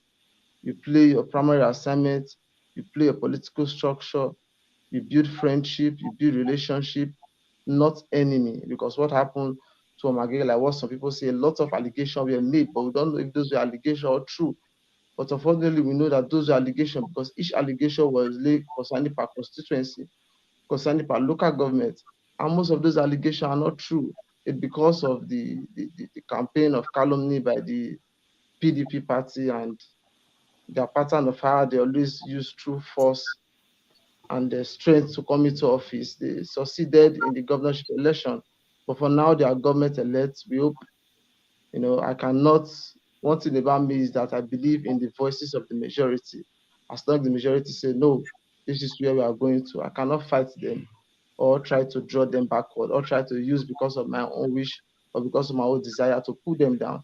I believe the majority of my people stated clearly what they want, and every of their wishes is there for INEC to judge and make the declaration. So, but for my own polling unit, I deliver my polling unit. It's only my local governments that we have the highest. We dust our opponent to close to 20,000 votes. It's not like those other polling units. If you look those other polling units, they are not more than 5,000, 3,000, 4,000. But my polling units were able to deliver very credibly. But unfortunately, at the end of the day, it doesn't go our way. And we cannot force our way to the people. We allow the people to buy our idea, accept what we want, accept our products, and tell them what we're able to do. And as well, if they are convinced that our product is well marketable, then they will have no choice than to work with them. But PDP has already been employing a lot of people in different ways, paying them money because of this particular election. Most of the people who defended PDP in this election are people who have already been paid. Majority has been paid, and they do their work in the day of election. I hope people saw a lot of bus that they stole some ballot paper by PDP talks. A lot were stolen. Most of the place, especially in Oshimili, in Ndokwa, most of the places that APC were leading, you just see some talk, you just drive in and steal the ballot paper and run away with it. A lot of them have been arrested, and a lot of them are facing prosecution. So a lot of them were just waiting so that the court to be able to hand over their issues because everything will leave them to the judiciary. But the election has stated clearly what Joshua wants, and I cannot argue with them. All right, thank you so much, Tim Z. I'm happy the way you are taking it. I wish most Nigerians take it that way. I just felt like you put in a lot of work and for somebody you believed in, and you are able to accept the outcome. For me, I wanted to hear, but you just said it now that the process, even though you felt the process was not right, you think that there is nothing else to do but to accept it. Is that? Well, I don't. For now, I haven't. For now, there's no acceptance or congratulatory message to anybody one. But after the whatever issues that come from the court, I would accept it. But few of my friends who have been working for PDP a lot, I've congratulated them because most of them won their polling units. So I congratulated those who won their polling, not those who are talking and they cannot win their polling units. Those ones who we are arguing together, we are not fighting, we are brothers, same siblings, but sometimes we will not support the same, we might disagree to agree. So I may not support your candidate for particular reasons, and as well, you might not support my candidate for particular reasons. So most of the allegation was that all the institutions, the most important institutions, have been taken to Ugeli. I will wonder why those allegations were made a day to the election, making other tribes from the Ika people, the others to suspect that there are some certain things that was going on. The truth is, the election has come. What INEC said, INEC is they say according to what they see, what the people voted. They are not biased, and that is, I will accept that for that, and I'll leave Omagege to proceed with whatever. But for me, I cannot argue with data. Whatever their wishes are, I concur to that, and as well, we work towards making our state the better state and then one of the best place to live, because this is where we live, and we must do our possible best to make sure that our children, our grandchildren will enjoy the benefits of our labor in this state. And we hope by God's grace, next time we'll be able to try more hard and achieve what we want to achieve. But for now, we're able to achieve at least about 55% of what we are targeting. We'll see what happens in the future to come. But I still also want to congratulate the governor-elect, even though I say there's no congratulation for now, but the victory has tell it all. There's nothing we can do. Debtors have made their voice known. I have nothing to say rather than to say congratulations, that to beat around the bush and waste my time for things that are not true. Because if you look at the case of Adeleke, INEC still stood their ground that what they declare was what they have, that whatever anybody is saying are fake results. And INEC, who is the independent body in this election, say this is what they see. Even the youth copper, this is what they see. Most of these places, they deliver for this, they deliver for that. This is the result we have. Because I've been a beneficiary of electoral process in Nigeria, and most of the electoral process are legitimate. I just wonder, some people might doubt the electoral processes. Those who doubt the electoral process are those who intend to play coup using through the court, because most of these people that are declared in court, maybe somebody win in through ballot paper, then you see somebody declare from court and lawyer will just wake up one morning and declare someone else as stealing the mandate of someone. So data has spoken, and I congratulate the governor-elect, and we hope that as time proceeds, we're able to work with whoever is elected, and our aim is to make sure that Delta State become the best state in Africa. All right, thank you so much. I have Mark. a question for Mr. Tim, if you can allow me. Okay, go ahead. My brother, God bless you. The question that I have for you, I want you to be honest to us in this platform. Are you accepting the result of the governorship election in Delta State based on the fact that you believe that the election was free, fair, credible? Or are you accepting the election result based on the fact that you know that at the end of the day, that if they go to the court, that the result will still be the same? I mean, you were part of it. You were there. You were part of the election. What actually is your sincere and honest opinion? Is it based on emotions and sentiment, or based on the fact that you believe that this election in Delta State was credible? What I said was not based on emotion. Everything I've said there is based on reality. I cannot argue with the result being declared by INEC. The result that I can argue with is for my polling unit. My word, I was there live and direct. We have the result, and what we have is what they called. So I cannot, for now, I cannot say we accept the result or whatsoever. I said we are very happy with where we are. At least we have got it to 55%. I am not a spokesperson of APC. Also, I cannot be the one to accept the result for APC or the governorship candidate. But from what I know, from my own polling unit, we dust our opponents with 13,000 votes. And that is the highest votes given to Magige. And that is the best we can do. Every other thing happened in other local governments, I was not there. I cannot testify. So at least those agents who are working with my principal Magigi will be able to bring more evidence and showcase their case. For now, I cannot tell you if, but for the first step taken by Oborowori, I will say congratulations to the governor-elect, because INEC has already declared him governor-elect. So whatever that happens in future time, I am ready and able to work with whoever, because all of them are still my brothers. They are robots. Even though we have some little quarrel and argument, at least our argument is that we don't want only one political party structure, and we are getting that. Most of the city councillors and other offices now have been occupied by different parties. I am not a member of any political party. I'm not a card-carrying member. I only supported the aggregate because we have close relationship. Also, is very close to my community as well. and also with the things he has done, being a Senate president, also attracts me to believe that if he has the opportunity, he'll be able to do more. That was my own intake. If I'm telling you today, I drive from Warri. I always go for the past 4 days. I've been going to Warri, from Ogara to Warri. If you check that bridge, the road to Benin Road is very bad. It's very bad. Those governments, these PDP governments that are back to power, they are driving along that road every day. They know the road is bad, but they don't want to do it.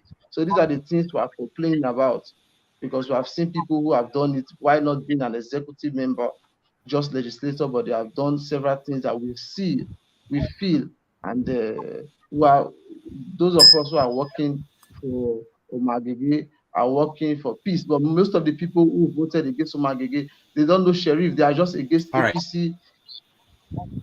That is just their own issue. Thank you very much. Thank you, sir.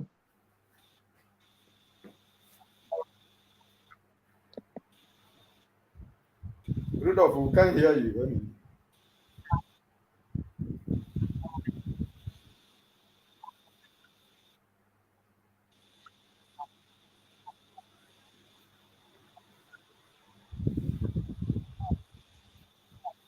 The election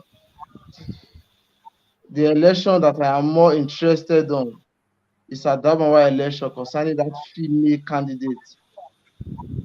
That female candidate and that other PDP candidates, which they are to do the rerun of the election. In the Nigeria election, that is the election I'm very much interested on, because from information we are getting is that. All right, thank you. The first one. So, Mark, what do you have to say? We're rounding up now. Mark, go ahead. All right, Mark, can you hear me? Can anybody hear me? Rudolph, you're in two places. We can hear you, but you're in two places. I know. I'm trying. Double Rudolph. You can hear me? Okay.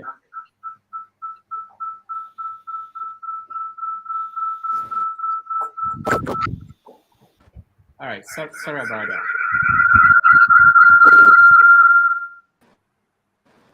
All right, Mark, go ahead. You're next. Mark, go ahead.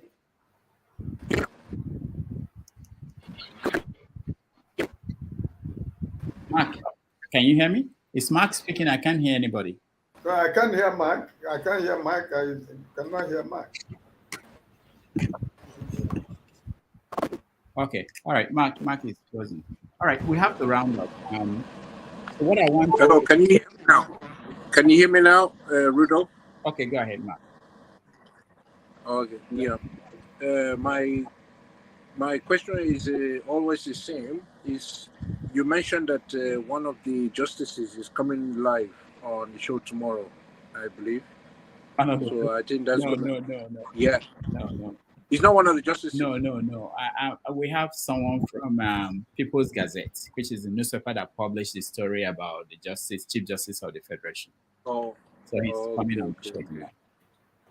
Yeah, I think that will answer all my questions, because it's really about this ghost meeting, and if it is true about this money that is enough to buy a whole town that is supposedly to have paid him.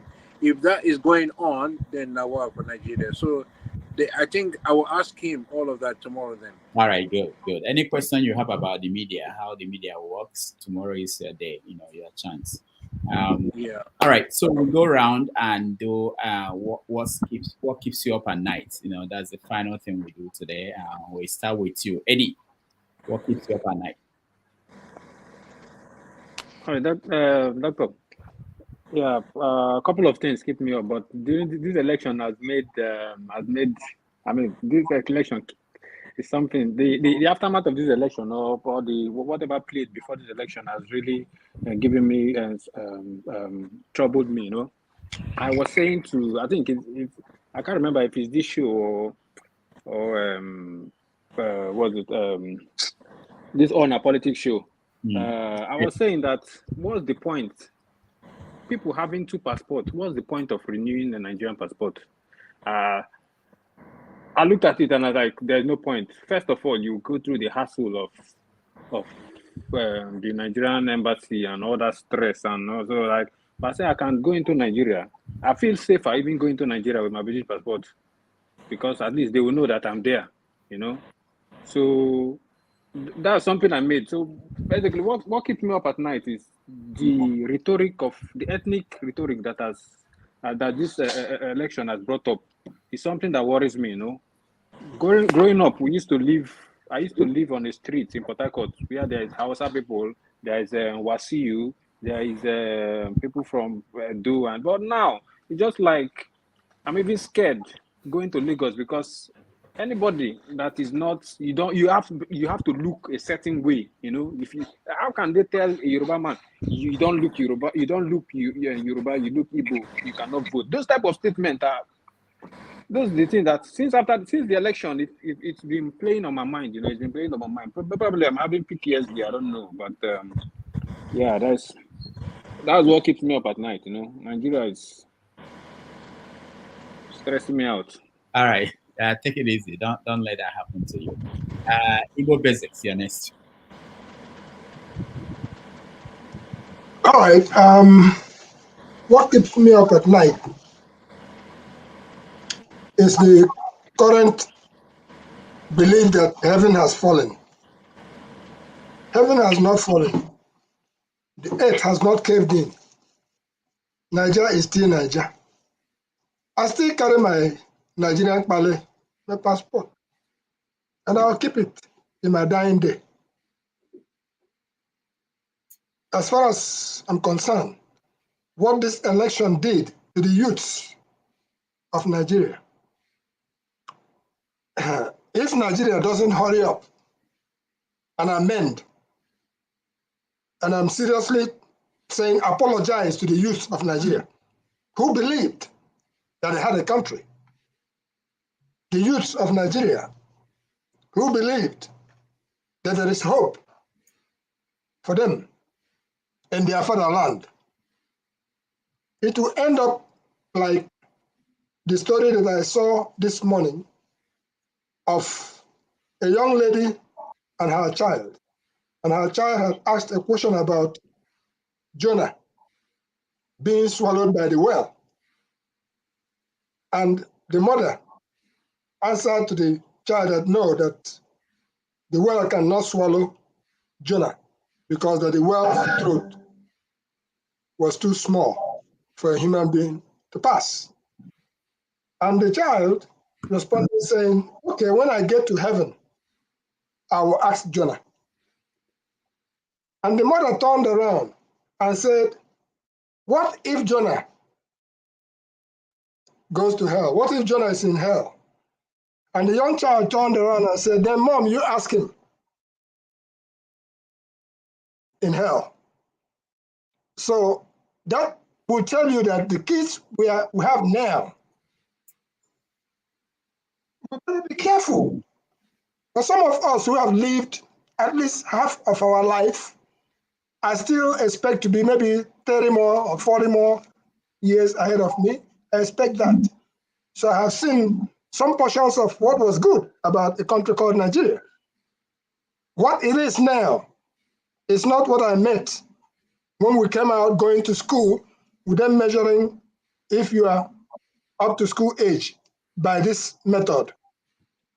What I saw, I have seen in the last 68 years in this place called Nigeria. It's not the reason why my father bought a chalk and a slate and said to me, you go there, Omanku, and go to school. So I am appealing to the people who think that greed is where it ends to think twice. Because of the youthful ones, we are no longer in the analog stage. We are in the digital stage. And every Nigerian has to be very, very careful. As far as the conversation we were having earlier on about wheelchair, watch out now. You will see more Nigerians because it's our way. You see more Nigerians catching up wheelchairs at the airports now because whenever we see something, we hear it is a way of life. So that has to stop for the sake of the young ones who are coming after us. Otherwise, what you see, what you get is what Jagabon, for instance, if he becomes the president of Nigeria, that place will come. Hold on, really. Here is what my brother said this morning, my elder brother. He said to me after he waited in a bank to get 3,000 naira. He said to me that this is worse than the wartime. That the difference between what they are going through now is that during the war, you hear sounds of gun and boom, boom, boom everywhere. But today, you don't hear sounds of gun, but we're in a situation that is worse than the war. That's somebody in Aba saying that. You can take that to the bank. All right, the bank that is. Opportunity today. Thank you. All right. Okay, Austin, you're next. Okay, am I next? Yeah. So me, I don't know now what is making me laugh at night. We don't say we always like trolling ourselves. One of my friends back then, my childhood friends, had to call me. He said, "What you do like that?" He's a Cameroonian. What you do like that? Now tell us, say, what happen? He said, why we go elect ancestor as president?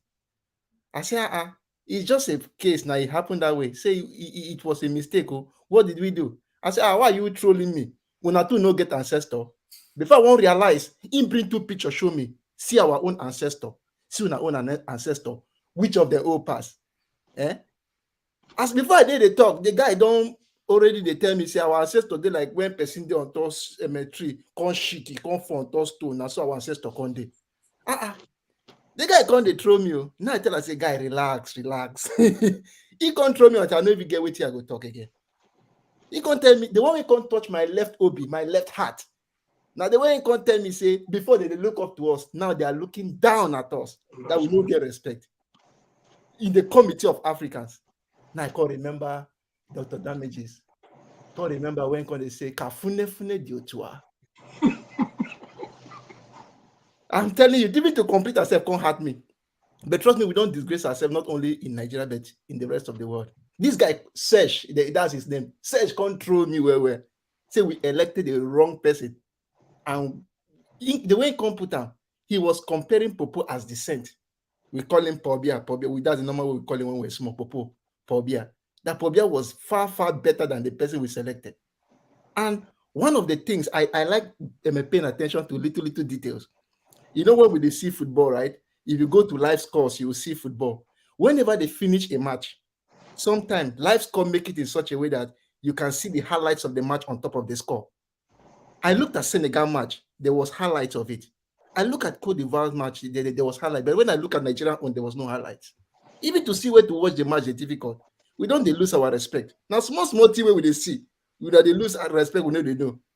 All the other African countries, even Senegal, Tunisia, there was highlight on it. Once you click there, you see the link to the YouTube. But Nigeria no get that against Guinea. So it means we are losing our respect little by little, but we don't know. Now, when the team don't fall off, finish, now go there. I say, wait till we do ourselves. So now the thing just make me laugh at night all the time. All right. Thank you. Thank you so much. I just have... what I just told you guys, forefathers will continue the show when I'm done with the what keeps you up at night. So I'm happy to have forefathers here with us. Forefathers, welcome. Yeah, thanks for having me. Yeah, is it my turn to speak? Really, you have to explain to us Kafune Diota. Well, one day I'm still getting the translation done by somebody. Go ahead, forefathers. Yeah, thanks for having me, Rudolph. Greetings to everyone on the panel. The chat, no, not the chat. Some people on the chat have been very naughty today. and the viewers. Yeah, this week has been very interesting. You hear some of these leaders show up, and after all the mess they left for the country towards the governorship election and the presidential election, so now they are beginning to start thinking, let's all come together and all the rest. It's just disgraceful, some of the way these leaders have behaved. And when many Nigerians talk about these things, it's easy to just hear them but not really understand fully. But to see these things in action, the week before the election, Igbo were being attacked. I was on a panel here when we saw some of the videos of the attacks, and there was no leadership. Nobody was there. Yeah. Tinubu was nowhere to be seen. They all vanished. The president, all of them gone. And it's like, these people, how are you running a country like this? What kind of leaders are these? This is why Nigerians are really frustrated. This is why the Nigerians are frustrated. Personally, I would say if other people are not coming out, someone like Peter Obi should be coming out. If the other people are not going to take leadership, you have to take leadership. Somebody has to. We can't leave the people completely left on their own. If there is a vacuum, somebody needs to fill it. And believe me, people will remember who filled that vacuum. Yeah.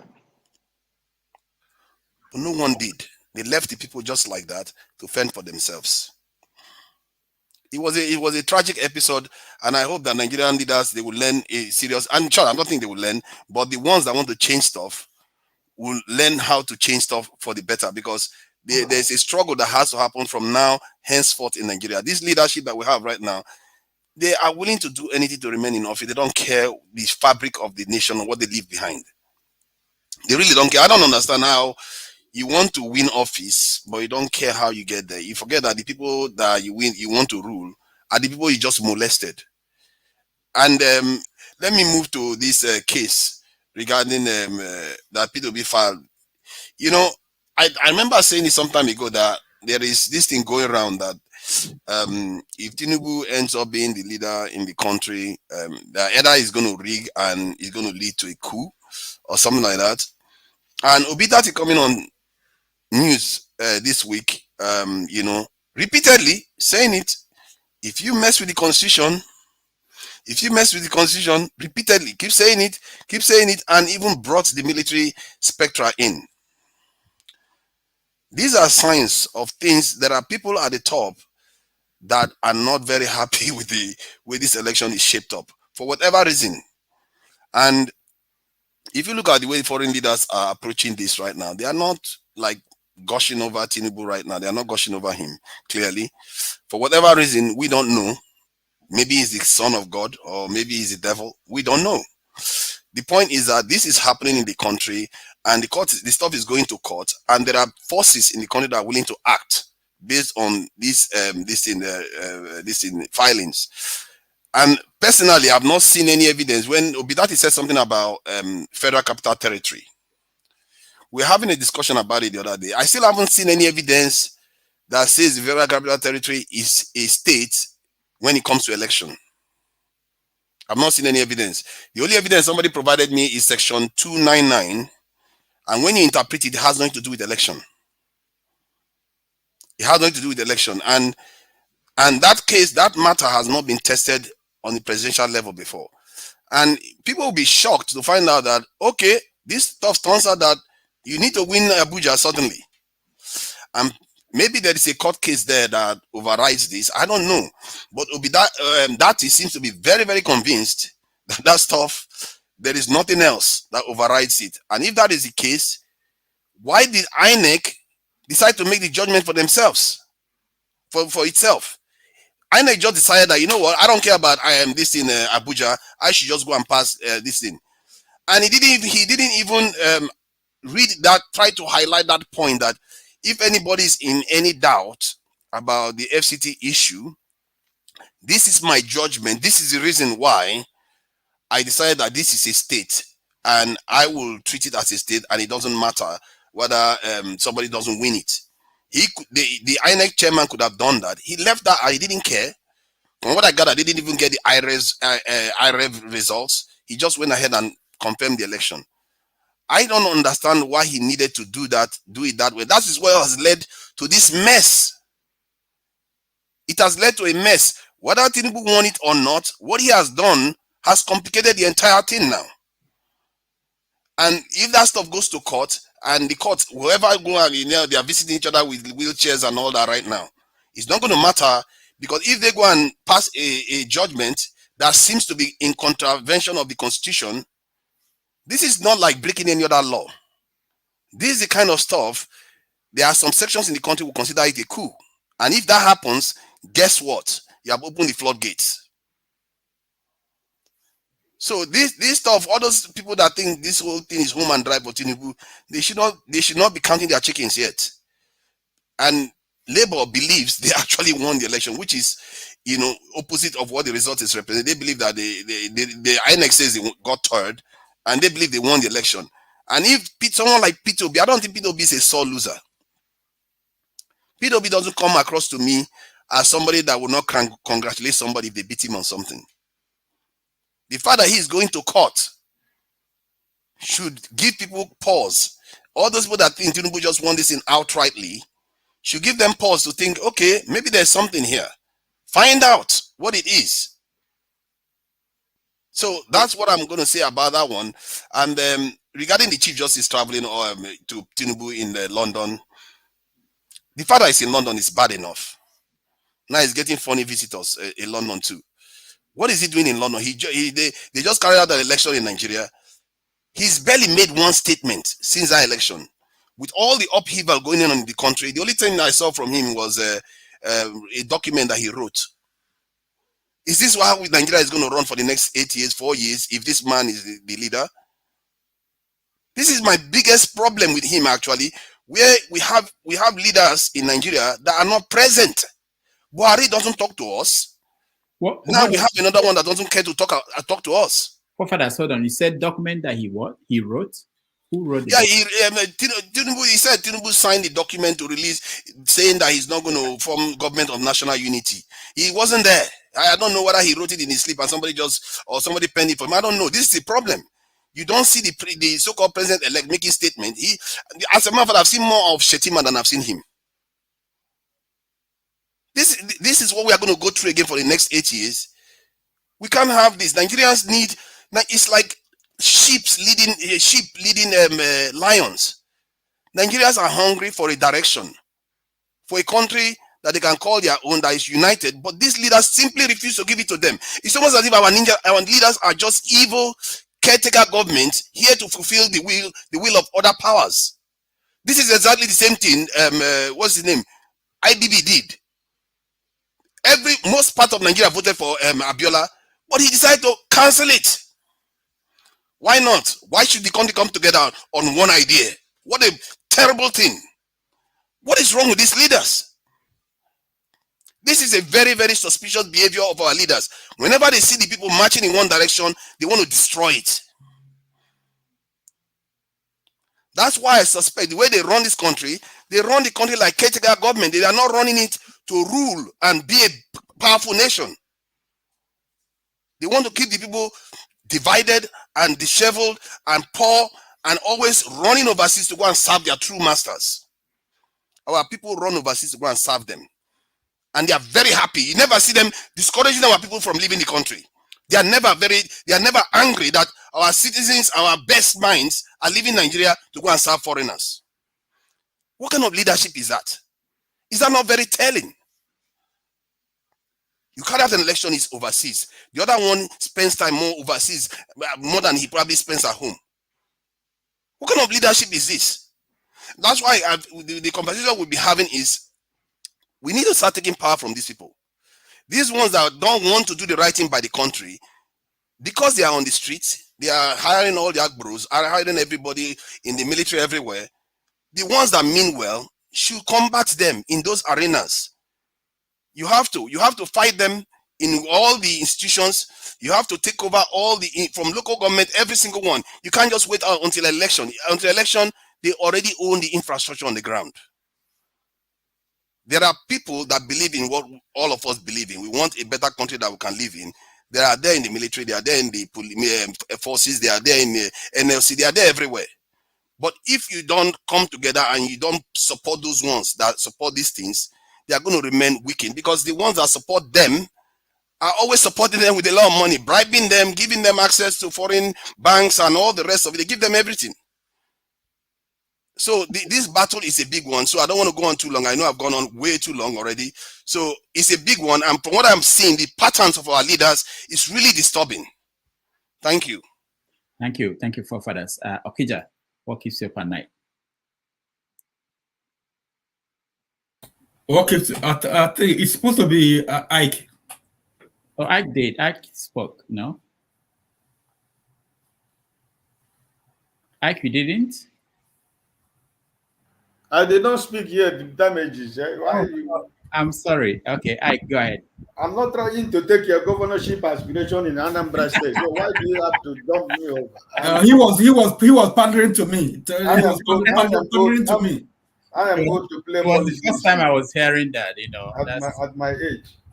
I was Well, hearing what keeps me late at night is the country called Nigeria that I call my country, because if Nigeria has not happened to you, you will not understand it.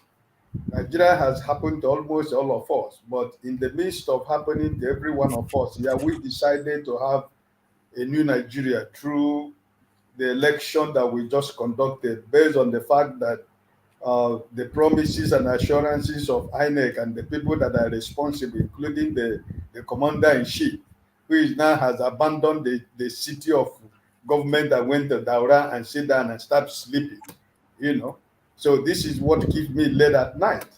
And, I remember that I said here last time that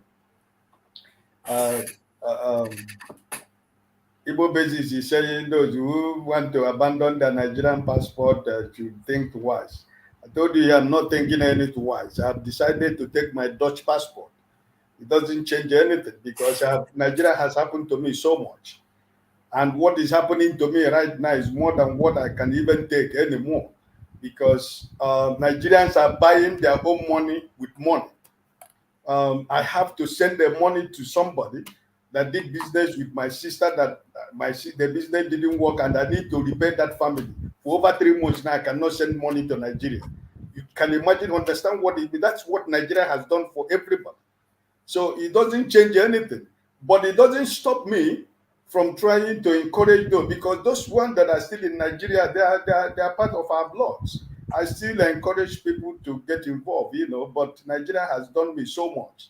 And I think I have to do it, because so that I can always travel freely without all this harassment. It has taken me for so many years traveling with Nigerian passport. Most of you who live in America or who have British passport, you have dual nationality. You can have Nigerian passport, you can have your American passport, you can have your British passport.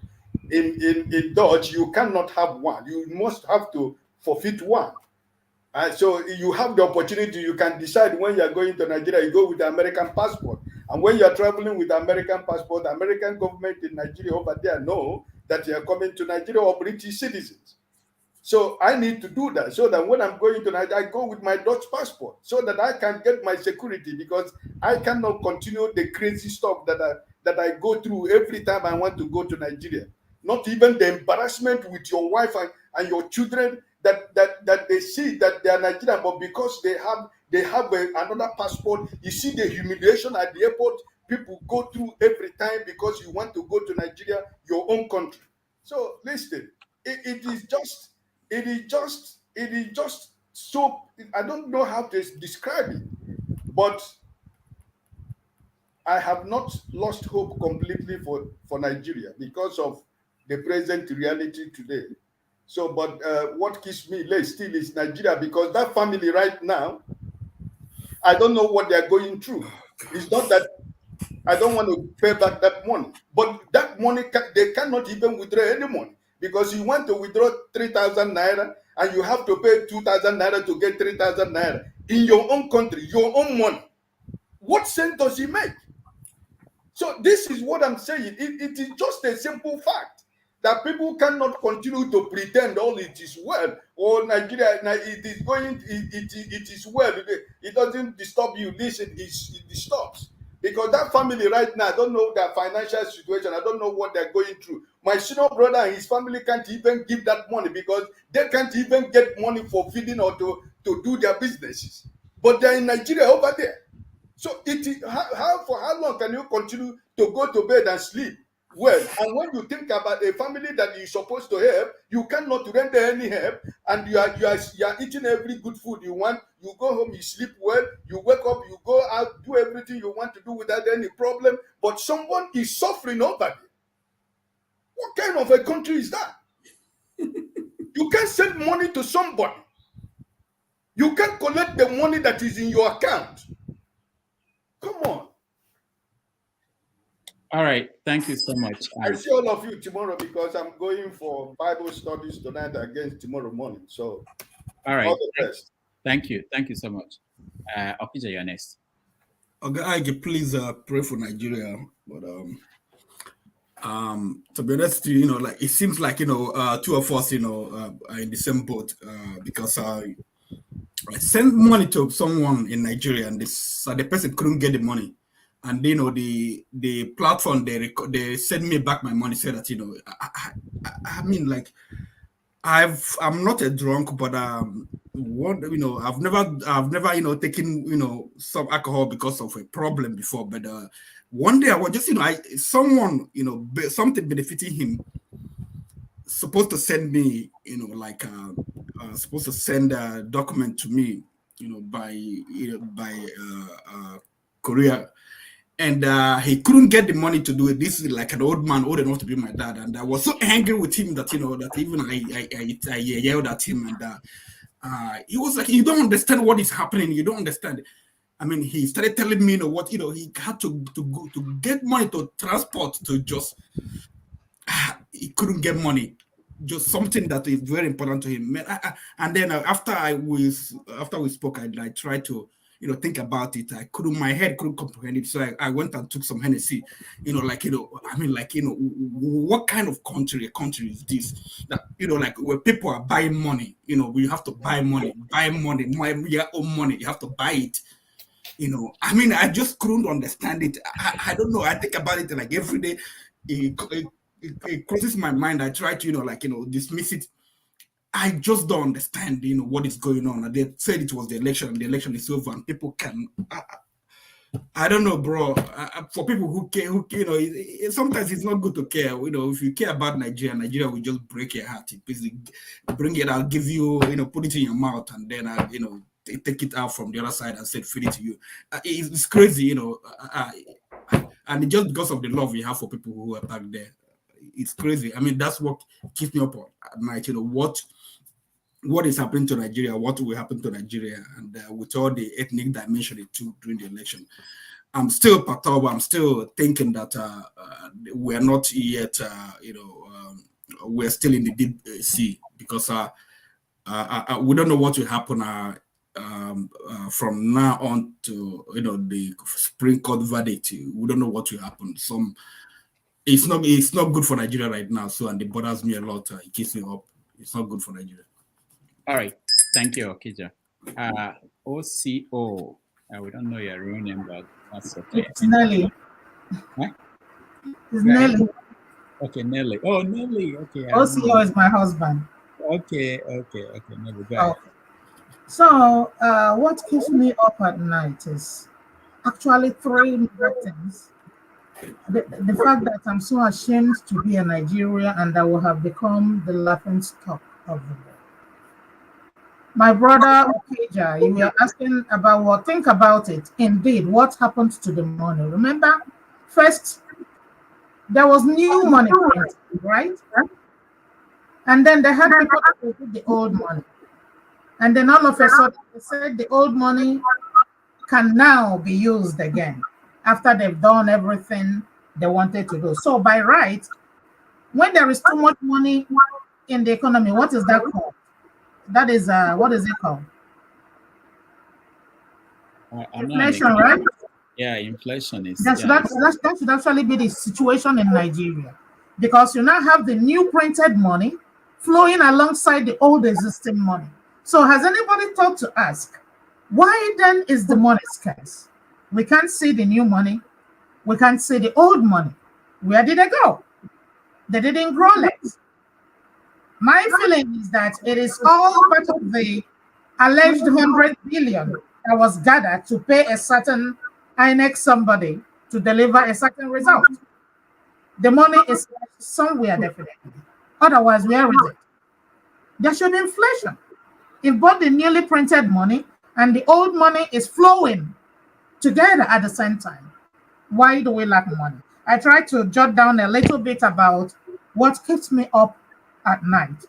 The major one being that, considering the inconsistencies trailing the obviously incompetent INEC, not just the chairman, INEC as a body, following the failed presidential election.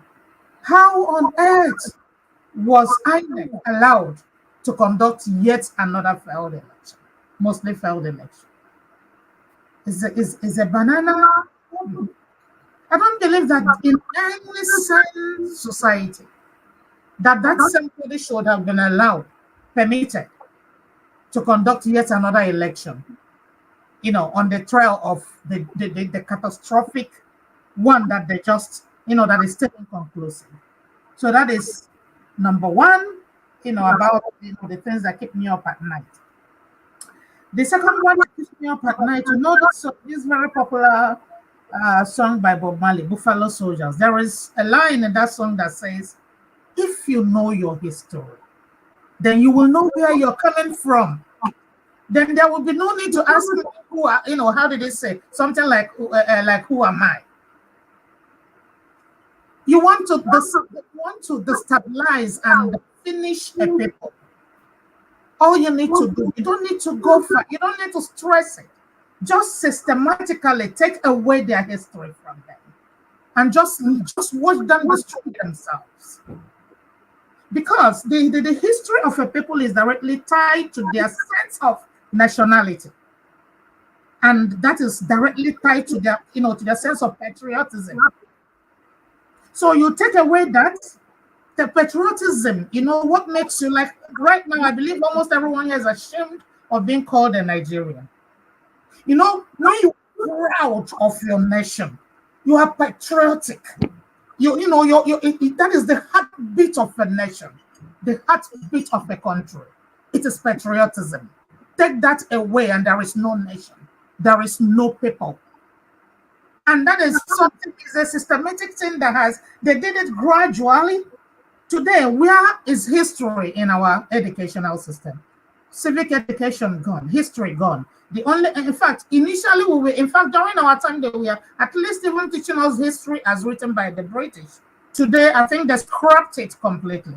I don't think it's even in our schools anymore.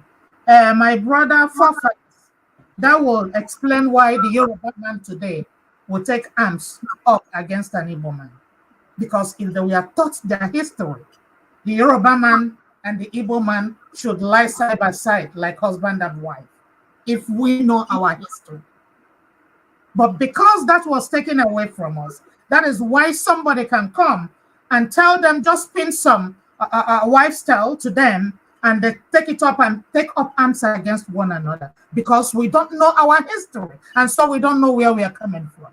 So anybody can walk in and give us any tale, and we bear arms, to divide us, and we'll fight each other. So it keeps me up at night that even myself, I don't really know our history.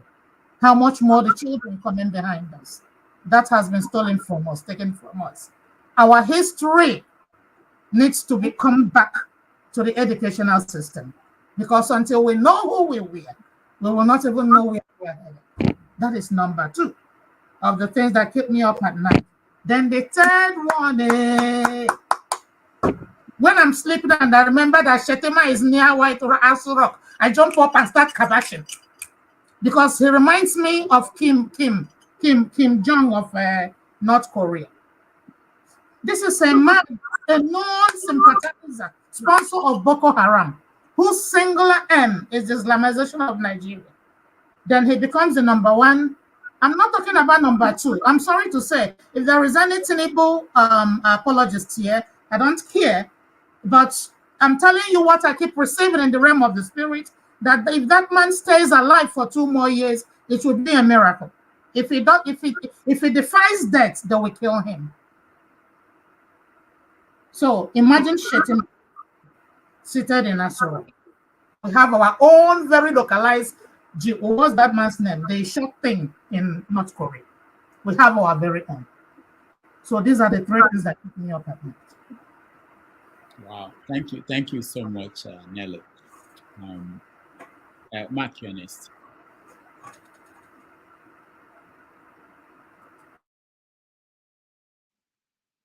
Mark, unmute yourself. Yeah. Sorry, maybe I should have given someone else space because my own position is still the same. It's still waiting for tomorrow for Oga to shed more light on this ghost meeting. Okay. All right. Thank you. So we go to Mama Echo. This day they sleep well. Because Okay. first, What's the secret? my son Showore has finally been vindicated. Shebi, when he used the word revolution, I won't cut his neck. Why should he say so? Why should he say so? Now come they hungry for revolution now. So my son has been vindicated. Those when they say, now he pave way for Buhari to come. When the Tifuna man they give treat Tutu, not be Jonathan first go snap picture with a congratulator. So one of the key Showore for internet everywhere, and they work out together. Jojo, Jonah, and Tutu. When I tell you now, say all of them are the same. Say now only two tribes we get: the tribe of the oppressed and the tribe of the oppressors. I tell you now, say that they saw religion and tribe in our tribe because all of us be the oppressed. When they don't sow that seed for us finish, we go to fight ourselves. Igbo, Yoruba, Hausa, Yoruba. And when it reach the time for us to carry Kelebe to go help the key opponent, they go come pick us. They go lick us orange. To where? Maybe they don't lick us finish now after election. Where are they with us now? We are crying for Monday. Where are they? MC Oluoma, when they do job. Shebi na the same as Oluoma. Now I arrange boys. Call them, say, bring all your kelebe, bring all your knife, bring all your cutlass. Let's meet. Then meet finish.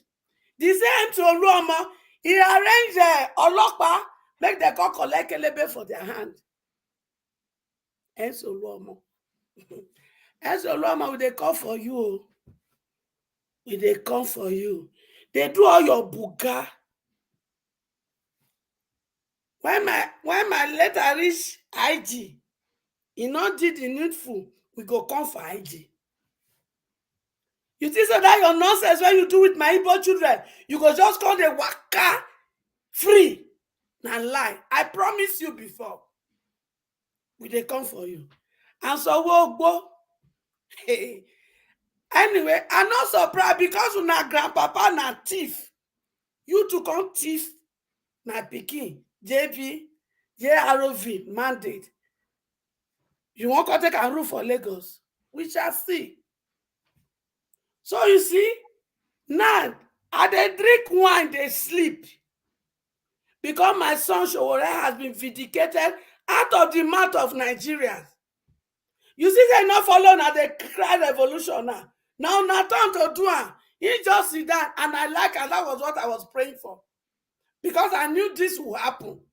But when it happened, I didn't want him to even be the first to come out. Let you people who were condemning him, let you people come out, and it is done. So instead of me not to sleep, I did sleep. Day before yesterday, me and my pikin talk. We talk well. And yesterday, me and my pikin, why we talk well. Wow, you're well connected now, Mama Echi. We never even connect. Nice so rock we won't enter. Wow. So yes, so because we get to do meeting. Mama Echo, the last word. You said you. When make I finish that statement, we won't enter so rock. Because all of them, when they enter Aso Rock, they know they get plan for my children. So me, I won't enter Aso Rock. Tell them, say, you people get to budget for the youth in the area of sport, in the area of entertainment, in the area of education, in the area of IT. Me, I won't enter Aso Rock. So I just look there. Not only Aso Rock, I they go Ghana. And they go the West Africa country. The way when they don't useless my children for all this country don't do.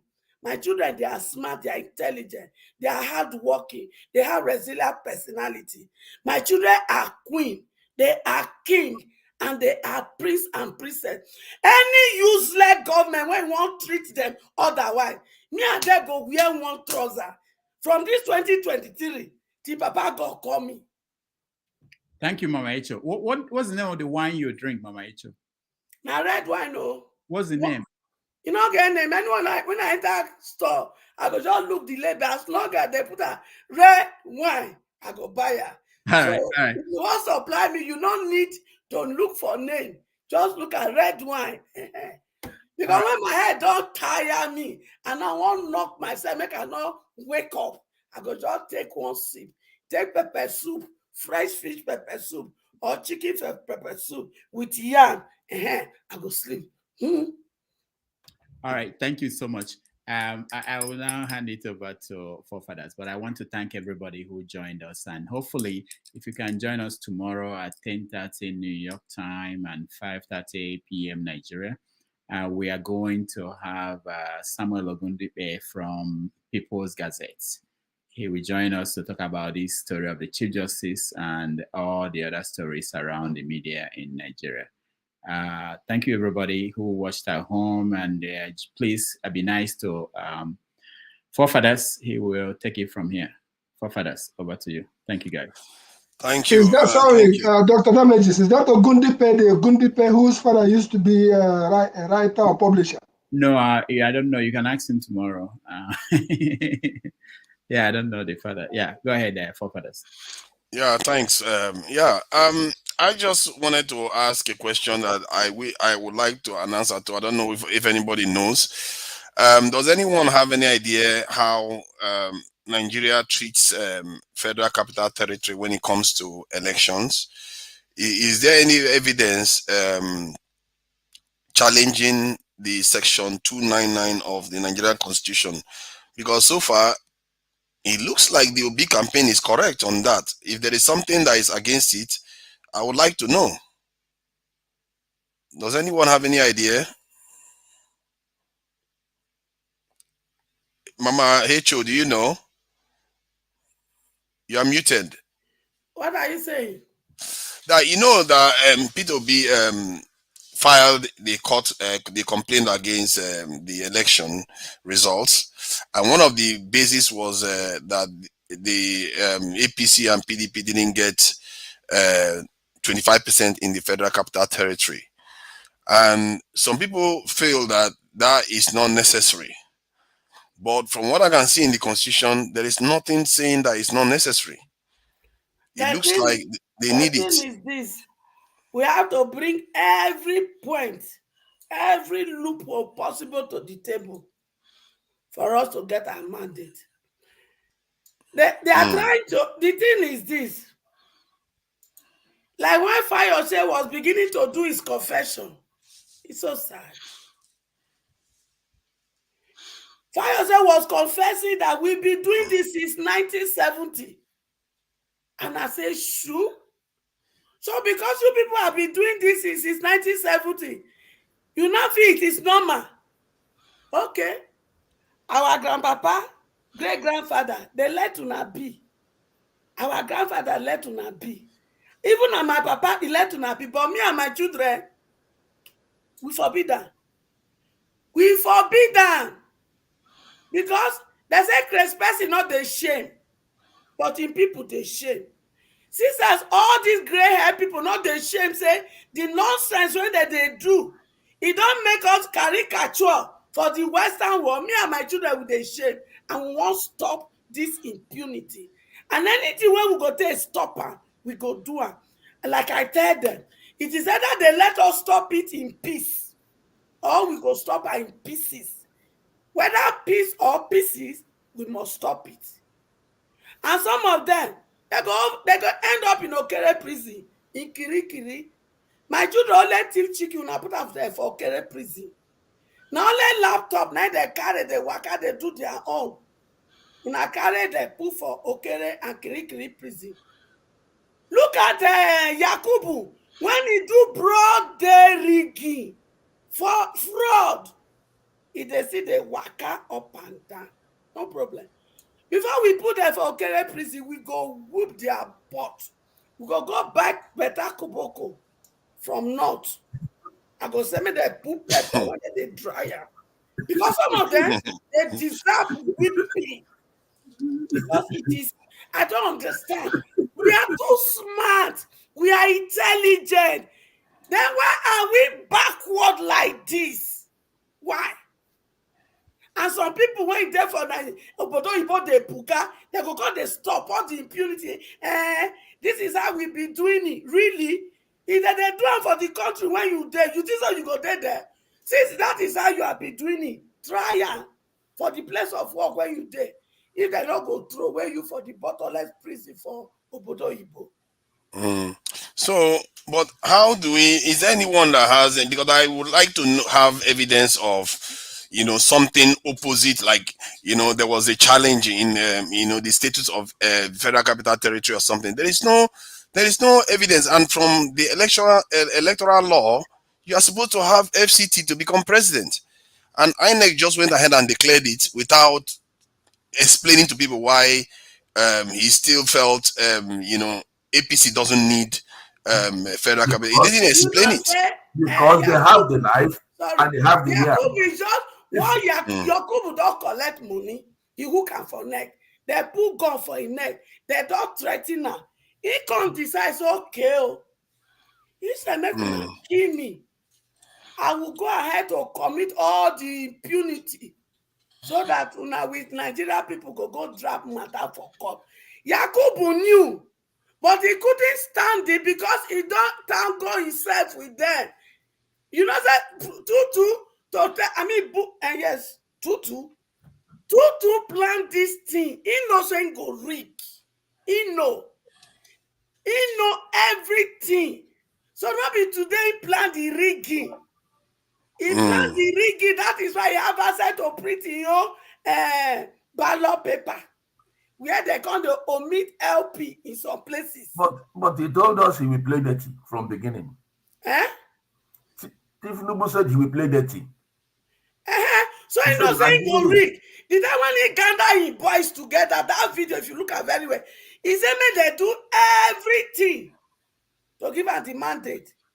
Snatch this. So he knew. It's just that when we saw that video, some of us took it for granted. No, because when we are doing campaign, he was busy studying the way out, the shortcut to the top. Exactly. Because number one, he was not attending any meeting. He wasn't coming to answer any question. And all the campaign managers, they were not campaigning on issue. They were speaking. To the top. Yes, they were speaking boldly as if we have gotten it. He went to Osun State and he said, labor will labor in vain. That was the key word. And we didn't take it. We didn't pay attention. We just is on a normal talk. He did not just say we will labor in vain. He planned how we can labor in vain. But Tutu, I just they tell you, over my dead body, with my children labor in vain. If not, you see this thing, I tell you, now hot coal of fire for your hand. You know, see as una nyash they leak. CJ, shame on you. You get your two legs, they waka. You come first of all pretend say CJ is here in London. You enter wheelchair. Then you can't come back because we don't touch light eye for you. You can't carry walking stick. Oh my shell. Ìgbẹ̀yìn ayé rere. CJ. Ìgbẹ̀yìn ayé rere. Oh my shell. There is a song that said, let me remember that song. It said, when I remember I sing it, I will sing it for you, CJ. Shame on you. What a legacy you want to leave for your children. Your age, when you were growing up, that was when they taught moral value. That is when parents will tell you, run your money, remember the child of who you are. That was your era. But instead of passing that to us, You are not teaching us to fraud and thuggery. Me and my children reject am. Did you people remember 1979 election, please? The famous no. 12th to 3rd. You know what happened? Shagari did not get 2/3 of the 19 states. Now, the 13th state, they now did 2/3 of 2/3. And they robbed our electoral college. The same thing may happen in this case. Was it the court that decided that? Yes. Yes. Yes. They now did, because according to the man, the lawyer who started doing mathematics, I thought lawyers are learned men. They only read history and not calculus. A lawyer did mathematics, and it is 12 to 3rd of the 13th state. So it had 12 state to 25%, yes. The 13th one, it didn't have. They now did 2/3 of 2/3 for Shagari to carry the day. So if Shagari had not won it like that, what was the they would have gone to electoral college, and there both of them, they was, PDP. I think it was not PDP, but NPP was, they want to balance the power. So I get gone to electoral college. Maybe NPP will support Ariwoola for him to win, or for him to win outright. But unfortunately, they did not do it that way. The court said no, it's 2/3 of 2/3. You see, that's the kind of stuff that messes stuff up. And guess what happened within 2 years of that election? There was a coup. This type of stuff, we have to be careful as civilians, because we are being tested just as much as this thing. If they don't follow the rules, then you're going to be telling people in the barracks that, you know what, we are defending idiots that don't even follow the constitution. We might as well take over power. And that kind of attitude is not helpful. See, if we don't get that mandate, tendency that the military will take over is 100%.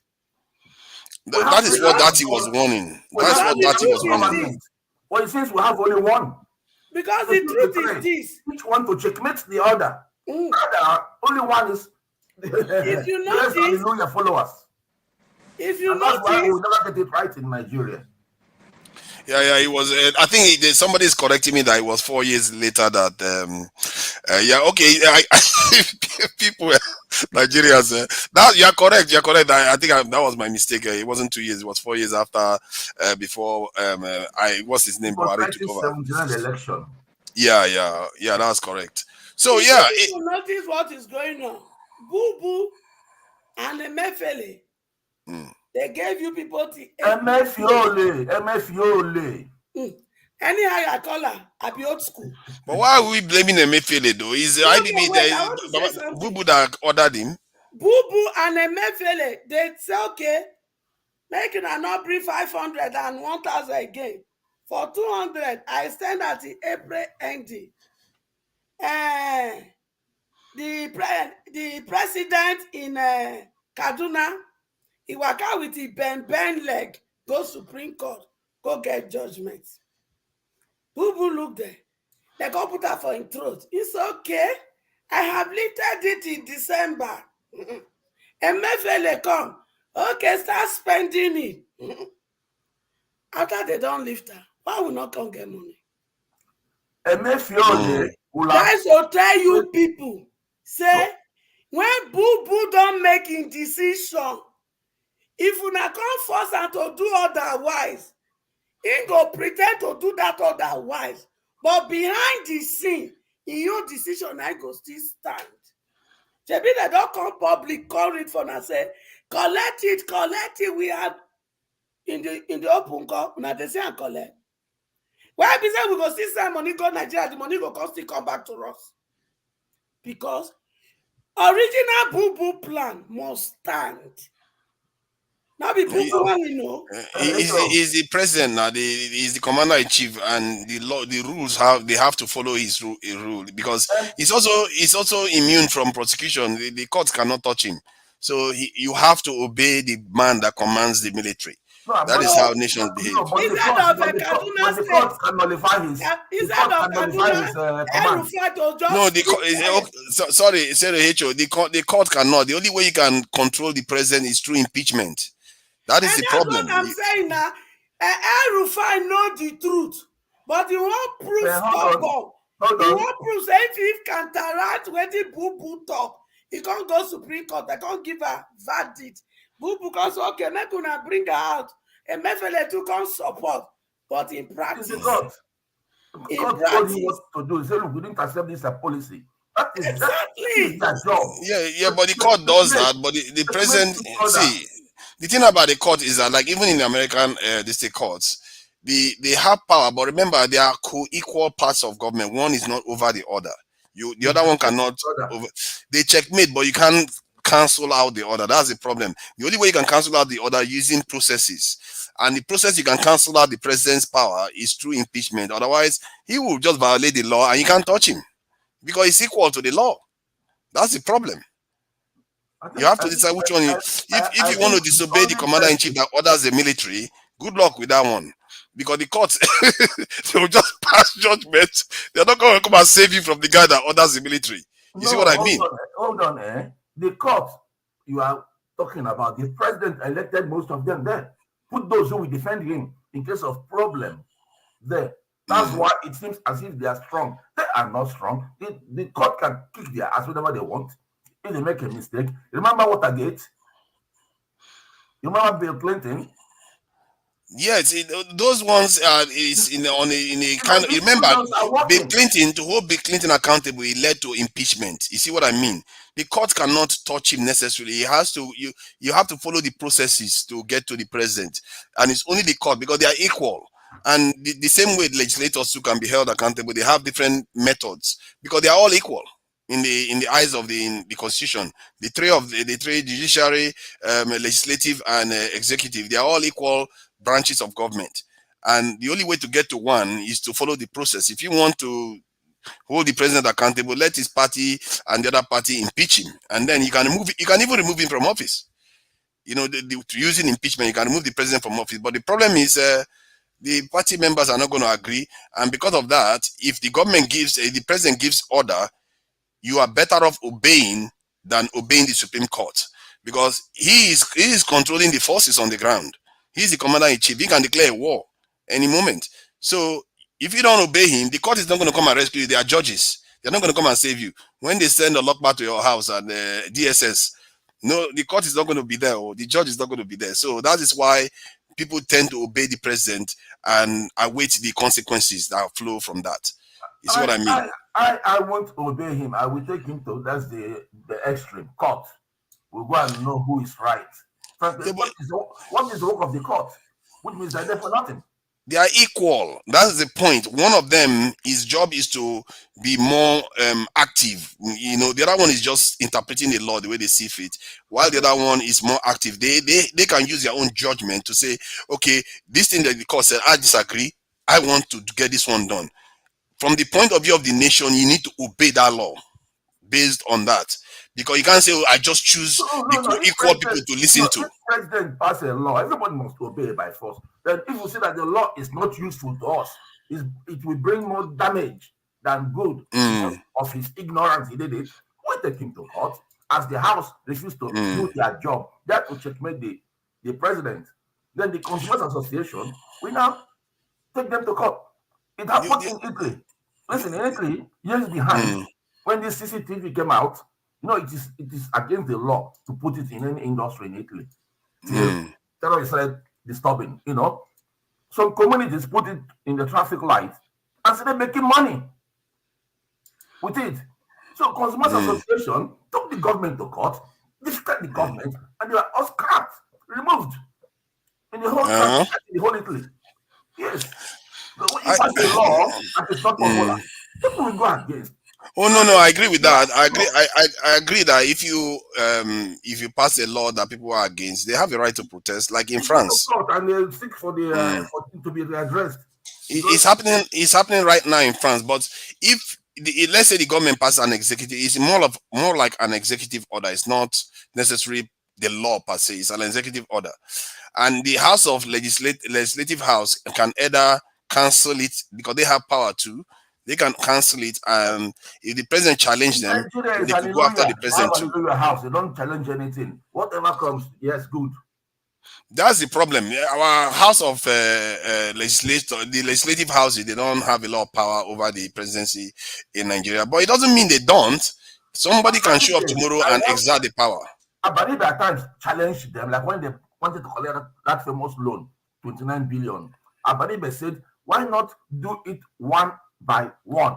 Choose the ones that are necessary because the government doesn't have money. You know what the big head said?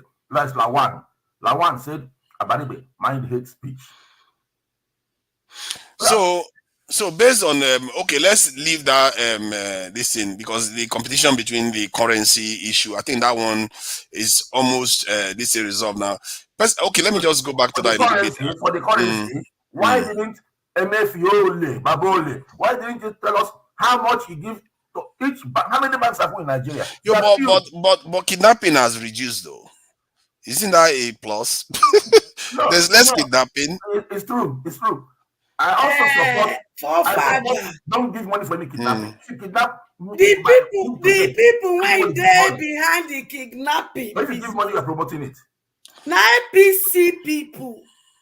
Yeah, but think about it though. Kidnappers are not going to accept Gare for payment. They are not going to accept cashless payment. So it's a problem for them if this thing that Mefile has done. So on that front, criminal activity. He did well for us in that one. He did well. Because otherwise, people will be like, I don't get money over. I'll be going to the bank. There is nothing. What are you going to do? So that was. He did well in that one. He did well in that one. The timing is bad. I don't think he should have done it, at the very cusp of an election. The thing is, that election must give money for election. It is because of the election in the first place. It is the same story. Nigerians always look for excuse to start taking bribe. How can you sell naira to someone? You sell naira, it's not $1. It's the thing that in Nigeria everything goes. Everybody is corrupt because of the hardship. Everyone is corrupt.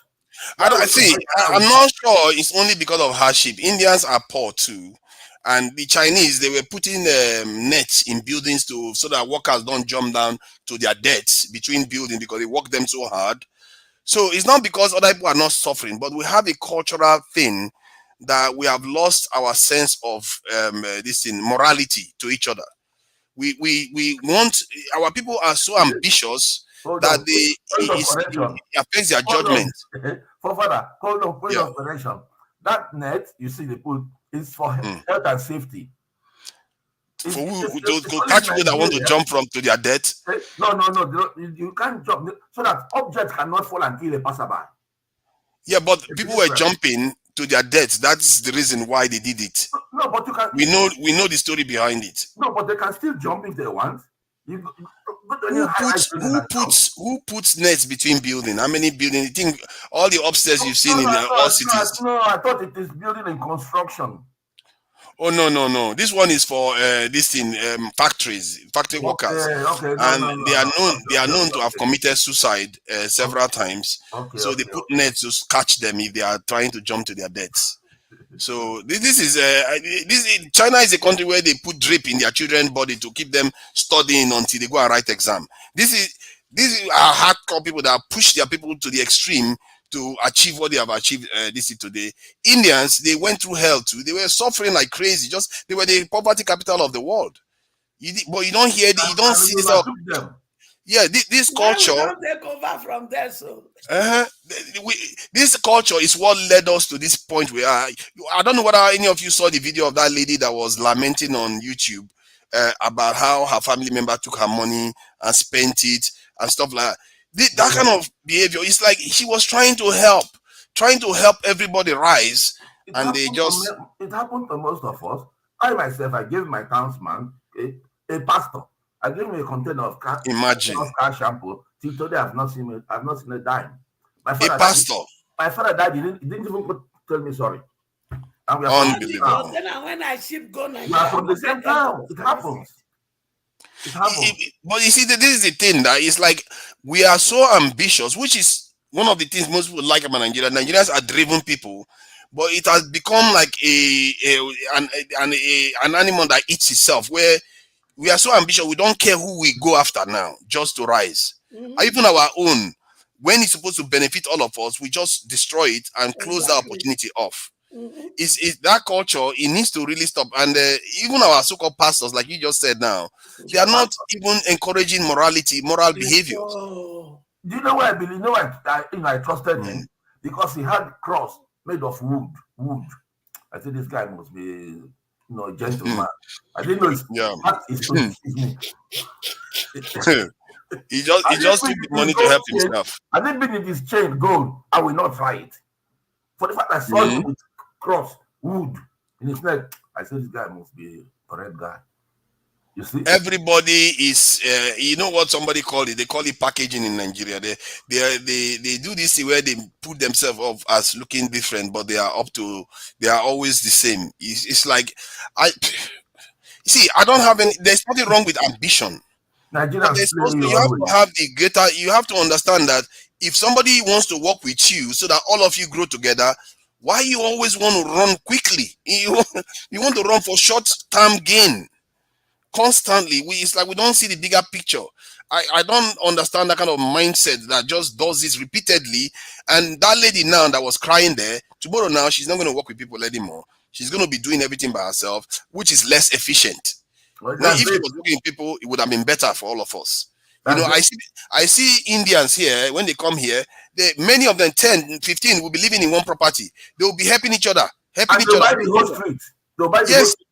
One by one, they'll buy the next door, buy the one next door, and then when they go to companies, they take over everything. But not Nigeria. Not us. And it's so bad. If you see a Nigerian in the office here, you come to that office, they will use their Nigerian similarity with you against you to serve their master. That is their behavior. They are to them, they want to do everything to please the European, which is interesting. When they are in Nigeria, they want to kill everybody, they want to deceive everybody. But when they come here, they serve like the most obedient houseboy ever. They will serve their masters, do everything, and they will rise up the ranks to know without any this in. But when it comes to fellow Nigeria like that, oh no, they want to destroy. It's for destruction, and it's a terrible mindset that they really. And you can say that maybe it's because our leaders don't give them any better example, but I feel like at the core of it. The core of it is that we worship money a lot in Nigeria. That's why you see a criminal, he will steal successfully and start showing off. Him. So even if I will be a king for a day, I'm fine. I don't care if I die. Imagine that kind of money, and nobody will ask you where did he get the money from. And you see some of them, they will come from overseas, they will bring all kinds of money. You don't ask them where they got the money from. You welcome them in. The reason why they ask these questions is important because if you are getting money in a bad way, you are damaging the nation. People will not want to invest. People will not want to invest in the country. People are going to be poorer for it. It's actually affecting us. If our people want to build houses in Nigeria, they are afraid of everybody. They will take their money to Ghana. Do you know how many Nigerians that are building houses in Ghana? Nigerians are getting poorer for it. It's really weird how we do this thing. We have become specialists at doing this. Like we are just specialists right now. And if you look at the way our leaders behave towards this election, in a way, can you blame Nigerians? The way the leaders, they don't even give them any guidance. They don't show them any sense of direction. Our people are traveling overseas in high numbers. And you hear our leaders, when they talk, one of them say, our people have been trying to leave Nigeria since 1980s. That kind of mindset, they are not even thinking, oh, let's figure out something to do to keep our people here. Let's figure out something to do so that when they go overseas, we can tap into their experience to benefit our country. Nothing. Let them go. We don't have leaders. We have criminals loaded with stolen money. And they force themselves to be our leaders. Where are they leading us to? To our grave? No, I don't see any of them as a leader. I see them as criminals. In a way, you are right to say that because for me, like I was saying earlier on, the way they behave like caretaker government. They are not here to take care of us. They're just here to just man this thing to make sure, everything don't blow up. And as long as it doesn't blow up, then they can put pressure on us, because this suffering that we are suffering in Nigeria is a pressure. They put pressure on Nigerians, and Nigerians fly overseas to go and serve their masters. Look at after election, the first place Tinubu ran to is London. What is he doing in London? He won't fix his home. To come and take aspirin. To be sure, he collect the real aspirin. But in Nigeria, maybe it's fake one. They will give What him. are they doing overseas if they did not to go and see their masters? Do you know how This many is why they go there. presidents that died overseas? There are about 17 now, I think so. And 7 died inside plane. It's only in Africa. President will be sick. They will call ambulance from overseas. They refuse to build their own hospitals now. How much is hospital? How much is a world-class hospital? If they spend the money they spend on build a world-class hospital, it's going to be one of the best. What they spend on their side chick all over the world. They don't do that in Nigeria. All over They Africa. refuse. And during the election, I was saying that Peter B could have used this as an election issue. I don't know why he didn't. Because I was speaking to a northerner, and this northerner was saying that Peter B doesn't have a chance, he's rubbish and all the rest. But when I told him, but how about these our leaders going overseas for treatment? Do the northerners dislike it? He said, yeah, they dislike it. They don't like the way Buhari travels overseas and all that. I was like, but what if Peter B says he's not going to travel overseas for treatment and he's going to build a world-class hospital in Nigeria? He says if Peter B did that, Peter B is going to win the election. I was shocked to hear that. That was what I wanted the Anambra man to do. In Anambra, we had a good guy from US, Dr. Madoka, that was Soludo defeated. I was shocked when Anambra people did not vote that guy in. He was to be the best governor in Anambra, but he wanted to convert Anambra into hospital tourism state. You see it? But they choose to put Solu there. Oh, come on, man. Stop, please. What this Abia governor that has been elected now, he's a labor guy. So do you know him? Do you think he's gonna make a serious impact on the ground? Because I think that will matter a lot in the coming with years. the whole thing happening today, any governor who did not perform, something is wrong with his ear. He doesn't hear. Exactly. Now, go to the office, bring you out and flog you. What my people flog the Olomile guys. I don't know if you know what they call them Olomile. There was a drug, crack cocaine. They call them Olomile in Anambra. So if you take community will bring you out and flog sense into you. So you think they will perform? Do you believe they will perform? To me, by force, actually labor, because they will like to do good things and people will recognize them, and more people will. See, that's a good pressure that is building now. Soludo will have to perform. All of them, they will have to perform for the South. So, let me welcome Paul. So, let me ask. You are from Delta, isn't it? You don't find my trouble finish for money. You can't come back now. Mama, I don't find your trouble, Mama. Mama, no do the two. You just interrupt me from beginning to the end because you carry Muhammadu name Yakubu. They will stone you. Now you just start. You will be lynched. You see what happened to the man's house? The INEC chairman. They went to his house to vandalize it. I have the video. Yes, I saw it. Yeah, these are things like this. We don't really need to do things like this. Things like this don't change anything. There's this parable that they put. See, there's this parable in the north. But understand something. There's this parable they put in Africa. They say when a king's palace born, that is a sign of a new, better palace is coming up. That's how it is. That won't change anything. You understand? That won't change anything. If he survives. Yeah, of course, definitely he survived. That's the thing. You understand? So you don't say that attack 9 people 91. Hold on, Mama. What about the man have a lot of money and still want to make himself look like the victim? He can do that same thing just to make himself look like the victim. I'll put a new modern house there. What about that? I will knock it down again. He put we knock down. He put we knock down. It's not. Look. Let me tell you one funny thing. You know the thing about Nigeria, we successfully set a bad precedent, and this precedent will work for a very, very long time. What do I mean by that?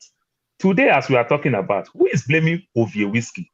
Today, as we are talking, who is blaming Offering Wosu? Who is blaming Professor? No, where are they now? They're relevant. They're no longer relevant. They are okay. People retire from work. No, you know the thing. Hold on. You know the thing that you talk that said, "Oh, your children going to suffer. Your children going to do this." My brother, it doesn't work like that. Our greatest concern is that let us try to create the right precedent where people will copy. Discipline those who are messing up now. The people coming after them will be more sophisticated to be dealt with. That's it. Obviously, you know one thing, my brother. You see, even you that you are talking now, see Mama Echo that is talking there.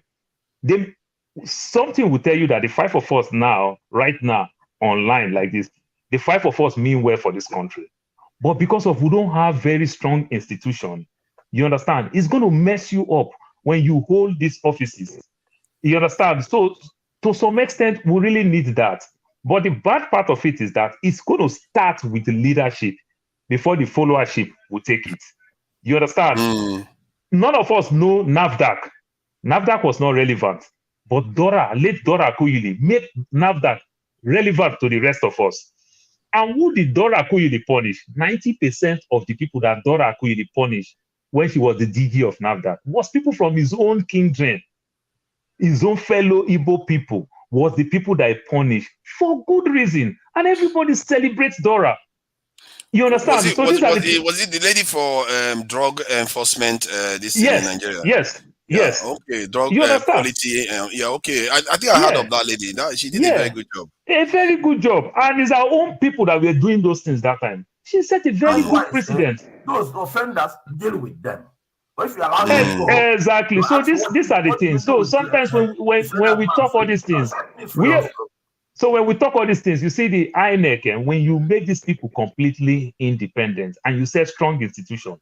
I was watching the news some couple of months back. Something happened. A US general is driving. The cops pull him over.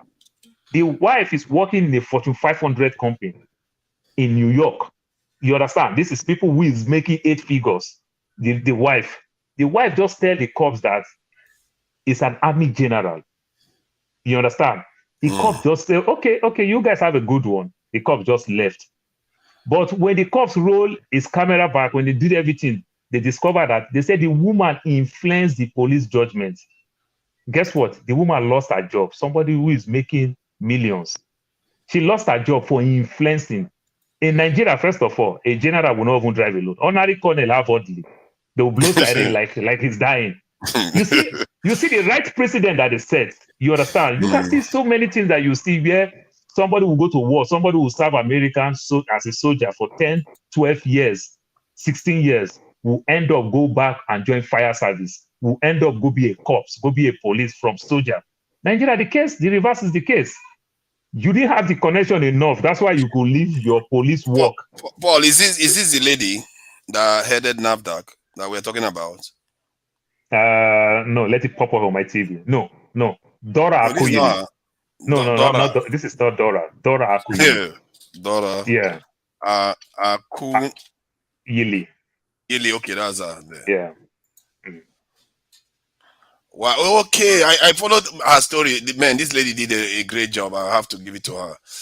You see, this is the thing. We need to be remembering people like this, because when we keep remembering the wrong ones, this lady. You see, when I go to Nigeria, I thank my God because people like this existed. Because you are able to buy medicine, at least feel safe that the medicine is not going to kill you. Father, let me tell you another quality thing about Dora. Dora Akuyili. They push, then they kick her out of office. Let Yaradua make her minister of information. You understand? When they make her minister of information, people were wondering, why information minister? Why not health minister? This same Dora Akuyili was the only minister in Yaradua's cabinet that came out and said, the president is sick when they were hiding Yaradua. She is the only person that came out and said, my boss is sick. You understand? And we don't have any information about my boss. Anything that they are telling you is a lie. You see, so these are the type of people we need in government. And by the time they start setting this positive thing, so many people will copy from it. Then we setting bad precedents.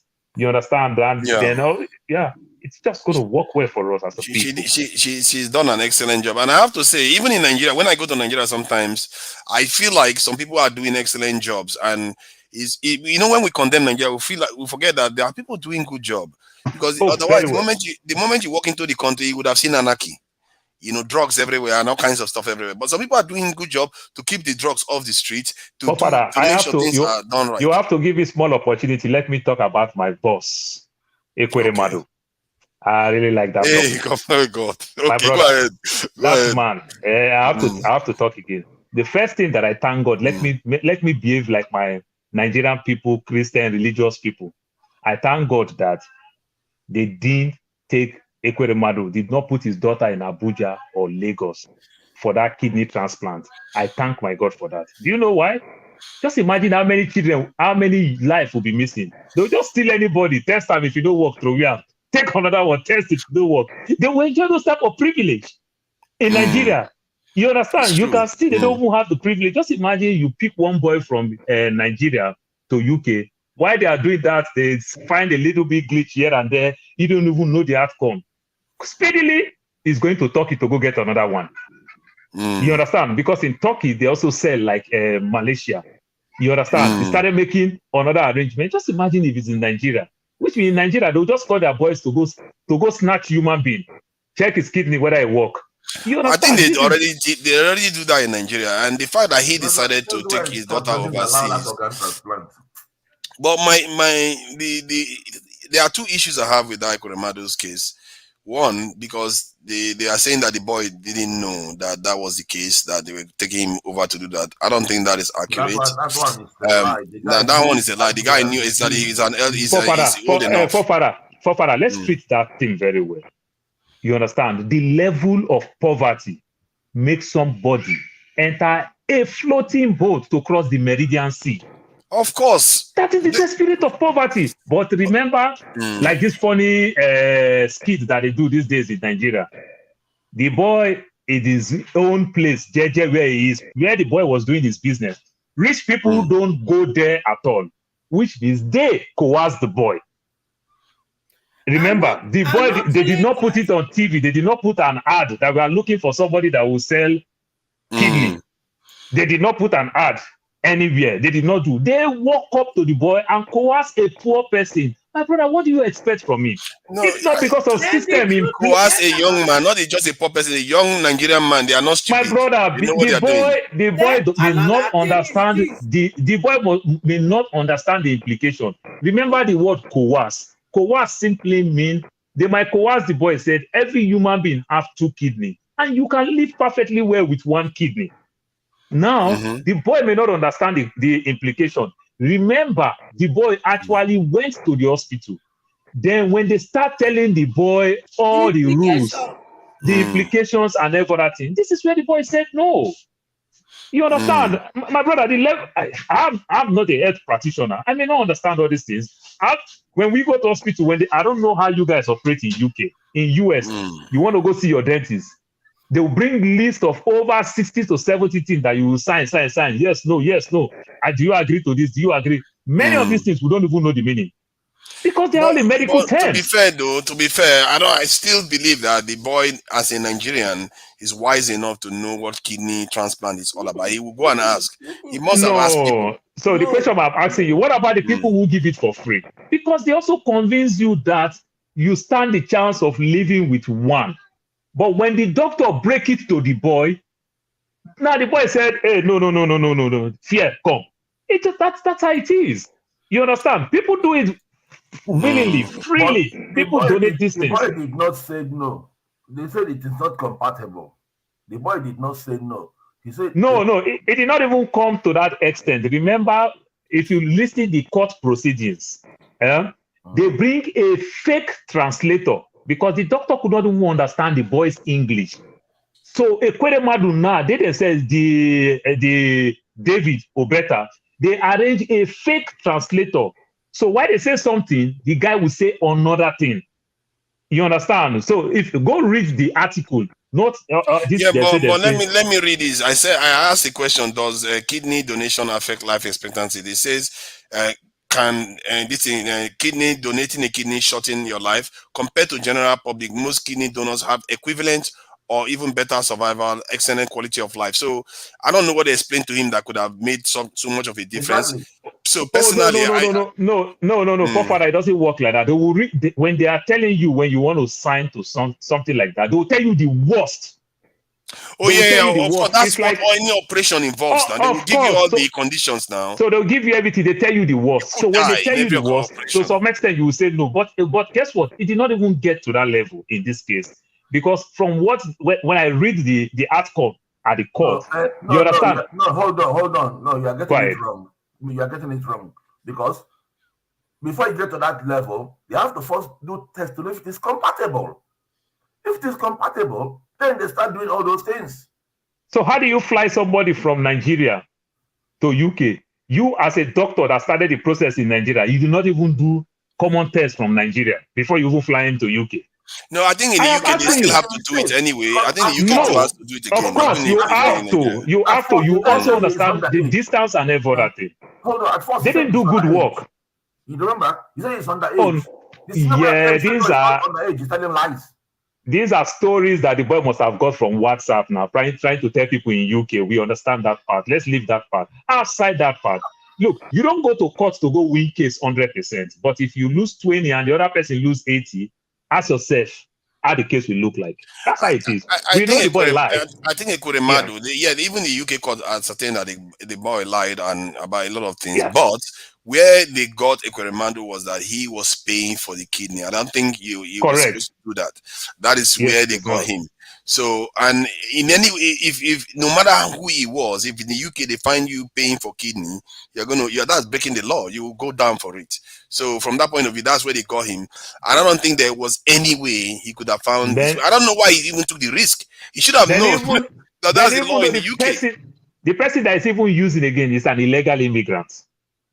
That is using. The guy didn't go into the country illegally.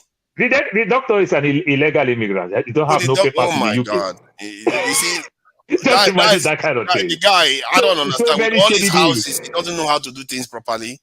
If he wanted kidney transplant, he could have just done it openly and he would have gotten it done. He just got himself into trouble for no justifiable reason. So many shady deals. And Ekweremadu was so smart, being a lawyer, he take himself completely. But how do you hire some type of person? And he's a lawyer. Hey God, you understand? That is the stupidest thing ever. How can you be a lawyer? You know the law of the UK, knowing fully well at the moment they find that you are paying money for it, that's the end. That's evidence against you. You will go down for it, and he still went and did that. I think he had it coming. Then his stupidity has gone. And then Ekweremadu also again. This UK Westin. Ekweremadu daughter don't. Is not a British citizen. It's not a British resident. She only went there to school. She don't have no paper. She's just a visitor. That's why it was hard on her, because so the desperation come because she's not on the list like you are waiting. Yes. You understand? She's not on the list like you are waiting because free treatment. She's not getting free treatment like every other UK national. But you can go to a private hospital now. Oh yeah, no, you are paying for the service. Yeah, of course, it's very expensive in the UK. Private hospitals is extremely expensive. Very expensive. Will he pay with his money? You pay with stolen money now. Somebody with even stolen money, they don't want to lose it quickly. A man who have 40 houses, I have over 15 properties in the UK. Come on now, that's more money for him now. I think he had it coming. If he's that rich and he's a lawyer, who else can fall for the? Yeah, I think he had it coming because he's a lawyer. He's rich. There was no need for him to get caught up in this type of net. He could have done it in a very, very clean way. You know, he could have even become a UK citizen if he wanted to. If you want to be a UK citizen, there's some money you need to put in the UK account, and before you know it, they will give you citizenship. So why did he not just do that for his daughter? Maybe as at all those times, they don't want to do things that will make the UK start putting eye on them. You understand? As a visitor, to some extent, sometimes you enjoy so much privacy that you start exposing yourself. and every other thing, because now you No, want to bring they already watch him. The moment he walks into Nigeria, they already know him from being a House of Senate in Nigeria. All these people, they monitor all of them. So obviously that's I why they think are enjoying just being a think visitor. if you think about it, given all the layers of mistakes that he made, I don't understand how he put his The family biggest through that. mistake he The made is not catastrophic building mistake. hospital in Enugu after being senator for how many 20 years. Exactly, forefather. This man built. This man donate 400 million to church. He said his father is a great Catholic. His father did this. His father did that. The prayer of the church that made him where he is today. We are waiting for this prayer to bail him out of this one. You know what? I was arguing that this guy was a senator. It's not good for him to be jailed by foreigners. Ideally, I think Nigerians, if possible, they should find a way to move into a Nigerian prison instead. Give a solemn agreement that they should do that, because he's a senator. He does have some It's going to be national hard. secrets that You know why it's going to be hard. So what the West do very well, you can only do bilateral exchange. If we have an high-profile Britain that is detained in Nigeria, then you want to apply for exchange. I thought we had agreement now. We have extradition and all kinds of agreement with each other. They should play nice. Otherwise, we go and arrest somebody now from one just for the sake of it. It's always hard when you break the law like that. Oftentimes, that extradition and everything is when you report that this person break law in your country but run to your country. He break law in my country and run to your country. You can extradite him. But he break the law in UK. So how do you extradite him? It doesn't work. Can you imagine a US senator, the UK MP being jailed in Nigerian prison, the way this has happened to? Obviously, this is the thing. That is what you are talking about, security, things that we don't do very well. If we also arrest a Britain for time like this, we will start talking about exchange. Are jailed in Iran. Oh, then they will start looking at the sanctions on us. I think Ekweremadu had it coming. He was extremely careless the way he behaved, and this is why we have to be careful. He was extremely careless. You know what and happened? irresponsible. You know what happened? Ekweremadu sank 2 boreholes in his village. 2. Wow. I alone can put 10 in my village. I'm a poor man here. Oh God. Power. It is not borehole. I will give them their water. That is why this will happen to him. With the whole it's sad. It's really sad. That man is allergic to any money that passes. This is a successful lawyer who've read 2 boreholes. Not ashamed to go and cut tape. Not ashamed to go and cut the tape. That public borehole, you'll be pumping. Then go donate, build a church. Say my father. Water will be coming out. I think you are right now. Maybe our police officers should be watching embassy staff the way they are driving. If they violate one traffic this thing, they should arrest them. They should find a way to get him back to the country and put him in jail. Whatever way they are going to do it, because I think he had it coming, but I don't think our former senator should be in the UK prison, because when they need information from him, it's they not can go good and at tap all. into information. Yeah. It's not good at all. Oh, is he a sitting senator too? Then yes. Yeah. Wow, that's even worse. That's even worse. It was, and he was still contesting. Now he even lost his position. You understand? He lost his position. Didn't do no bother because he was stuck in the UK. Does he not have diplomatic immunity? Let me weigh on this, man. I need to weigh. This is a very hot topic, you know. Go ahead. Yeah, I think. I mean, there's so many angles to look at this story from. I personally, I have a friend that has been on the waiting list. I think it was on the waiting list for about 7 years. And I remember the day he called me that, oh boy, they don't call me to make a call for my operation. I don't know if you guys know how this thing works. Anywhere you are, they will tell you to always keep your phone on 24/7. The moment they find a match, they will just call you anywhere you are. You leave anything you're going, you're heading straight to where the operation will be done. And obviously he went. I told him that everything will be fine. Don't worry. He went. He had his operation. Everything went fine. And currently, it's been over a year now, and it's doing well. And the other part as well, I don't know if anyone here has been through the British court. You know, sometimes people come here, they have emotions and all that. These people they deal on facts. They don't deal on hearsay, then say story. They look at the case, they do the analysis, and they do thorough investigation. This man brought somebody here from Nigeria. No matter what you say that, oh, maybe the guy in Nigeria knew where he was coming from. That's not the point. You cannot pay to harvest someone's organ. And secondly, do you know the amount of counseling that the person have to go through? And they have to tell you the risk, what might happen to you if you give your organ. They'll tell you the good things, they'll tell you the side effect and whatever can happen to you. And you have to go for counseling. Like you have to be counseled so that you know exactly what you're getting yourself into. This guy never had access to any of those. So is the typical Nigerian behavior that big manism, I can get away with anything. As long as I have my money can buy me anything. He knows the right thing to do. How many hospitals did Ekweremadu build in his own time? None. Zero. You know? So and finally, Victory, one place that they make mistake, you know this ordinary thing that you and I would do in Lagos, you just delete the history of your phone call, your conversation because of police. Exactly. They think that is it. You don't do that in the West now. They will pull it back. Father, I can do that to you. Not for a cyber expert. They will pull everything. They dig back into WhatsApp for 2 years. The other thing as well, it's like the beavers they are talking about that they would do. Do you know you know? I used to work in back in them days. I used to work with phones like massively. No matter how you wipe your phone, you do a hard reset, right? If you plug that phone, you can get back everything. The same thing applies to that beavers that they even use for that election. These fools, they don't know what is called forensic analysis, right? If you plug that thing, you can retrieve those data back.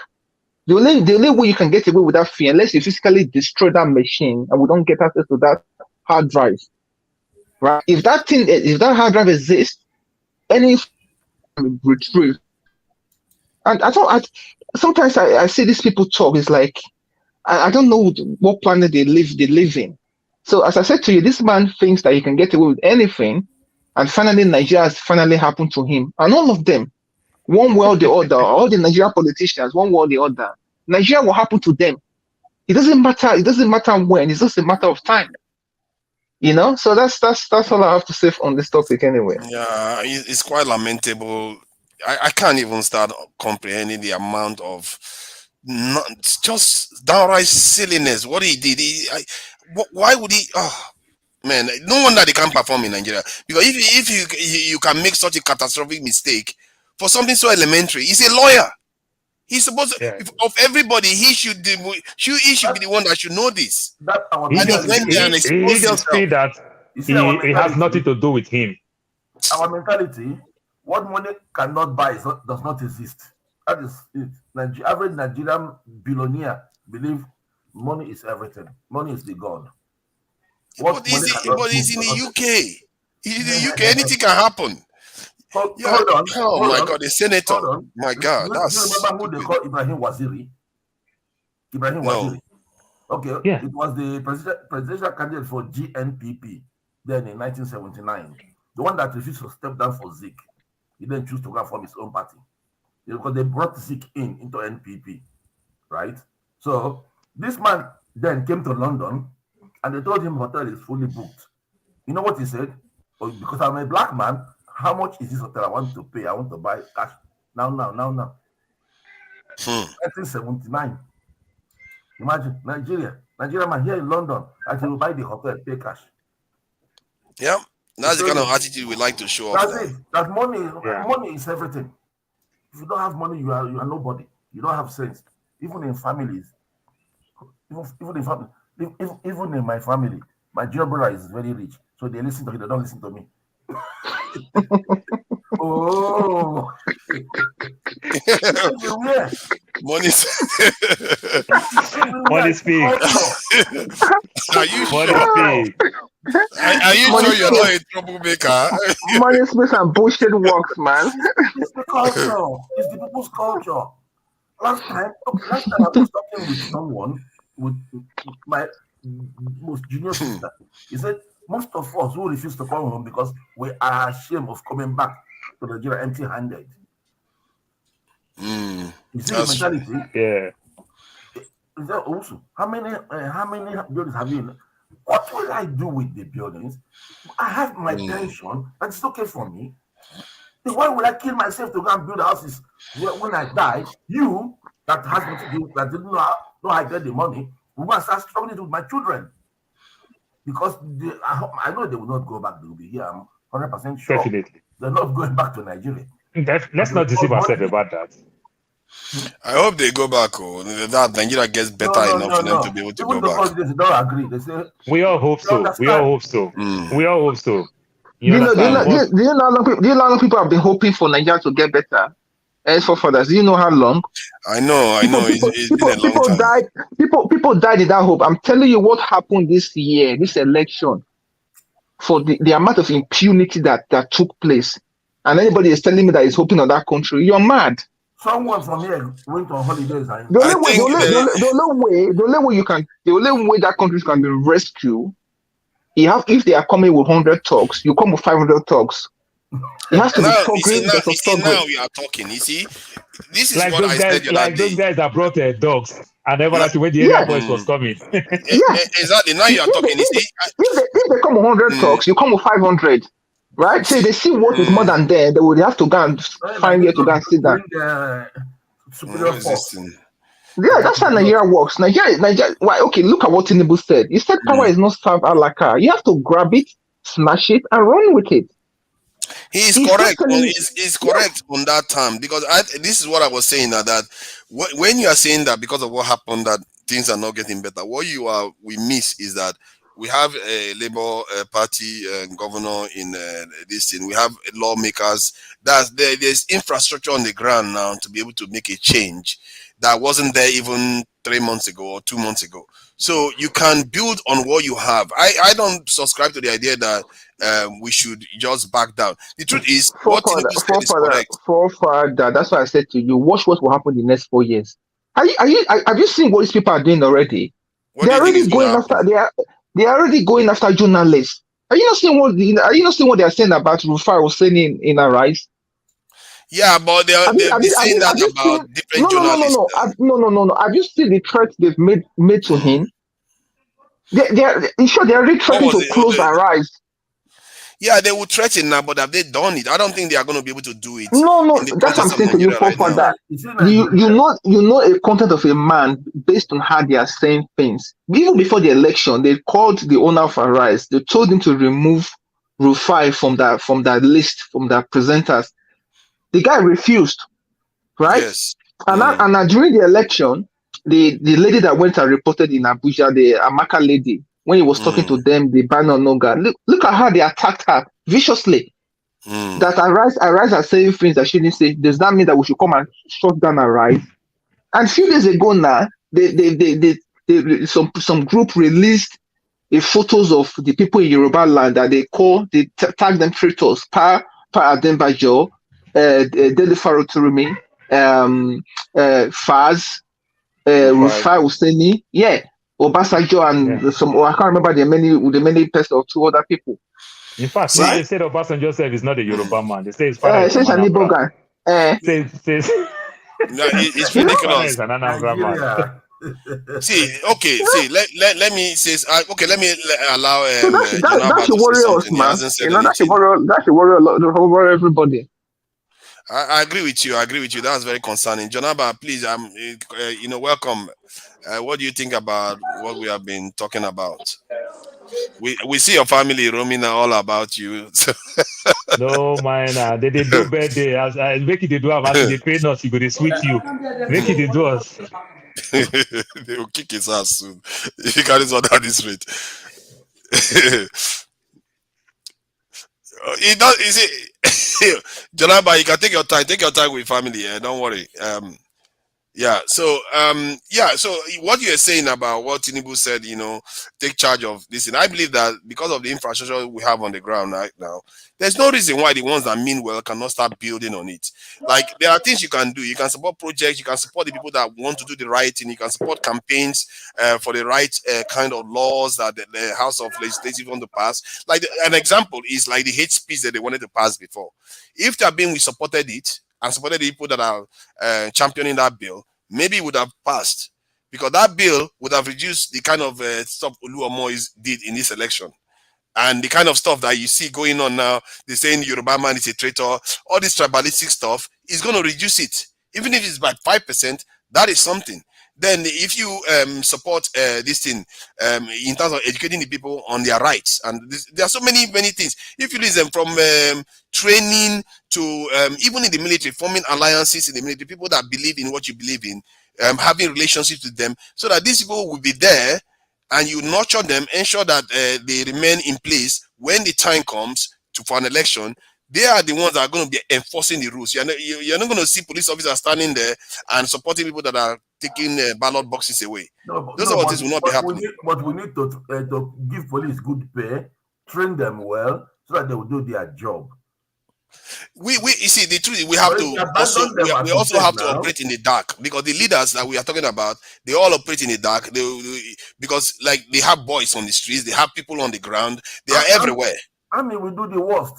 Is it not army will give money to fight Boko Haram? They pack the pilots in their house in the north. Yeah, but army are people. You have to. That's what I mean by you have to have relationships and alliances in all organizations, from NLC, the army, Air Force, police, all of them, because there are many people in Nigeria that want to do the right thing, that don't care about tribalism, that don't care about any of those things. Make Nigeria a police state. What do you mean make Nigeria a police state? Yeah. Did you say we should make Nigeria a police state? Yes. Personally, I don't have any problem with that, as long as it's secure. Railway police, airport police, each one autonomous. Yeah, you see, okay, look at the problem we had the last time now. Okay, what solution do you have for a situation whereby you see police officers breaking the rule? You will see a military man explaining that he cannot be able to tell how who is a child. On TV, literally telling us he doesn't know who is a child anymore. How a child looks. That's why it's telling you that when we make a police state, for example, now the governor of the 50 states in America don't have the stress to fund police to go through this police problem. You know why? Police is being run by city. Every city, we have our county police, sheriff, we have city police.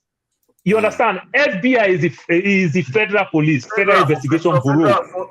Now, if one unit of police misbehave, another unit can investigate them. Not like when all of them is one family. You understand? You understand the way it works now? We have the sheriff, we have the county, we have the FBI.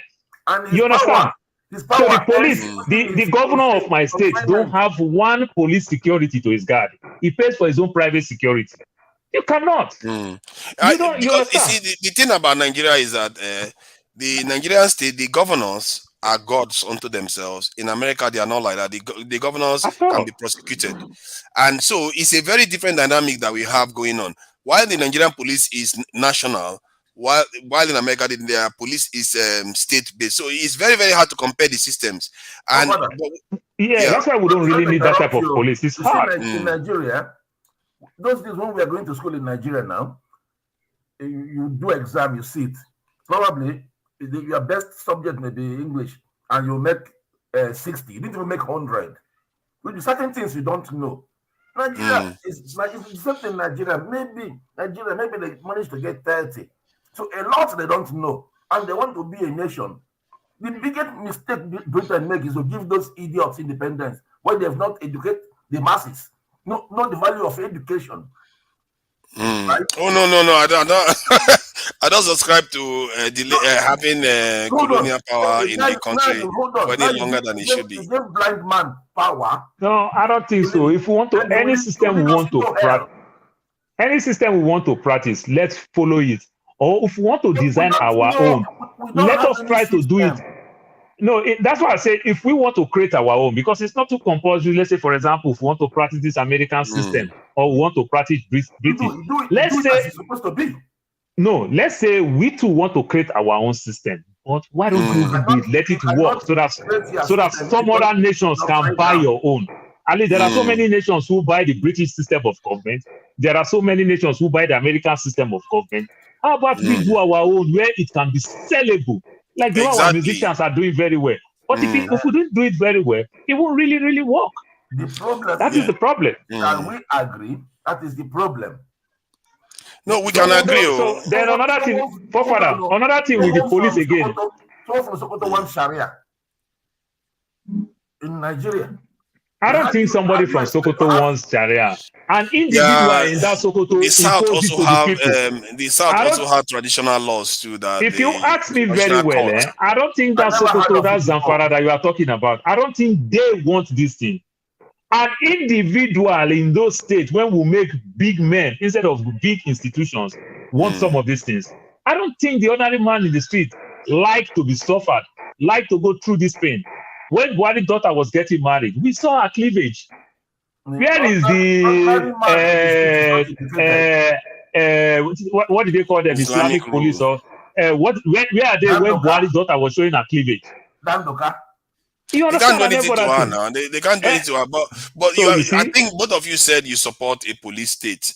So in other words, you just want security at all costs. Yes, very well. You see, you can't do anything. Checks and balance. You see, that's very interesting. That's very interesting because when we are having debates like this, you tend to hear that people they will be like, I prefer military regime than these crazy people, these politicians. No. Some people say, you see, Paul knows now. Some young people, they don't know. They've never lived under military regime. They forget that military regime, they don't rig elections, they cancel elections. They cancel elections, obey the last command. They cancel elections. Obey the last command. Hold on. I was in Port Harcourt during two-party system in Nigeria. I was in Port Harcourt. You know how they count in shell camp? 1, 2, 3, 20, 30, 31, 160. They keep on jumping. Two-party system. And they keep up a line where you have majority, count as you like. If the opponent talk, they'll beat them to death. You see? Yeah. So, not as in the worst thing Britain did is to give us independence. I'm telling you. They're supposed to rule us till now. Probably will get No. Don't say that. No. Forefather. What you should be arguing for is that we should have fought for our independence. We didn't fight for independence. Forefathers, you have to look at the facts on ground. What Janoshi is saying, you have to look at it critically. Are you telling me if the British was ruling us today, we will not have constant electricity, we will not have trains, we will not have law and order? Victory. The level of our education, we can give ourselves that. It's just that we refuse to give ourselves. It's not about British any longer. No, Paul, just give you an example. That at least we'll have those basic things. We'll have the basic things, at least. What do you lose? What are the youngest countries? To him now. What do you lose? What are the youngest countries? What do you lose after you get those things? One of the youngest country in Africa, we're talking countries that is bigger than Nigeria. Only Ajeromi local government is bigger than the whole population of Namibia. The size of Namibia is bigger than Nigeria. Their population is 2.5 million. Namibia is a very beautiful, fine country, well developed, because Germans just left there in the 80s. This is what you see when you go online. You see all these things. Our Namibia is sweet, well developed, beautiful country, less population, nice. But guess what? That is where Germans used as their farm. They claim nearly all the land in Namibia. Now, the Namibian president now is trying to bring Chinese in. Germans is complaining, and the president is asking them, what is your problem? This is our country. You understand? My own diplomat is coming to Germany. You people will still scrutinize him. You understand? Like crazy, a diplomat. But the Germans are coming to Namibia visa-free. But Namibians can't go to German. And Germans have almost like 70% of the farmland in Namibia. Is this what you want? Because they developed the country that's showing you those parts in YouTube. No, Paul, that's not what I was referring to. For all kinds of experiments and what you see. Let me explain what you lose when you get that. Remember that before our independence, right? That the doctors said they were not trained and they need to go to school first. And they sent two mumus to university and they came back. Two mumus, hold on, no, I'm sorry to use that language, mumu. Two of them went to school. What of the millions that are home that did not go to school? They start playing on their brain, use reverse psychology to keep them where they lock them into a state of hopelessness till tomorrow. Then Jonoche, I like this part that you are talking. Every country. That is how it is in everywhere. That's how it is in Singapore. That's how it is in South Korea. That's how it is in Qatar that just hosts World Cup. That's the same way it is with Qatar, Jordan, and everything. That's how it is. When they got their independence, they were confused. You understand? But at a time, they start moving forward. How do we pride ourselves that Nigeria is the highest educated immigrant? We cannot use this our own resources to educate ourselves, to develop ourselves. Is from Germany. Is from Canada. Dubai Prime Minister from Canada. They brought him there. He was set to work for four years contract, and the documentary I watched a long time ago, he said it was to do only 4 years contract, but because of the money entered his bank account, he started convincing his friends from Canada to come to Dubai. So why are you talking about British? We can develop ourselves, but we are just not yet ready. It's not about British right now. That's what I'm saying. Well, see, hold on. You see, who has brain to build their nation in Nigeria? How many have you brought into Jonoche, you can't subscribe to being a slave race when you are a grown man. What do you think that is? What do you think of being relying on other people to save you? Hold on. As at 1980. As of 1980, in Enugu, the housing development general controller is Damija from India. It's his contract. If you do his job well, you renew it. If you don't do it well, you send it. It doesn't like you don't have any Igbo man who can be general manager for. Yeah, but you are saying the Europeans should be, colonization is not contract. Colonization is that they are controlling you. They can do as they please with you. We are not yet mature to have what they gave us. Look at this getting out of hand. You cannot tell me. You cannot tell me if England. You cannot tell me if England is still colonizing Qatar. Qatar would have hosted this World Cup. It will never happen. You understand? Exactly. But Qatar is a free nation, and they choose to give themselves whatever they want. They felt what is good for them, and they are doing it. To work hand in hand with them and learn this. No, yeah, there is nothing to learn. They are the ones. Okay, hold on. Let me just play this. They are the ones sabotaging you. They are not there to help you. Why? I think you are missing the point. If no people in this world is going to help you be better for yourself, you are supposed to better yourself. You must bring something to the table. You have to bring something to the table. Listen, no, you have to. 1987, right? The slogan then was, "These are the children of those you say you are going to Africa to go and help, to go and civilize." Let me just play the video I just saw just today. The person posted it, which is interesting because it may inform some of the things this guy was talking about. So he gets an idea of what's going on. Let's see. Let me play that now. 6 of the 10 fastest growing economies are in sub-Saharan Africa, countries rich in mineral wealth. Coltan for our computers, cobalt for our batteries, phosphates for our agriculture, nuclear ore for our power. These are the things, gentlemen, that the wars of the next 20, 30 years will be fought over. A huge deposit of cobalt was discovered in Mali just over 2 years ago. Back then, we approached the Malian government about mining rights. They told us that those rights were going to the Chinese. So we set about to create the conditions to make sure that wouldn't happen. Just last week, one of our Australian subsidiaries, thank you, Lachlan, secured those rights.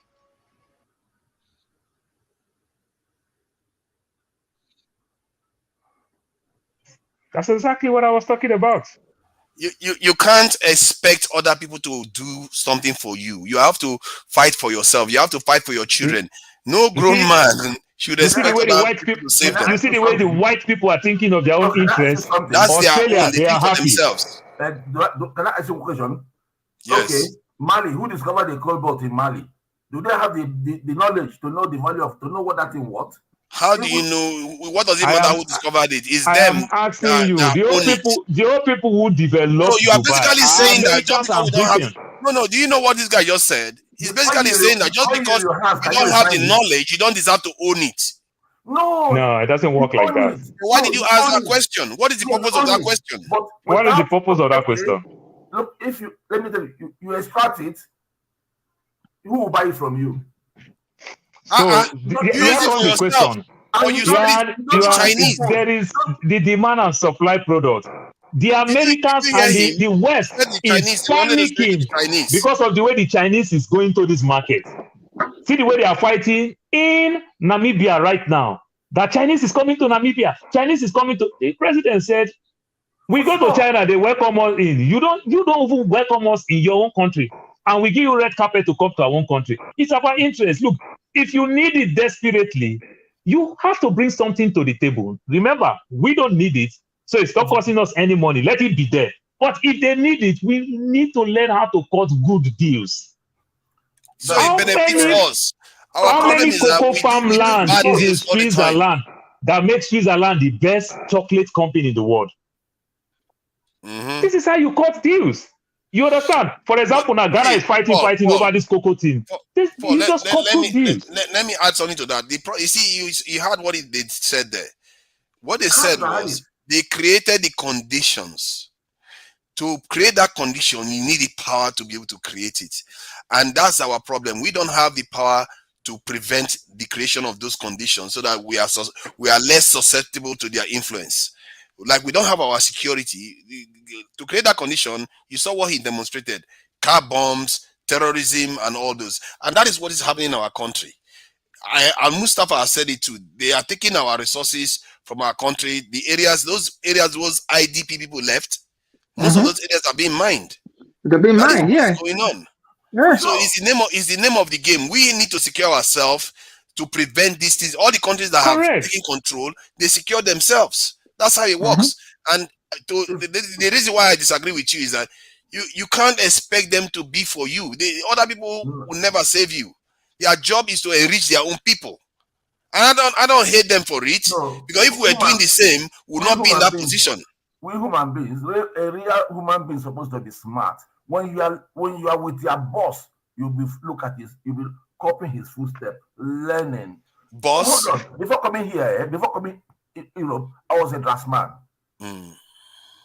At times, my boss clients, I say, look, boss, you know I'm the one doing this job. I can do it too. Just give me an appointment. I'll come. I'll do the job for you. That's why I made the money. I used to come to Europe to study. To complete my education, right? So they are ruling us. Doesn't mean that we will be there like that. Let the educators, let them teach us, so that when we get the foundation. You think they will teach you something? They don't do that. They don't teach you anywhere. You will give them conditions. They don't teach. You don't need them to teach you. You give them. So this is how it happened. Jonoche, this is how it happened. Let me explain another part for you. When we get a new aircraft, when I was in Nigeria, buying a new aircraft, people market you to sell their product to you. So now we have the Brazilian aircraft, we have the American, we have the French. Now we're buying Boeing. First thing first, that aircraft that we are buying, before we buy the aircraft, they will send some people for like 2 years. Yeah? Will be in Seattle. While they are building the aircraft, you started learning about the aircraft. That is our own Nigerian engineer. You started learning the avionics. You understand? They have the B1, the B2. You started learning. So this is what I'm telling you. So that when they bring the aircraft in, we don't need to spend more money to employ an expatriate from America that is panicking to come. They'll put him in Sheraton.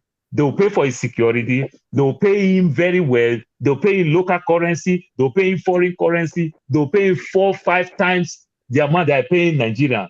So the best way You tell them that, hey, I need this aircraft, but I have set 8 people for you to train while you are preparing the aircraft. You understand? So what I'm telling you is that these are the things governments don't do when they are cutting deals.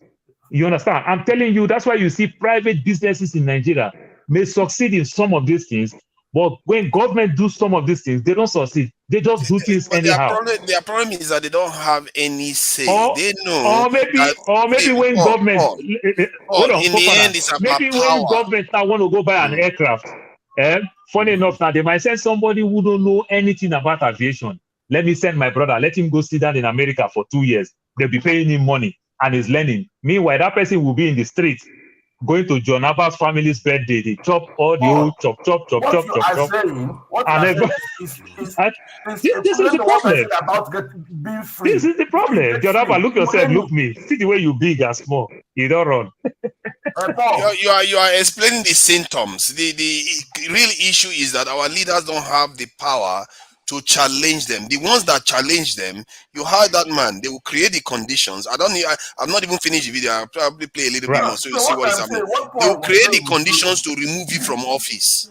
Then they'll put somebody that they want to do their bidding. Or that same leader will be like, you're about to tear my country to pieces. I don't have a choice. I'll give you what you want. An example that has happened in Nigeria recently is that just before the Ukraine war, Russians were due to come to Nigeria to start analysis of the Ajakuta steel plant to know what they are going to do next. Guess what? Election promise. Hold on, no. They were due to come. That was not even an election. They were due to come in already. Every election cycle, that's what they do. Every election cycle. Yeah, but that is not election. The election wasn't even closed then. No, election cycle started coming. That's what we get every time. Yeah, I know, but my point is that the Russians were coming in anyway. That's the point. But guess what happened that after I'm telling you, that's what they talk all the time during election time. But you are missing the point I'm making. Can I finish what I'm saying? You are missing the point. You're talking about it's not tied to election. I'm talking about professional Russians coming to Nigeria. Whether they are doing it towards election, it doesn't matter. The point is they were coming. But when that war started, the Russians were stopped because of the sanctions that they put on the Russians, and Nigerians started talking to a British company, which is exactly similar to what this guy is talking about. That's what I'm trying to say. That plant was built by Russians. Hold on. Oh no, they can transfer it. That's the point. Just like this guy said. For a second.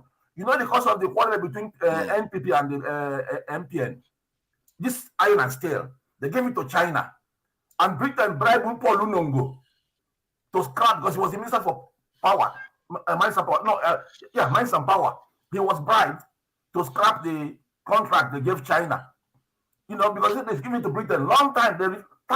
When I was in secondary school, my economic master said, look, they were struggling between Onitsha and that Jokute. You have to build this iron and steel. Say it's 30 years. My dad was not even born by then. Now Shagari gave the contract to Russians. Let me just finish that video quickly so you see what this guy is saying, and ask yourself what gives them the confidence to be able to project these things the way they are saying. Ask yourself that critical question: why are they so confident in being able to do what they are doing? That is power and brain. Our pilot project in Mali hit a few bumps, but I'm delighted to report that it worked. And if it can work there's no reason it can't work in other mineral-rich countries across Africa. We create the chaos, and then we move in and capitalize on that chaos. We're looking at the long term here, gentlemen. Rates of return that will make Iraq and Afghanistan look like chicken feed. So this clip was sent to me. You see what we are talking about here. What gave him the confidence that the entire continent of Africa is susceptible? He cannot say that about North Korea, just one country, or Iran. But he can say that about the entire continent. The reason why is because we are not secure. That is at the core of our problem. We have the capacity, we just refuse to do it. Hold on. How can you give someone who doesn't know how to read and write a mandate to go and do what in the office?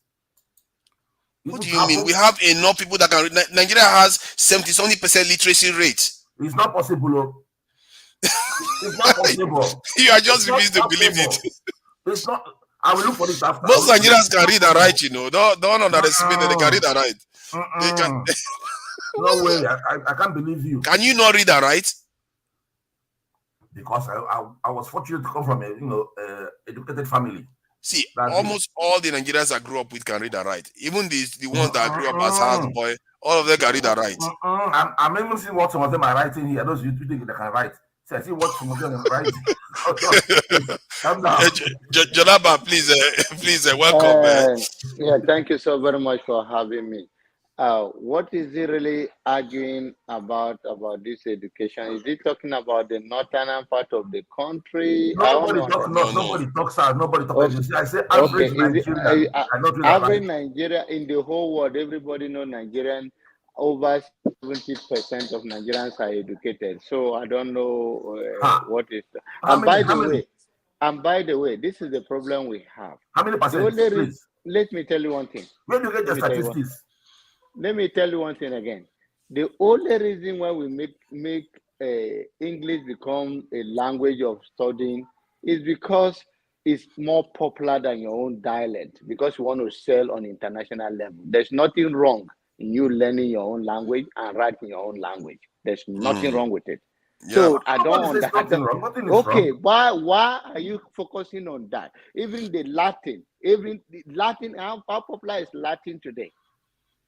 It's just about popular and you know, I was shocked to hear that it's just about 10% of Africans that speak English. It's not that universal. It's not as universal as we think. And if we want to get rid of it, we can get rid of it. Pardon? So why are you, when you say education, what are you referring to? No. This is the problem we are having. No, because in Nigeria, our education is in English. That's it. You went to not only in Nigeria. If you go to China now, what is the most popular language they use in China to study? Is it English? If you go to China, no. Listen to me, because oftentimes what we use is to measure ourselves with the world standard, while we refuse to compete by abandoning our own. Yeah, that's true. And to be fair to Jono Chie, what he was saying was that the British should have stayed longer to teach us. I was like, but it's up to us to learn to save ourselves. Okay, how long will British stay before we become our own people? The only problem is that I think there was a debate here, or there was an argument here, that if British are still in Nigeria, there will be constant electricity than what it is today. I've been to a place, and yes, and I believe you for that. I went to Jamaica. Jamaica is a 3-hour flight from America, and I saw something that teach me a life lesson. I went to the city, the place in Jamaica, and what I saw there is that they function well, but they don't own nothing, not even a bank in Jamaica. Exactly. So what? Okay, then I compare and contrast. Even as much as corruption has eaten up Africa like a cancer in the spine, but at least we have a little leverage of freedom, of having our own currency and having our own thing. So and Nigeria actually prints its currency too. Nigeria is one of the few countries in Africa that does that. Exactly. So when I saw that in Jamaica, Forefather, large percent of our currency they print it in Malta. Forefather. I don't know. I know that Nigeria prints its own currency. Nigerian currency. No, we reprint bad currency, but like this large quantity, they bring it in Malta. Okay. Now the point I'm trying to make is that we are trying to draw. Sorry. Let Jonaba finish, please. We are trying to draw the contrast between the freedom we have if we have in this very topic. If we have British under the colony of the British than what we have now. And I'm trying to tell you a practical example or what is going on in the places that have visited the island, I've visited around America, like Jamaica, I'm using for example.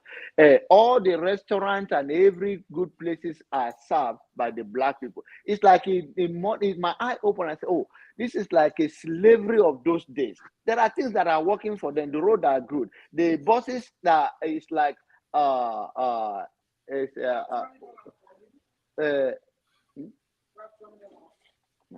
other thing that working there is like the road, the cars, but it's all on highest purchase that the people, the citizen, can always get things done. I'm talking about the Jamaican people, the no. So this is, are we going to say they are free? They don't have, the bank is owned by Canadian and British. The island of the all the resort place where people come to spend millions are owned by white people, and who serve them? Foreigners. Foreigners. And Is it a crime? who are And the explosions. listen to me. Listen to me. We are talking about No, freedom. ask you, is it a crime? I'm not going there for now. I'm trying to tell you. And all the people that serve them are all black people serving white people who are, now I'm trying to say, okay, are we much better being in Nigeria where we are than to come to Jamaica where everything is not owned by Jamaican people, everything they are slaves in their own country. That's the whole language. They are You got it 100% wrong. Well, they are not slaves in their.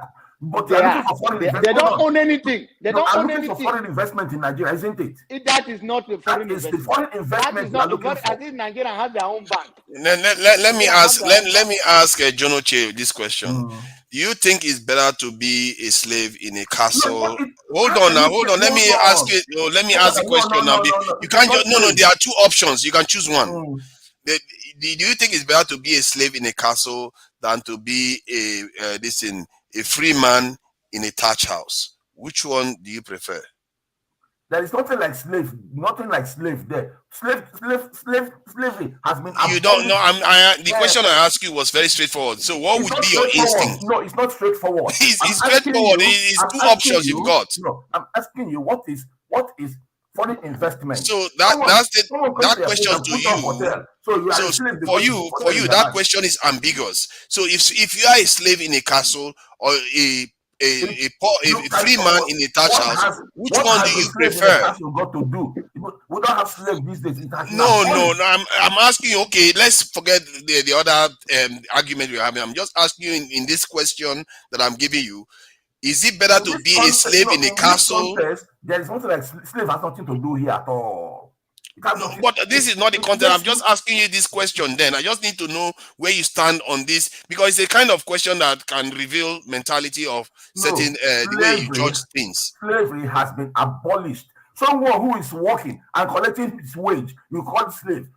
You don't know English language. So just because you get salary doesn't mean that you are not a slave. Slaves are not paid. Sorry. So salary makes a difference. Slaves do first level. They don't get paid. Yeah. Nigerian women, they work in the bank.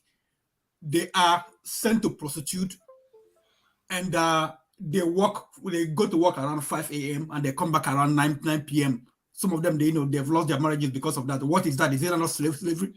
Is it not slavery? If white man owned that business, he would make sure the workers go home early. He would not overburden them. Nigerian workers, Nigerian bankers, they work, and the Nigerian bank or bank owners, they set up another company.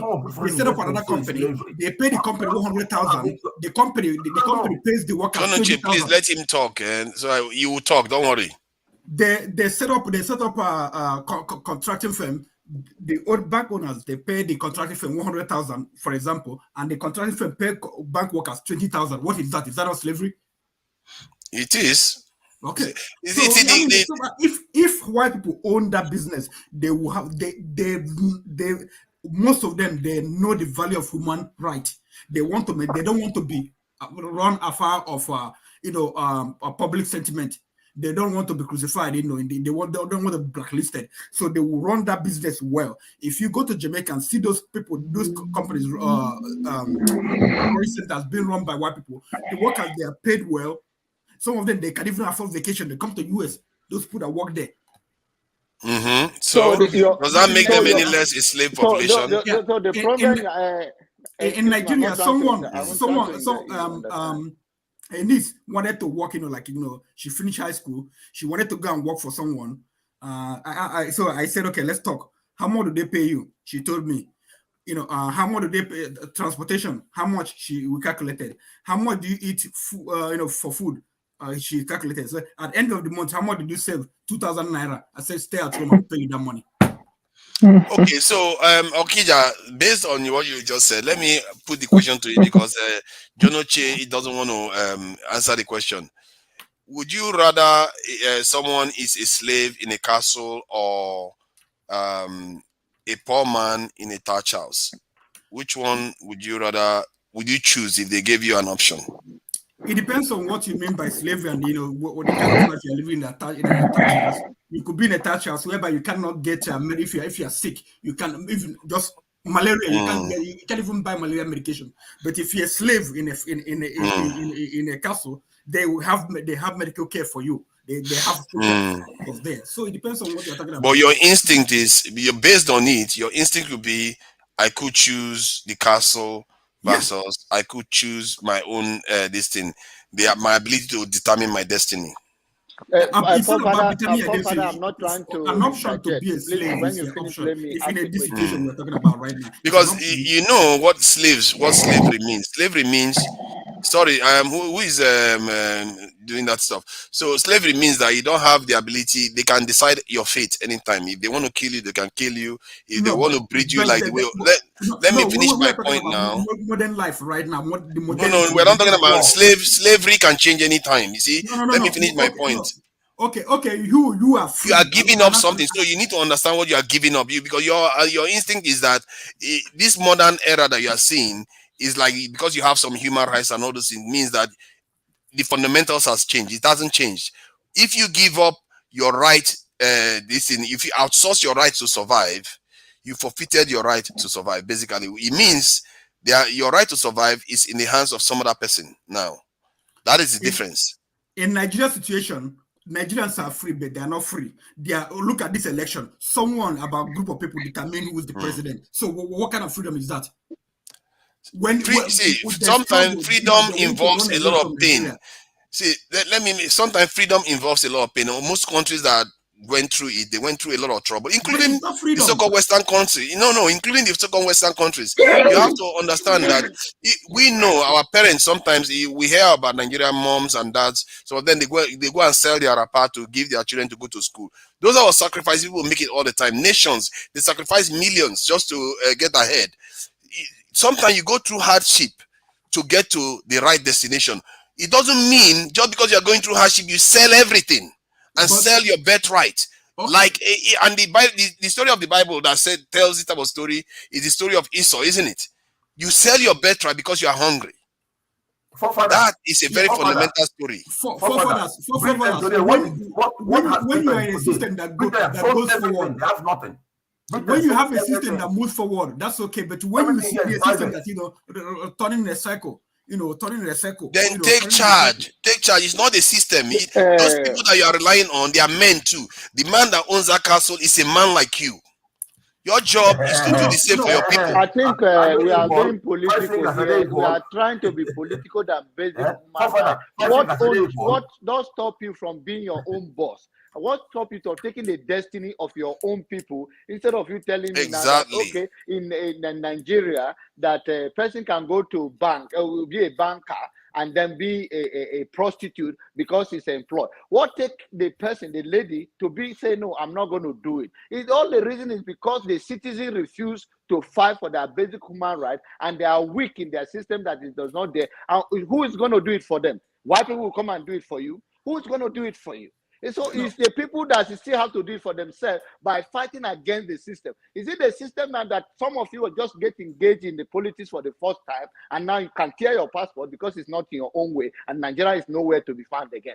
These are the things that we don't have a spirit of resilience, and you want to come here and you're going to say justify it because somebody run for office and you like the person or is from your own area, and there is no, even in America here, there was a time they asked a comedian, what is the highest killers of black people? He said it's the cop. And what did they do about it? They started getting involved in the local politics and forcing the district to put in a camera in the dashboard of the police car so that they can be held accountable when they kill them. So why can't we build our own and enforce it? Rather, we don't have the spirit of resilience. If we try one, no endurance, and so we fold our hand, we tear our passport, maybe our expired passport in another man's country, and then you come here, you say, okay, I better be a slave and I'm being colonized by another man than being a country of my own, and I'm not moving forward. Who's supposed to do it for you?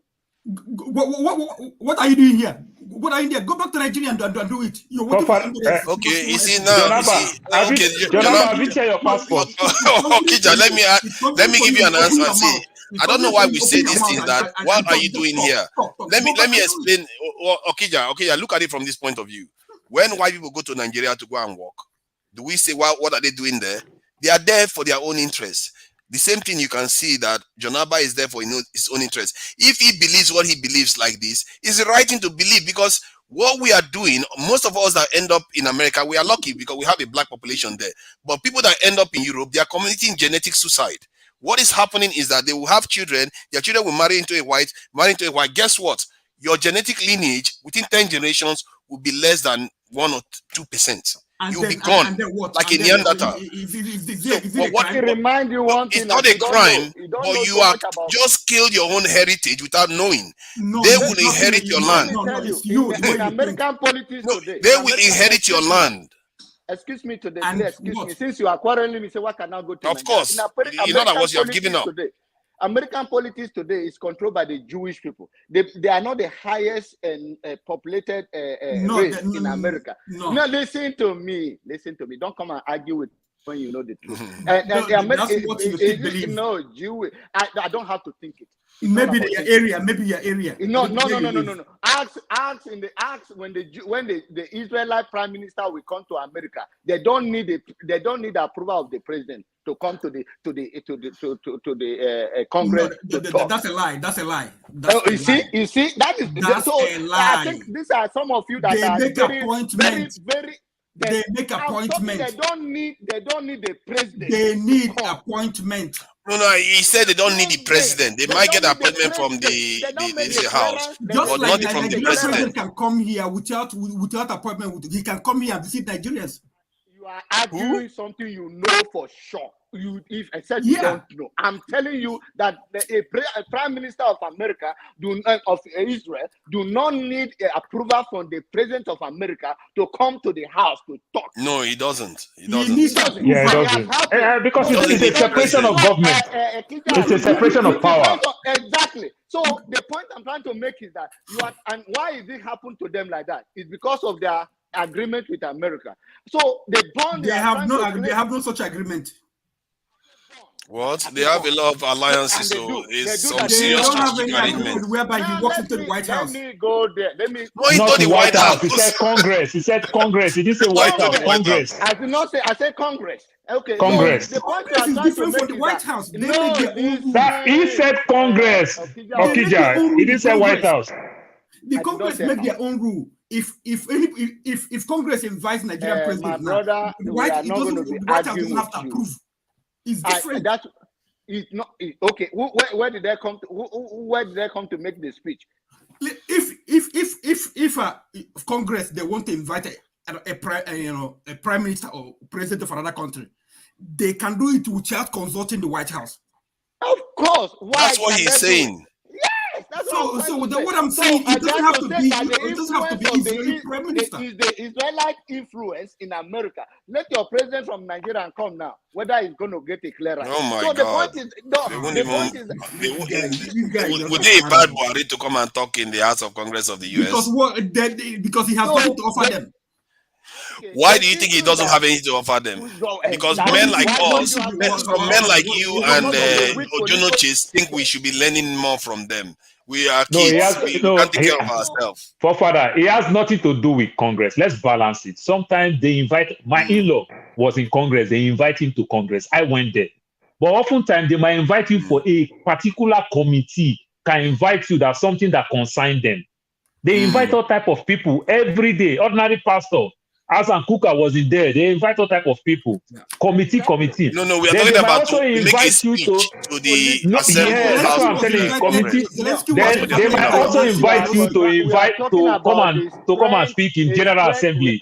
It's always rare. In terms of That's General rare. Assembly, it's That's always what rare. Chanaba is talking about. That's but what I'm telling him is not the only issue you are only prime talking minister. about, what Anybody they want to is invite, talking they about, invite. Okija is talking about the same line of okay, you are a Nigerian, but what relevant you are in Nigeria, even though you think you are a free person, but you are not really free because you are a bank worker, like he gave example, and you are still going to be a prostitute. That is your own choice. There are many decent Nigerians that may not be popular and they may not work in the bank. I just give you an example. I'm not telling you. Yeah, I'm just giving you an exactly. example. But I'm trying to tell you that out of proportion. yes, but I'm trying to tell you that I'm not taking it. The issue is that all of this linked to election that you think your brother lost. It has nothing to do with election. That was just an example. It is. You said that. You said that.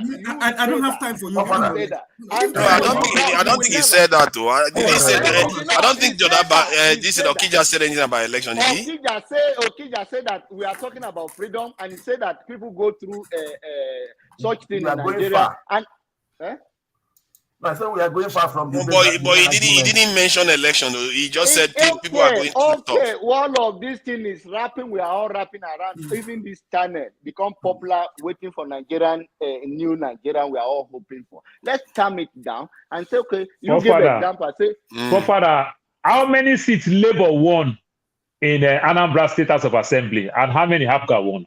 Do you know how many? No, I don't. Do you? Okija, do you know? I think I will help you one like 2 or so. I'm not sure. I don't know. I'm not too sure. I don't pay much attention to that level of politics.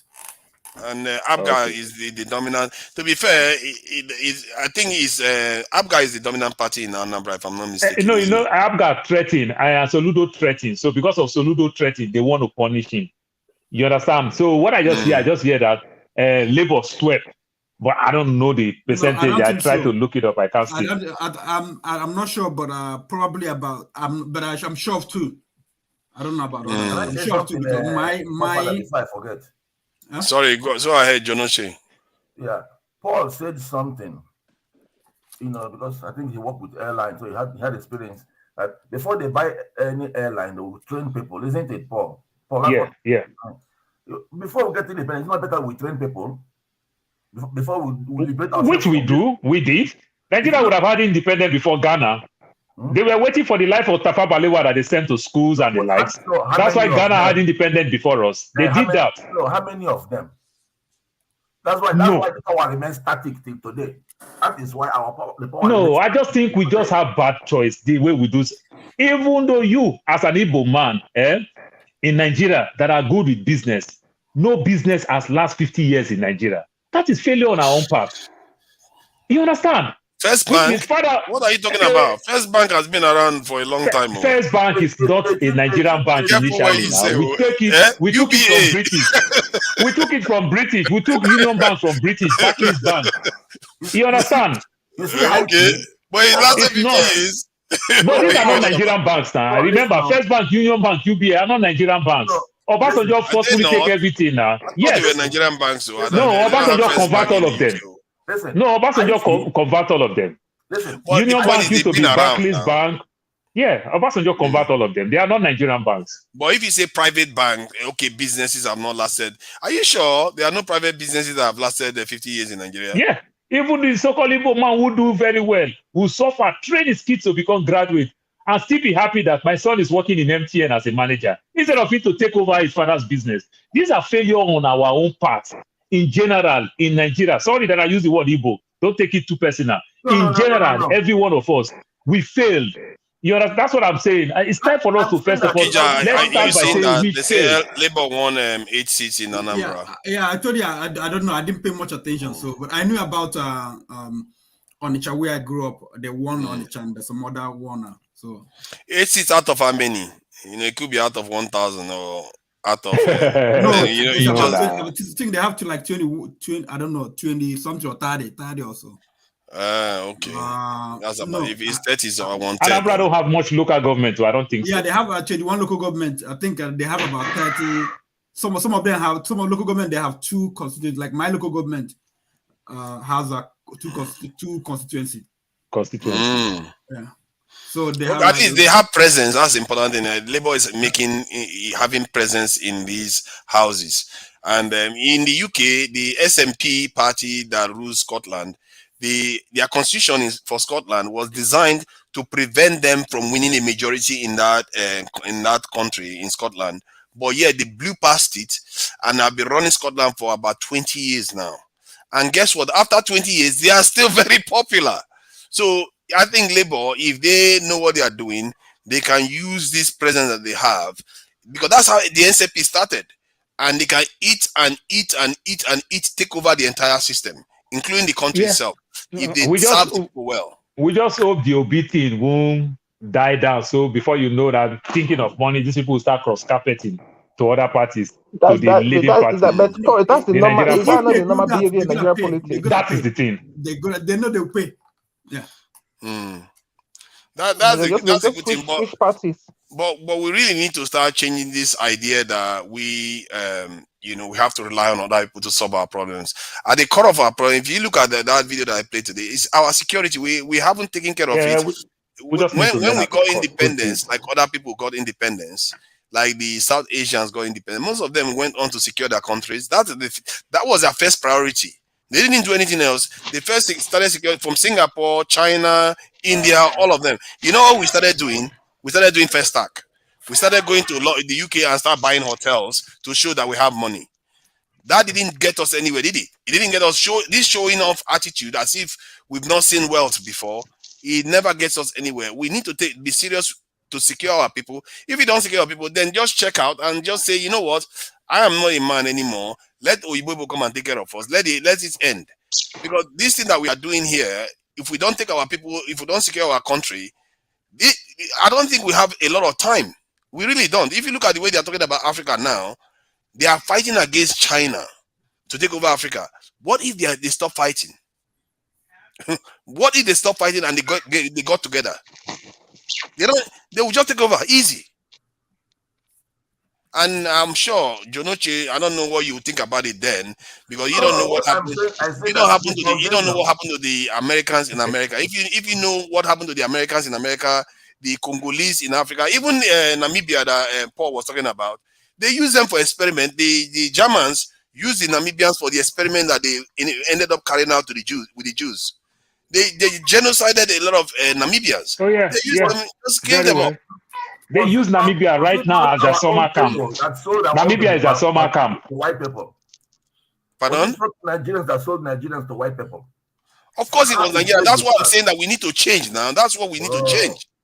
Of course, Nigerians were like, how can you sell human beings? They hide the most advanced creation in the entire universe for a few bottles of wine and schnapp and mirror. Has this stopped to see? That's a senseless trade. People selling kids. I mean, it's but I don't. But that thing, Africa. But let's be factual with these things. There are some articles, some books that I read.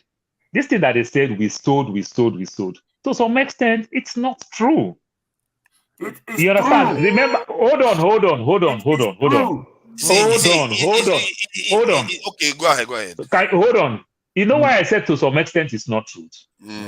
The first thing that white people did, you understand? They deprive you education. They deprive you your name. They forcefully make you change your name and then for that thing. It is the people that they recruit. Please, you understand? It is their own soldiers. White people and black people. Call them Caucasians. It is their own soldiers that they use to say, go and get those people. Yes, maybe you should stop saying white people. Maybe you should just call them Igbo. Caucasians. Igbo is fine now. Google is not going to pick up. None of them. No, Google knows already. Google knows. And their own brain smash their own brain. And they start so it is their own people, the people who work for them. And then they use them, go and bring more. Because they take over the country. When we read some books, a whole king, they tell a king that give me your son, let me send him to my own country to go teach him how to make mirror, how to make this thing. The king's sons never come back. which means they even dominate the king. How are you telling me that these people are selling? Hold on. This thing you are saying is in the film which the Kenyan man acted in the 80s, trying to say that slavery was not Africans, that Africans gave them their children to go and learn trade and across the ocean, right? That's ridiculous. Some chiefs collected money. No, remember they come in so many ways. Remember they come with religion. They come with trade and barter. You understand? They come in so many forms. Remember, at a time, they just felt, do you know what? We can actually conquer these people, take over everything about them. That is the world where independent come in, which means they take over the old people, they conquer the old people. How do you conquer people and you say the people is selling somebody to you? You've already conquered them. They don't have a say. Yeah. That is the story about this. If you look at that make video, me deviate a little bit. That is the story about this Lagos. When some people want to tell you history about Lagos and Benin and every other thing. Before we start talking about Benin, you see what that video indicates is that what happened before hasn't changed. What the man was saying was that they will create the conditions to get what they want. What makes this? That's the same thing they did before. They created a condition whereby they remove, like in the case of Lagos, they remove the Oba or the ruler of Lagos and put the one that is amenable to what they wanted. This is how they do it. They remove somebody and support the one that will do what they want, and then they'll get their way. Let me ask you something. Any black nation on earth that is doing well, please? Yeah, but that should tell you that none. What do you think? Why do you think is the reason? Haiti got independence. Haiti was the first black nation to be liberated from white people, right? In 18 something. Yes. What is Haiti today? What can Haiti? Haiti was behind enemy lines. Haiti never had a chance. They never had a chance. They were always going to come back to collect. See, Haiti never have a chance. They never had a chance. Africa is a linchpin. If Africa gets fixed, all this problem goes away. You will see that many black nations around the world will start flourishing. But Africa needs to get fixed before that happens. Is it not Haiti where Baby Doc ruled for years? You know the same Haiti? Baby Doc. Because I met his son in Perugia in Italy. Baby Doc. Is it not Haiti? Who is Baby Doc? The ruler of Haiti. The first president of whatever. The president in the 80s. Haiti. The thing is that I think there is something wrong with us. Because when God created the world, right? He not say, my children, come let me tell you what I have for you. The white man go there, say, sir, Papa, you know you put us in a bad place. Can you give us technology to survive? It's okay, go with technology. So the Arabs went there. Papa, we like money. Can you give us something to sell to make money? It's okay, go. You have crude oil. Black people got there. Hey, Papa, where those two go? They said some went this way, some went that way. That's why we started going up and down. We didn't ask God for anything. That's why we are suffering till today. But I can paint a different narrative. God gave us a lot. One of the best lands on earth. Explain it to you. That's why you didn't have the knowledge of what he gave you. See, come on. Is he not from here? Come on, hold on. Let me finish. The which you get, you are importing it. Come on, man. Let's not do that. I think you are looking at it from a short-term point of view. If you look at it historically, we have been here. Hold on now. We have been here way longer than oil was discovered in Nigeria. You won't let somebody talk. Before I was born, oil was discovered in Nigeria. Before I was born, Loibri. Loibri. And Nigeria find one pint of petroleum. Don't you have fuel subsidy because you import fuel? What are we talking? Are you saying that we don't have the brain to do it? Because we are not organized. See, you have to understand that we have been here. No. It's not because we are not organized. You know what Bota talk? You know what Willie Bota talk? He said that the black men don't have the brain and the mental capacity to govern a society.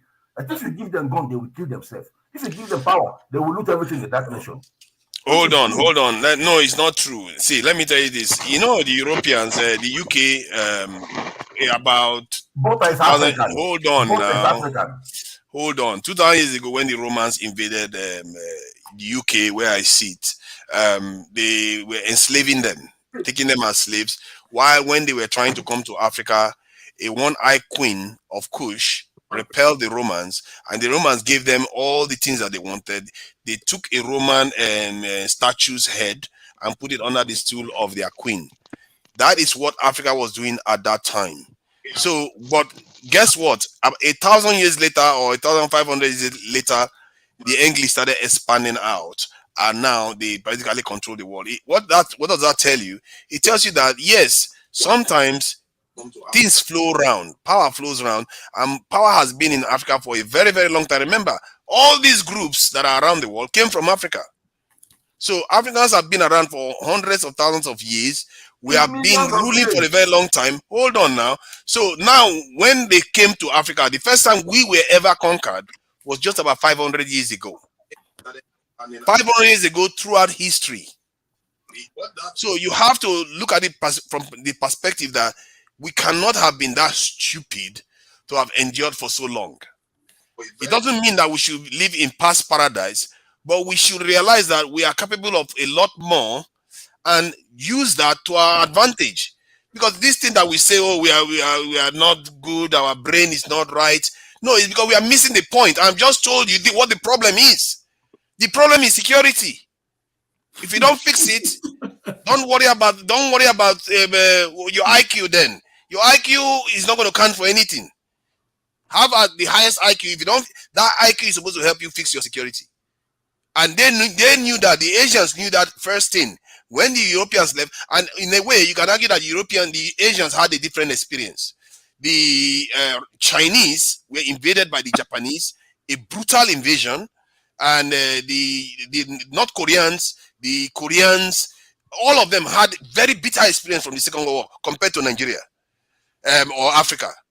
So when the Europeans left, they remembered that and they never forgot, and they strengthened themselves. But in our own case, what did they do? They just signed deals and left. So the people themselves have not woken up to realize that they have a challenge. We don't see enemies. As a matter of fact, many of us see Europeans or Caucasians as our friends, that they mean us well. We don't see them as rivals. They are our rival. They are there to take advantage of us, to benefit themselves. It's our job to do our own, to benefit ourselves. It's not because we are senseless. It could just be because of the circumstances we were exposed to. We didn't fight a war against them.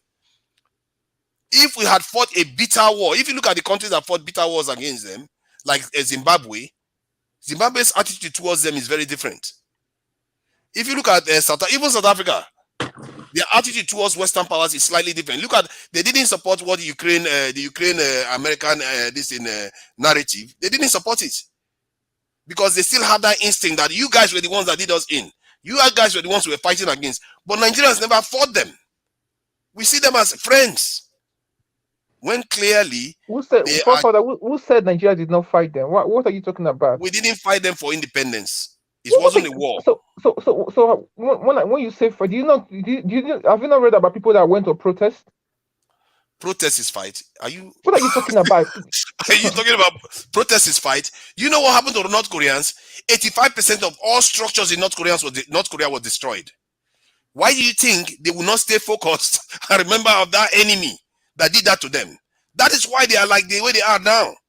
If you look at Iran, they went to a war with Iraq, a bitter war that Iraq, supported by America, used chemical weapons against Iran. Iran never forgot that. Has Nigeria gone through something like that? That is why. Can I step in there for that issue, please? Yeah, Chief Okoro, thank you for coming in. Yeah, of course, you are free to chime in.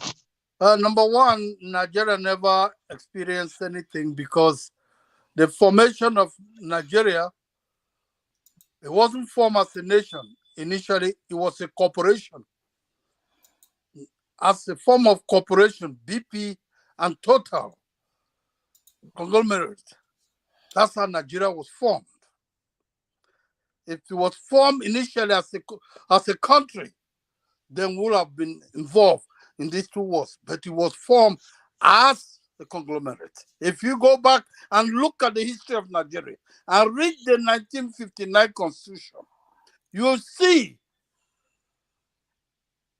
that Nigeria, during the independence, was still a corporation. And that's why the Fulanese from the north were trying to come down to conquer the south.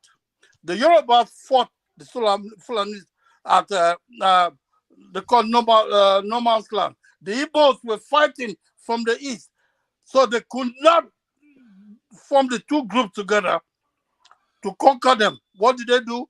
They joined hands as corporations. Say, you down from the south, we're going to do this, and you from the north, we're going to do this. How did it come about? When Tafawa Balewa from the north, Dr. Nnamdi Azikiwe from the south, Awolowo from the west, and Nahoro from the southeast, when they were forming the whole thing, if you read a book written by a European who was present at that meeting, they fortified the population. They not aggrandized their population as larger than that of the East and the West. That's why they control everything.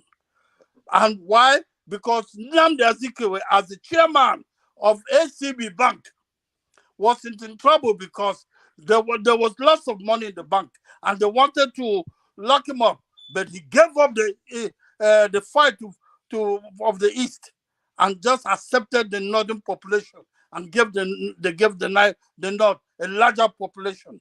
That's why the North always claim everything. That's why the North claims the Lagos WAF.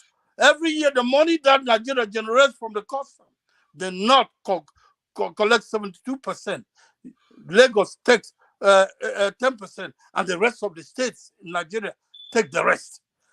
And that's why the Northerners always say, we control the land all the way 10 miles to 12 miles of the international waters. They say it today. The guy said it 2 months ago, that they have the right to control Nigeria because of their population. But if you have traveled around Nigeria, like I have done, there's no way the northern population is greater than the east, where you have zoos in the west, zoos in the east, and then zoos in the south. They're practically impossible. What do they do? But let me add something though. One thing I noticed about the map of Nigeria, when they say north and south, it makes it look like it's equal division. But in reality, the northern section that is considered north is actually the landmass is a lot bigger than that of the south. Yeah, so, and the population, there's no population. Yeah, but you have to also argue for their lifestyle. It's not only about because what we have to say. Hold on, for me, the north it starts from Abuja. Really, I don't because in reality because if you look at the Nasarawa and all those plateaux, they are mostly Christian, really, and the north should start from Nasarawa. This is in Abuja area, not from just after south. It suddenly is the north. I don't understand that. A mistake. The Abuja people, the Adamawa people, the Benue people. They don't want to be called part of the North. That's why they're getting killed. Yeah, but that's what I have. Something I don't like that. I don't like why they're calling this the North. They shouldn't be classed as the North. I believe that the North should start from somewhere Abuja, above the Benue River, above the Benue River, above the Adamawa region. You have the TV people. You are muted. You're not cheap. You are saying something. I have been around it. I did the road construction in Nigeria. For 11 years. Not should be half. Half should be not. Yeah, it should be half. I constructed the road from Onitsha to Baltic-Kari, Future Road Nigeria Limited. I was the personal manager there. I constructed the road from Enugu all the way to Jeba. So I know the population, but that's not the issue. The issue here is the European nations have something in common. If they allow the southern part of Africa to unite and form a good governance, there will be hunger in Europe and Asia. They know that. They have made an agreement that as long as it takes, they will always disorganize the countries south of the Sahara so that they will not unite to form governance, so that they will continue to gain from all the resources. If you know, Europe has the technology, but they don't have the natural resources. Africa has the natural resources, but they do not have the technology. So they have to reverse it So now they take our own sources, go and form it, and then come back and sell it to us. And that's why we're disadvantaged. Yeah, but is it not up to us now to get the technology? That is why we are They won't sell it trying to to you do unless that. you steal it. Yeah, but we're Pardon? trying to do that. But They you will know not the give it to you problem unless is you steal it. No, you don't. You can No. create your own too. You can create your own. Not everything you have to take from people. I You can am even buy it. asking the Arab nation, the Qatar, the Jordan, the UAE, and the likes. They also don't have the technology. They are sources, and they are doing well in their country. Yeah, but Our that's what problem I'm is trying to tell leadership. you. But, UAE is got a lot of technology now. but Turkey has what I'm built trying up to a tell you, whole, and Iran. All of them, but they have what built I'm up a trying lot of to tell you technology. No, that that's what I'm telling you is that every they time we don't have a have leader, it, but they choose to go get we it. have a leader, Yes. the leader has to go to Europe and get permission before he be accepted to run for office. And as long as we continue, That is very wrong. That is so wrong. Completely wrong. We are not going to survive. We have to be able. We and have every to time stop we that. form That's a something government- we have to stop. Yeah, Because we have to every figure out a time- way to stop our leaders from serving. Because this is why they serve other people. Yeah. Because why would they serve us if we keep letting them go and But swear that's what I'm allegiance to other telling people? you. Every time we form a government, we try to form a government that looks like that of the Europeans. We are not Europeans. We have intelligent boys. They can use our own traditional form of government in order to create a new government. But now we do not want to do that, because if you do that, some people are not going to be The cabals will not recognized, benefit. and some people are not going to serve well. We have to start a new government from afresh. This thing where they say that the cabals will not benefit, I think they will That's benefit. why I'm Too. telling you. If you have your own country, your country will be richer. You get more money. Are you going to say that the Dangote is as rich as Elon So Musk? Now? No, it's not. that is where leadership problem comes in, because I strongly believe that the British also work with the so-called Qatar and the UAE while they were developing.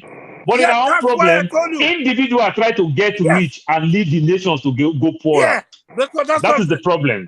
Nigeria Then was further, formed as a talking about First Bank, it used to be old Bank of Barclays British Bank. West Africa. Yeah. Union Bank used to be Barclays Nigeria Bank. until we When did he throw become away the Nigerian? Another thing I want to point It's out. Obasanjo that changed it.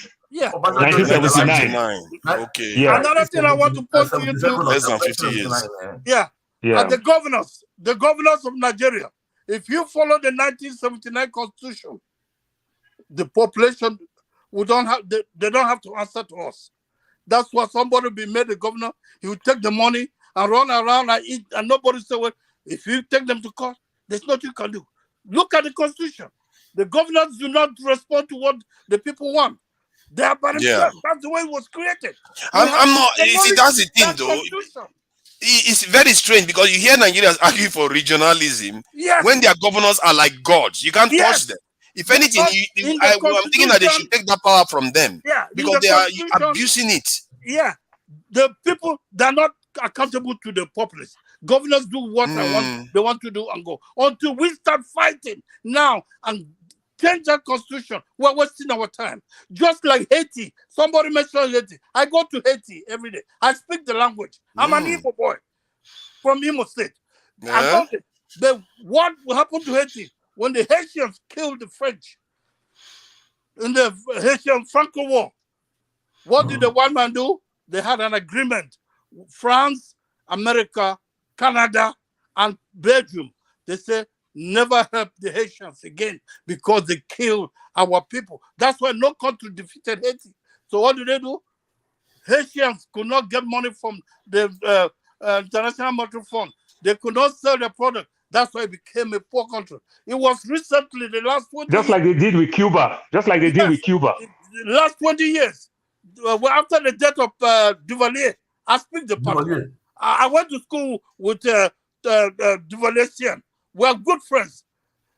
They started changing. Now, Canada opened the door for Haitians. Most of them went to Congo. That's where they go to school because they speak French. They're the elite. But now America is trying to get in, but they have to go through France. They have to go to France, beg France to allow them to get in. And that's the only thing. That's why every time there's a good governance in Haiti, they will send the CIA to go and topple the government. When they brought the Reverend Father who wanted to change the place. People were going back home.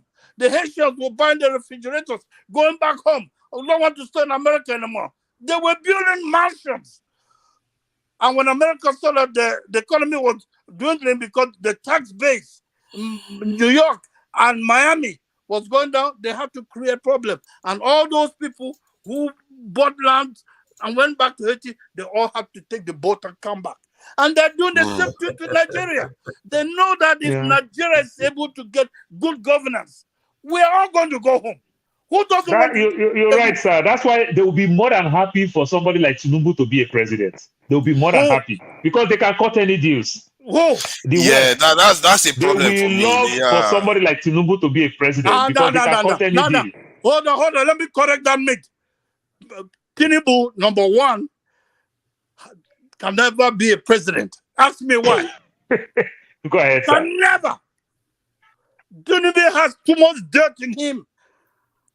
That before Nigeria will wash off all that dirt for him to be able to govern Nigeria, it would take 100 years. We'll all be dead.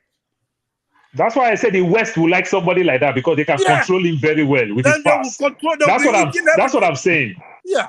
Tinubu cannot afford the Oduduwa. Yoruba people are telling me Tinubu is the best person who can stand on behalf of the Yoruba people. Come on, they stopped you wrong somewhere there. They stopped you wrong along the line. Please. Therefore, Father, UBA used to be British and French Bank Limited. UBA used to be British and French Bank Limited. When was it? Was it our ambassador that turned it to Nigeria too? No. I think that changed 1949. No, since 1949. Let me find out when it changed.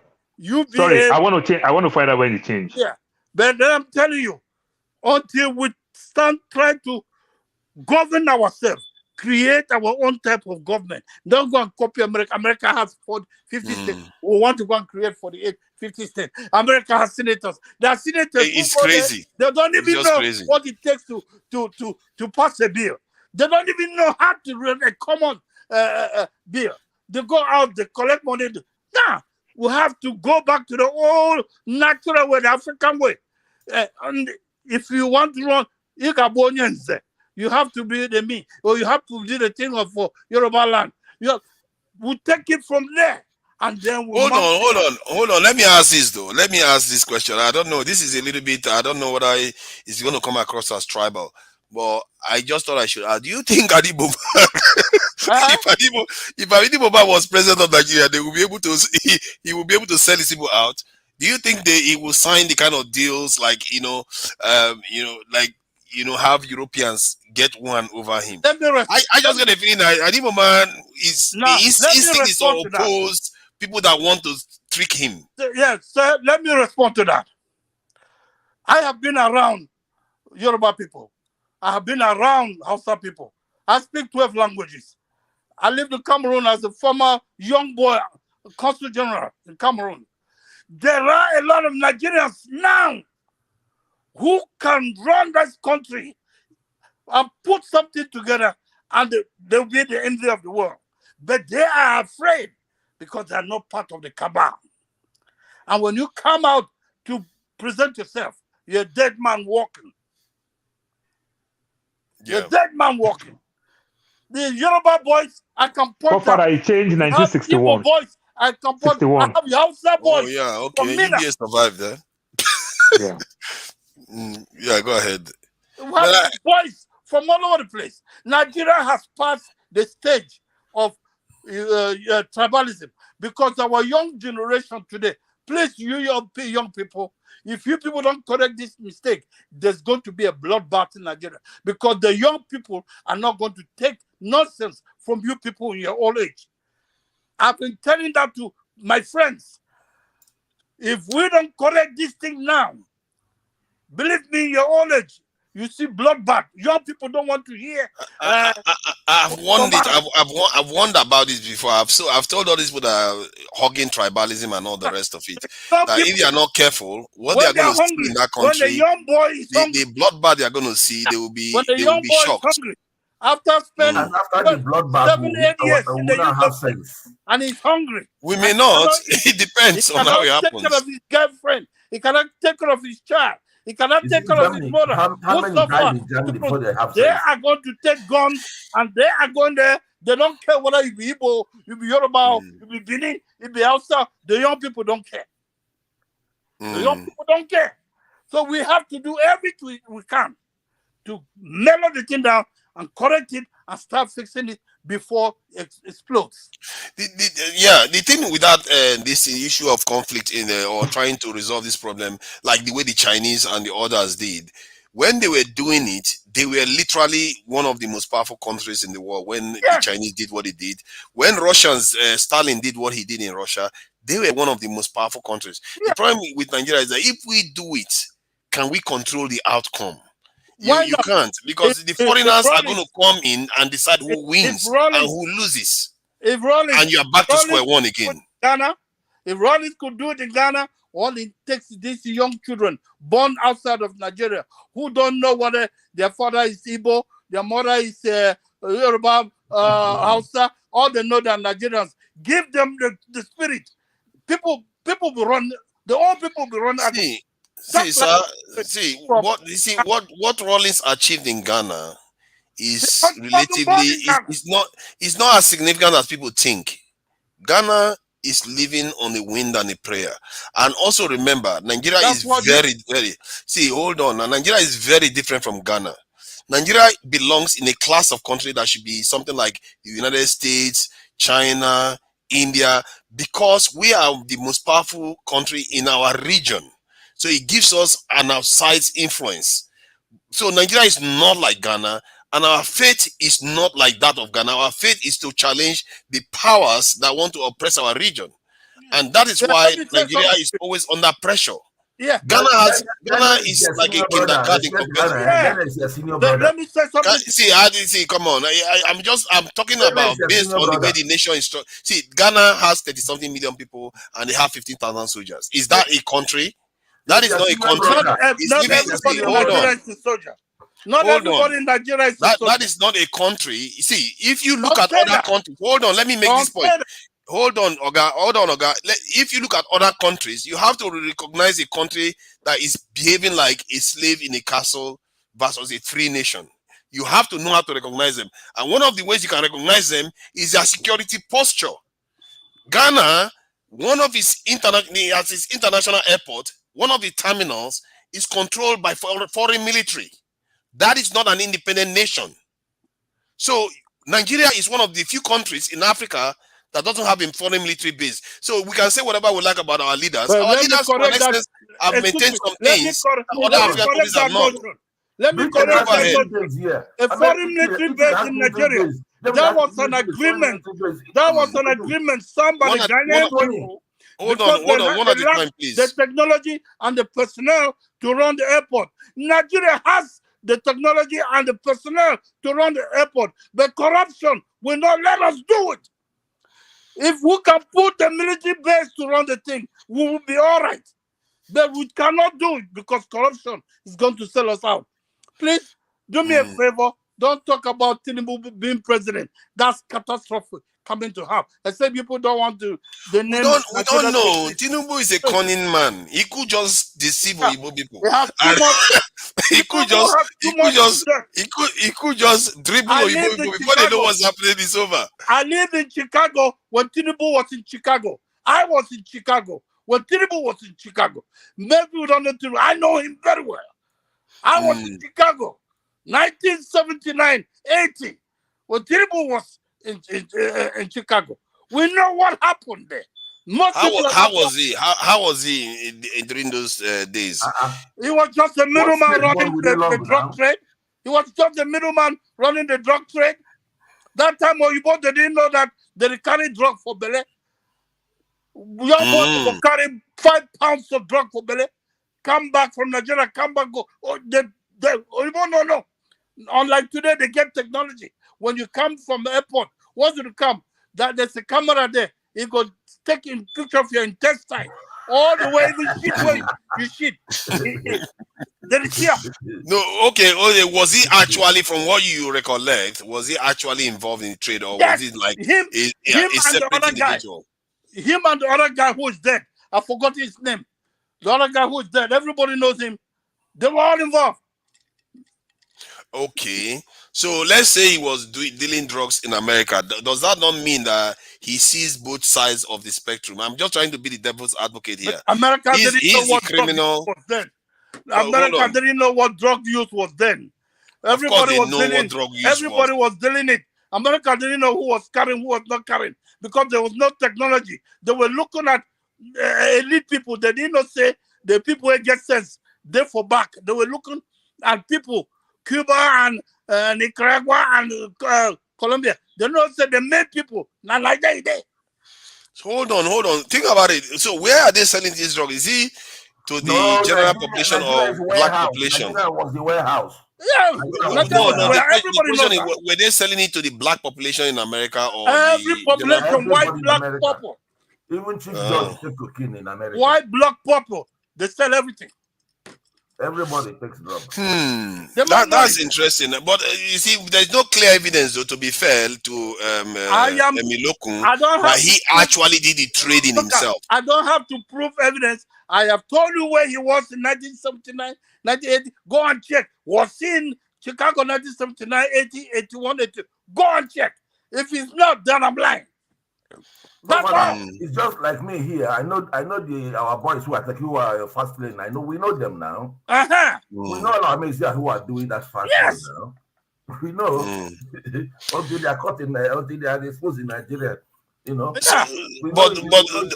you know that in America there is no criminal limitation for to become a president in America. You know that a drug dealer can be a president in America. No, if you have a felony, you cannot run for office. Well, you can actually. There's nothing stopping you as a president. You have if the find felony offense, you're out. Because me, I've been patient to listen to Chief, and with all with all due respect, if we're going to make it credible, and we all have a personal anger. We all have what we dislike or not dislike. If we're going to hold an institution responsible for what they did wrong, it's okay. Tinubu have never been convicted as a felony in American system. That is a fact. So you can like Tinubu or not like him, but it's not. And Tinubu is not a president of America. It's a president of Nigeria. Okay. Listen to me. Let me finish, sir. You mean president-elect of? Yes, the president-elect of Nigeria. And one thing I want you to assure you, whether you dislike him or don't dislike him, it's an institution we are trying to correct. Even if you bring Jesus Christ to the system we have, he may never get what you are looking for. But we have to respect for what we have for now, whether we like it or not. By May 2029, whether as God lives and Tinubu is alive, he will be your president. He will be the president of Nigeria. But to be fair, you have to also respect the court process. What you are doing is not respecting the court process. If he's alive, John Appa, with due respect to you, I do not hate Tinubu. 29. I don't know him personally. Like it or not. I do not know him. What if the court rules against him? You are not taking into account. You can just say pending the court case. If the court rule against him, but what we have for now. If you want to say that, John Alba want to eat meat. He doesn't want to eat bone. Yeah, John Alba. If you want to speak like that, I'm going to guarantee to you that Tinubu is not going to be president. Whatever. That's what take my word for it. I don't have to take hold on. Let me ask him now. Let me ask him. Take my word for it.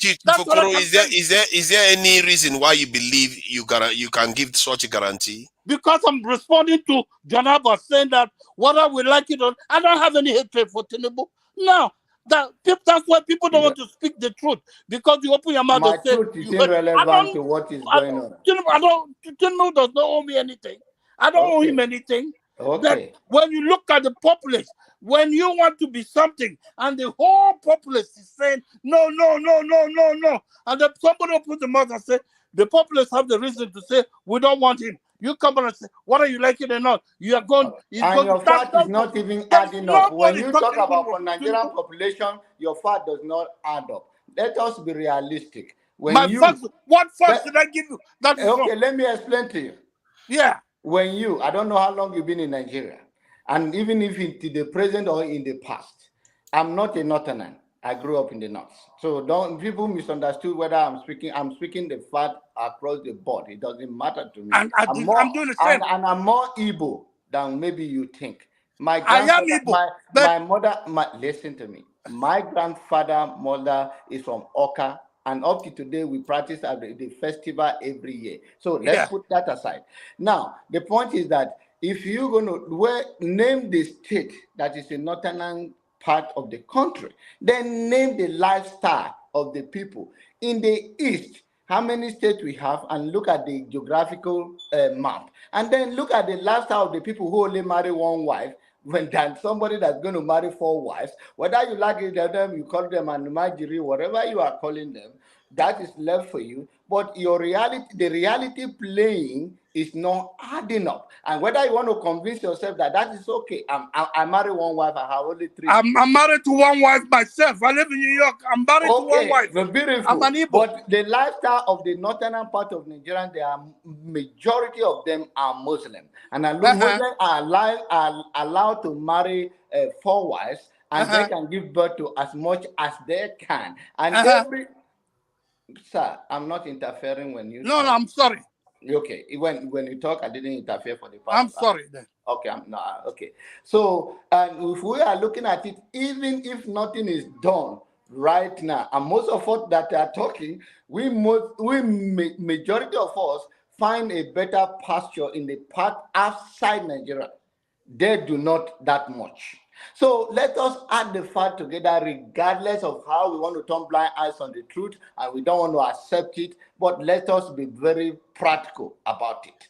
And so it does not add up that even in the next 20 years, and if you are trying to go by what we have right now, that these people can marry more than 2, 3, 4 wives, and there are majority Muslim in the part of the country, and the east part of it only marry 1 wife and few children, going to match up. I'm telling you practically. I don't have to tell you. John, my grandfather. A question, please. My grandfather married 4 wives. My grandfather married 4 wives. That's your grandfather. My Is father now. married 2 wives. My uncle married 2 wives. Chief Okoro.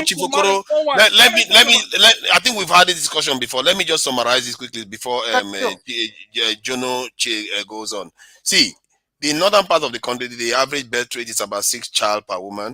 And in the south, the average birth rate is 3 to 4. And this issue, from what I'm looking at, it is going to result in a demographic change that in the next 50 years, from my calculation, the northern part of Nigeria is going to have 60 to 70% of the population of the country.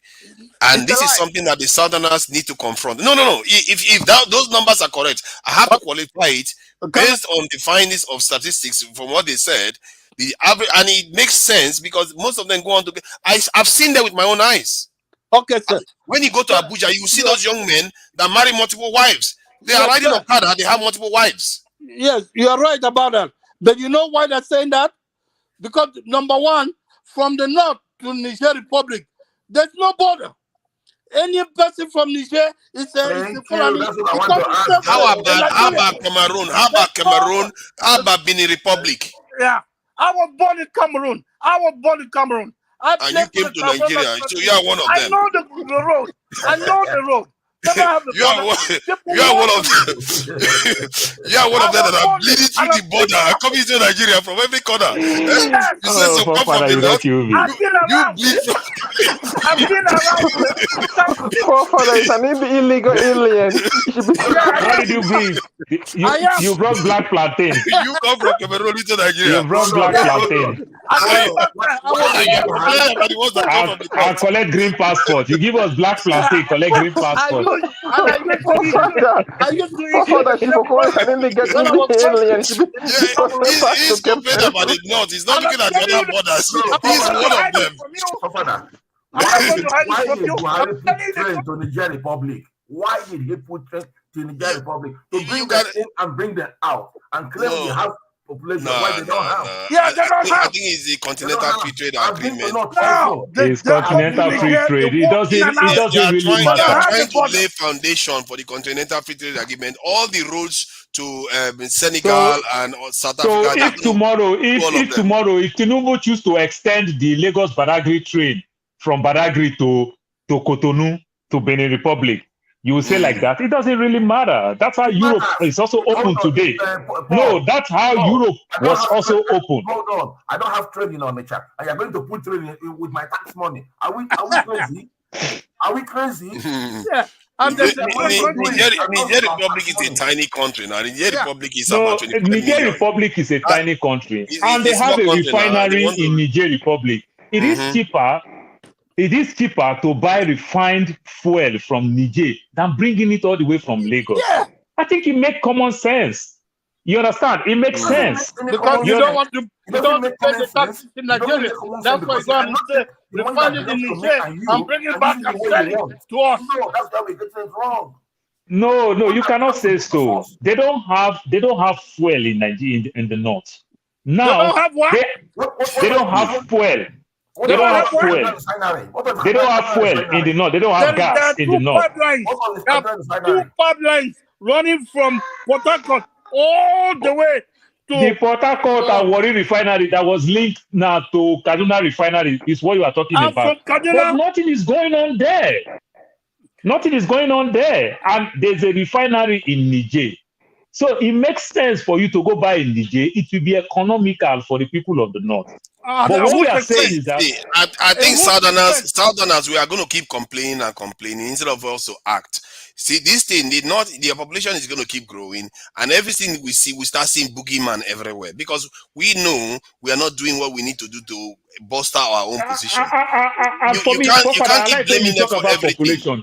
Father, it's not only about population. Let me tell you one good thing. If somebody from Zamfara State, if we have a good leader from Zamfara State, it will trickle down all the way to southwest, southeast, south, north central. You understand? So it's not about population. There are many states in America that some of us live in America don't even know the name, don't even know how those states look like. You understand? The fourth largest state in America, the numbers of cattle there is more than human beings. We are talking places like Montana. You understand? It doesn't really matter. If California wants to keep all the population and then New York want to keep all the population, if the population works for them, so be it. The problem with population is that population change is not a problem when it's happening gradually. If there's a rapid change in a short period of time, you are going to have a political implication and you are going to have social implications. This is and it leads to instability. That is why I'm concerned. It's going to impact that demographic. It's going to impact that demographic. And it's going to affect that demographic. And it normally doesn't happen peacefully. This is why I am concerned that it's not just about the people in the south are leading to instability. If the demographic changes too much, you will start seeing that the majority of the population will start making demands like, we want the culture to change. Maybe the southern women should start wearing hijab too, or that's how the demands grow. And you're going to get conflict, instability in the nation because of it. It's not just what you just said. What you just said, that's what I just wanted to say. It's not even just about the population growth, because what will happen is that the people that are growing in population, they don't go to school, so that value system is different from your values, right? So what makes you think that tomorrow they will not come and say to you that we want Sharia law across all the states in Nigeria? Because guys, Victor, I'm making I'm just making this a general statement. I'm not interjecting you, but this is the way we are getting it wrong. Very, very wrong. I said it to you earlier. Somebody does not have to be educated in your own version of education to be more valuable. So the notion No, that Jonaba, that's not what I was the saying. notion that if you don't speak English and you don't go to your own type of school, No, and you don't have the value, is Jonaba, I wasn't wrong. saying They that. do have Jonaba, Islamic Can I education. just You finish my understand that? thought process, please? What I'm saying to you, I'm not talking Yeah. about for the fact that someone is not educated in English. That's not what I'm saying to you. I'm saying to you that people are having more population in the north, right? If you look at the value system in terms of what they believe and what we believe in the south, there's difference, right? So I'm saying to you, those people that are having those population in the north, right? Their standard of their way of thinking and the way of doing things culturally is different from we. So I'm saying to you, what will make them not come to you tomorrow and say that, like what father just said, that hey, we want everybody to wear hijab because we have the numbers. Nothing. It's the South that is causing it. Are you blaming them? You That's can't blame them. okay. It's Are us you that is trying causing to- it. Yes. If people So are, you shouldn't blame them. If people are training their own, look at the way. Let me tell you one thing about the word Boko Haram, that it become a big deal, that it have a kind of impact in kidnapping and all of that, that become a chaotic. The word Boko Haram meaning Western education is not welcome. Forbidden. Yeah, John, okay, and there's nothing wrong. Listen to me. And there's nothing wrong people to hold into their own value because you want to let go of your own. So John, let me correct that Boko Haram. Please, John, can I just say something, please? It's very, very important.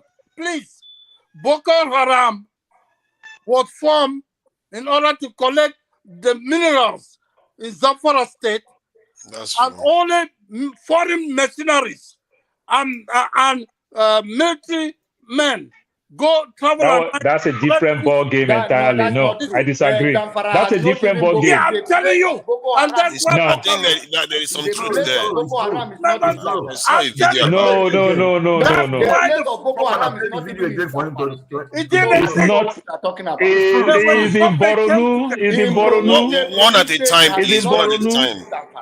So I don't understand why. Okay, even though that is debunked already, it's not. It's in Borno State. It's not in Zamfara. Yeah. Zamfara is much of the middle belt than even talking about. But the issue is that I'm trying to respond to the value and whatever we are talking about. The value you place on yourself and you enjoy it. No, let us talk about being content. The problem we are talking about, whatever you have, if you have 3 cars, 10 cars, 10 houses, and that is what you define as being content or being successful, is different from somebody staying in 1 bedroom and is content. So it's the value you wrap around yourself, and that is how we demonize each other, and that is the problem we are having in this part of the country, in America or in the Western world, that somehow you are defined by what you have and not the value you place on yourself. And that shouldn't be. If I'm content and I'm more peaceful with what I have, then let it be. You cannot come and define my life and place a value on me based on your own understanding and judgment. Okay, John, you're content with your values, but don't come and ask us for money, federal money, to enhance your living if you're content with your values. Content with your values, but don't request you are in New York. You are in New York and Nigeria.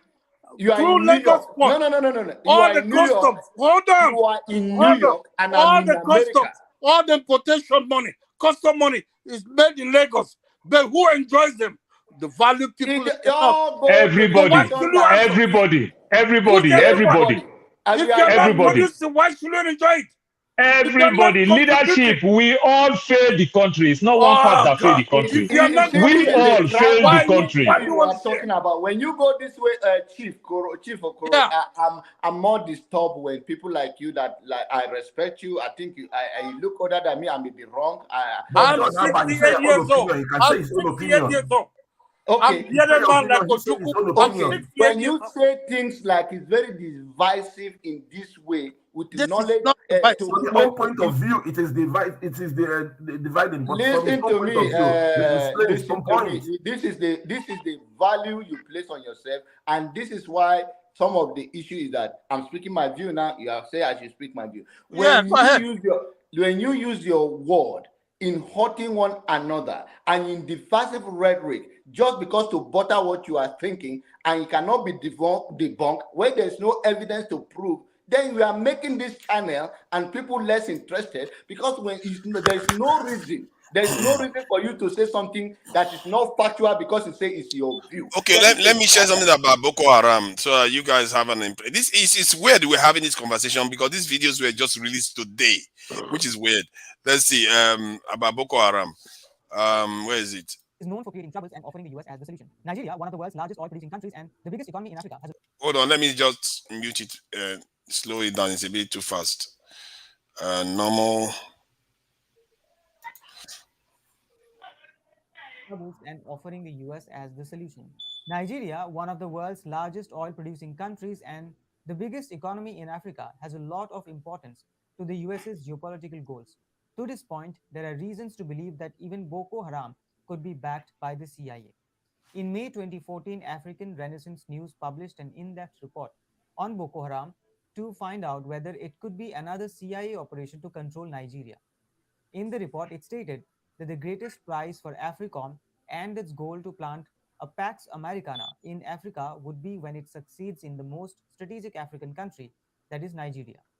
Moreover, an investigation into the Boko Haram by the Green-White Coalition revealed that the Boko Haram campaign is a secret operation organized by the American Central Intelligence Agency and coordinated by the American Embassy in Nigeria. Boko Haram might be a US project to keep the resource-rich country forever on the boil. Good. Derail its economic development agenda and require aid and assistance from the West or West-controlled international organizations. This will provide the US with a perfect opportunity to keep settling and maintaining its influence in the country. The M23 crisis in the Democratic Republic of Congo has been ongoing for a long time. Okay. Talking about Boko Haram, so that we have an idea of what is going on and what people know about it, not Nigerians, what other people are talking about, what is happening in Nigeria too. But everybody should know that whenever you're being controlled by the CIA, you know that we are losing something. Because if there were no minerals in Nigeria, the CIA uses the Boko Haram to extract from Nigeria, there'll be no Boko Haram. Whenever the CIA is involved, they don't call themselves CIA. They have to take a homegrown group of people to do their dirty work. And there's a lot of deposit of natural resources in the Borno area and this in the Chad area. There's a lot of natural this in. But so the question that I'm area asking, so when you say there's a lot of resources in Borno, which they do, did we lose relationship with US before they want to use through this aspect? The answer is no. We had a good relationship with them. But you understand? What do you call good relationship? It's good relationship of houseboy versus master. That's what is going on. Forefather, this is my question. When we said they are using these people, if we did not lose relationship with them, why are they using through violence to get whatever they're looking for? No, because they need that to keep the nation where it is. Otherwise, you can't control the leaders. If the nation keeps developing, you're going to have problems. They are going to have problems. If the nation keeps developing, they have to keep the nation underdeveloped. In the context of Africa. Because, Nigeria is challenging the French. Nigeria has a lot of influence in West Africa alone. Nigeria is challenging the influence of the French. If they keep Nigeria dancing, the French can get their way with Africans. That's what happens. Nigeria did not fight any fight now. What are you talking about the French? We didn't have any fight with anybody. Okay, look at the eco currency that wanted to come to fruition. Guess what? The very last minute, the French came and hijacked the entire thing. Why do you think the French are able to do that? Because Nigeria is weakened. We are physically fighting ourselves. I don't understand. Nigeria did not even push for it. Nigeria pushed for it. Nigeria did not push much. Nigeria didn't do much. The French remember the Francophone countries, the so-called French countries. They are more than the English countries. Now, what they did is that the French talked to them and coerced them. Then they pull out.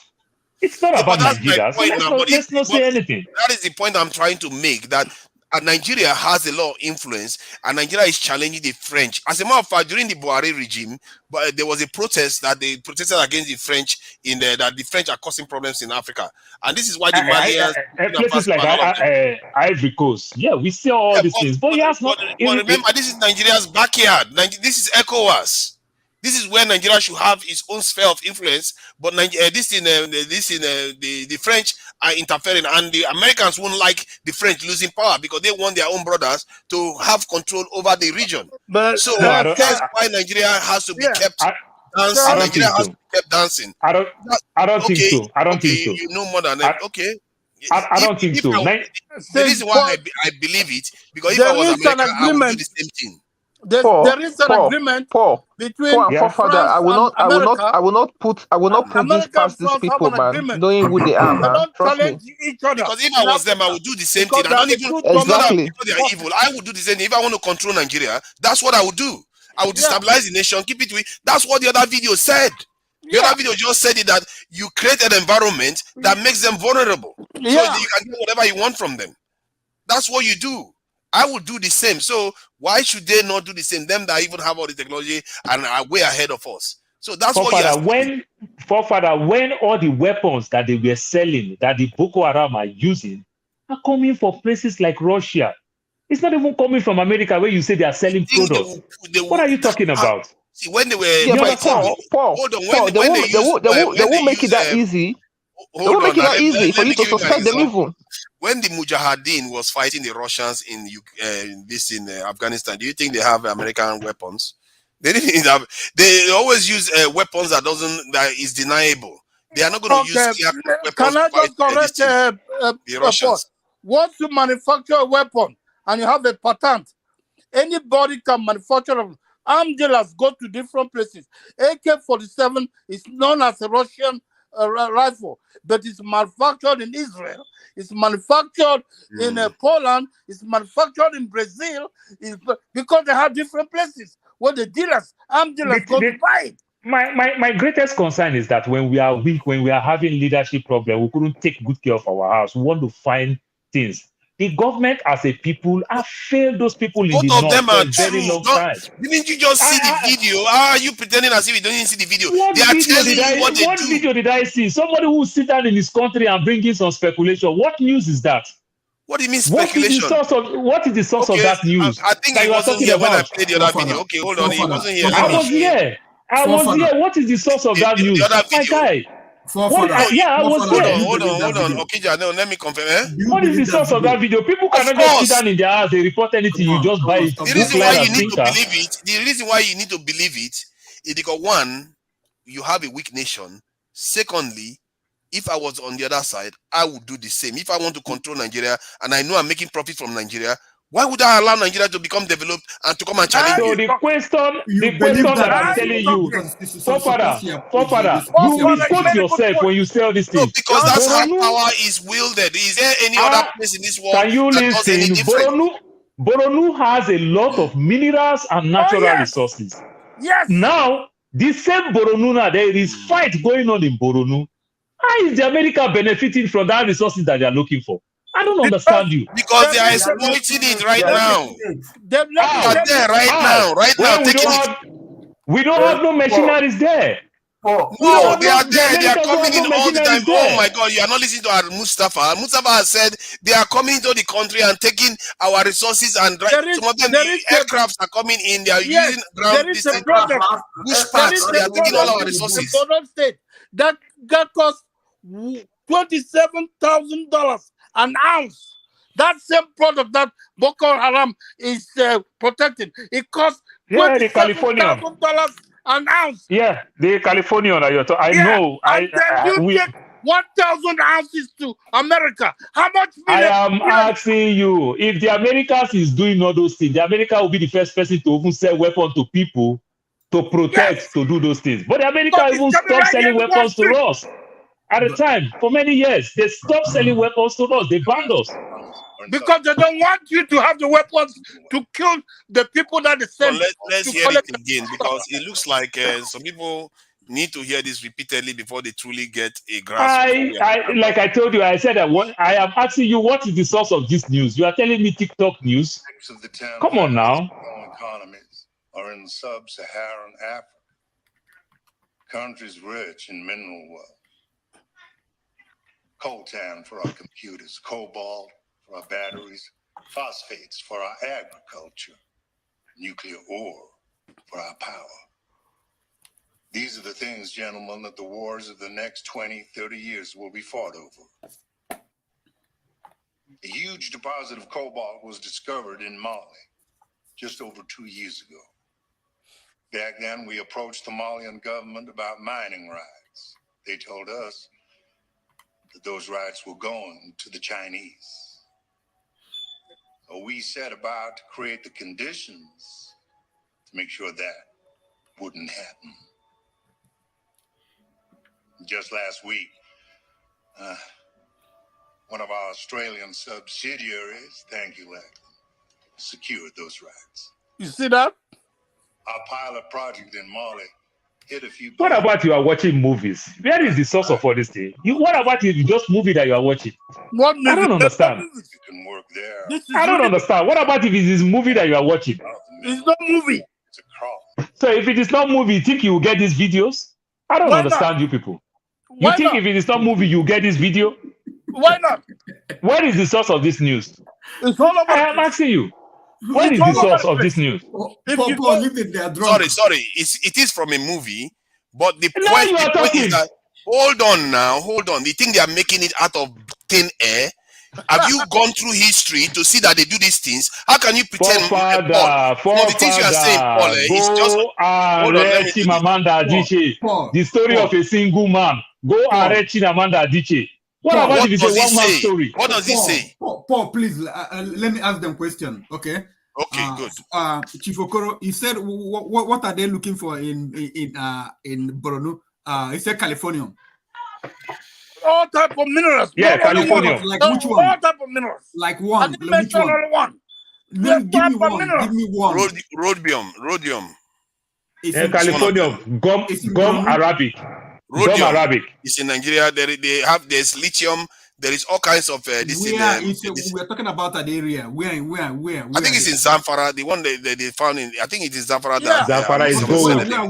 They get rhodium from Zamfara have gold and diamond. Pardon? And platinum. Zamfara have gold and diamond. And platinum. Yes. What do you think? What are we linking it to? What do you mean? I thought you guys were talking about Boronu. Yes. No, Boronu has oil. Boronu has oil and other these minerals there. Yes, I know of the oil one. I think uranium. Which if one I'm not is America mistaken. sponsoring? Which one is America sponsoring? All the minerals of Boko Haram.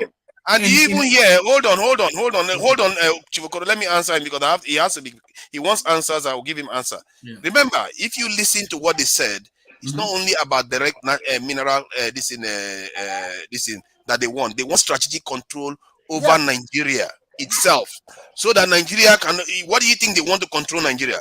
Because Nigeria is a gorilla has here. never turned the West down anytime, any day. I don't understand what you are talking about. You know why we have bad leadership. I am telling you, the people are fighting. Stop, Paul. Let me finish my point. Nigeria has not. The reason why they do that is to maintain control. It's like a dog that you are feeding, and the dog gets stronger and stronger, and you fear that this dog is going to maul you. You have to do something, either castrate it to make it control. Nigeria was never in control. Nigeria never intimidate Cotonou. Nigeria never intimidate Niger. Nigeria never intimidate Ghana. You know why? We never intimidate Togo. We have not done intimidate it. Cameroon. Oh my What are God, you we have talking not done about? it because we are not in the I position am to asking you, do what are it. you talking about? Which country? You You know why Nigeria don't know? TikTok news.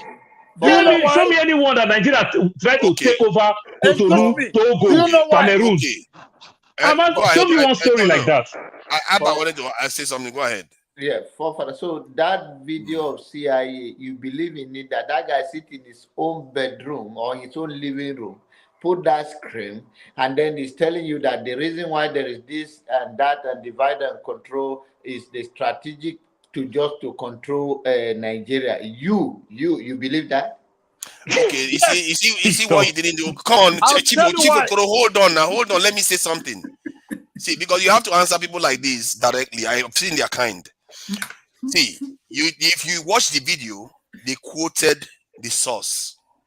Yes. You could have easily taken your time to So go if and I look quoted the source, before you start questioning. What is the research? Somebody sit down in his house. Don't even know the map of Nigeria. Don't even understand where Nigeria is in West You Africa. can't shout Be over telling you me. about your You country forget and that you I are have buying this control over the nonsense. mic. See, Come hold on on. now, this TikTok news that you are watching. You can't My brother, you just need to shout start over watching me. See, TikTok. I let you talk.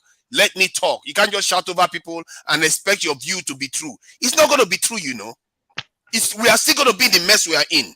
Just because you are in America, maybe serving them to the best of your ability there, doesn't Just like you mean in the UK. no, Showing I us serve TikTok them. on video. But your own problem is that you don't want to fix. You just want to cover for them. That's what you are doing. I am not covering for them. I will not You are just covering be for them. somebody That's what you are doing. somebody say I'm using oh my some funny this background guy, I can't believe in his grandmother's basement, showing you some video, and you are buying it. Come on. Hold on. Oh God, has this guy not watched The Economic Hitman? That is not from a white man. That's not from a black man or any other group. They are telling you what they are doing. They don't even hide it. What is wrong with you? They don't even hide it. Forefather. So if I tell you about the Niger Delta now, you will not buy my story. Then you go to TikTok and go look somebody in his grandmother's basement Why are you in even California. arguing this point? If I tell you about the story of Niger Delta now, you will not believe it. But you believe somebody in his grandmother's basement and tell you TikTok news. Come on now. They don't even hide it themselves. What is wrong with you? They themselves don't hide it. Why are you covering for them? Will you believe my own story about Niger Delta? I am asking you if I tell you, will you quote it as a source? You just moved. I am asking you, will you believe my story about Niger Delta? See, But you see the colored man now. He's just changed the goalpost. I have to maintain this point. You can't come here and just keep saying the same thing and expect that the agenda will just change. The truth is, if you want to address the point, they themselves have admitted that they are doing these things. How can you say, okay, we are doing they are telling you that they are doing this thing and you are there covering for them? Is that how bad things are now? They came and told you based on the movie and everything that they are doing. Have you seen the Economic I'm ashamed you are talking like that. Janaba, how can you pretend as if you don't know these things are happening? Janaba, people don't understand geopolitics at all. How can you pretend as if you don't know this is happening? Do you know during the war, Biafra, and this will mean well for Nigeria. The first Niger River, Niger River. You know, Biafra blew it up. The first River Niger. You know how they built the second one?